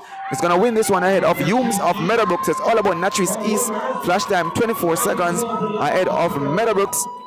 Humes and the other young lady from Ole Charlotte Williams settling for third. So 24.71 for Natrice East out of Janimila Humes, 26.44, and Sasha Gay Williams of Ole Charlotte finishing third in that event. And Natrice East already putting down a good mark, 24.71, and that would have eclipsed the older record, what was set by Frederica McKenzie back in 2017, but the 24.06 for Kevona Davis still stands after that section 1. Section 2 is off and running as we speak, coming quick and fast. Looks to be Allen of Immaculate. Immaculate Allen that seems to be doing much of the running. So it's all about Allen, but now look to the young lady from Holy Childhood, Shackleford. Shackleford of Holy Childhood now turns on the burners and steps to the front and stepping away from the rest of the field.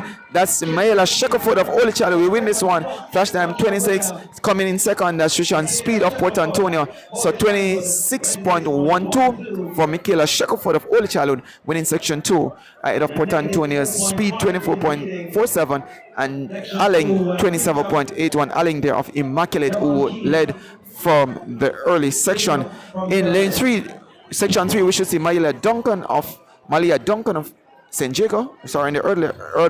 Thank you so very much.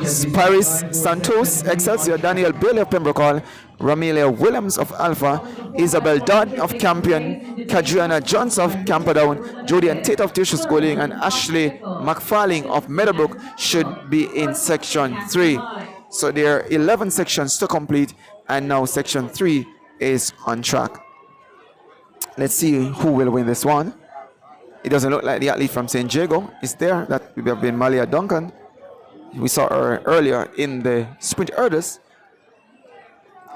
And it seemed to be the situation for most of the hurdlers not returning. So off and running, it looks to be the athlete from Alpha. Williams of Alpha got out and is running well. So to Santos from Excelsior, but it's all about Santos of Excelsior now taking the lead ahead of Williams of Alpha, but it's all about Santos of Excelsior on the inside, Williams of Alpha on the outside, with Camperdown's Johnson on the very outside, but it's all about the inside. Santos of Excelsior now being challenged by Johnson of Camperdown, but Santos seems to have held on close at the finish there, but let's see who gets it. The time comes up as 26.30. It's either for Santos of Excelsior or Johnson of Camperdown, but Johnson now being credited with 26.30 ahead of Santos 26.35, and the young lady from Alpha Williams finishes in third. Section 4 is now on track. Section 4 should feature Akila McPherson of St. Jago, Rana Brown of St. Thomas Technical, Jamie Cook of Meadowbrook, the Queen's Jada Blake, and Ferguson of Immaculate, Allen of Robert Lightburn, Shakira Marquis of Happy Grove, and Dawania Lewis of Mergrove. This is section 4 of 11 for the class 2 girls 200 meters. So off and running looks to be McPherson of St. Jago. McPherson of St. Jago, so to the athlete from the Queen's School, Jada Blake, is also there. St. Jago's Robert Lightburn also seems to have an athlete right there, but it looks to be the athlete Cook from Mergrove. Cook from Mergrove that is doing the business now. Cook from Mergrove now being challenged on the outside by Lewis of Mergrove. Lewis of Mergrove now challenges and does so successfully. So it's gonna be Dawania Lewis of Mergrove wins at once 25.72 ahead of Jada Blake of the Queen's School 25.97, and Akilia McPherson of St. Jago finishes in third.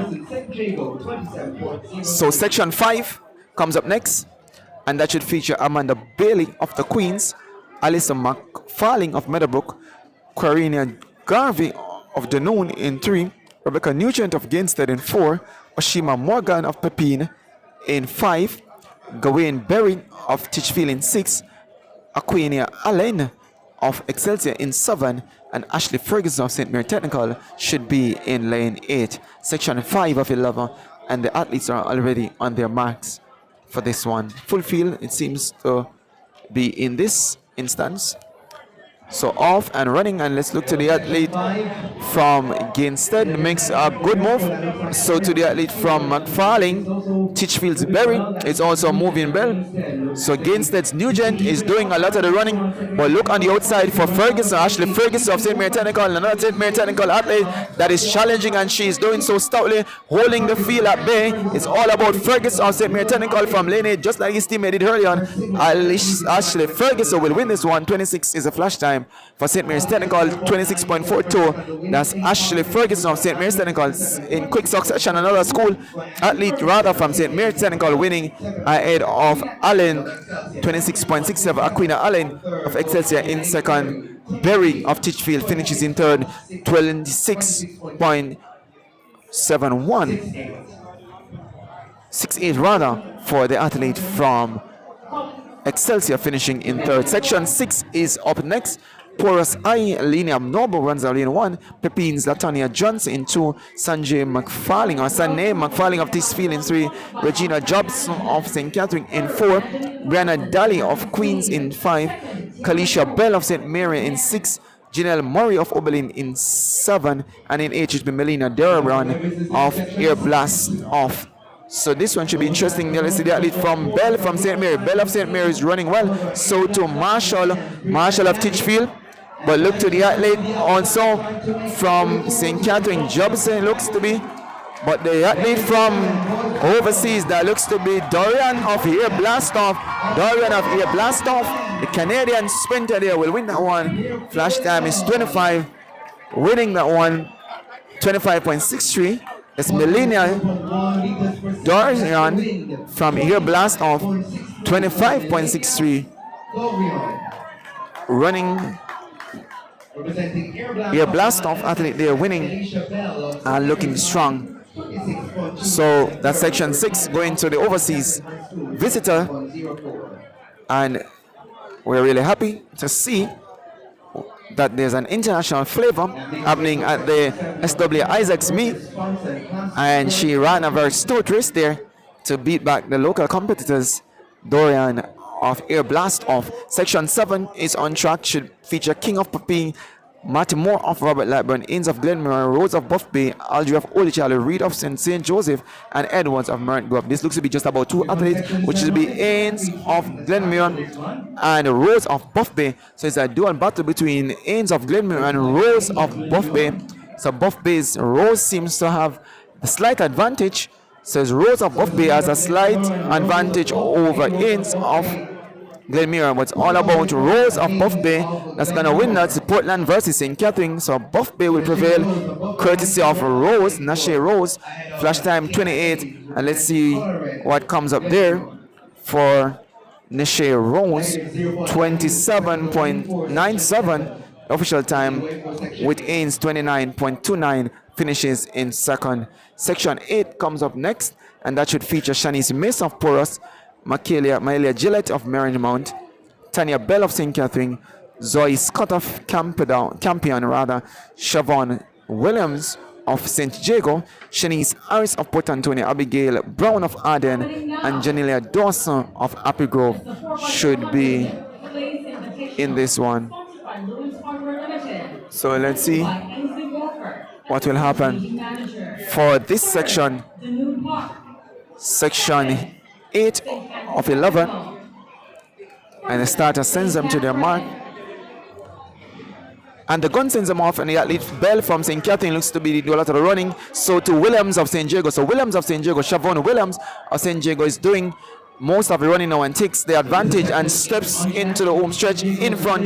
So it's all about Siobhan Williams of St. Jago being challenged by the athlete from St. Catherine, Tanya Bell, but it's all about Siobhan Williams of St. Jago that's stepping away from Bell of St. Catherine, and on the other side is Arden's athlete Dawson of Apple Grove rather, but it's all about Siobhan Williams of St. Jago winning that one ahead of Tanya Bell of St. Catherine, 25.77, Bell 26.76, and Johnny L. Dawson 27.37 for third there, and Dawson being from Happy Grove.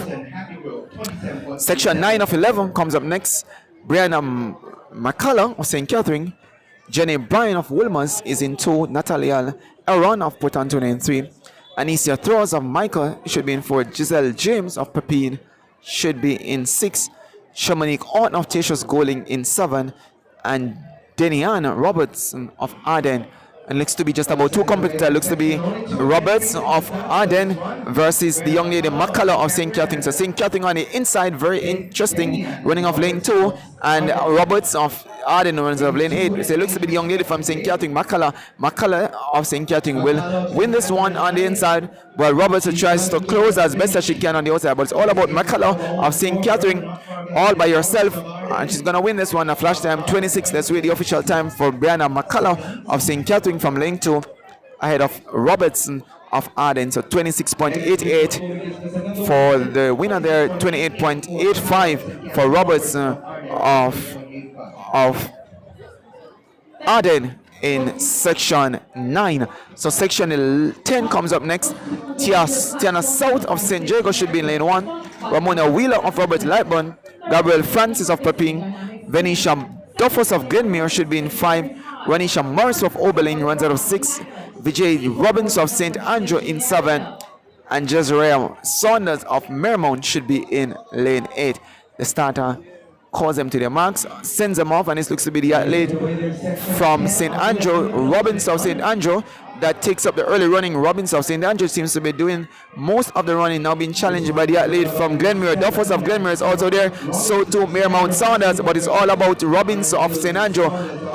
St. Andrew's Robinson now being challenged by Saunders of Mermount. So Mermount Saunders mounts a challenge and conquers the athlete from St. Andrew. So it's all about Saunders, Jazera Saunders of Mermount finishing first in that one. Flash times 26.54 now comes as the official time, 26.54 ahead of the athlete from St. Andrew Robinson, that is 56.7. Section 11, final section in this, the class 2 girls 200 meters comes up next as we prepare to make another exchange of commentary as the boys event comes up next, and Roger will take you to that one as soon as we get this final one out of the way. Section 11 of 11, Michaela McBean of Alpha should be running out of lane 2. Amanda Sincox of Air Blast off, that's another one from the Canadian group. Torian Orton of Pepin, Black Killer of Gainstead, Ray of Mermount, Holmes of Buff Bay, and Mills of Rihanna, Mills of Kellitz should be there. So just about 4 athletes there.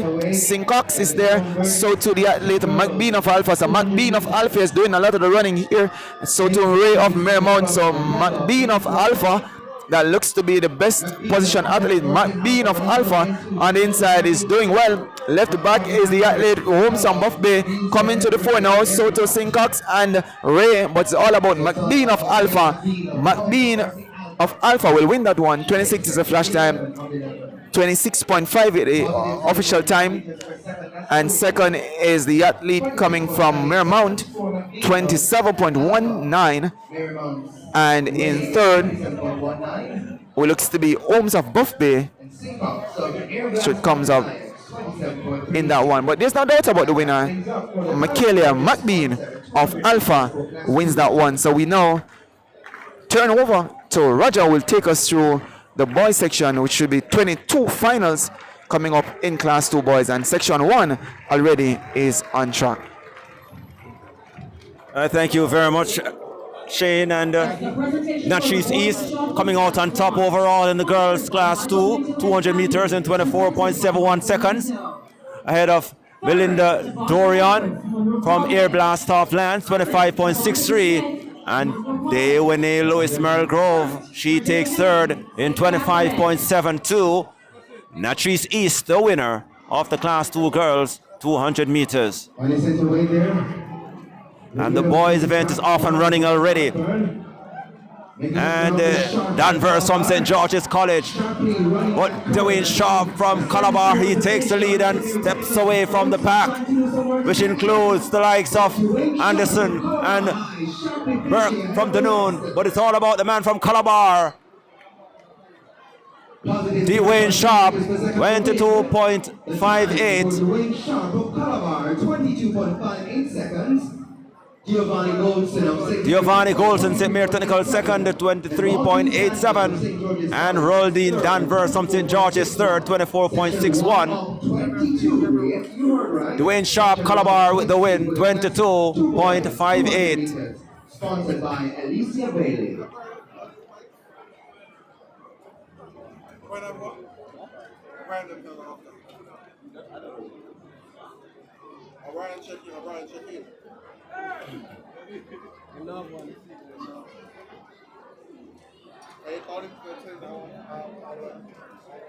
Next event we have Branna or Bryson Maitland Excelsior, Jermaine Haynes, Robert Lightburn, Zandre Miles Wilmers, Raheem Smith Kellitz, The Anglin Jamaica College. Your listed competitors.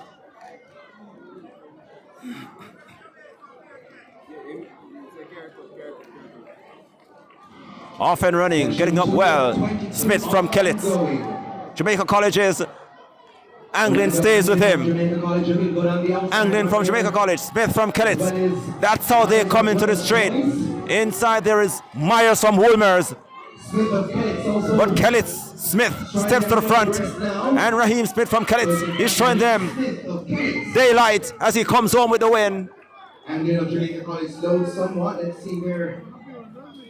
Raheem Smith from Kellett, 23.40 ahead of Orlando Anglin, Jamaica College, 23.96.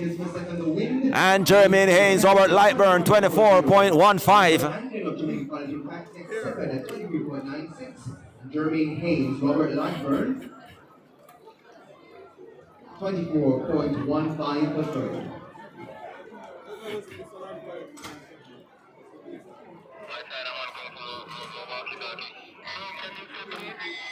Next event, Dwight Raymond, Clarendon College listed for 1, 2, Kamari Brown, Kingston College, Ilasu Ali, Jamaica College in 3, Carville Buchanan Papine 4, Nicara Johnson, St. Jago 5, Jace Morgan, St. Thomas Technical 6. Into their running, but only 4 facing the starter. So it's Brown, Kingston College, Ali, Jamaica College. That's how they come into the straight. Brown takes the lead. Ali tries to close, but Kimari Brown is holding him at bay. Ali is trying to close. He closes, but not enough. And he comes home. Nicara Johnson takes third. Kimari Brown, Kingston College with the win, 22.93. Ilasu Ali, Jamaica College second, 23.18. And third, Nicaria Johnson, St. Jago, 24.70.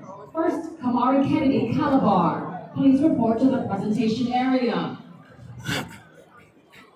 Thank you so very much. So Brown of Kingston College is registering.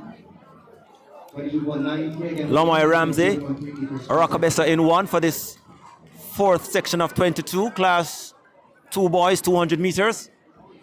Lamoy Ramsey, Rockabessa, Everton Thomas Woolmers.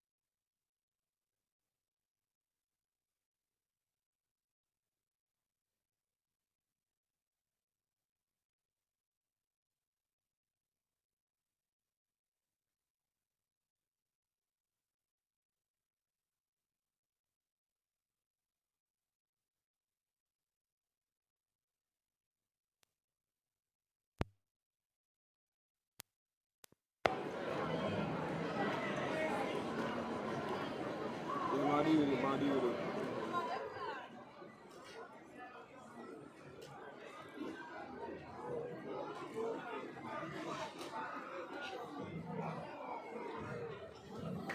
We stand by here for section 15.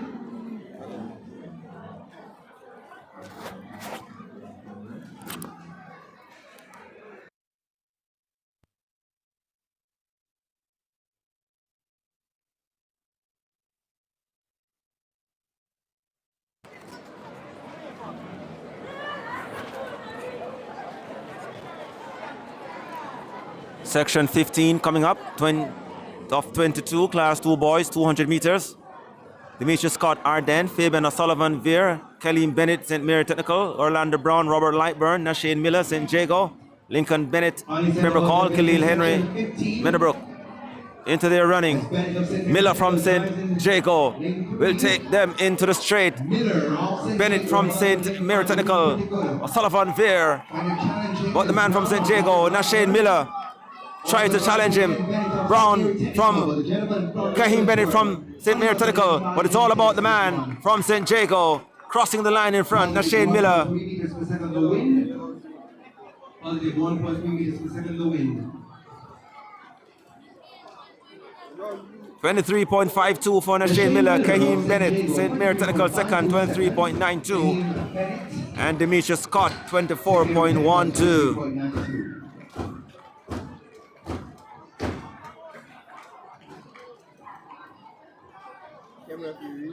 In the meantime, we're inviting the senior women for the shot put event. Kindly make your way to the competition area. Senior women competing in the shot put. Kindly make your way to the competition area. Senior women competing in the shot put. Please make your way to the competition area. 16 of 22 coming up.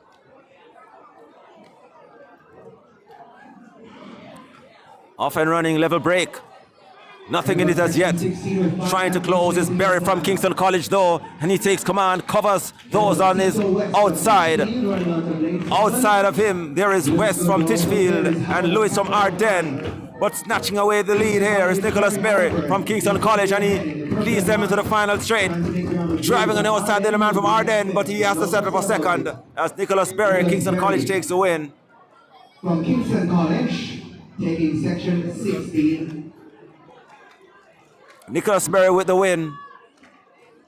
Negative 0.5 meters per second. Negative 0.5 win reading. Of course, once we get those official results, we'll update you on that for section 16 as we stand by now for section 17.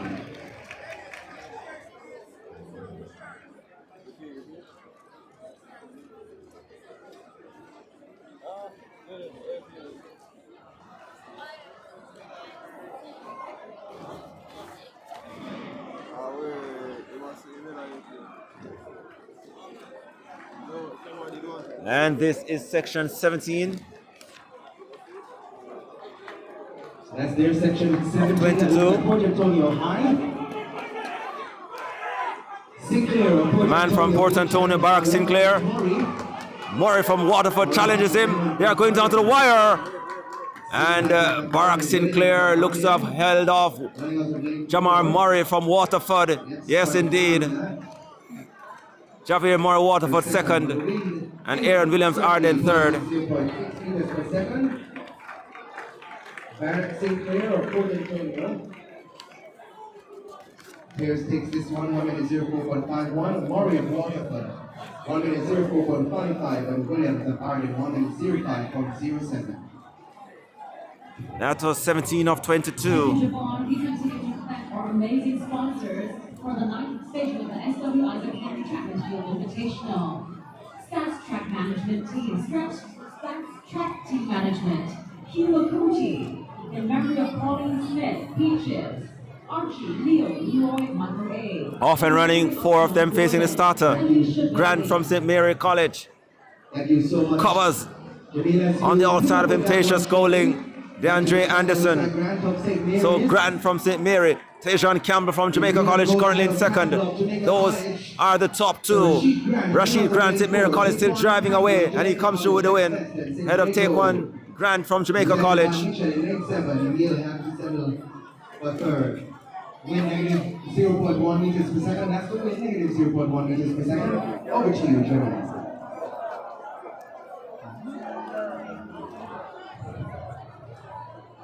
This is a public service announcement. Someone just dropped off some AirPods. If you're missing some AirPods, they're done. Grand 22.50, take one Campbell Jamaica College 22.95, Mari Mitchell third 24.33, section 18 of 22. Section 19 is upon us. Section 19. We have Matthew Brown, Danoon, Balfour, Thomas, St. Catherine, Daniel Simpson, St. George's College. Attacking those ahead of him includes Mapines, Morgan, and Thompson, Jamaica College, Cloncarthy, Sang. Here comes the man from St. George's now, Daniel Simpson, and he takes the lead, and he's trying to hold on as well, and he does so, completing the win. Daniel Simpson, St. George's College. Positive 1.1 meters per second. Positive 1.14 win reading for the man from St. George's College. With the win, Dariel Simpson. Mr. Starter, we're asking you to kindly tend to your radio. Mr. Starter, kindly tend to your radio.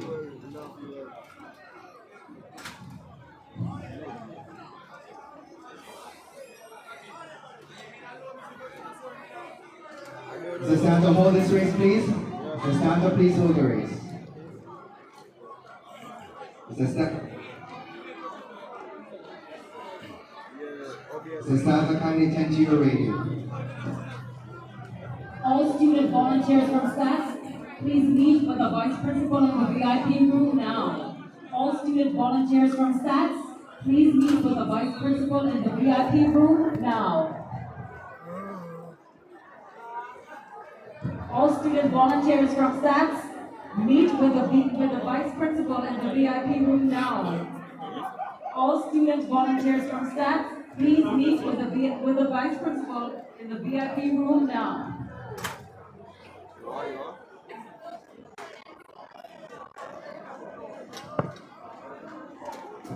Those AirPods are still here at the presentation area. If you're missing some AirPods, you have to come and describe them.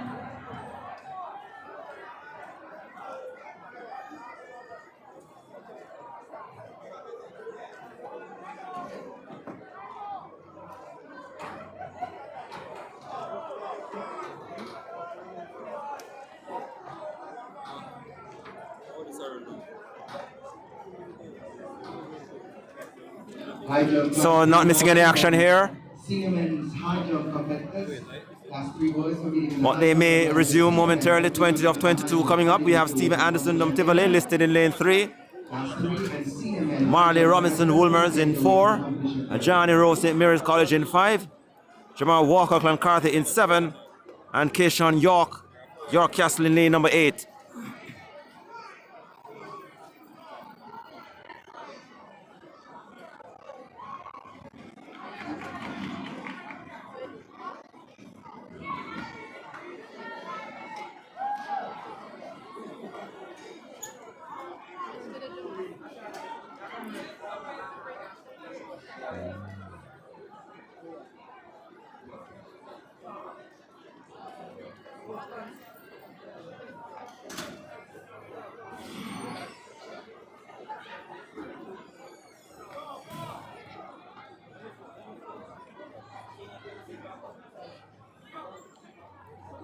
As after being held, it's now about time to get the races on the way again. 20 of 22, class 2 boys, 200 meters. Off and running. Robinson Woolmers gets up well. He tracks Rowe from St. Mary and Walker from Cloncarthy along with York from York Castle. Into the straight they come. The man from Woolmers, Marley Robinson. On the outside there is York from York Castle though. Trying to squeeze through the middle here is the man from St. Mary's College coming through, but York on the outside from York Castle. Keishon York with the win. Positive 1.1 meters per second. 23.37 for Keishon York. Positive Keyshawn Young of Newcastle getting 23.37. Johnny Rose second, St. Mary's College 23.66. And Marley Robinson, Woolman's Boys third, 23.66. 20 of 22. Section 21 coming up next. Following the girls' long jump class 4, please report to the presentation area.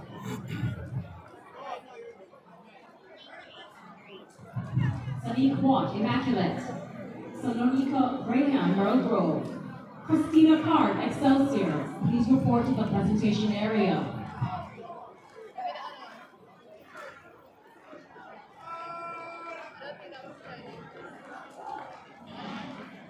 Unsense major Section 21. 21. Sir,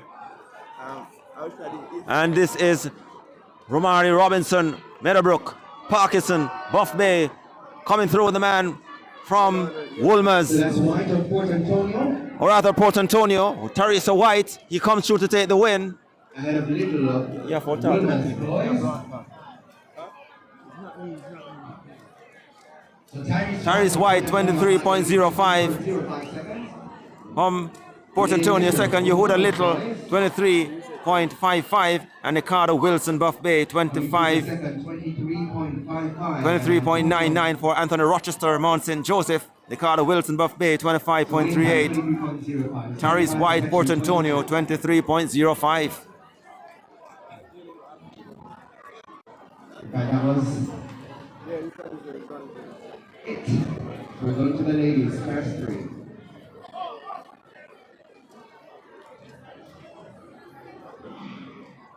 Ladies and gentlemen, set about the business in section 1 of 20 for the Mayberry Investment sponsored 200 meters for class 3 girls. Class 3 girls up and running. Ketelius Curlin, St. Jago. Grant from St. Mary High. Green Immaculate.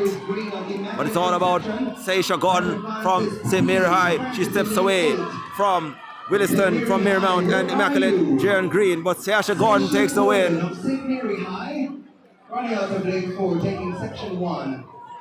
Seisha Gordon with the win. Negative 0.8 meters per second, that's the wind.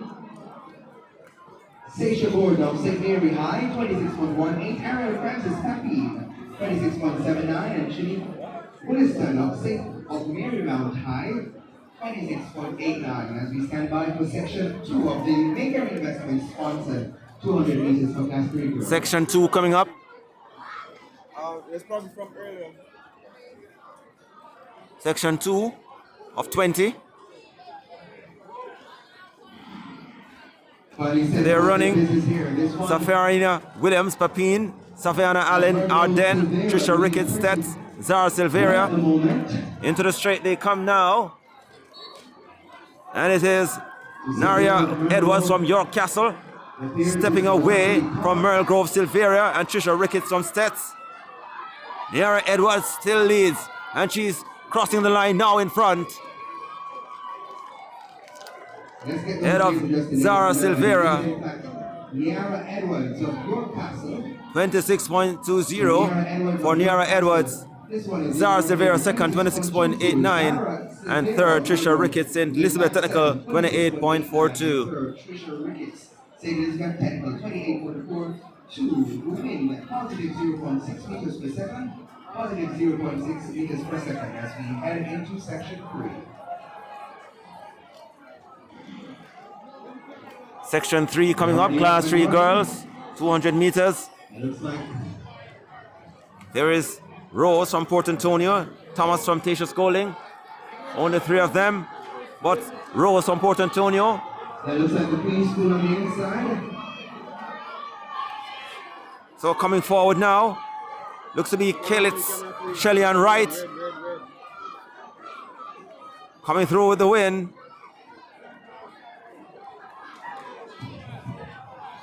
Jamoya Mosquito from Veer Technical, 27.47. Following the boys 200 meters class 1 to the presentation area, sponsored by On Track Management. Raquel Reed of Excelsior, Henrik Sharp, St. Mary Technical, Ian Barker, St. Catherine,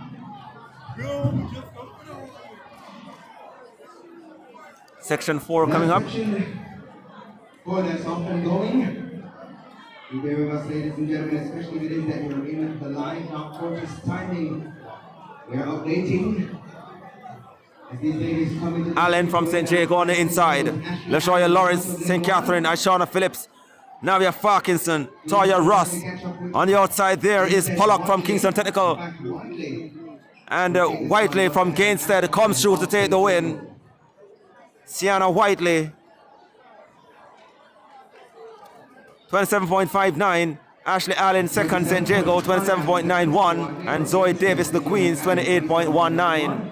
Your winner, Sienna Whiteley from Gainstead, section 4 of 20. Girls class 3, 200 meters, 27.59.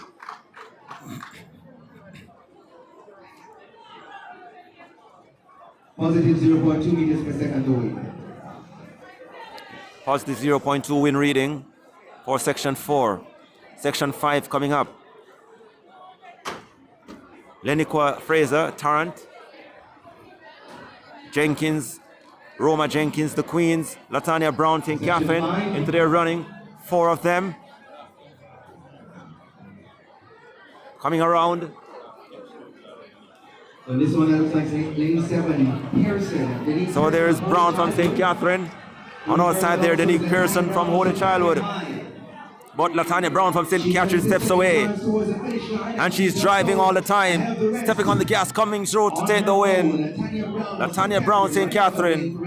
26.73 ahead of Denique Pearson, Holy Childhood, 28.25. And Roma Jenkins, third, 30.19. That was section 5 of 20. Up next, section 6.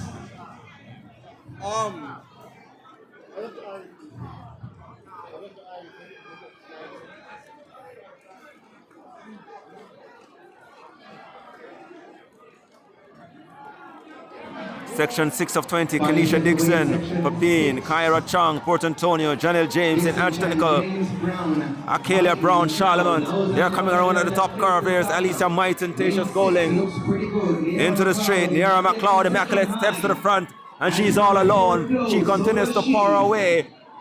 Niara McLeod is driving all the way to the line, comes through with the win. Second is Akelia Brown from Charlemont, 25.88 for Niara McLeod. 25.88. Akelia Brown, Charlemont second, 28.32. And Elia Mighton third. Tasha Schooling, 28.68. Tasha Schooling, 28.68. That makes way for section 7. Calling the girls 200 meters class 2, sponsored by Tyrone Burgess. Davania Lewis, Merle Grove. Anina Dorian, Air Blast on Lions. And Truth East, Bookers. Please report to the presentation area. Also calling the boys shot put class 2, sponsored by Stats 79ers Local. Third, Omari Gordon, Tasha Golding. Second, Adrian David, St. Catherine. First, Kamari Kennedy, Calabar. Into their running for section 7 of 20.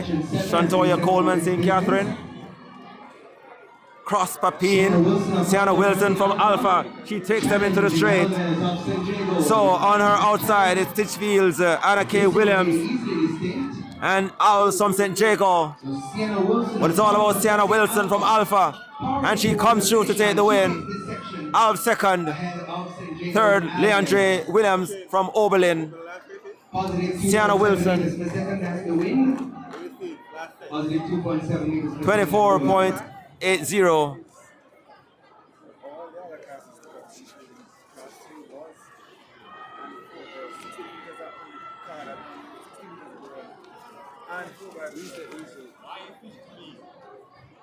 I'm not sure the system because of you guys are main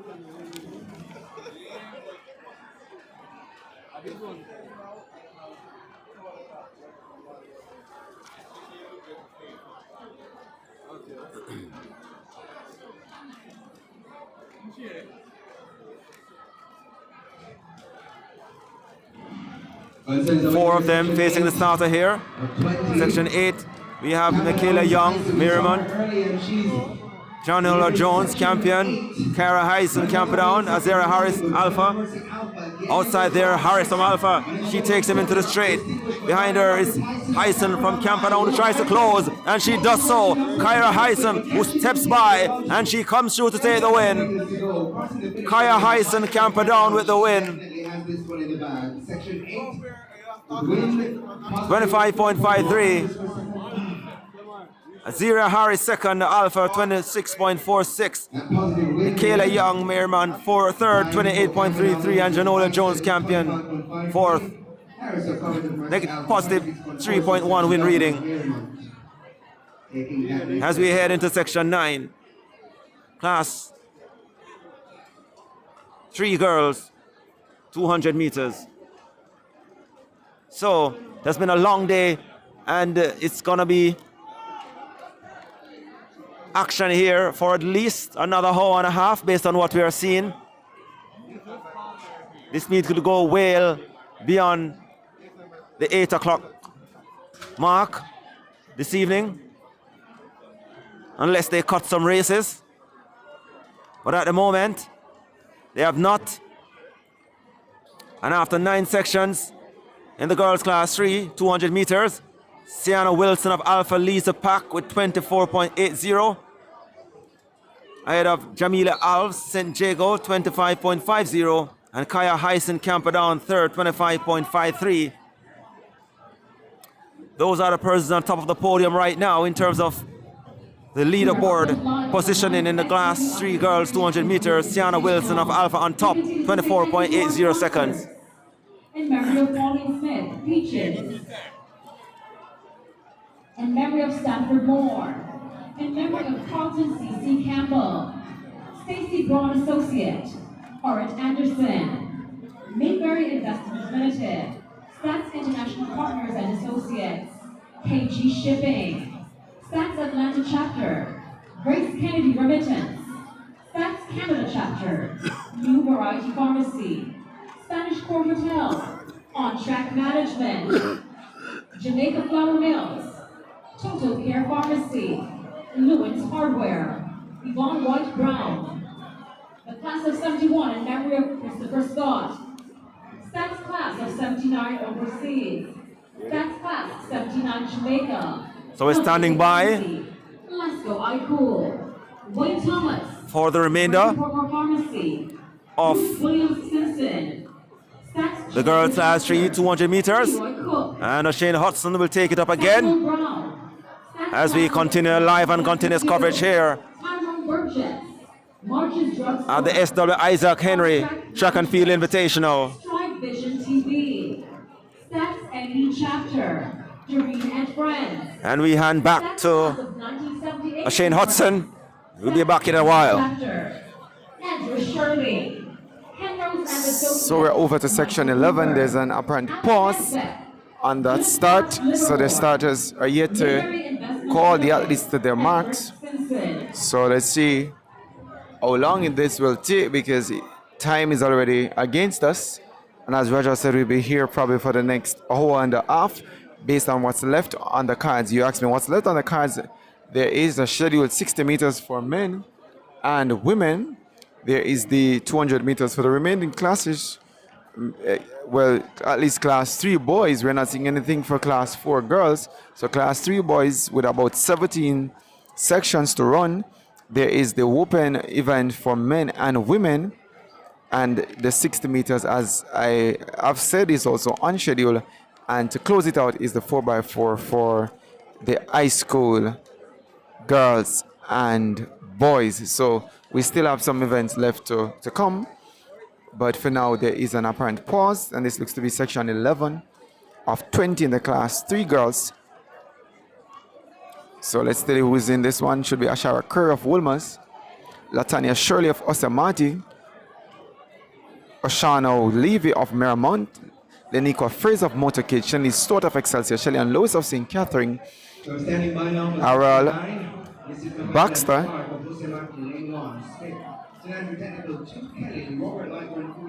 so my apologies, actually we're at section 9.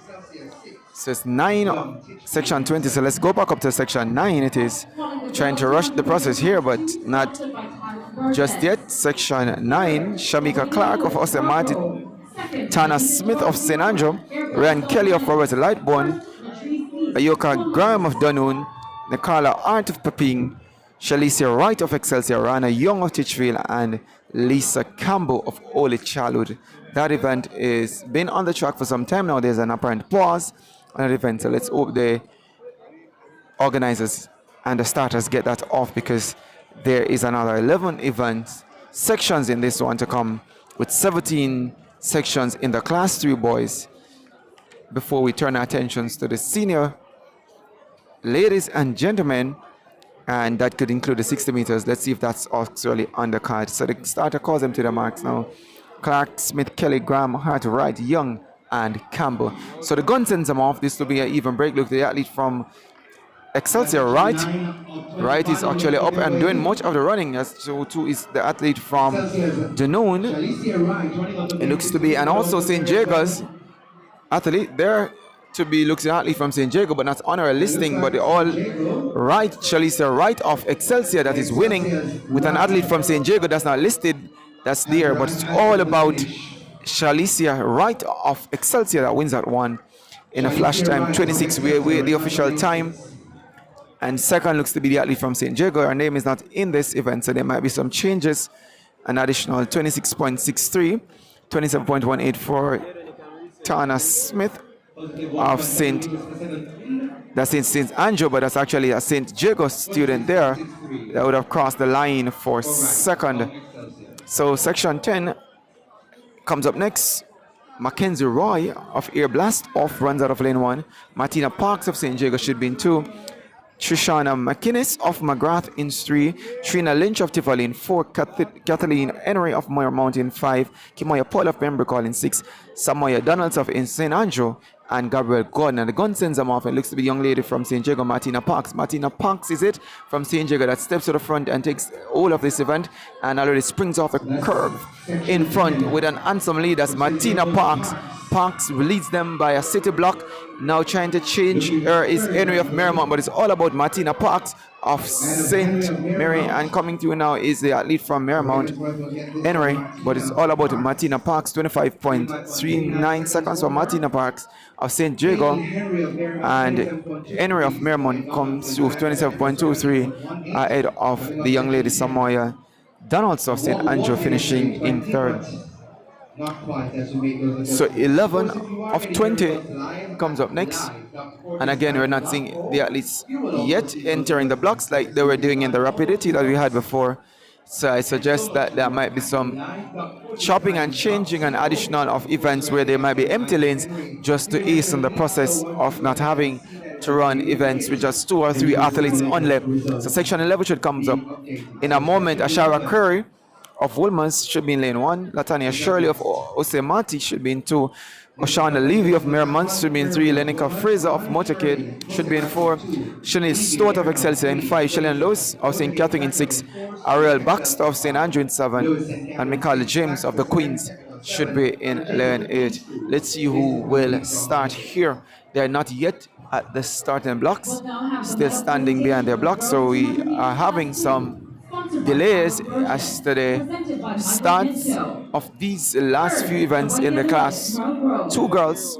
And this is section 11 of what was listed to be 20 sections, but I suspect there might be a section or 2 that has been rolled in to each other students, and therefore we might have less than 20 sections. Nonetheless, we still have 17 for the boys to come in class 3. Not sure about the class 4 girls if they were omitted by mistake, but we're not seeing any events for class 4 girls. But the women and men clubs and institutions is also listed. So to the 60 meters, that's listed on our schedule, and the 4x4 to close that out. That's a very interesting event coming up, because there's a lot to see, to gain, and to enjoy from that 4x4. So section 11, we still await that section. Nothing is happening at the moment, so there's a lull in the action on the track, and we're somewhat trying to make up for time lost and try to be as quickly done with being inside the stadium and it will save the organizers time and money, moreover, because now the use of the lights are in full effect. But section 11 now is on track. So let's see how this one goes. Sends off, and it looks to be the young lady from Excelsior.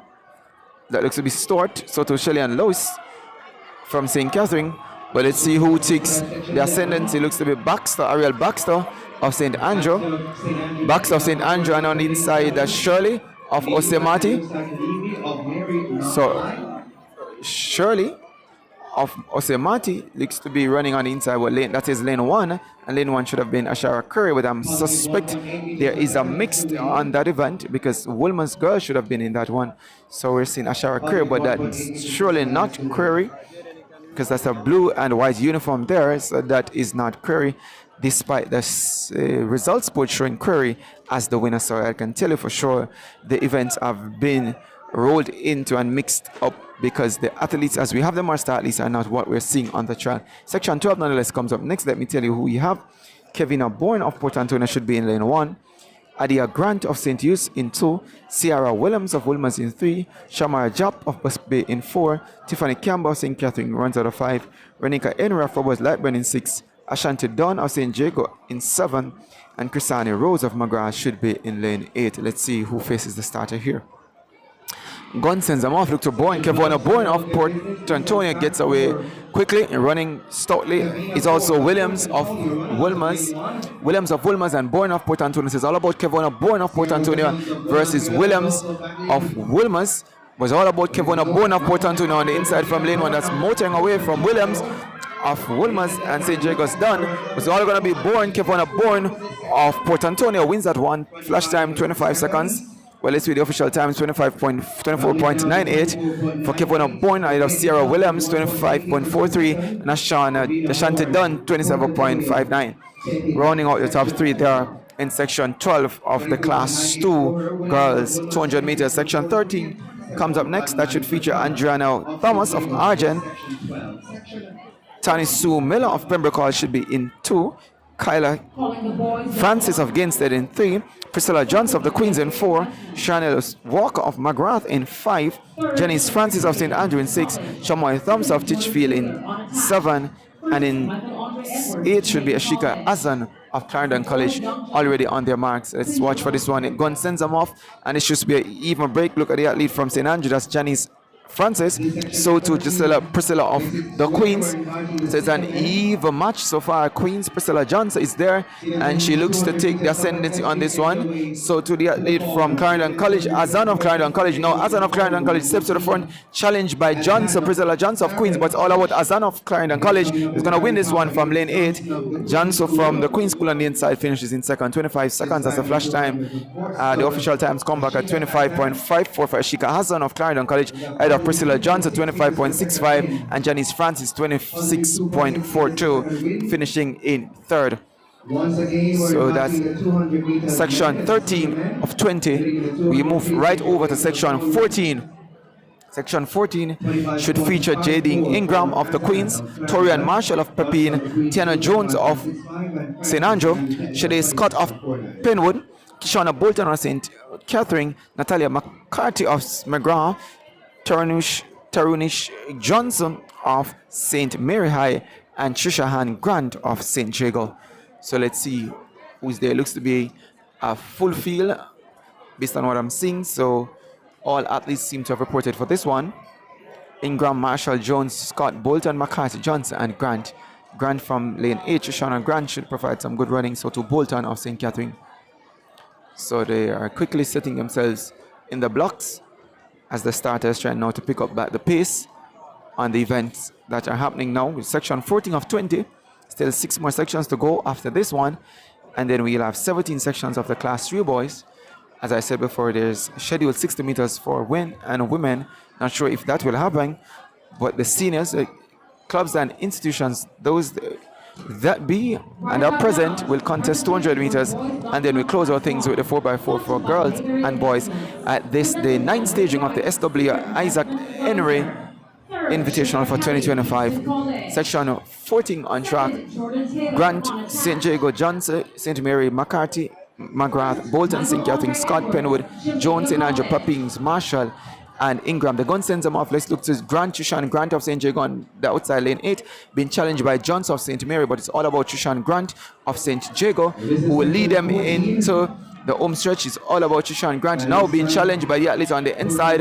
Port Antonius athlete, we're not sure which one of them that is. Now Grant tries to roll back. Grant, that is of St. Jago, but holding on the inside is Pepin. Torian Marshall of Pepin seem to be winning this one. It looks to be Torian Marshall of Pepin that comes through to win that one, ahead of the young ladies from St. Mary and St. Jago. So it's Torian Marshall of Pepin, 27.02, ahead of Chushan Grant, 27.68 from what we're seeing, coming through for your top 2 finishes there in section 14. Section 15 comes up next.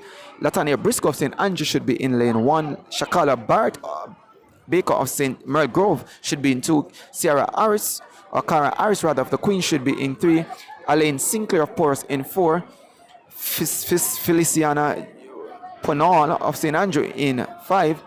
Asman of ASK and Temp of Tatius Golin, Garnet of Magra. They're all there. Just about 3 athletes. Looks to be the athlete from the Queens on the inside, but it looks to be Merle Grove. Baker from Merle Grove up in against an athlete that doesn't look to be on our stat sheet, but it looks to be an athlete from Merle Grove, which the uniform doesn't fit the bill, but it's Baker of Merle Grove that's listed on our sheet. So we'll take it as Merle Grove's Baker would have won that one. So Baker, 26.82, comes out as the winner of section 15. Section 16 already out on the track should feature Sarah Shaw of Titchfield, Natalia Moore of Gainstead, Rashida Witter of Tatius Golden, Rihanna Laws of Holy Childhood, Shanice Williams of St. Jago, Shantae Young of McGrath, Terrence Curving of Robert Lightbourne, and Quina Campbell of St. Andrew. Let's just point out to our listeners and our viewers that some of the high schoolers and the teams that Eve were sitting in the grandstands have left. So teams like Robert Lightbourne, I saw them marching out. So I don't think you'll see an athlete from that camp represented here. So we should foresee less names featured here, because some schools are going all the way back to Portland, St. Mary, Clarendon, Manchester, some as far as St. Elizabeth, and they might have taken an early leave from what has been a long day of track and field here.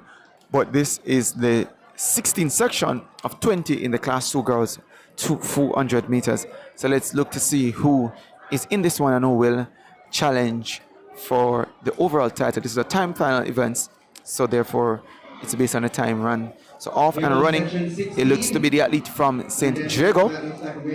So let's see who that is. Holy Childhood is also there. Laws of Holy Childhood seems to be in a lot of the running. Laws of Holy Childhood. So to Campbell of St. Andrew Technical. St. Andrew Technical seems to be also holding an upper hand there. St. Andrew, it is, that is listed here. Kwana Campbell running off lane 8, wins that one. And she runs in that green and yellow, but that might not be the color for St. Andrew Technical based on what we've been seeing all day. So that looks to be a different team altogether that wins that one. It says Kevon Campbell, but that doesn't fit the name nor description of the athlete that we expect to be there.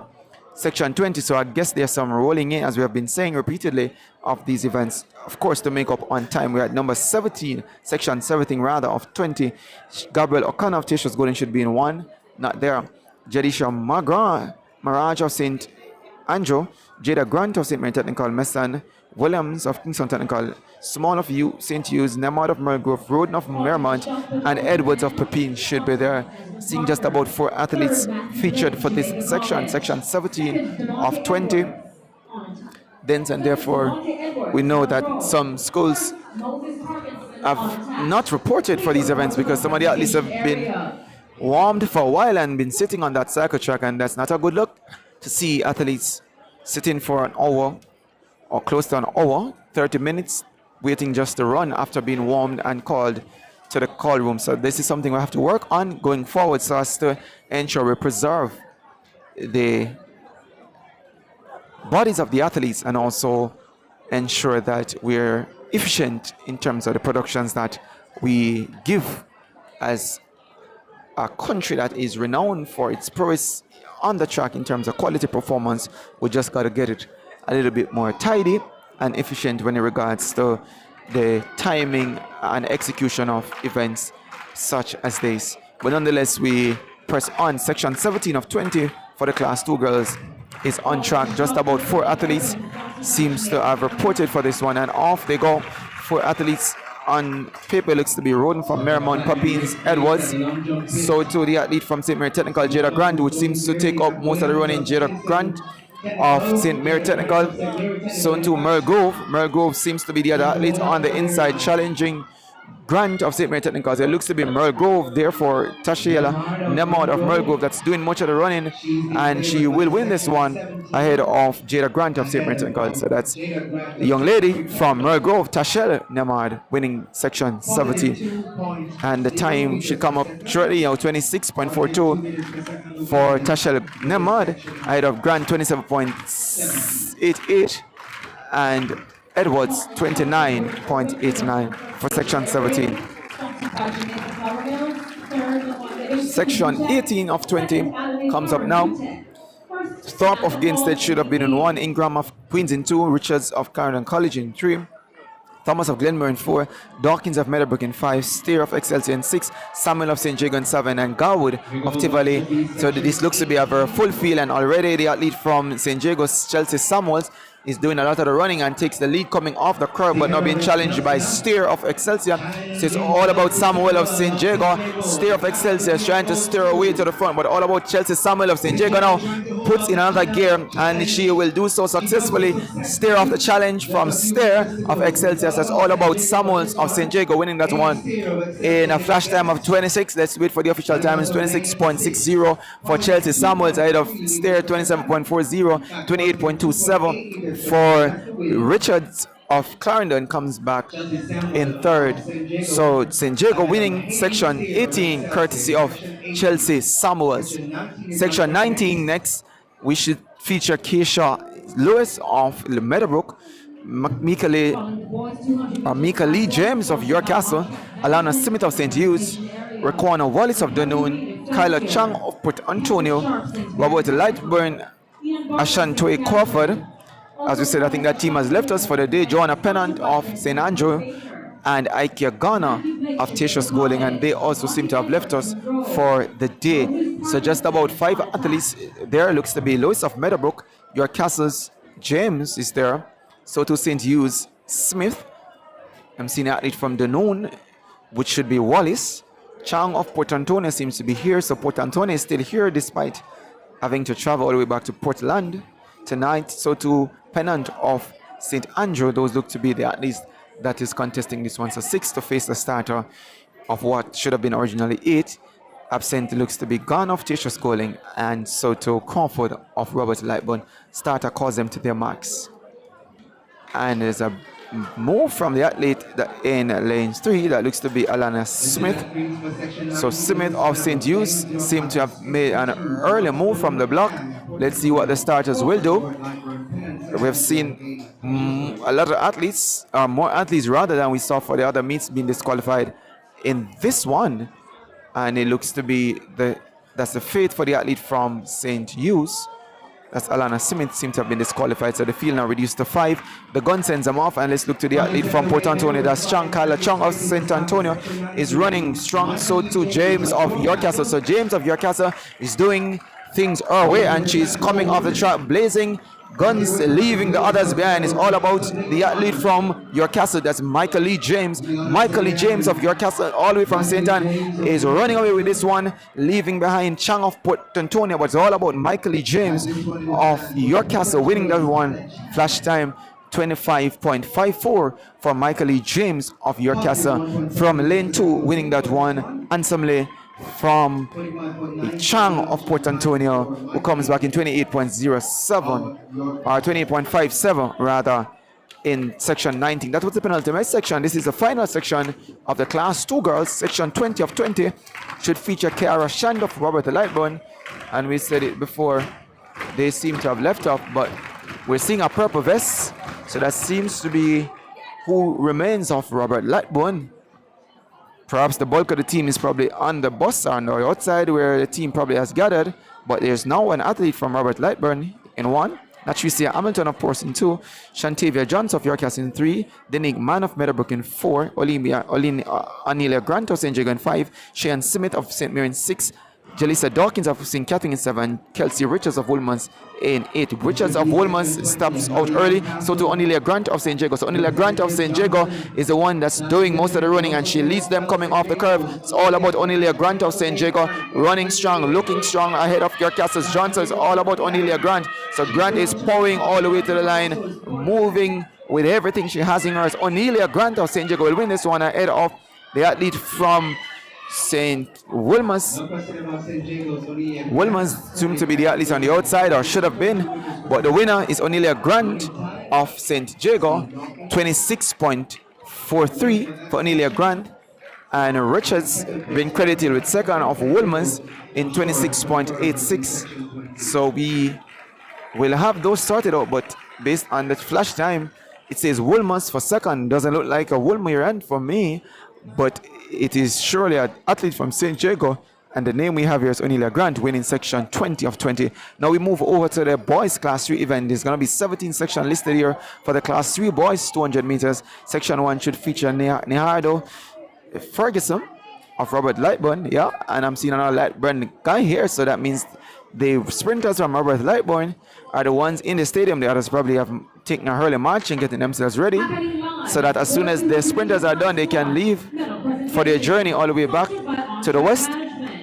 Nicara Washington from Osemarti should be in 2. Diario Dennis of Oberlin in 3. Javari Rose of St. Andrews Technical in 4. Krishan Ferron of Glenmuir in 5. Adria Leslie of Woolmans in 6. Warrington Thomas of Dunoon in 7. Ramaldo Reed of McGrath. Now the gun sends them off. Let's look to see the athletes that makes the early running. Rose of St. Andrew Technical seems to be out and moving. So to Woolmans Leslie, as well as the athlete from Glenmuir, Ferron of Glenmuir. So Krishan Ferron of Glenmuir is doing a lot of the running. So it looks to be Ferron of Glenmuir that's running away with this one ahead of the athlete that should be in lane 7. That is from McGrath. So it looks to be the young man from Glenmuir, Krishan Ferron, winning 23.41. Despite taking a tumble there at the line, managed to win that one just in time. 25.41 is the flash time for Krishan Ferron of Glenmuir. So section 2 is on track. Johnny Lumley of Woolman's boys, Justin McCoy of Calabar, Dante Manning of Glenmuir is in 3, Jalen Stewart of McGrath in 4, Amir Tucker of St. Andrew in 5, Adriana Taylor of St. Catherine in 6, Romario Sterling of Tatius Goling should be in 7, and Jordan Goff of Oberlin should be in lane 8. Let's see who makes it for the start. We're seeing Lumley, McCoy, Manning, Stewart, Tucker, Taylor, Sterling, and there seems to be Goff as well in lane 8. So the gun sends them off. Full field, this one seems. Already looking strong is the athlete from Glenmuir, Mannings. So to Lumley of Woolman's boy. So 2 Calabars, McCoy. So McCoy's Glenmuir. McCoy is there, challenged by Lumley of Woolman's boy. It's all about McCoy. McCoy of Calabar will win this one ahead of Johnny Lumley of Woolman's. But it's all about Justin McCoy. Wins that one quite easily ahead of Lumley of Woolman's boys, and Goff of Oberlin finishes 3rd. So the flash time comes up at 23.52 for Justin McCoy of Calabar ahead of Johnny Lumley, 24.06, and Golf 24.38 for Jordan Goff of Oberlin in 3rd. That's section 2 of 17 in the class 3 boys 200 meters. Section 3 should feature Tony McCoy, another McCoy there for Robert Lightburn, and yes, Robert Lightburn sprinters are here. Emily Higgins of KC is in lane 2. Jadon Hines of St. George is in 3. Quishon Morgan of Mount St. Joseph should be in 4. Antoine Samuels of Kingston Technical I in 5. Dwight Watts of Popine in 6. Antonio McGregor of Woolmans in 7. And Kevin Morgan of Calabar in lane 8. Let's see who reports for the start. This one also looks to be an almost full field. Listed is 8, and it looks to be about 7 athletes facing the starter. So let's see what becomes of this one.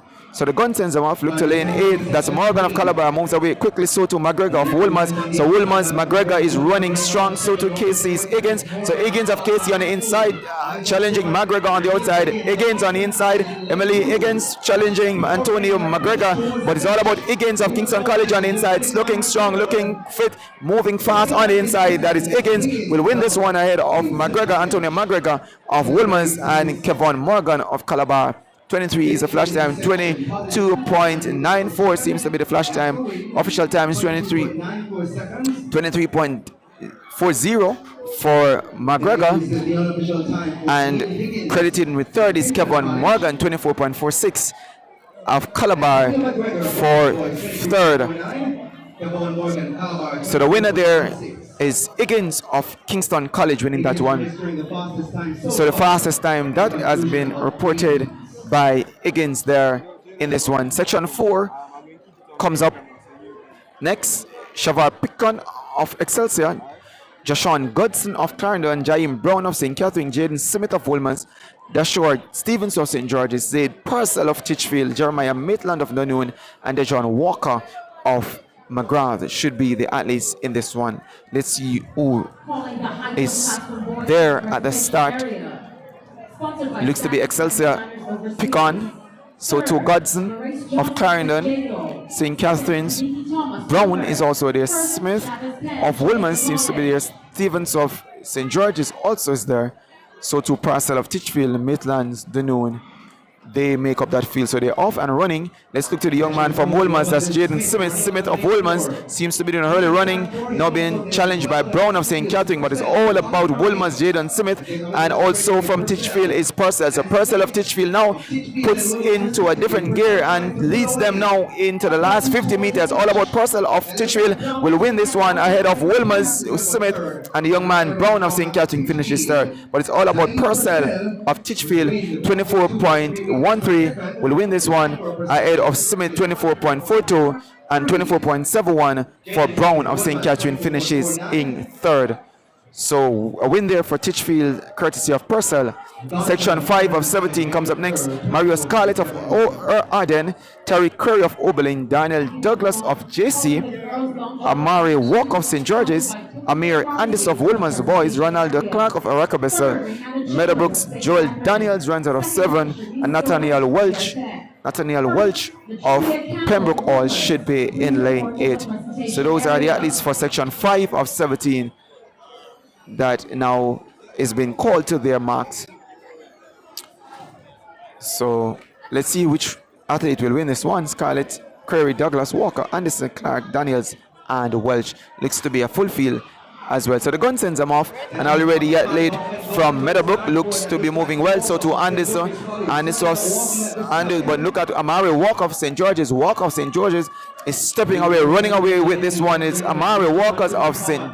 George's ahead of Query of Oberlin. It's all about Amari Walker of St. George's is winning this one with Oberlin trading his win, and so to Eric Cabezas Clark chasing him, but it's all about Amari Walker of St. George's, 23.94. Well, 23.04, that's the time coming up now for Amari Walker of St. George's, winning ahead of Terry Query of Oberlin and Ronaldo Clark of Arakabessa High School. Section 16 of 6 of 17 now comes up. Ryan Johnson of Mount St. Joseph, Deshaun Main of Veer Technical, Santino Reed of St. George's, Samari Cousins of Glenmuir, Said White of Arden, Nashan Williams of Oberlin, Daquan Williams of Pembroke Hall, and Kimani Webb of Excelsior. So gun sends them off. Looks to be Webb of Excelsior that gets away quickly. So to the athlete from Veer, looks to be Main from Veer is also there. Glenmuir's Cousins now moves to the front, so it's all about Cousins that is leading them. Samari of Glenmuir that is leading unorthodox running style, but it's all about Samari Cousins of Glenmuir ahead of Veer Technical's Main. So it's all about Cousins, Samari Cousins running away with this one ahead of Deshaun Main. 24.62 for Samari Cousins of Glenmuir ahead of Veer Technical Deshaun Main, and we await his time. So it's Glenmere there winning section 6 of 17 in the boys class 2 200 meters. So Webb has been credited with second, but that looks to be somewhat incorrect. Should have been Deshaun Main of your technical. Now it's been corrected to 25.12 and Webb 25.60 for third. So section 7 of 17 comes up next and should be Majid Mings of Woolmers, Ferguson of Oberlin in 2, Daniel Buchanan of Casey in 3, Jerome Dudley of Dunoon in 4, Jema Huntley of St. Andrew in 5, Khalil Mayer of Campion in 6, Kevar Jones of Charlemont in 7, and Danjay White of St. Catherine runs out of lane 8. This is section 7 of 17 and looks to be all there except White of St. Catherine. And so to the athlete that looks to be from lane 2 seems to be missing. So there's a break at the start. Let's see what happens here. So 5 facing the starter, but there's a break at the start. So Ming of Woolman seems to be there. So too the athlete from Casey Buchanan. Missing seems to be Fergus of Oberlin. So too White of St. Catherine. Mayor of Campion looks to be there as well. Johns of Charlemont is also there. But let's see what the starters official does. We're seeing several red cards being shown throughout the course of the day, and also since the start of this 200 meters there have been red cards shown to athletes would have deemed to be in breach of the starter's instruction. So let's see what the starter will do in making all his way all the way up to be lane 7. So it looks to be a yellow card there shown to the young man from Charlemont. Or Mayor, it could be Mayor from Campion that was shown a yellow card. Based on what we're seeing, it looks to be Mayor from Campion that was shown a yellow card. So the field now resettles 6 facing the starters. And let's see if they get it right on this, the second time of asking. So the gun sends them off, and it looks to be Buchanan of Casey. So to Huntley of St. Andrew. Buchanan of Casey, that's running good. So to Ming on the inside, but it's all about Buchanan of Kingston College. Kingston College is Buchanan that's running well. So to Johns of Charlemont. Charlemont's Johnson now seems to be doing some good running. Charlemont's Johnson is doing some strong running and should win this. Charlemont ahead of the young man for Buchanan. Buchanan seems to get it on the line. Daniel just gets it in the last few steps there over Johnson, or Mayor of Campion. So it looks to be Daniel Buchanan of Kingston College gets that one over Mayor of Campion. So the official time 23.63 comes up for Daniel Buchanan ahead of Johnson of Charlemont. Cover Johnson of Charlemont and Oberlin's Woolman's Ming comes in for third in 25.75. Section 8 of 17 is on track. Shaquille Wallace of Oberlin should be in lane 1. Najir Francis of Kingston College in 2. Dominic Edwards of St. Mary's College in 3. Nashawn Williams of Holy Trinity in 4. Vashon Fraser of Pembroke Hall in 5. Cameron Campbell of Meadowbrook in 6. Nilmar Martin of St. Andrew in 7. And Jaden Hudson of St. George's College should be in lane 8. Section 8 of 17 coming quick and fast. These are the boys class 3, 200 meters. We still have the seniors to come. And as I said before, there were some 60 meters on the card. Not sure if those will happen tonight. And the 4x4 should be the closing events for this meet. So the gun sends them off. Let's look to the athlete from KC. That looks to be Francis of Kingston College in lane 2. Nigeria Francis, that takes early running there. So to the athlete from St. George's, Hudson from St. George's College out in lane 8. But all about Francis of KC. Nigeria Francis of Kingston College in lane 2 is winning this one. Running away from the field. St. George's, Hudson tries to challenge him. And now comes Martin from St. Andrew. But it's all about the athlete from Kingston College. That's to be Nigeria Francis winning that one in 24.16. Ahead of Hudson from St. George's College, 25.18. And Meadowbrook's Cameron Campbell should be coming in for third. Based on what we see there, well, it's actually been credited to the young man from St. Andrew, that's Nilmar Martin. Section 9 of 17 comes up next. Caden Livermore of Wolmer's should be in lane 1. Deshaun Parker of St. Catherine in 2. Shamari Harris of Tarrant in 3. Rajiv Carton of Oberling in 4. Tyreek Endis of Exeter in 5. Andrew Hudson of Tishus Golding running in lane 6. 7 should be Alex Lewis of Calabar. And lane 8 should be Ross Gentle Lawsons from Jamaica College. So just about 6 facing the starter. There looks to be absent is the man from Tishus Golding, but the others seems to be there. So let's see what becomes of this one. Should be a contest between the athlete from Calabar. So Gentles of JC not there, so it's all about Calabar's Alex Lewis of Calabar is there, and on the inside it should Parker of St. Catherine. So Parker of St. Catherine that starts a step now and pulls away from these chasing two, Livermore and Alex Lewis, but it's all about Parker of St. Catherine will win this one ahead of Livermore of Wolmer's and Alex Lewis of Calabar in lane 7. So it's St. Catherine. The athlete from St. Catherine, Deshaun Parker, 23.75 for the win, ahead of Livermore, 24.19, and Lewis of Calabar comes back in third, 24.42 for third. Section 10 of 17 is next. Dante Wright of Clarendon College should be in lane 1. Tariq Prescott of Robert Lightbourne in 2. Amani Burke of St. George's in 3. Jaim Grant of JC in 4. Tariq Brady of Excelsior should be in 5. Malik Thomas of Camperdown in 6. David Jacks of Tissue Schooling in 7. And Ajani Keith of Tivoli Gardens should be in lane 8. Section 10 of 17, this in the class 2 boys, 200 meters.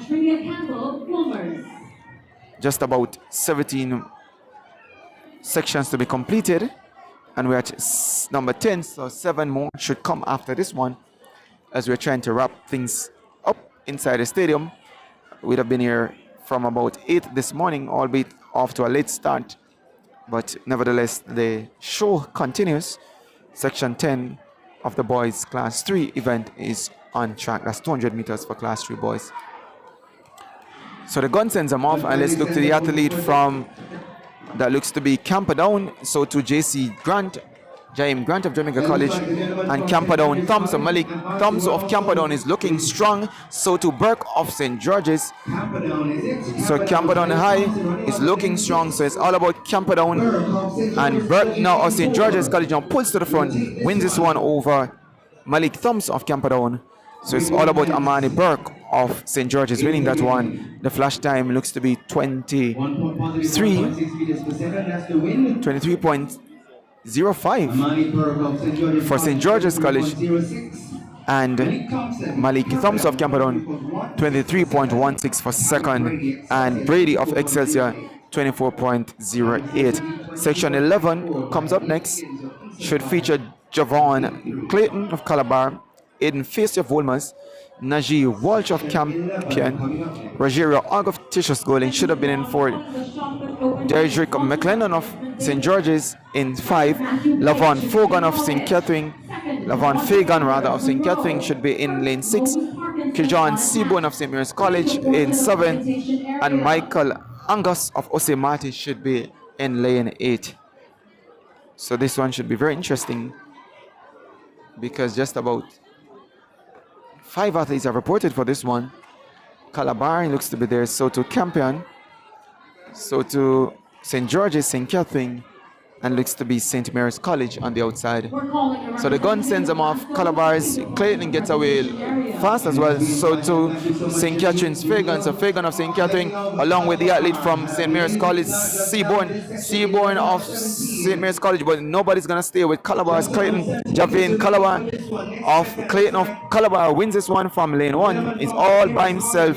Javon Clayton will win this one ahead of Seaborn of St. Mary's College and St. Catherine's Fagan. So the flash time 22.71 for Javon Clayton of Calabar, winning ahead of Seaborn 24.62. So that time is now the fastest time in class 3 for Clayton there, winning from lane 1, looking strong for Calabar. So 22.71. So 22.71, that's the time standing atop of the times done so far in this, the class 3 boys 200 meters. Section 12 of 17 now comes up. Malachi Winter of Osemati should be in 1. Ilton Bailey of St. Catherine in 2. Caden Miranda of Tishos Golding should have been in 3. Jordan Fenton of Calabar in 4. Ryan Chamberlain of Buff Bay in 5. Joshua Parchment of Campion in 6. Tadrick Edwards of Oberlin in 7. And Nicholas Fraser of McGrath in 7. So they have been sent off. And it looks to be the athlete from Calabar, Fenton of Calabar, that's leading them coming in. So to Edwards of Oberlin. Tadrick Edwards of Oberlin is challenging him, but it's all about Calabar's Fenton. Jordan Fenton now will move and out muscle the athlete from Oberlin. So it looks to be Jordan Fenton of Calabar winning the one of Tadrick Edwards of Oberlin. So we await the official time for Fenton of Calabar winning ahead of Edwards of Oberlin. 23.72 for Fenton of Calabar, 24.08 for Tadrick Oberlin, and third looks to be Ryan Chamberlain of Buff Bay in 25.08. Section 13 comes up next. Caleb Smith of Mount St. Jude should have been in 1. Joshua and Valentine of Papin in 2. Roshan Bygrave of Tishos Golden should have been in 3. Jadon Brown of Arden in 4. Lamar Martin of Pembroke Hall in 5. Neandre Cooper of Camperdown in 6.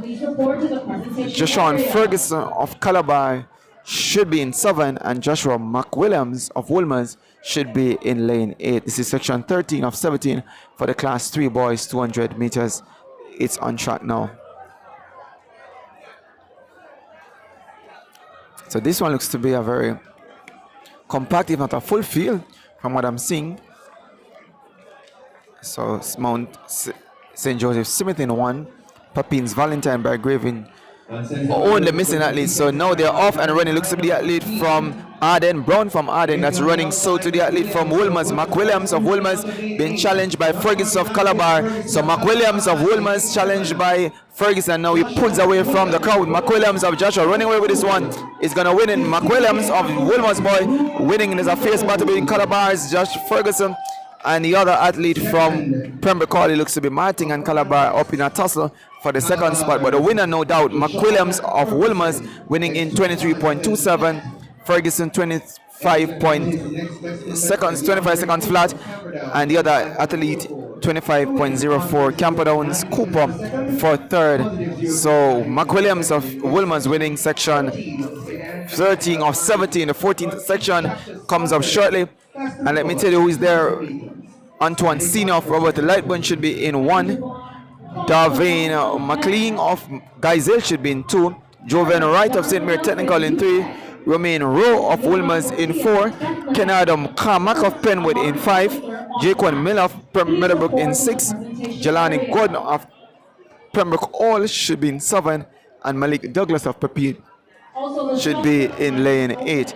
So this is the 14th section of 17 as we try to wind things down here at the 9th staging of the SW Isaacs Invitational happening inside the National Stadium, being brought to you courtesy of Stride Vision.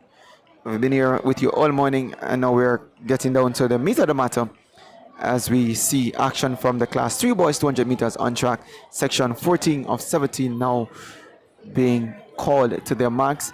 The athlete from Wolmer's, that looks to be Roman Rowe, that gets up quickly as well. So too, the young man from St. Mary Technical, but it looks to be Roman Rowe that's there. So too, the athlete from, as a combined athlete, but that looks to be an athlete from Glenmuir because we did not have that athlete on our list, but it's a Glenmuir athlete from lane 1 that's winning that one, and we're winning ahead of Miller of Meadowbrook, comes up in second.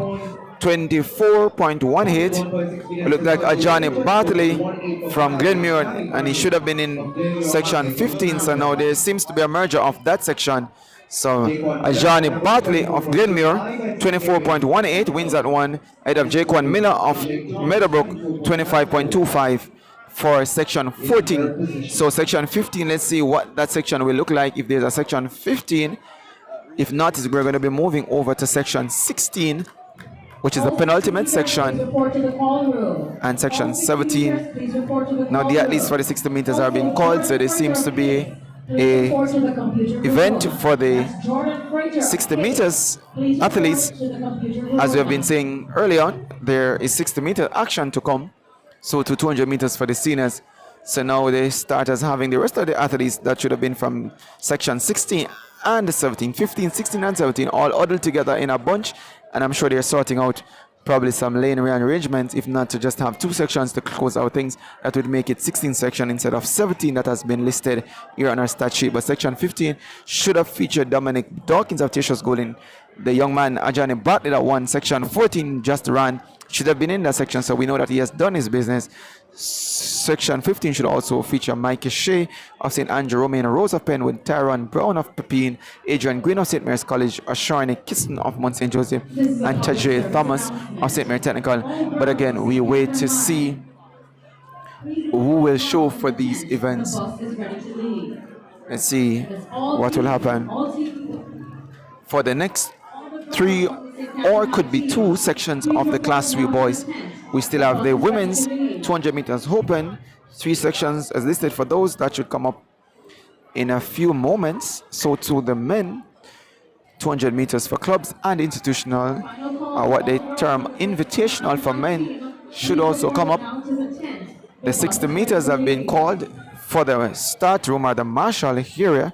So 60 meters, 1 each for the women was listed, and 5 section for the men before we get around to the 4x400 meters open for women and the 4x4 open for men, where we should have some athlete contested events, because there are big monies as we watch some other schools falling out of the stadium. As we say, it has been a long day, and some schools we've been here from early as 6:37 this morning, and I think now they have seen enough. They have done their business, and they are now taking marching orders and leaving, along with some fans that would have stayed back, because this here is an apparent delay, a delay that we would not want to see at this moment, but there's a delay in the start of the remaining 200 meters for Class 3 boys. We just had section 14 completed, so they should have been section 15, 16 and 17, but they're, for the last 3 to 5 minutes, they have made no action. Well, right now we're seeing just about 2 athletes, what looks to be from section 16, and the guns have sent them off. It looks to be section 16. I want to believe that's Phillips of Jamaica College contesting Davidson of Arden. So this is section 16. So the athlete from Jamaica College, Aiden Phillips, that's running away from the London competitor that is being challenged by Davidson. So it's all about Aiden Phillips winning by a city block, running away from Davidson of Arden. Flash time 23. That's the flash time there. And we await the official time for Aiden Phillips of Jamaica College winning section 16. So there was no section 15. So section 16 going to Phillips of Jamaica College. We still await that official time. 23.58 ahead of Davids of Arden. Looks to be 28.52. So at this time we should be having the final section. And let's see if there's an athlete there or 2 for the 17 section, or what would be by the counting order the 16th section. So we're yet to see anybody moving to the starters blocks, and that would mean if there are no other athletes, well, now we're seeing a complement of athletes marching out to the block, so we could have a final section for the Class 3 boys. And let's see who they are. I'll read you section 17 as we have it. Oberlin Justin Dixon, Dane Gibbs of Calabar, Morrison, Jean Morrison of St. Mary Technical, Dejon Ennis of Casey should have been there, Ricardo Miller of Pepin, Tajana White of Tishos Goling, and Taj Michael Nairn of Meadowbrook should have been in 7. Looks to be about 5 athletes. I'm seeing that young man from Oberlin, that's Dixon. Gibbs of Calabar is also there. So to Ennis of Casey, and it looks to be Nairn of Meadowbrook that completes this field. So just about 5 athletes to to face the starter here. St. Mary's Technical should also point out is there. That's Marsa, Jean Mark Marsa of St. Mary Technical is also there. So 5 to face the starter in this, the final section of the Class 3 boys 200 meters. That is about to get going at this time. So Dixon of Oberlin, Gibbs of Calabar, Mars of St. Mary Technical against Narayan of Meadowbrook for this, the final section of the Class 3 boys 200 meters. So they go into their set position and off they go. It looks to be the athlete from Calabar, Gibbs. So to the athletes from KC, Ennis from KC seems to be doing a lot of running, being challenged by St. Mary's Technical. Marso of St. Mary's Technical is challenging the athlete from KC, Ennis. So it's all about Marso of St. Mary's Technical against Ennis of Kingston College. It's a KC battle between KC, it looks to be Ennis of KC that wins this one ahead of Marso of St. Mary Technical, with Calabar's Dane Diggs finishing third. And this is the final section. The official time comes back at 24.08 for Ennis of KC ahead of John Mark Morrison, 24.12 St. Mary Technical that is, and Calabar Dane Diggs 24.74 for Calabar finishes in third. So that would conclude action in the Class 3 boys 200 meters. Now let's see if there are any action on track for the girls or the women's 200 meters open. This should be the next event on track 200 meters for girls, and that should be 3 sections by our record. We're not sure who has showed up for that event, if any at all, but the starters seems to be at that area and waiting for athletes. A small crowd of athletes is there, so let's see who they are. But the sections listed here for the women's 200 meters should feature in section 1, Shantika Leng of Maximum Movement, Tashay Font of Alpha Pepins, Cindy Carney, Candice McLeod of Optimum Performance. McLeod there, a very notable name in the 400 meter circle for Jamaica. Kawali Roberts of Maximum Movement, Christian Gordon of Case should have been there, and so to Shamoy Everett of the Queens. This is section 1. We're seeing some athletes moving towards their block. Just about 3 athletes. So this could be, but they all look like males. So I'm wondering if we are on to the males 200 meters, or this is another section in the boys. Let's wait to see, because we should be having females running now, unless there are no females that have shown for this 200 meters. Then they would have advanced everything over to the men, and that would have been the men's 200 meters open. And let's see what becomes of this one, because we're seeing just about 5 athletes in this one. They looks to be high schoolers as opposed to the collegians that we're expecting and the professional athletes we're expecting to see. So I'm not sure if there's another section that we did not count or factor in for the boys. So now they're probably having to run that section. As we said before, there were supposed to be 17 sections in the Class 3. We had 16, what we thought was a merger of the 15 section. But let's see what obtains now for this section, or this race that's on track, which should have been the women's 200 meter. Looks to be a group of young men for another 200 meters for sure. So let's see who are they. We're seeing an athlete from Jamaica College there, and we're also seeing some other schools represented, but not officially sure which section this should be. But for sure, this is a 200 meters that's on track. And the starter calls them to their marks. Gun sends them off. Looks to be the athlete from Jamaica College that starts earliest of all, running nightly, looking the strongest of all. That's Jamaica College's athlete that is taking the ascendancy, and he will win pretty easy, without doubt. He's being unchallenged at the moment, and Jamaica College will come back to the winning line. Flash time 24 seconds, and we await the official time for that athlete. We're not sure who he is. 24.21 looks to be Ricardo Miller. It says Ricardo Miller of Jamaica College comes up as the name, and that by that should have been section 17. So somehow things have gotten a little bit mixed up, because Ricardo Miller is listed as a Pepin Eye athlete but we see JC there winning that event. So somehow a 17 section was run for this class 3 boys. Now we turn our attention to the women 200 meter that comes up next, and we are seeing a few athletes well that are there. Again, let me tell you who should have been in section 1. Section 1 should feature length of maximum movement, Fountain of Alpha, Carney of Pepin, McLeod of Optimum Performance. I'm looking to see if she's there. Roberts of Maximum Movement as well.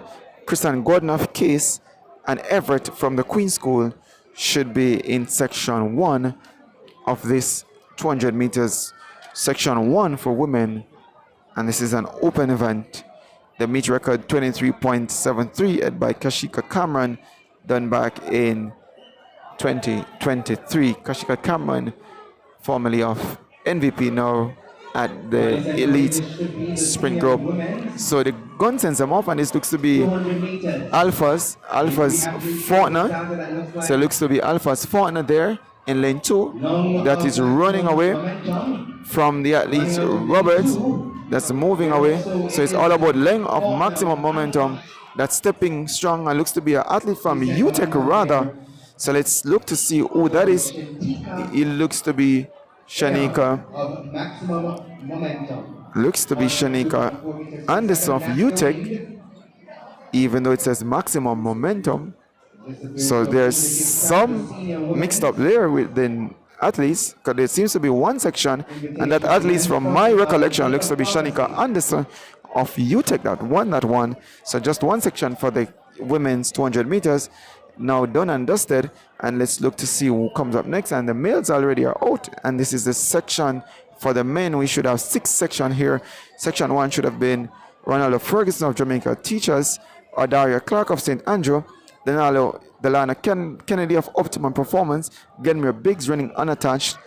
So to remind Thomas of Michael, Kishon Thomas of Motorcade, Wayne McPherson of Dynamic Speed, and Mark Manley of UTEC. Those are your listed competitors for section 1 of 6 in the men's 200 meters open. And based on what I'm seeing Kennedy of Optimum. So to Thomas of Motorcade, it looks to be Thomas also of Michael. McPherson of Dynamic Speed seems to be there. So to Manley of UTEC. So that looks to be a very loaded field. Odaria Clark of St. Andrew seems to also be there. But let's see who will win this one from what should be a very tightly contested event. So the gun sends them off. It looks to be Kennedy off and running. Martin Manley also there from UTEC, moving nicely. So to Motorcades Thomas, that looks to be doing a lot of the running, but look to the athlete on the inside, Clark of St. Andrew, challenging Manley on the outside. Looks to be Clark of St. Andrew. So Clark of St. Andrew will win that one, or what should be Ronaldo Farquharson. The winner, yes, comes out of a lane 1. So that should be Farquharson of Jamaica Teachers, winning in 21.35, ahead of Mark Manley of UTEC, 21.99. And third seems to be the athlete from Dynamic Speed there. So section 1 out of the way. Let's see who comes up for section 2. And this section should feature Ainsworth Dawkins of St. Andrew, Jordan Nicholas of UTEC, Odin Somerville of UTEC as well, MVP Jalen Diet, Kareem Riley of Dynamic Speed, Yannick Yip of SWEP, Yankee Yip of SWEP, Motorcades Adrian Carr, and Wayne Clark of Charlemont should be the athletes there. So let's see who I've shown it, looking to see, and I'm seeing the 2 athletes from UTEC. So Motorcade Adrian Carr seem not to be there. Yip used to be there. Dynamic Speed Riley. So to Diet of MVP, Somerville of UTEC, Nicholas also of UTEC seems to be the athletes there. So the gun sends them off. Let's see who gets his early break. It looks to be Diet of MVP, Jalen Diet of MVP, that's doing most of the running. So to Somerville of UTEC. So it looks to be Somerville of UTEC that is leading them into the home stretch. So it looks to be Somerville of UTEC that's running away with this one, ahead of Jalen Diet of the MVP. So Somerville of UTEC will win this one, ahead of Jalen Diet of MVP. Clock stops at 20 seconds flat, 20.65. It's listing as Akeem Blake, but we're not certain that's Akeem Blake there based on what we're seeing. So Akeem Blake, it says 20.65, Jalen Diet 21.65 there for your winner of that section. Akeem Blake 20.65 and Diet 21.65. Akeem Blake would be from Dynamic Speed, and I would have not seen his name listed. Nonetheless, the win has been given to Akeem Blake, and that is someone we know who is leading the charge for Jamaican sprinting, Akeem Blake. So this should be section 3. Deshaun Gordon of New Era, Orin Emmanuel of Jamaica Teachers, Mazinho Barrett running unattached, Ashani Smith of Dynamic Speed, Rashawn Smith of UTEC, Wendell Miller of MVP, Martino Williams of Michael, and DeMarco Stevenson of UA should be in this section. Let's see who shows for this one. This is the section 3 of 6 in the men's 200 meters open, and it all seems to be mixed up all together in terms of the names and the athletes who have stayed around to run and those who have been drawn in these events. So let's see how this one pans out. And the gun sends them off. Let's look to the lanes on the inside. Next to be Miller of MVP, Wendell Miller. So to Smith of UTEC and Michael Martin of Williams of Michael. They all seems to be close. The bunch looks to be Williams of Michael on the outside. So Wendell Miller of MVP seems to be winning this one. Wendell Miller of MVP to the line, and he should be credited with the win there. 20.09 with the official time as it comes up on the clock, but that should be Wendell Miller of MVP winning ahead of 20.99 for Wendell Miller again of Sean Simister, who would have come across for second there. So your winner there, Wendell Miller of MVP in section 4. Section 3. Section 4 comes up next. Kashim Green of MVP, Orin Smith of Mount St. Joseph, Akeem Blake of Dynamic Speed. We have seen him already being credited with time in section 3, so he might have run already. Kenil Campbell of UTEC, Kendall Katsu of Racers, Joel Peart of Churches Teachers College, Jaquan Weatherburn of Prairie, and Giovanni Davis of Michael should be in lane 8. Section 4 of 6 for the men's 200 meters on track. So just about 3 competitors there, and we look to see who they are. It looks to be an athlete from UTEC there, so to Orin Smith of Mount St. Joseph's. So Orin Smith of Mount St. Joseph, so to Kashim Green. So Kashim Green of MVP seems to be doing most of the running. Kashim Green of MVP running on lane 1, that is leading, and running away with this one is Kashim Green of MVP out of lane 1. He's going to win this one ahead of Perry runner there. So it's all about Kashim Green of MVP winning that one. Flash time 21 seconds. We wait the official time for Kashim Green. And 6 seems to be Joel Peart of Churches. So you will come across for second. 21.93 for Kashim Green of MVP. Joel Peart 22.82 seconds there. And third is the young man from Mount St. Joseph, it seems, or you take it him, but he will have finished third. Section 5 of 6 comes up next. Jordan Morgan of Dynamic Speed is listed for section 1. Rashid Foster for Michael in 2. Section 3 should have been Ryan Garwood of Church. Delano Wilts of Buff Bay in 4. Delano McFarling of St. Andrew in 5. Sean Gordon of UTEC in 6. Audrey Jones in 7, running unattached. And Radiq Alling of MVP in lane 8. So we wait to see who shows up for this one. And we're yet to see any athletes moving to the blocks. Just a few athletes remain on the backstretch. We know that the athletes staying around for the relay. We've been hearing a call for the 60 meters athletes.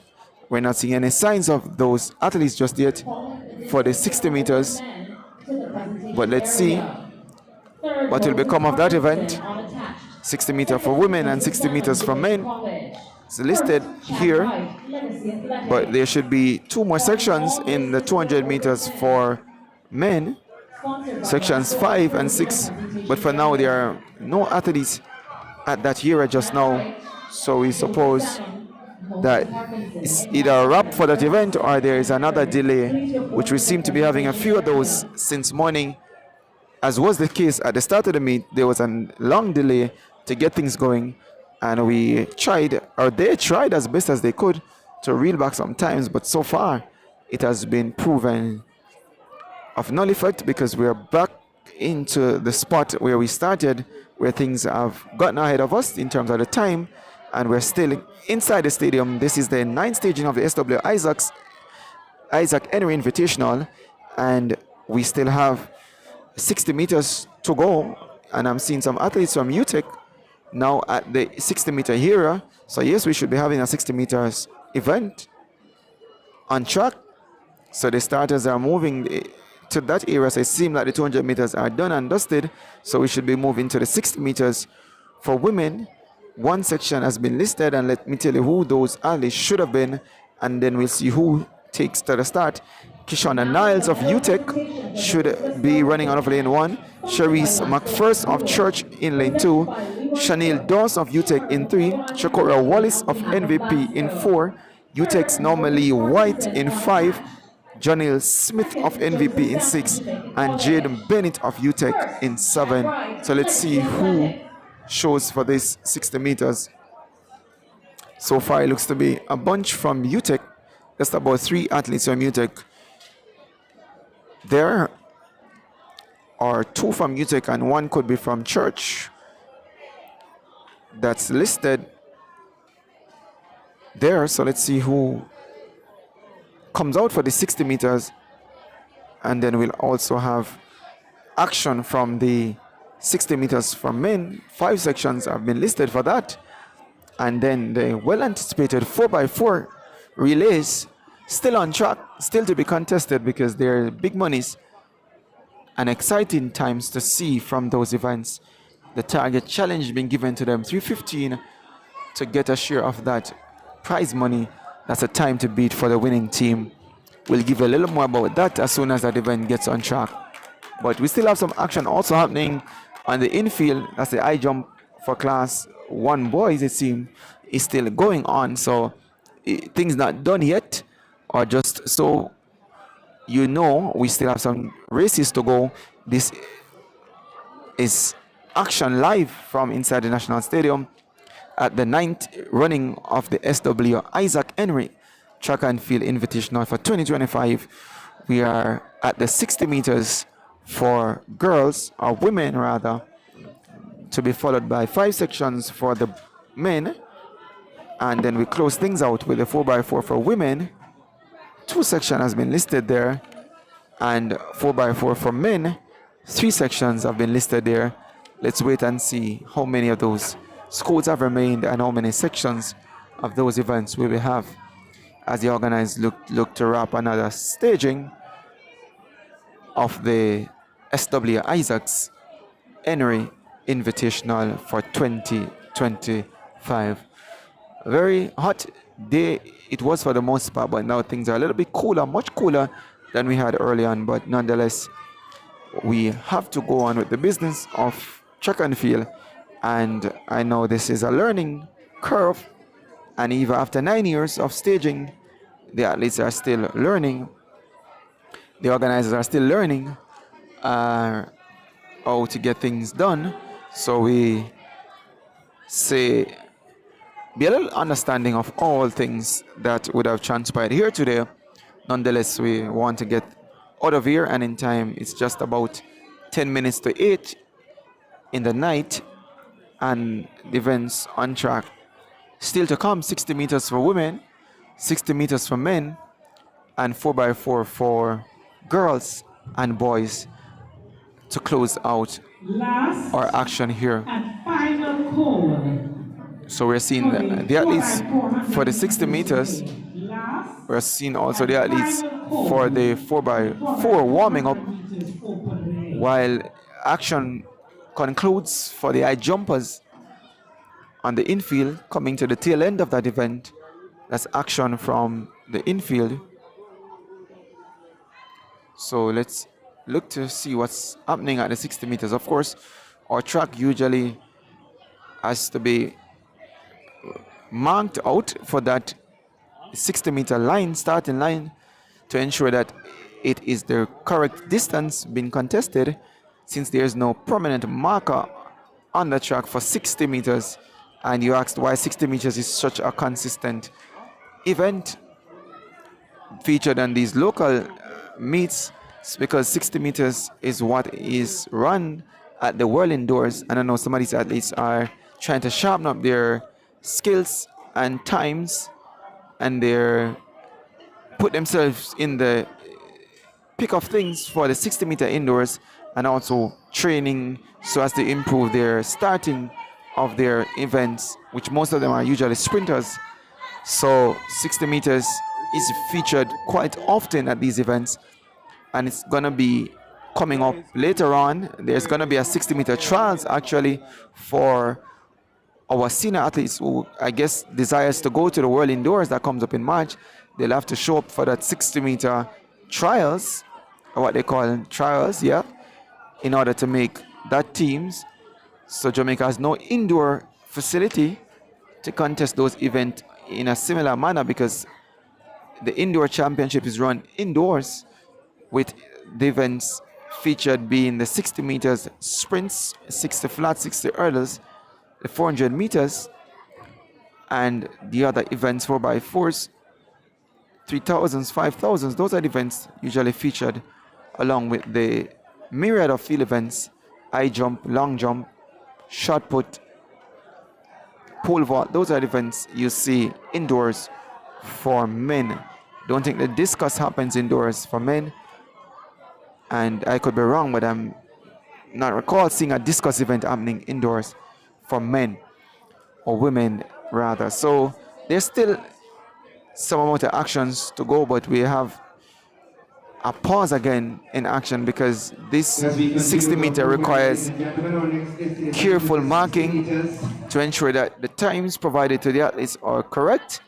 And we have seen in the past where athletes would have contested this event, credited times, and would have had those events ruled null and void because the marking on the track would have been incorrect.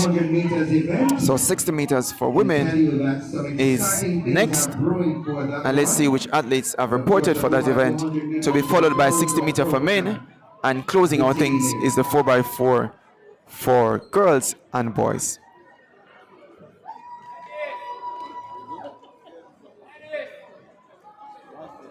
So the blocks are now being laid for that 60 meters event.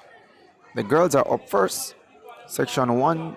Again, I'll tell you who should have been there, and let's see who actually showed up. Kishonna Niles of UTEC was listed for section lane 1. Cherise Mars of Church in 2. Chanel Dawson of UTEC in 3. Shakura Wallace of MVP should be in 4. Normally White of UTEC in 5. Janelle Smith of MVP in 6, and Jaden Bennett of UTEC in 7. Let's see who are the athletes there. It looks to be Niles of Barbados and also of UTEC in lane 1. So to Jaden Bennett of UTEC looks to be in lane 8. Or that is Janelle Smith. Well, not Janelle Smith for sure. Janelle Smith, formerly of UTEC, now runs for MVP. But we're seeing an athlete from UTEC, so that could be Jaden Bennett. And in lane 7 could be the athlete from Church. But just about 4 athletes showing up for this start of what should be section 1. Only one section in the 60 meters for girls, while the action for the high jump boys on the infield is at its final stages. That's the only field event yet to be completed. All other field events have been done and dusted. All that's left to happen this afternoon is the 60 meters and the 4x4 for boys and girls. So the females are there, so to the men for the 60 meters, and we should have more than one sections for the men. Actually, there are 5 listed sections for the men in the 60 meters. Let's see how many of them will show and how many events of that will be contested. But we know for sure at least one section for the female, as was listed on our start sheet. One section will be contested as we see the athletes get out of their warm-up gears and get ready to face the starters in this, the 60 meters for senior men and women. Well, it's an open event, but it's mostly contested by the collegians and the other athletes from the professional clubs, as opposed to the high schoolers. Actually, no high schoolers would have been listed for the 60 meters, so I guess they have opted against running that event at this meet. So Kishana Niles of Barbados seems to be one. Barbados and UTEC seems to be in one. And lane 7, it looks to be Jaden Bennett and Sharice Morris, I reckon, is the athlete that's in lane 8. So originally listed as being in lane 2 seems to have shifted it around, or altogether might be a new athlete that presented itself. But Jaden Bennett of UTEC is in 7, Niles of UTEC in 1, and the athlete in lane 8 we supposed to be Morrison of Church. Let's await the official start of that athlete, of this event, and the name of that athlete. So things have really died down in terms of the energy, the crowd. Most of the athletes have left, most of the fans have left, so just about what is left in the field is just a few athletes and supporters. And we know it would have been a long day. Some athletes would have spent a long time here and might have just taken an early break. And we can understand, because it's usually a great challenge to stay around for an entirety of a day competing and then having to travel back to your respective homes.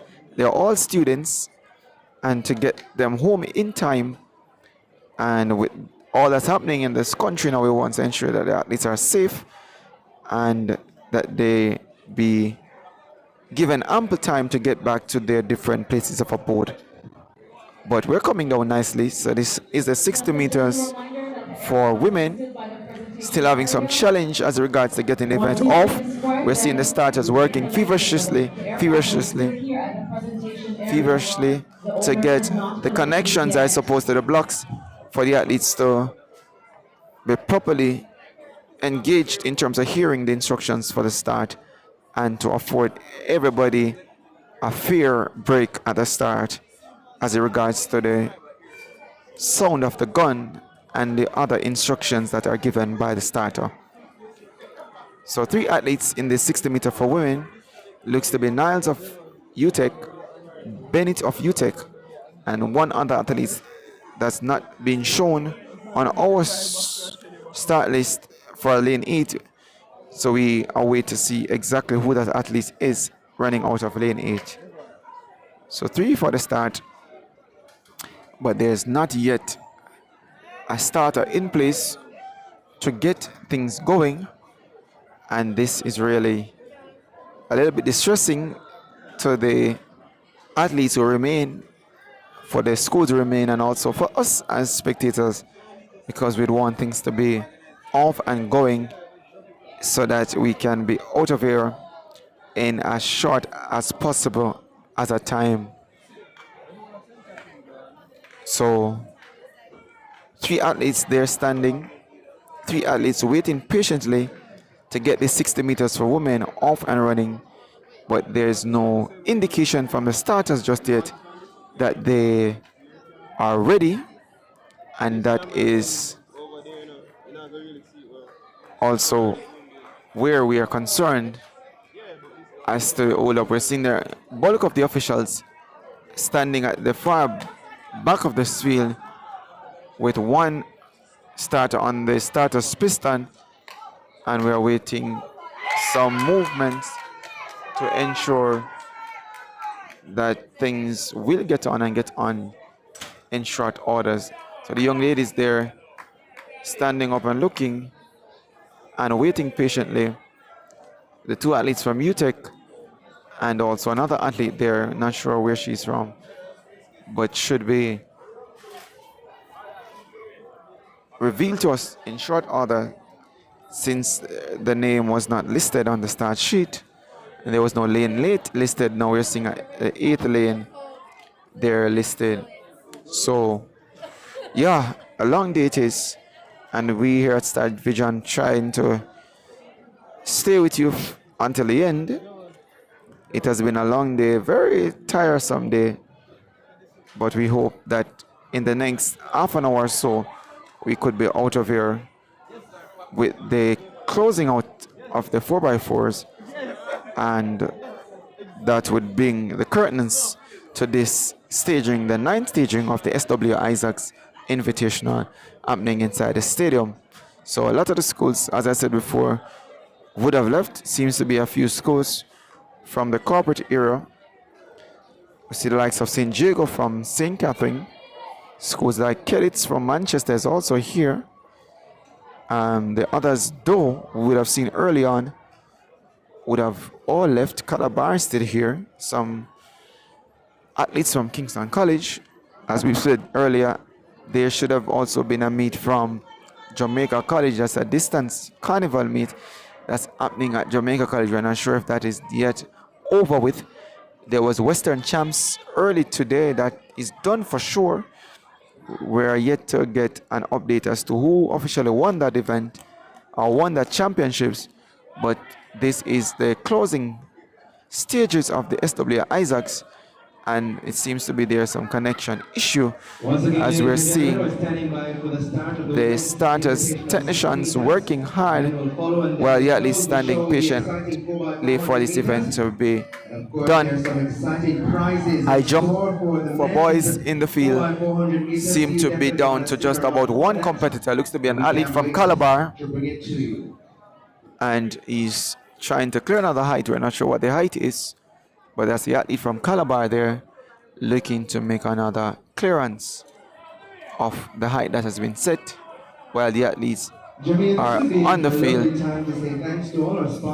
waiting patiently.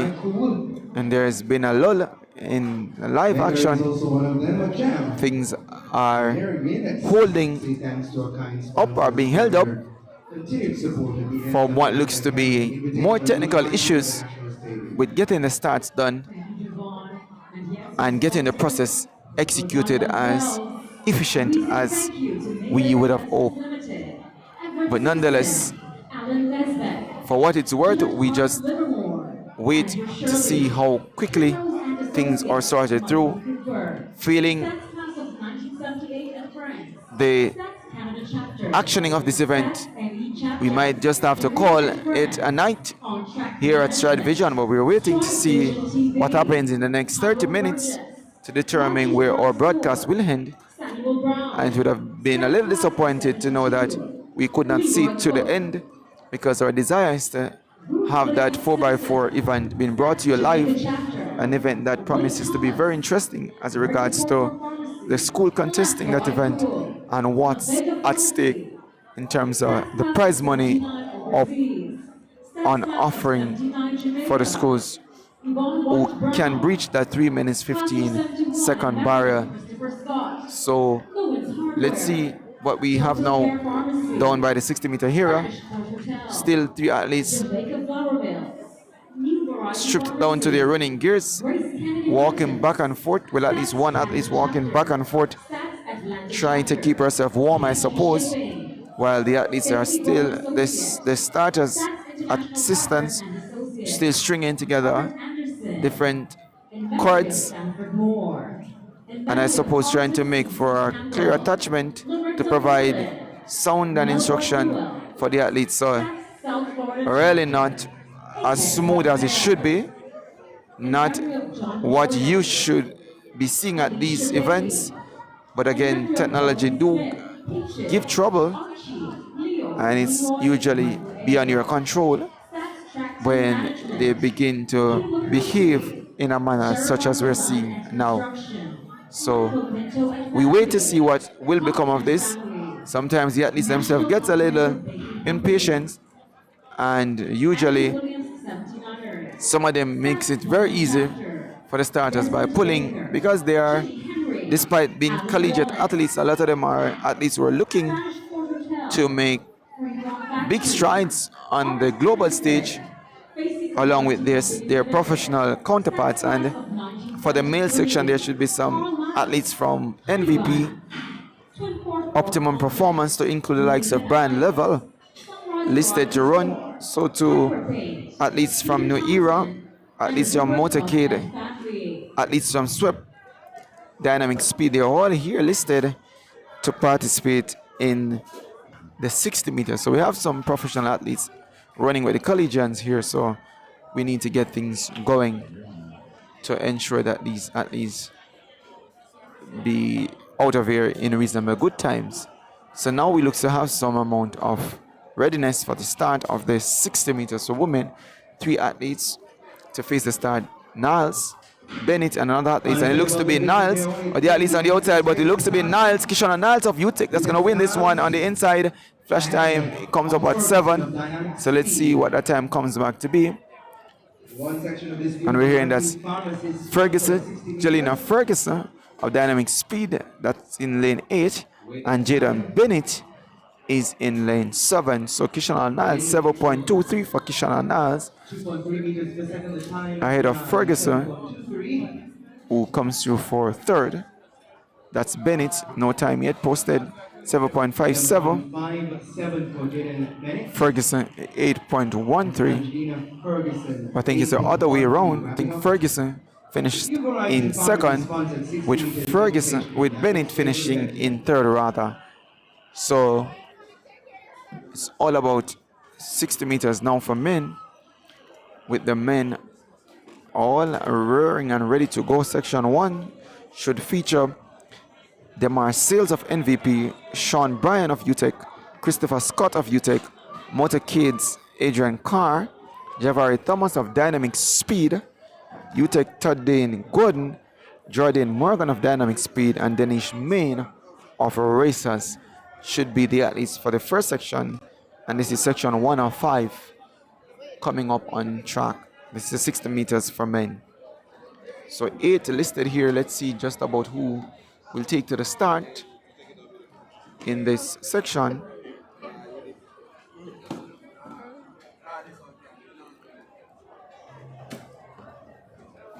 So Demar Sales, MVP, as I said before, Sean Bryan of UTEC, Christopher Scott of UTEC, Adrian Carr of Motorcade, Javari Thomas of Dynamic Speed, Tadane Gordon of UTEC, and Jordan Morgan of Dynamic Speed, and Denish Main of Racers listed for lane 8. So it looks to be a full field for this section of the men's 60 meters, section 1 of 5. So the starters call them to their marks. Let's look to see who will win this one and the time that will come forth. So a break at the start there, and then we might see a few of those. We might see a few of those for tonight, because this usually happens with the seniors. They get a little bit impatient for the start, and usually they have repeated starts. So we see the starters official moving over in what looks to be lane 7 or 8. It's gonna be moving over to lane 8, and that's Main of Erasers. Danish Main of UTEC, of Racers rather, has been charged with a false start, and this is section 1 of 5. So let's quickly get back to the names of the athletes there. Sales, Bryan, Scott, Kerr, Thomas, Gordon, and Morgan. Main has been disqualified. So they resettle for a second bite at the start, and this is another second gun recall. So somebody seems to have made an early move. Looks to be sales. Wondering if it's sales from MVP or it could have been one of the athletes from the inside lane. And the starter's assistant will waste no time as he steps on the track, and it looks to be coming up with another red card. And the athlete now being shown the red card is actually Sean Bryant. Well, it's actually, as I suppose, the Marseilles of MVP. So based on my glance of the start and the movements noticed, it looks to be the Marseilles. And of course, the Marseilles has now been charged with a false start. So the fields are reduced to 6 athletes. For the third time of asking, let's see what becomes of it. So now Brian, Scott, Kerr, Thomas, Morgan, and Gordon. So the gun sends him off and look to the man on inside, Christopher Scott. Christopher Scott of UTEX seems to be the one. Also UTEX Gordon. Thomas of Dynamic Speed seemed to have gotten it. In the end, Javari Thomas 6.61. Ahead of Christopher Scott 6.670 and 6.71 for third for Jordan Morgan. So it looks to be the young man from Dynamic Speed, Javari Thomas, being credited with the win 6.61 ahead of Christopher Scott 6.70 for the win there in section 1.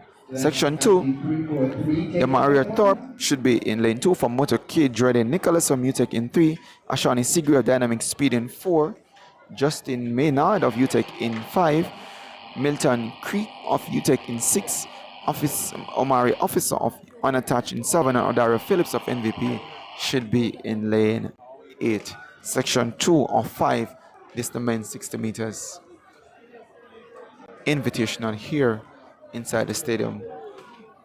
Let's hope we get this one off as quick as it's possible. We saw 2 false starts there in the first section, and in the second section now we should have 6 athletes running. Let's hope that all will go well in terms of those who report for the start executing a clean start. Just by a quick glance, it looks to be about 4 athletes there that have reported. For this section, looks to be the young man from Dynamic Speed, Asani Sigri, Soto Maynard of UTEC, Creek of UTEC, and in lane 8 it looks to be Odario Phillips of MVP. So let's see who will win this one. Sigri of Dynamic Speed, Phillips of MVP, and the 2 athletes of UTEC, Maynard and Creek. So call to the start, and looks to be the young man Creek from UTEC, Maynard of UTEC looks to be the one to win this one. It looks to be Maynard of UTEC will win this one ahead of Ashani Sigri and Odario Phillips. So it looks to be Justin Maynard of UTEC 6.72 comes up with a win. Ashani Sigri 6.83 and Odario Phillips 6.86, with Milton Creek 7.04 finishing 4th in that event.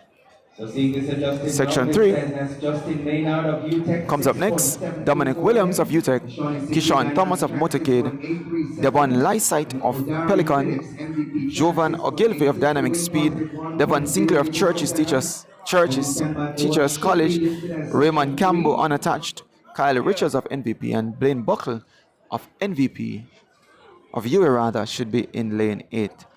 So that's Williams, UTEC, Thomas Motorcade, Lysite of Pelican, Ogilvy of Dynamic Speed, Sinclair of Church, Campbell Unattached, Richards, MVP, and Buckle of MVP. So let's see who reports for this one.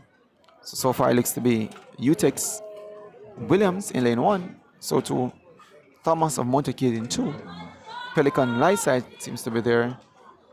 Ogilvy of Dynamic Speed seems not to be there. So move over to lane 6 unattached is Raymond Campbell, Kyle Richards of MVP.